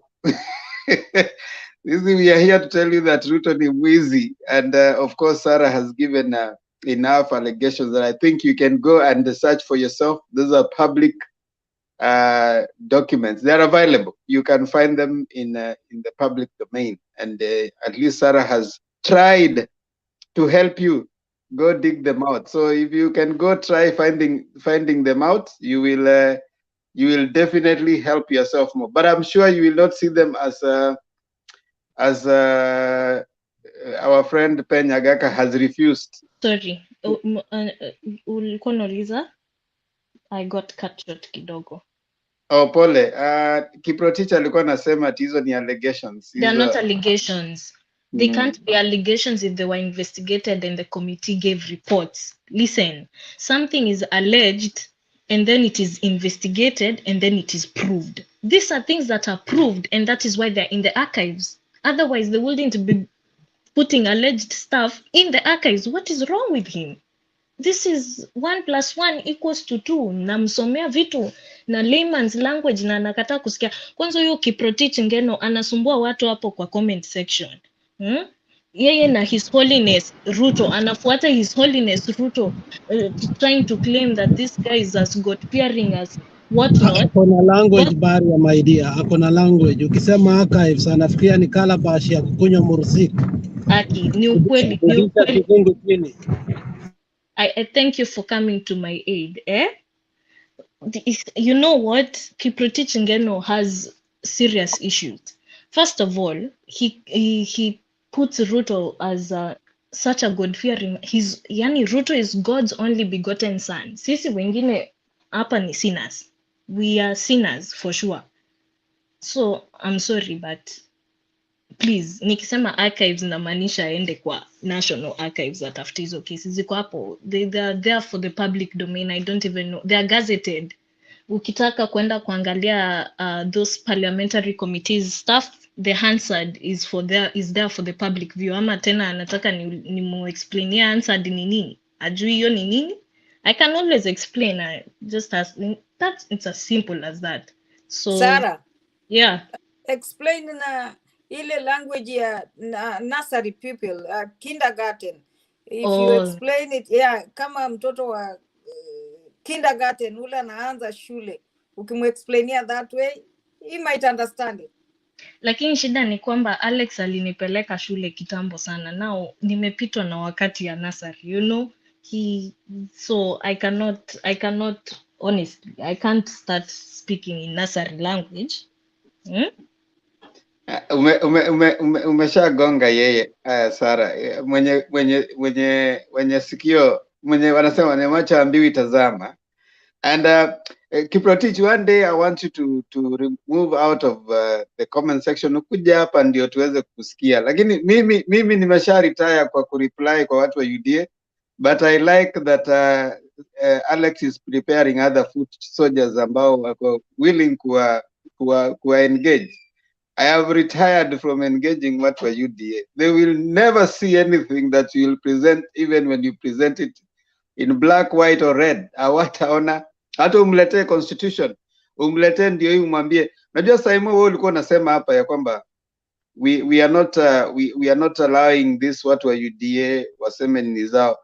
It doesn't matter how you talk and how you debate them. They will not, even when you give them. Hata mwingine alikuja akasema hata ukimletea hivi umwambie ndio hii na ni hii, he'll still pick the bad one. That's why personally I retired from responding to them. But I think I'm glad that some other soldiers are coming blazing like Sarah.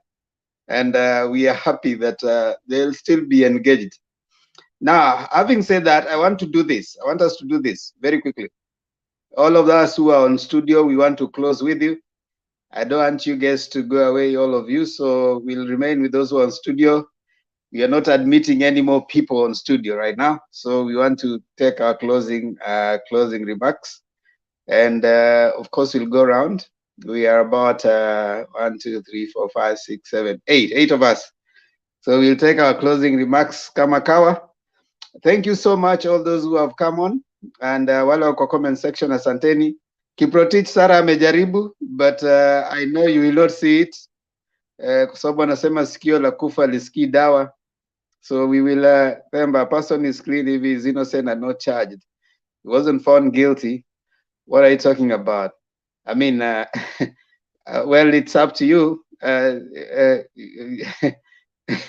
Even who is it? Who is this? Waiguru was not found, and she's out there. So Waiguru is free. Gachagua is free. Yeah, so they're out here. So we acknowledge your view. So let's leave it there for now. Let's go 3 minutes each. Na dakika tatu tafadhali ziwe dakika tatu Tuanze na Savin. Savin, anaitwa Savin ama Kevin? I don't know how to pronounce that name. Good morning, Themba and team. How do you pronounce your name? My name is Kevin. Kevin. Oh, yeah, C-A-I-V. Yeah. Okay. Go ahead. My closing remarks. Number one is to appreciate the entire team. Number two is to say that we are expecting that we need to be getting a bit of guidance from some of the panelists who are a bit senior and have the history of this country. And I've seen a lot in terms of foundation and development that has been raised in the past by His Excellency to be. And there are things that we need not to lie about. There are facts that we need to get right, and they are outside there. Everybody knows about them. Number three, there is let us deal with the issue of Boda Boda team at individual level. The government has picked it up. There's someone who spoke about something that is a bit irritating. We need to be fair, kind, and accommodative. This industry carries a bunch of people who have not gone to school. I think that is a little bit confusing and not in order. Finally, on the nomination issue, we need to. I think this is an issue that requires a broad and an extensive support from the entire team. And I think we are going to get guidance accurately based on the leadership and what they are planning to do from the winning side. Basically to create stability so that we don't see fallouts as we prepare for the future, and that is basically bringing up a strong next parliament to help govern the country with the incoming leadership. Thanks, Themba. Thank you so much, Kevin. Princess Diana, dakika zako tatu za mwisho. Mi simalizi hata tatu, namaliza moja tu. Nawashukuru nyinyi nyote kwa kuja hapa, asanteni na tuendelee hivyo. Dakika zangu zingine patia Alex azungumze kwa niaba yangu. Yaani mi huwezi nipa hizo dakika, zinapewa tu Alex. Ama huwezi mpa Fidel, unampa tu Alex. Geoffrey, dakika zako tatu. Okay, thank you Themba. Kwanza nasema nashukuru sana kwa yale mawaida tumetoa, na nasema kwamba kila mtu juu ya boda boda. Najua awali nilisema kwamba we have family members who are working there. Just only what you want is sanity. Watu wapewa mafunzo vizuri na wafuate sheria na kanuni za barabara ili waendelee na kazi yao vizuri. That's what we want. Hakuna mtu mwenye atawaonea kwamba hawajasoma, because there are people wenye wamesoma huko ndani. Kitu kingine nasema hivi, tuendelee kuelimisha wenzetu ambao wako upande wa UDA kwamba tukisema kwamba William Samuel Ruto hafai kuwa kiongozi wa nchi yetu, kuna sababu nyingi sana. Hiyo sababu hata tukielezea kuanzia asubuhi mpaka jioni hazitaisha, lakini wale ambao wameona kwamba hafai kuwa kiongozi wa nchi yetu, naona naenda nchi zingine, naenda kukasibu serikali ambayo ako ndani na viongozi. If we can be rude to his own boss like that, mtu akiingia uongozini atawaona namna gani? Si atakanya kila mtu apite juu? Kwa hivyo mtu kama huyo hastahili kuwa kiongozi, na we don't need such a people. Such a people, hiyo ni quality ya kuonyesha kwamba he can be a dictator. A dictator, we know what the dictator does, but hatutaki vitu kama hizo, kwa sababu baba na wengine walipigania tukaleta demokrasia, tukatoa mambo ya udikteta, so we don't need to go back there. Kwa mengine tuendelee kupigia baba debe so that they can be able to win big. Asanteni na barikiwa wote. Thank you. Asante sana Geoffrey. Fidel, dakika zako tatu. Well, Ruto reminds me of a quote by our good friend Plato, who says that the one who learns and doesn't practice is like the one who plows and never plant. So you're finding that is what I see in you, the supporters. They learn, of course they've gone to school, but they just learn, and they just keep learning, and they don't practice it. They don't practice what they've learned. Or they plow, but they never plant. Because if they were to do that, then you will expect them to at least to bear result. Education, knowledge, give you wisdom, and you're able to to weigh facts and then come to a conclusion.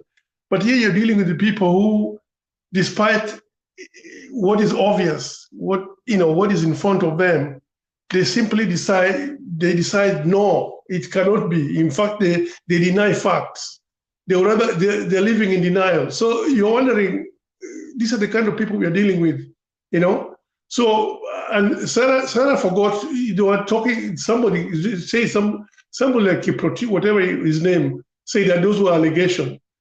The Muteshi himself, whom he grabbed land from, was that an allegation? Because he was found guilty by court. That is not an allegation. That is actually a fact. And he was supposed to pay Muteshi the money, and he refused to pay. The poor guy died without even seeing his money, paid by Ruto. 100 acres of land grabbed. That is not an allegation. That's a fact. So you wonder what facts do they want? Thank you, Temba. That's 2 minutes. So Thank you, Yara. They want no facts. They're not interested in facts. So don't even worry. Unleash all the facts right now. They don't want no facts. They're not interested in it at all. So I've answered you that question.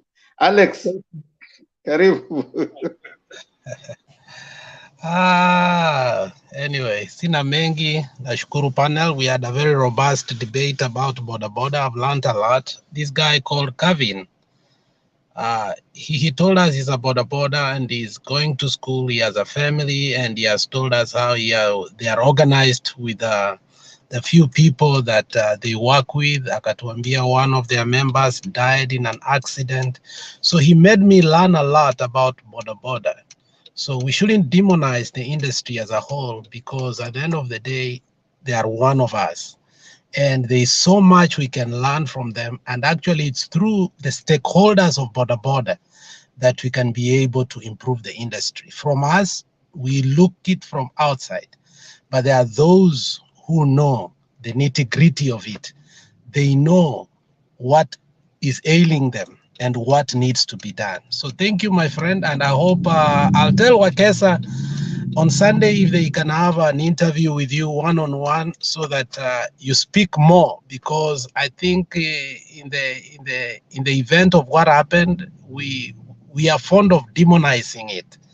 But I think there are those who bring sobriety in that industry. As I said earlier, there are people whose children are taken with Boda Boda in the morning and they return home. People who are trusted Boda Boda, who even you can call from here and tell your grandmother, panda yo Boda Boda, enda hospitali, ama inaenda supermarket inamletea vitu. So in the end of the day, there are good people like Kevin, and he was here from the beginning until now. So we should congratulate him.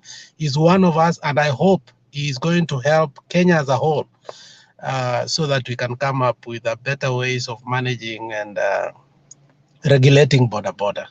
On a sad note, one of our friends here, Honorable Bundi, lost his father this morning in a grimsy accident, and alisema niwasalimie. So he's mourning the death of his father. That's why you have not seen him. Lastly, you people have talked about nomination, and I'm going to be honest about it. Kisii ODM is going to lose all the seats in ODM. The only person they are going to elect is the governor. If they go with what the meeting this morning was all about, all aspirants were called for an emergency meeting, and we said we are not going to speak anything until the meeting get finished. But if they are going to force us with the nominees that we saw in that list, take it to the bank. Like last election, 2017, they are not going to win anything. We will give Baba kura zake, tutapeana Simbarati kura yake, zingine tutagawana. Let them allow the nomination to work. Hatutaki maneno ya kutuambia sijui pooling, sijui nini nini. Hatutaki anything other than nomination. Let it be clear, because we want the people to decide. There are some areas you try to do all those things that they are saying, you're going to find nobody is satisfied. But mukieka huko nominations done, nobody's going to complain. Na akienda hii side, we will tell him, sisi hatuendi na wewe, because clanism creeps in and interest creeps in.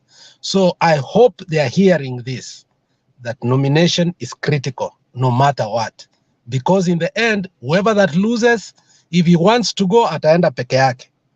But if they do what they are trying to do, if you go, we will go with you if you lost unfairly.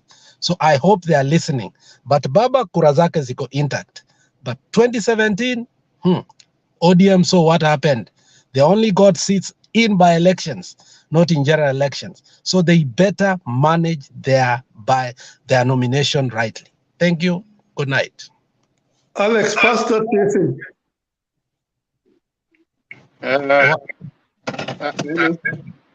Yes. Let's mute. Thank you. Mambo ya nomination ya parties tunaachia hao parties wang'ang'ane nazo. Sisi tuko interested na baba. Hiyo ingine ODM, fanyeni kazi yenu. Kama mnanyanga hii kitu anasema, they say power is taken, it's not given. So if you wait to be given, it's up to you. I mean, nominations, I know across parties, and that's why some of the candidates have feared nominations. They have gone for independence. So I know nominations are heated, however much you try to balance. So I will always ask anybody who wants to be a leader in any political party, fight your way through it. Don't just go sit there, hope that things will be fair. You can win and not get the certificate. Ask some people, they'll tell you. Yule ametangazwa ndio huyo. Kuna wale uanga anaichukua lakini hata hawatangazwi. So I wish all parties well. I know it's a very tough part for all the parties, and I wish them well. Saimo. Oh, thank you, Thaba. I'm gonna start by saying pole sana kwa Honorable Bandi, who have lost his father, as we have been told by Budi. Yes, pole sana kwa Honorable Budi, and as he mourns his father, this is a very difficult time. Mpelekee rabirabi zetu. I will do that. Thank you. You're welcome. I will touch a few things very quickly, and I'll start by talking about the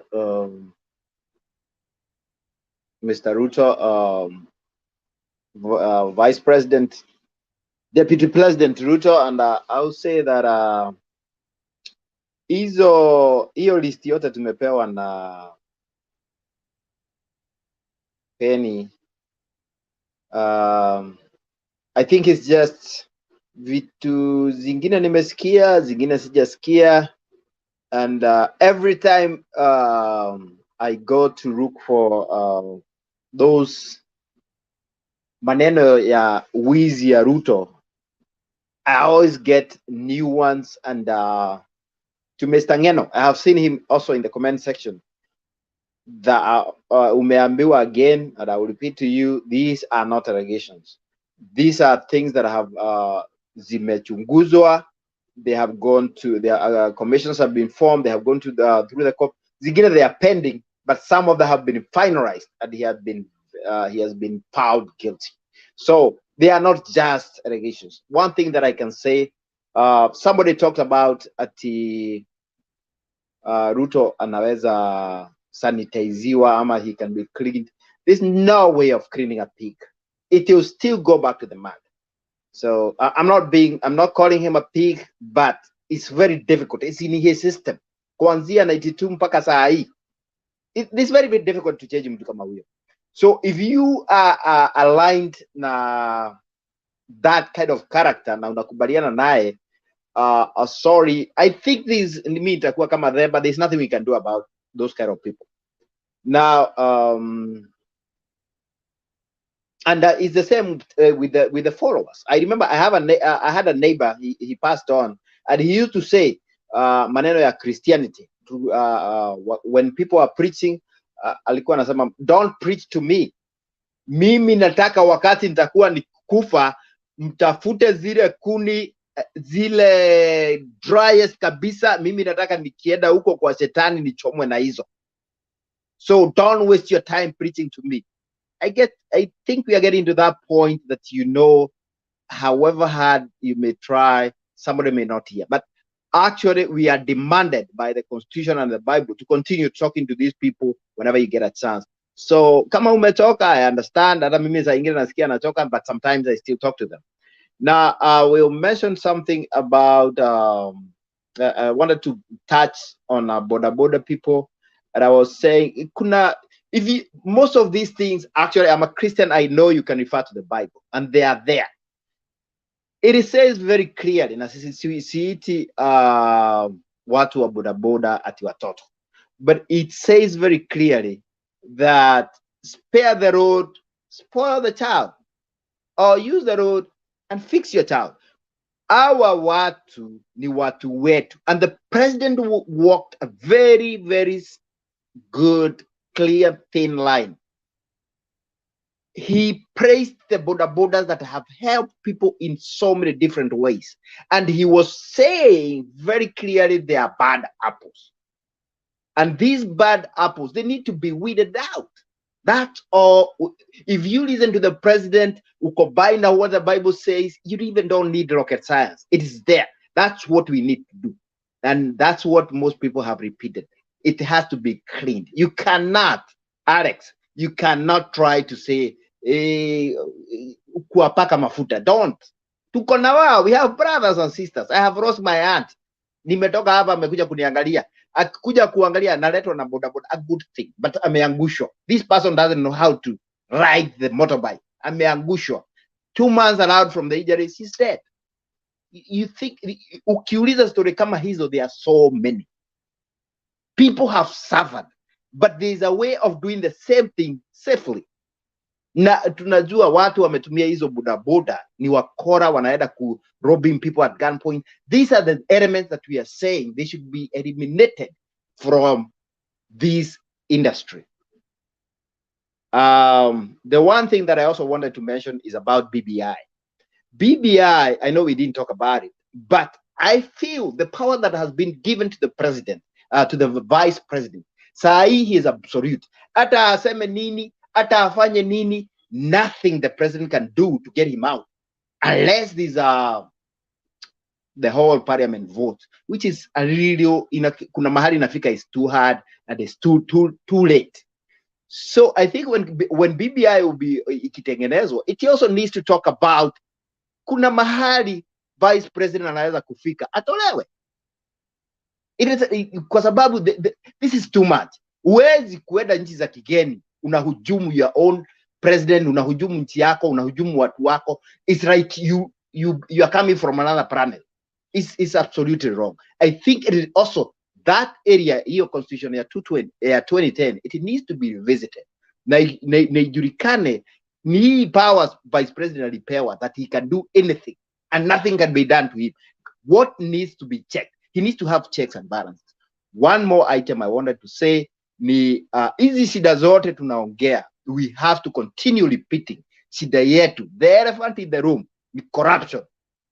As long as we have corruption, tuseme hii maneno ya boda boda, there will be loopholes. As long as we talk about ati vile tunaweza kutengeneza sijui sekta gani, it's not going to happen until we curb this corruption. Hizi list yote tumepewa hapa na Penny is because corruption is a vice. President VP wakati aliulizwa maneno ya corruption, one of the things that he said is systemic. It's our way of life. Who is supposed to allow that? Why we allow corruption to be our way of life? So mimi nataka kusema, every time we have this forum, let's talk about corruption. That is the elephant in the room. If we don't stamp out corruption in our country, we will never develop. It doesn't matter whether we get Baba, it doesn't get better whether we get who. If we still have elements of corruption, we'll never go anywhere. And I'm sure Mimi nimeona baba akimbomoa manyumba. Me, I know he's gonna kill it. Mimi najua, I'm very convinced baba I am praying for his health. Huyu mzee atatoa hii corruption. This is where we are heading. Thank you. Thank you so much, Simon. Julia, go ahead and translate what those people are saying in Kikuyu. Sarah, your final words. Thank you. First of all, my deepest condolences to Bundi and his family at this trying time. Yeah, it is not good to lose a person in your family. Apart from that, I don't have a lot to say about the Boda Boda and all this other stuff, to be honest. I think I'm just going to, if I start talking about them, I'll be repeating what other educated people have been repeating, so I'm not gonna say that. But I am going to read for Kiprotich Ngeno the meaning of allegation according to the Oxford Dictionary. An allegation is a claim or assertion that someone has done something illegal or wrong, typically which are made without proof. Now, these cases or scandals of Ruto cannot be an allegation because they have proof. This is from the dictionary. That's why I told Kiprotich, please aende akasome kwa sababu ni kizungu inaleta shida. Apart from that, I also wanted to read the definition of a dynasty. A dynasty is a succession of hereditary rulers. They keep on saying that Uhuru and Raila are dynasties, which is correct. They are forgetting that Ruto is also a member of a dynasty. I went back to his succession ancestry line and I found out that he was the great-great-grandson of Cheruto Arap Maina, who was a headman in the Kipsigis in 1905, and he actually was the deputy of a paramount chief called Orkoyot Kipchomber Arap Koilegen. He was a deputy. Inaonekana this is a deputy curse is all over his line. He will always remain to be a deputy. If his great-great-great-grandfather was never the Orkoyot, trust me, he is also not going to be the Orkoyot of Kenya. We will never let him sit on that seat, not as long as we are alive. So please do not start saying that Uhuru and Raila are members of dynasty. Your own Ruto is also a member of a dynasty. In fact, he doesn't even know that. He's not aware that he's a member of a dynasty. I think he should see me, Ruto should see me privately and hire me to be his personal assistant so that I can educate him, because he's going all over in UK and US to say nonsense and go to interviews when he's not even ready. He should really hire me. I'm very educated at these things, and like I said, watu wenye wanakuja kwa debate, kujeni na facts, si propaganda. Here we are very intelligent people bwana. Tukiangalia portfolios za watu mnaweza stuka. So Kiprotich Ngeno, please do not show your face here into this debate if you know you do not have facts. I'll be waiting for you. Nitakukoroga mpaka urudi Azimio. Thank you. Kiprotich Ngeno will never come to this stage. Thank you, Sarah. Sarah, you have come in with umetupatia. You have added the serious thing that we have been missing here. Now, of course, I can retire in peace with Sarah coming in to deal with all the UD guys. I join the rest, just like they have said. We know Bundi. Bundi has been a frequent panelist here. He's been coming here as often as he can, and I know, like you have all said, it is so sad to lose a loved one, and we pray for you that you may find peace at this time as you mourn your loved one. From Mutembei TV, we pray for you and your family. Having said that, let me appreciate those who are at the comment section. Kiprotich Ngeno, leo umeona moto, nitakuja hiyo studio itawaka moto. No, hakuna haja ya kuja kuwasha moto. I know you will not see no fact, hata ukiletewa hata gani. So akuje nitazimisha hiyo moto. I'm a very strong woman, by the way. You have not met me. Haya. Yeah, hiyo siku nataka basi ni host naweza kuhost nyinyi wawili, wewe Sara na Kiprotich Ngeno, ikuwe tu show ni yenyu nyinyi wawili. Can you guys can we have a crossfire? Yes, kwanza tulete. Do you know, in fact that day mutapata viewers mshangae, because they were, you know, Kiprotich, follower of His Holiness William Samoei Ruto, the Pope himself, the God's only begotten son, come here with facts, because if you don't come here with facts, nitakuembarrass, nitakutoanisha vibaya sana, na hakuna kitu mbaya kama mwanaume kuembarrasiwa na mwanamke, tafadhali. So please come here with facts. Uko umesoma, uko umekoroga kizungu yote, because the way I'm gonna take you, my guy, utapenda. Haya. Kiprotich Ngeno, there's a challenge there. Come tomorrow to the studio so that we agree if you guys are going to have a crossfire, Mutembei TV crossfire, Kiprotich Ngeno and Sarah. And of course, itakuwa Azimio na Kenya kwanza. Sisi wote tutakuwa tu hapo tunaview, tunaona crossfire. Point ikiingia tunafanya tap, tunatafuta extinguisher, tunazima ikiwaka sana. So Kiprotich Ngeno, a challenge has been thrown your way. Utoke huko chini, wache kujificha, kuja hapa mchape nini. Themba tell Sarah who such the words grab land is never bought. Yeah, I mean, I stopped helping you. Even if I go to search, you go search, Google, find. Hata nikipatia facts. Wacha Sarah yuko hapa ata deal na hiyo. Mi hata ukisema kwamba Ruto si mwizi, ni pastor, nitakubali. Yeah. Washington BT, Sara simama na huo kweli, Mungu akuongezea. Alex Isoe, Kiprotich hajui crossfire ni nini, ataleta cross na jiji watu. Alex umeamua hajui crossfire. Masio Menge, asante sana. Dennis Ondieki, Kiprotich Ngeno, funika meno, achana na makasiriko na Sara. Themba tell Sara, okay. Julia Kanyoro, Kiprotich Nyong, Eva kwa Sara. George, Sara those empty threats. George Gakure, hata wewe kama unataka crossfire kuja, tuko na tutawarilizia bazooka in the name of Sara. Sara hawaweki kabisa, so kujeni tumepata bazooka. David Olo, asante sana. Washington BT, Judith Berry, watu wanalala hapa. Hapa tulali, unalala unaamka unatupata hapa, so tulia. Baba akifika State House tutalala hiyo siku, hata kutakuwa na show. Tutakuwa tunalala at least for 1 week, alafu ndio tuanze debate tena. So it is not done until it's done. Babu na wajukuu, Ruto is a beneficiary of 2010 constitution as a VP. Yes. Thank you so much everyone. Tumefurahi sana for your George Gakure atuwe Themba. Kuja crossfire hapa. Tutarelizia bazooka inaitwa Sara. Fidel tungemrelease, lakini Fidel mtampeleka mbio, atashikwa na mori. Hatutaki Fidel.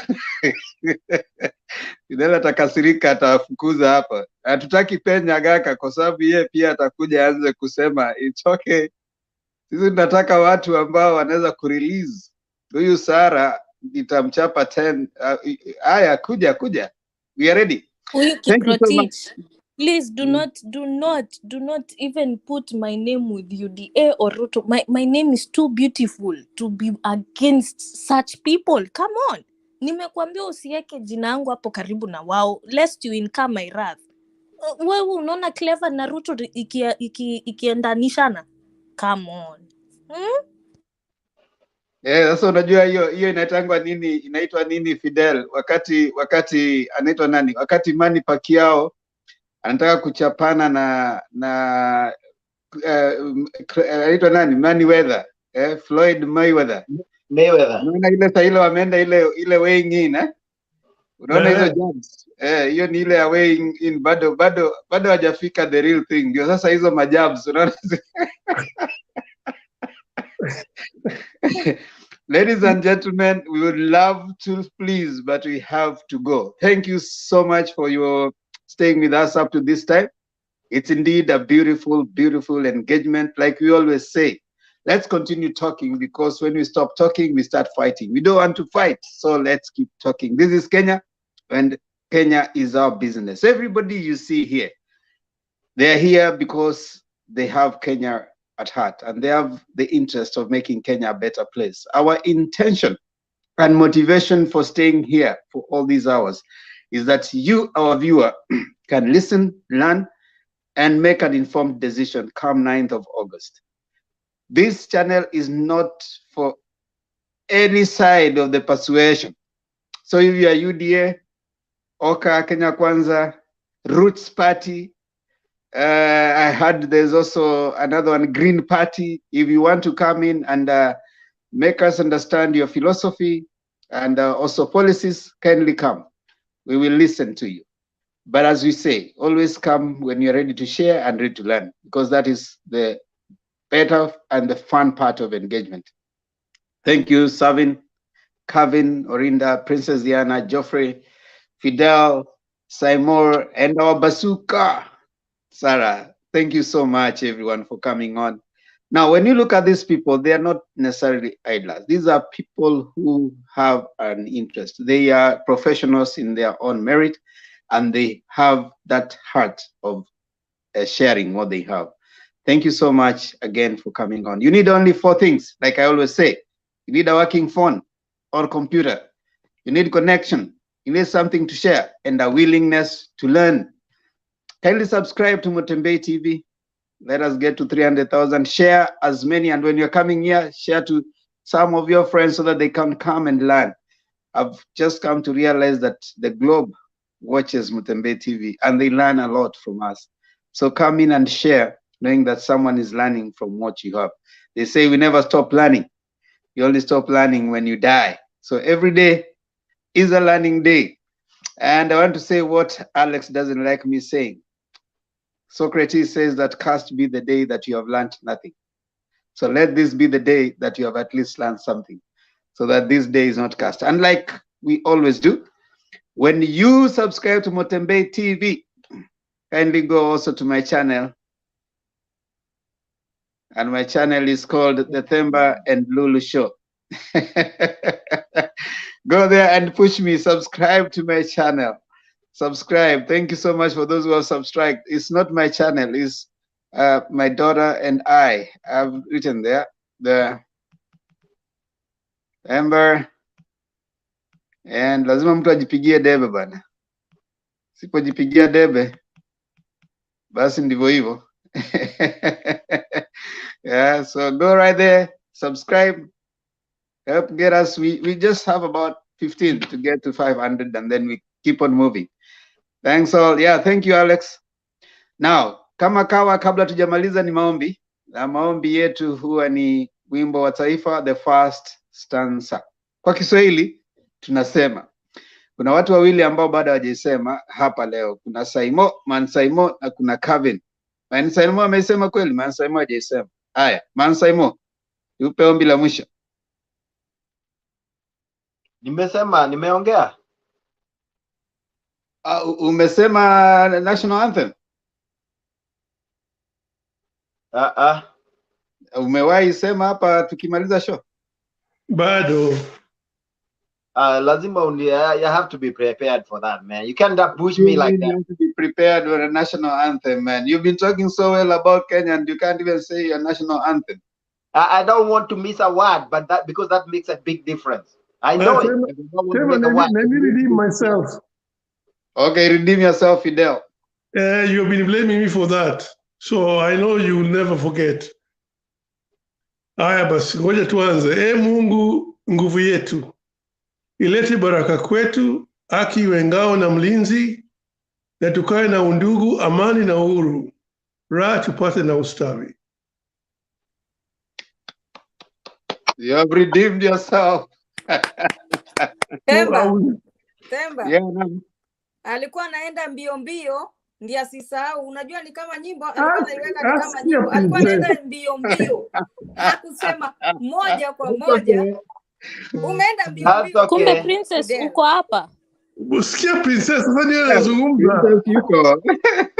Princess hujanisalimia. Sarah, 90% you know, of the people can't do it. You're having my sister's name. I can't forget you, my dear Sarah. Hey, nilidhani nilisahau leo. Na wewe ndio my deputy. Unajua mimi ndio president 2065. Nitakuchagua lakini hiyo jina la Sarah ninawajua mko tough sana. Even my sister was a tough lady. Okay. Yes, we have. Yeah. We after all we are the mother of all nations. What do you expect? Sarah, president 2065. Temba. Naam. Utakuwa bado. Mimi sijui kama nitakuwa. Unajua mimi hata ile vision 2060 sijui kama itanipata. Hiyo Temba itatupata tumeenda. Sasa Fidel ile vision Nataka hataki kura zetu. We are 2065. Okay, tutaimake 2040. We princess. 2040 basi. Vision 2060 hata wengine hapa watu kama kina Wayara 2060 hawatakuwa. Nitakuwa nimegoka kitambo.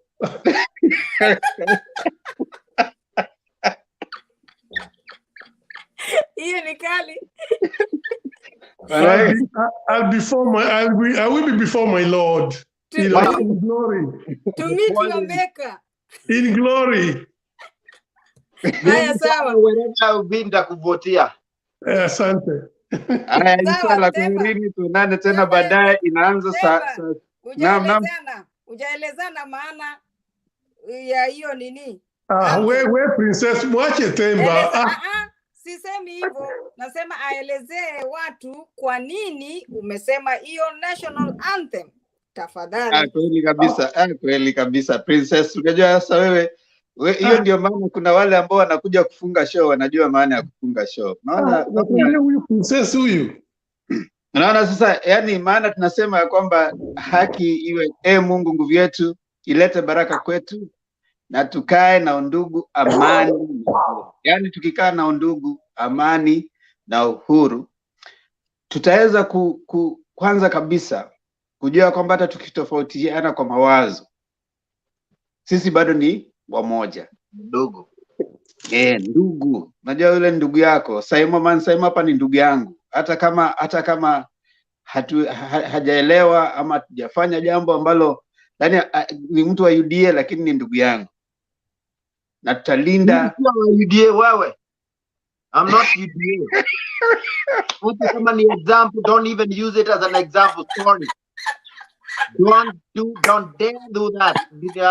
Kuna vingine sasa you can't give that a kind of example, man. Don't do that to me. Sema ngeno tafadhali Temba. Sema ngeno. Hiyo imeisha. Sema ngeno. Okay. I'm sorry Masai.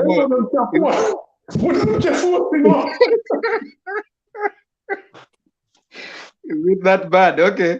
Hata kama Kiprotich Ngeno ni mtu wa UDA bado ni ndugu yetu, ni ndugu yako. Yeah?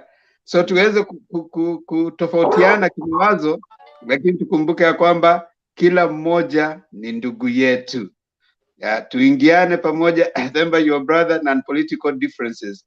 Yeah, we are brothers. Wewe ni ndugu yangu. Haki iwe ngao na mlinzi. Nasikia kwamba tuweze kulinda haki ya kila mmoja wetu. Alafu baadaye tutapata raha na ustawi. And that is it. Thank you so much everyone. Simon, asante kwa kukaa mpaka saizi. Fidel, Wayara, Kevin, Orinda. Wacha kukasirika tafadhali. Nimeona bado umekuwa na huzuni kwa sababu ya Temba. Wakati ametumia ngeno hiyo makasiriko iliisha. You didn't. Tunakutana saa 3. Ukipata studio imejaa watu 10, ujue kwamba imejaa inachukua tu watu 10. So unangojea hapo hadi wakati wako. So hivyo, you made my evening. Inshallah, guys. Princess, good night.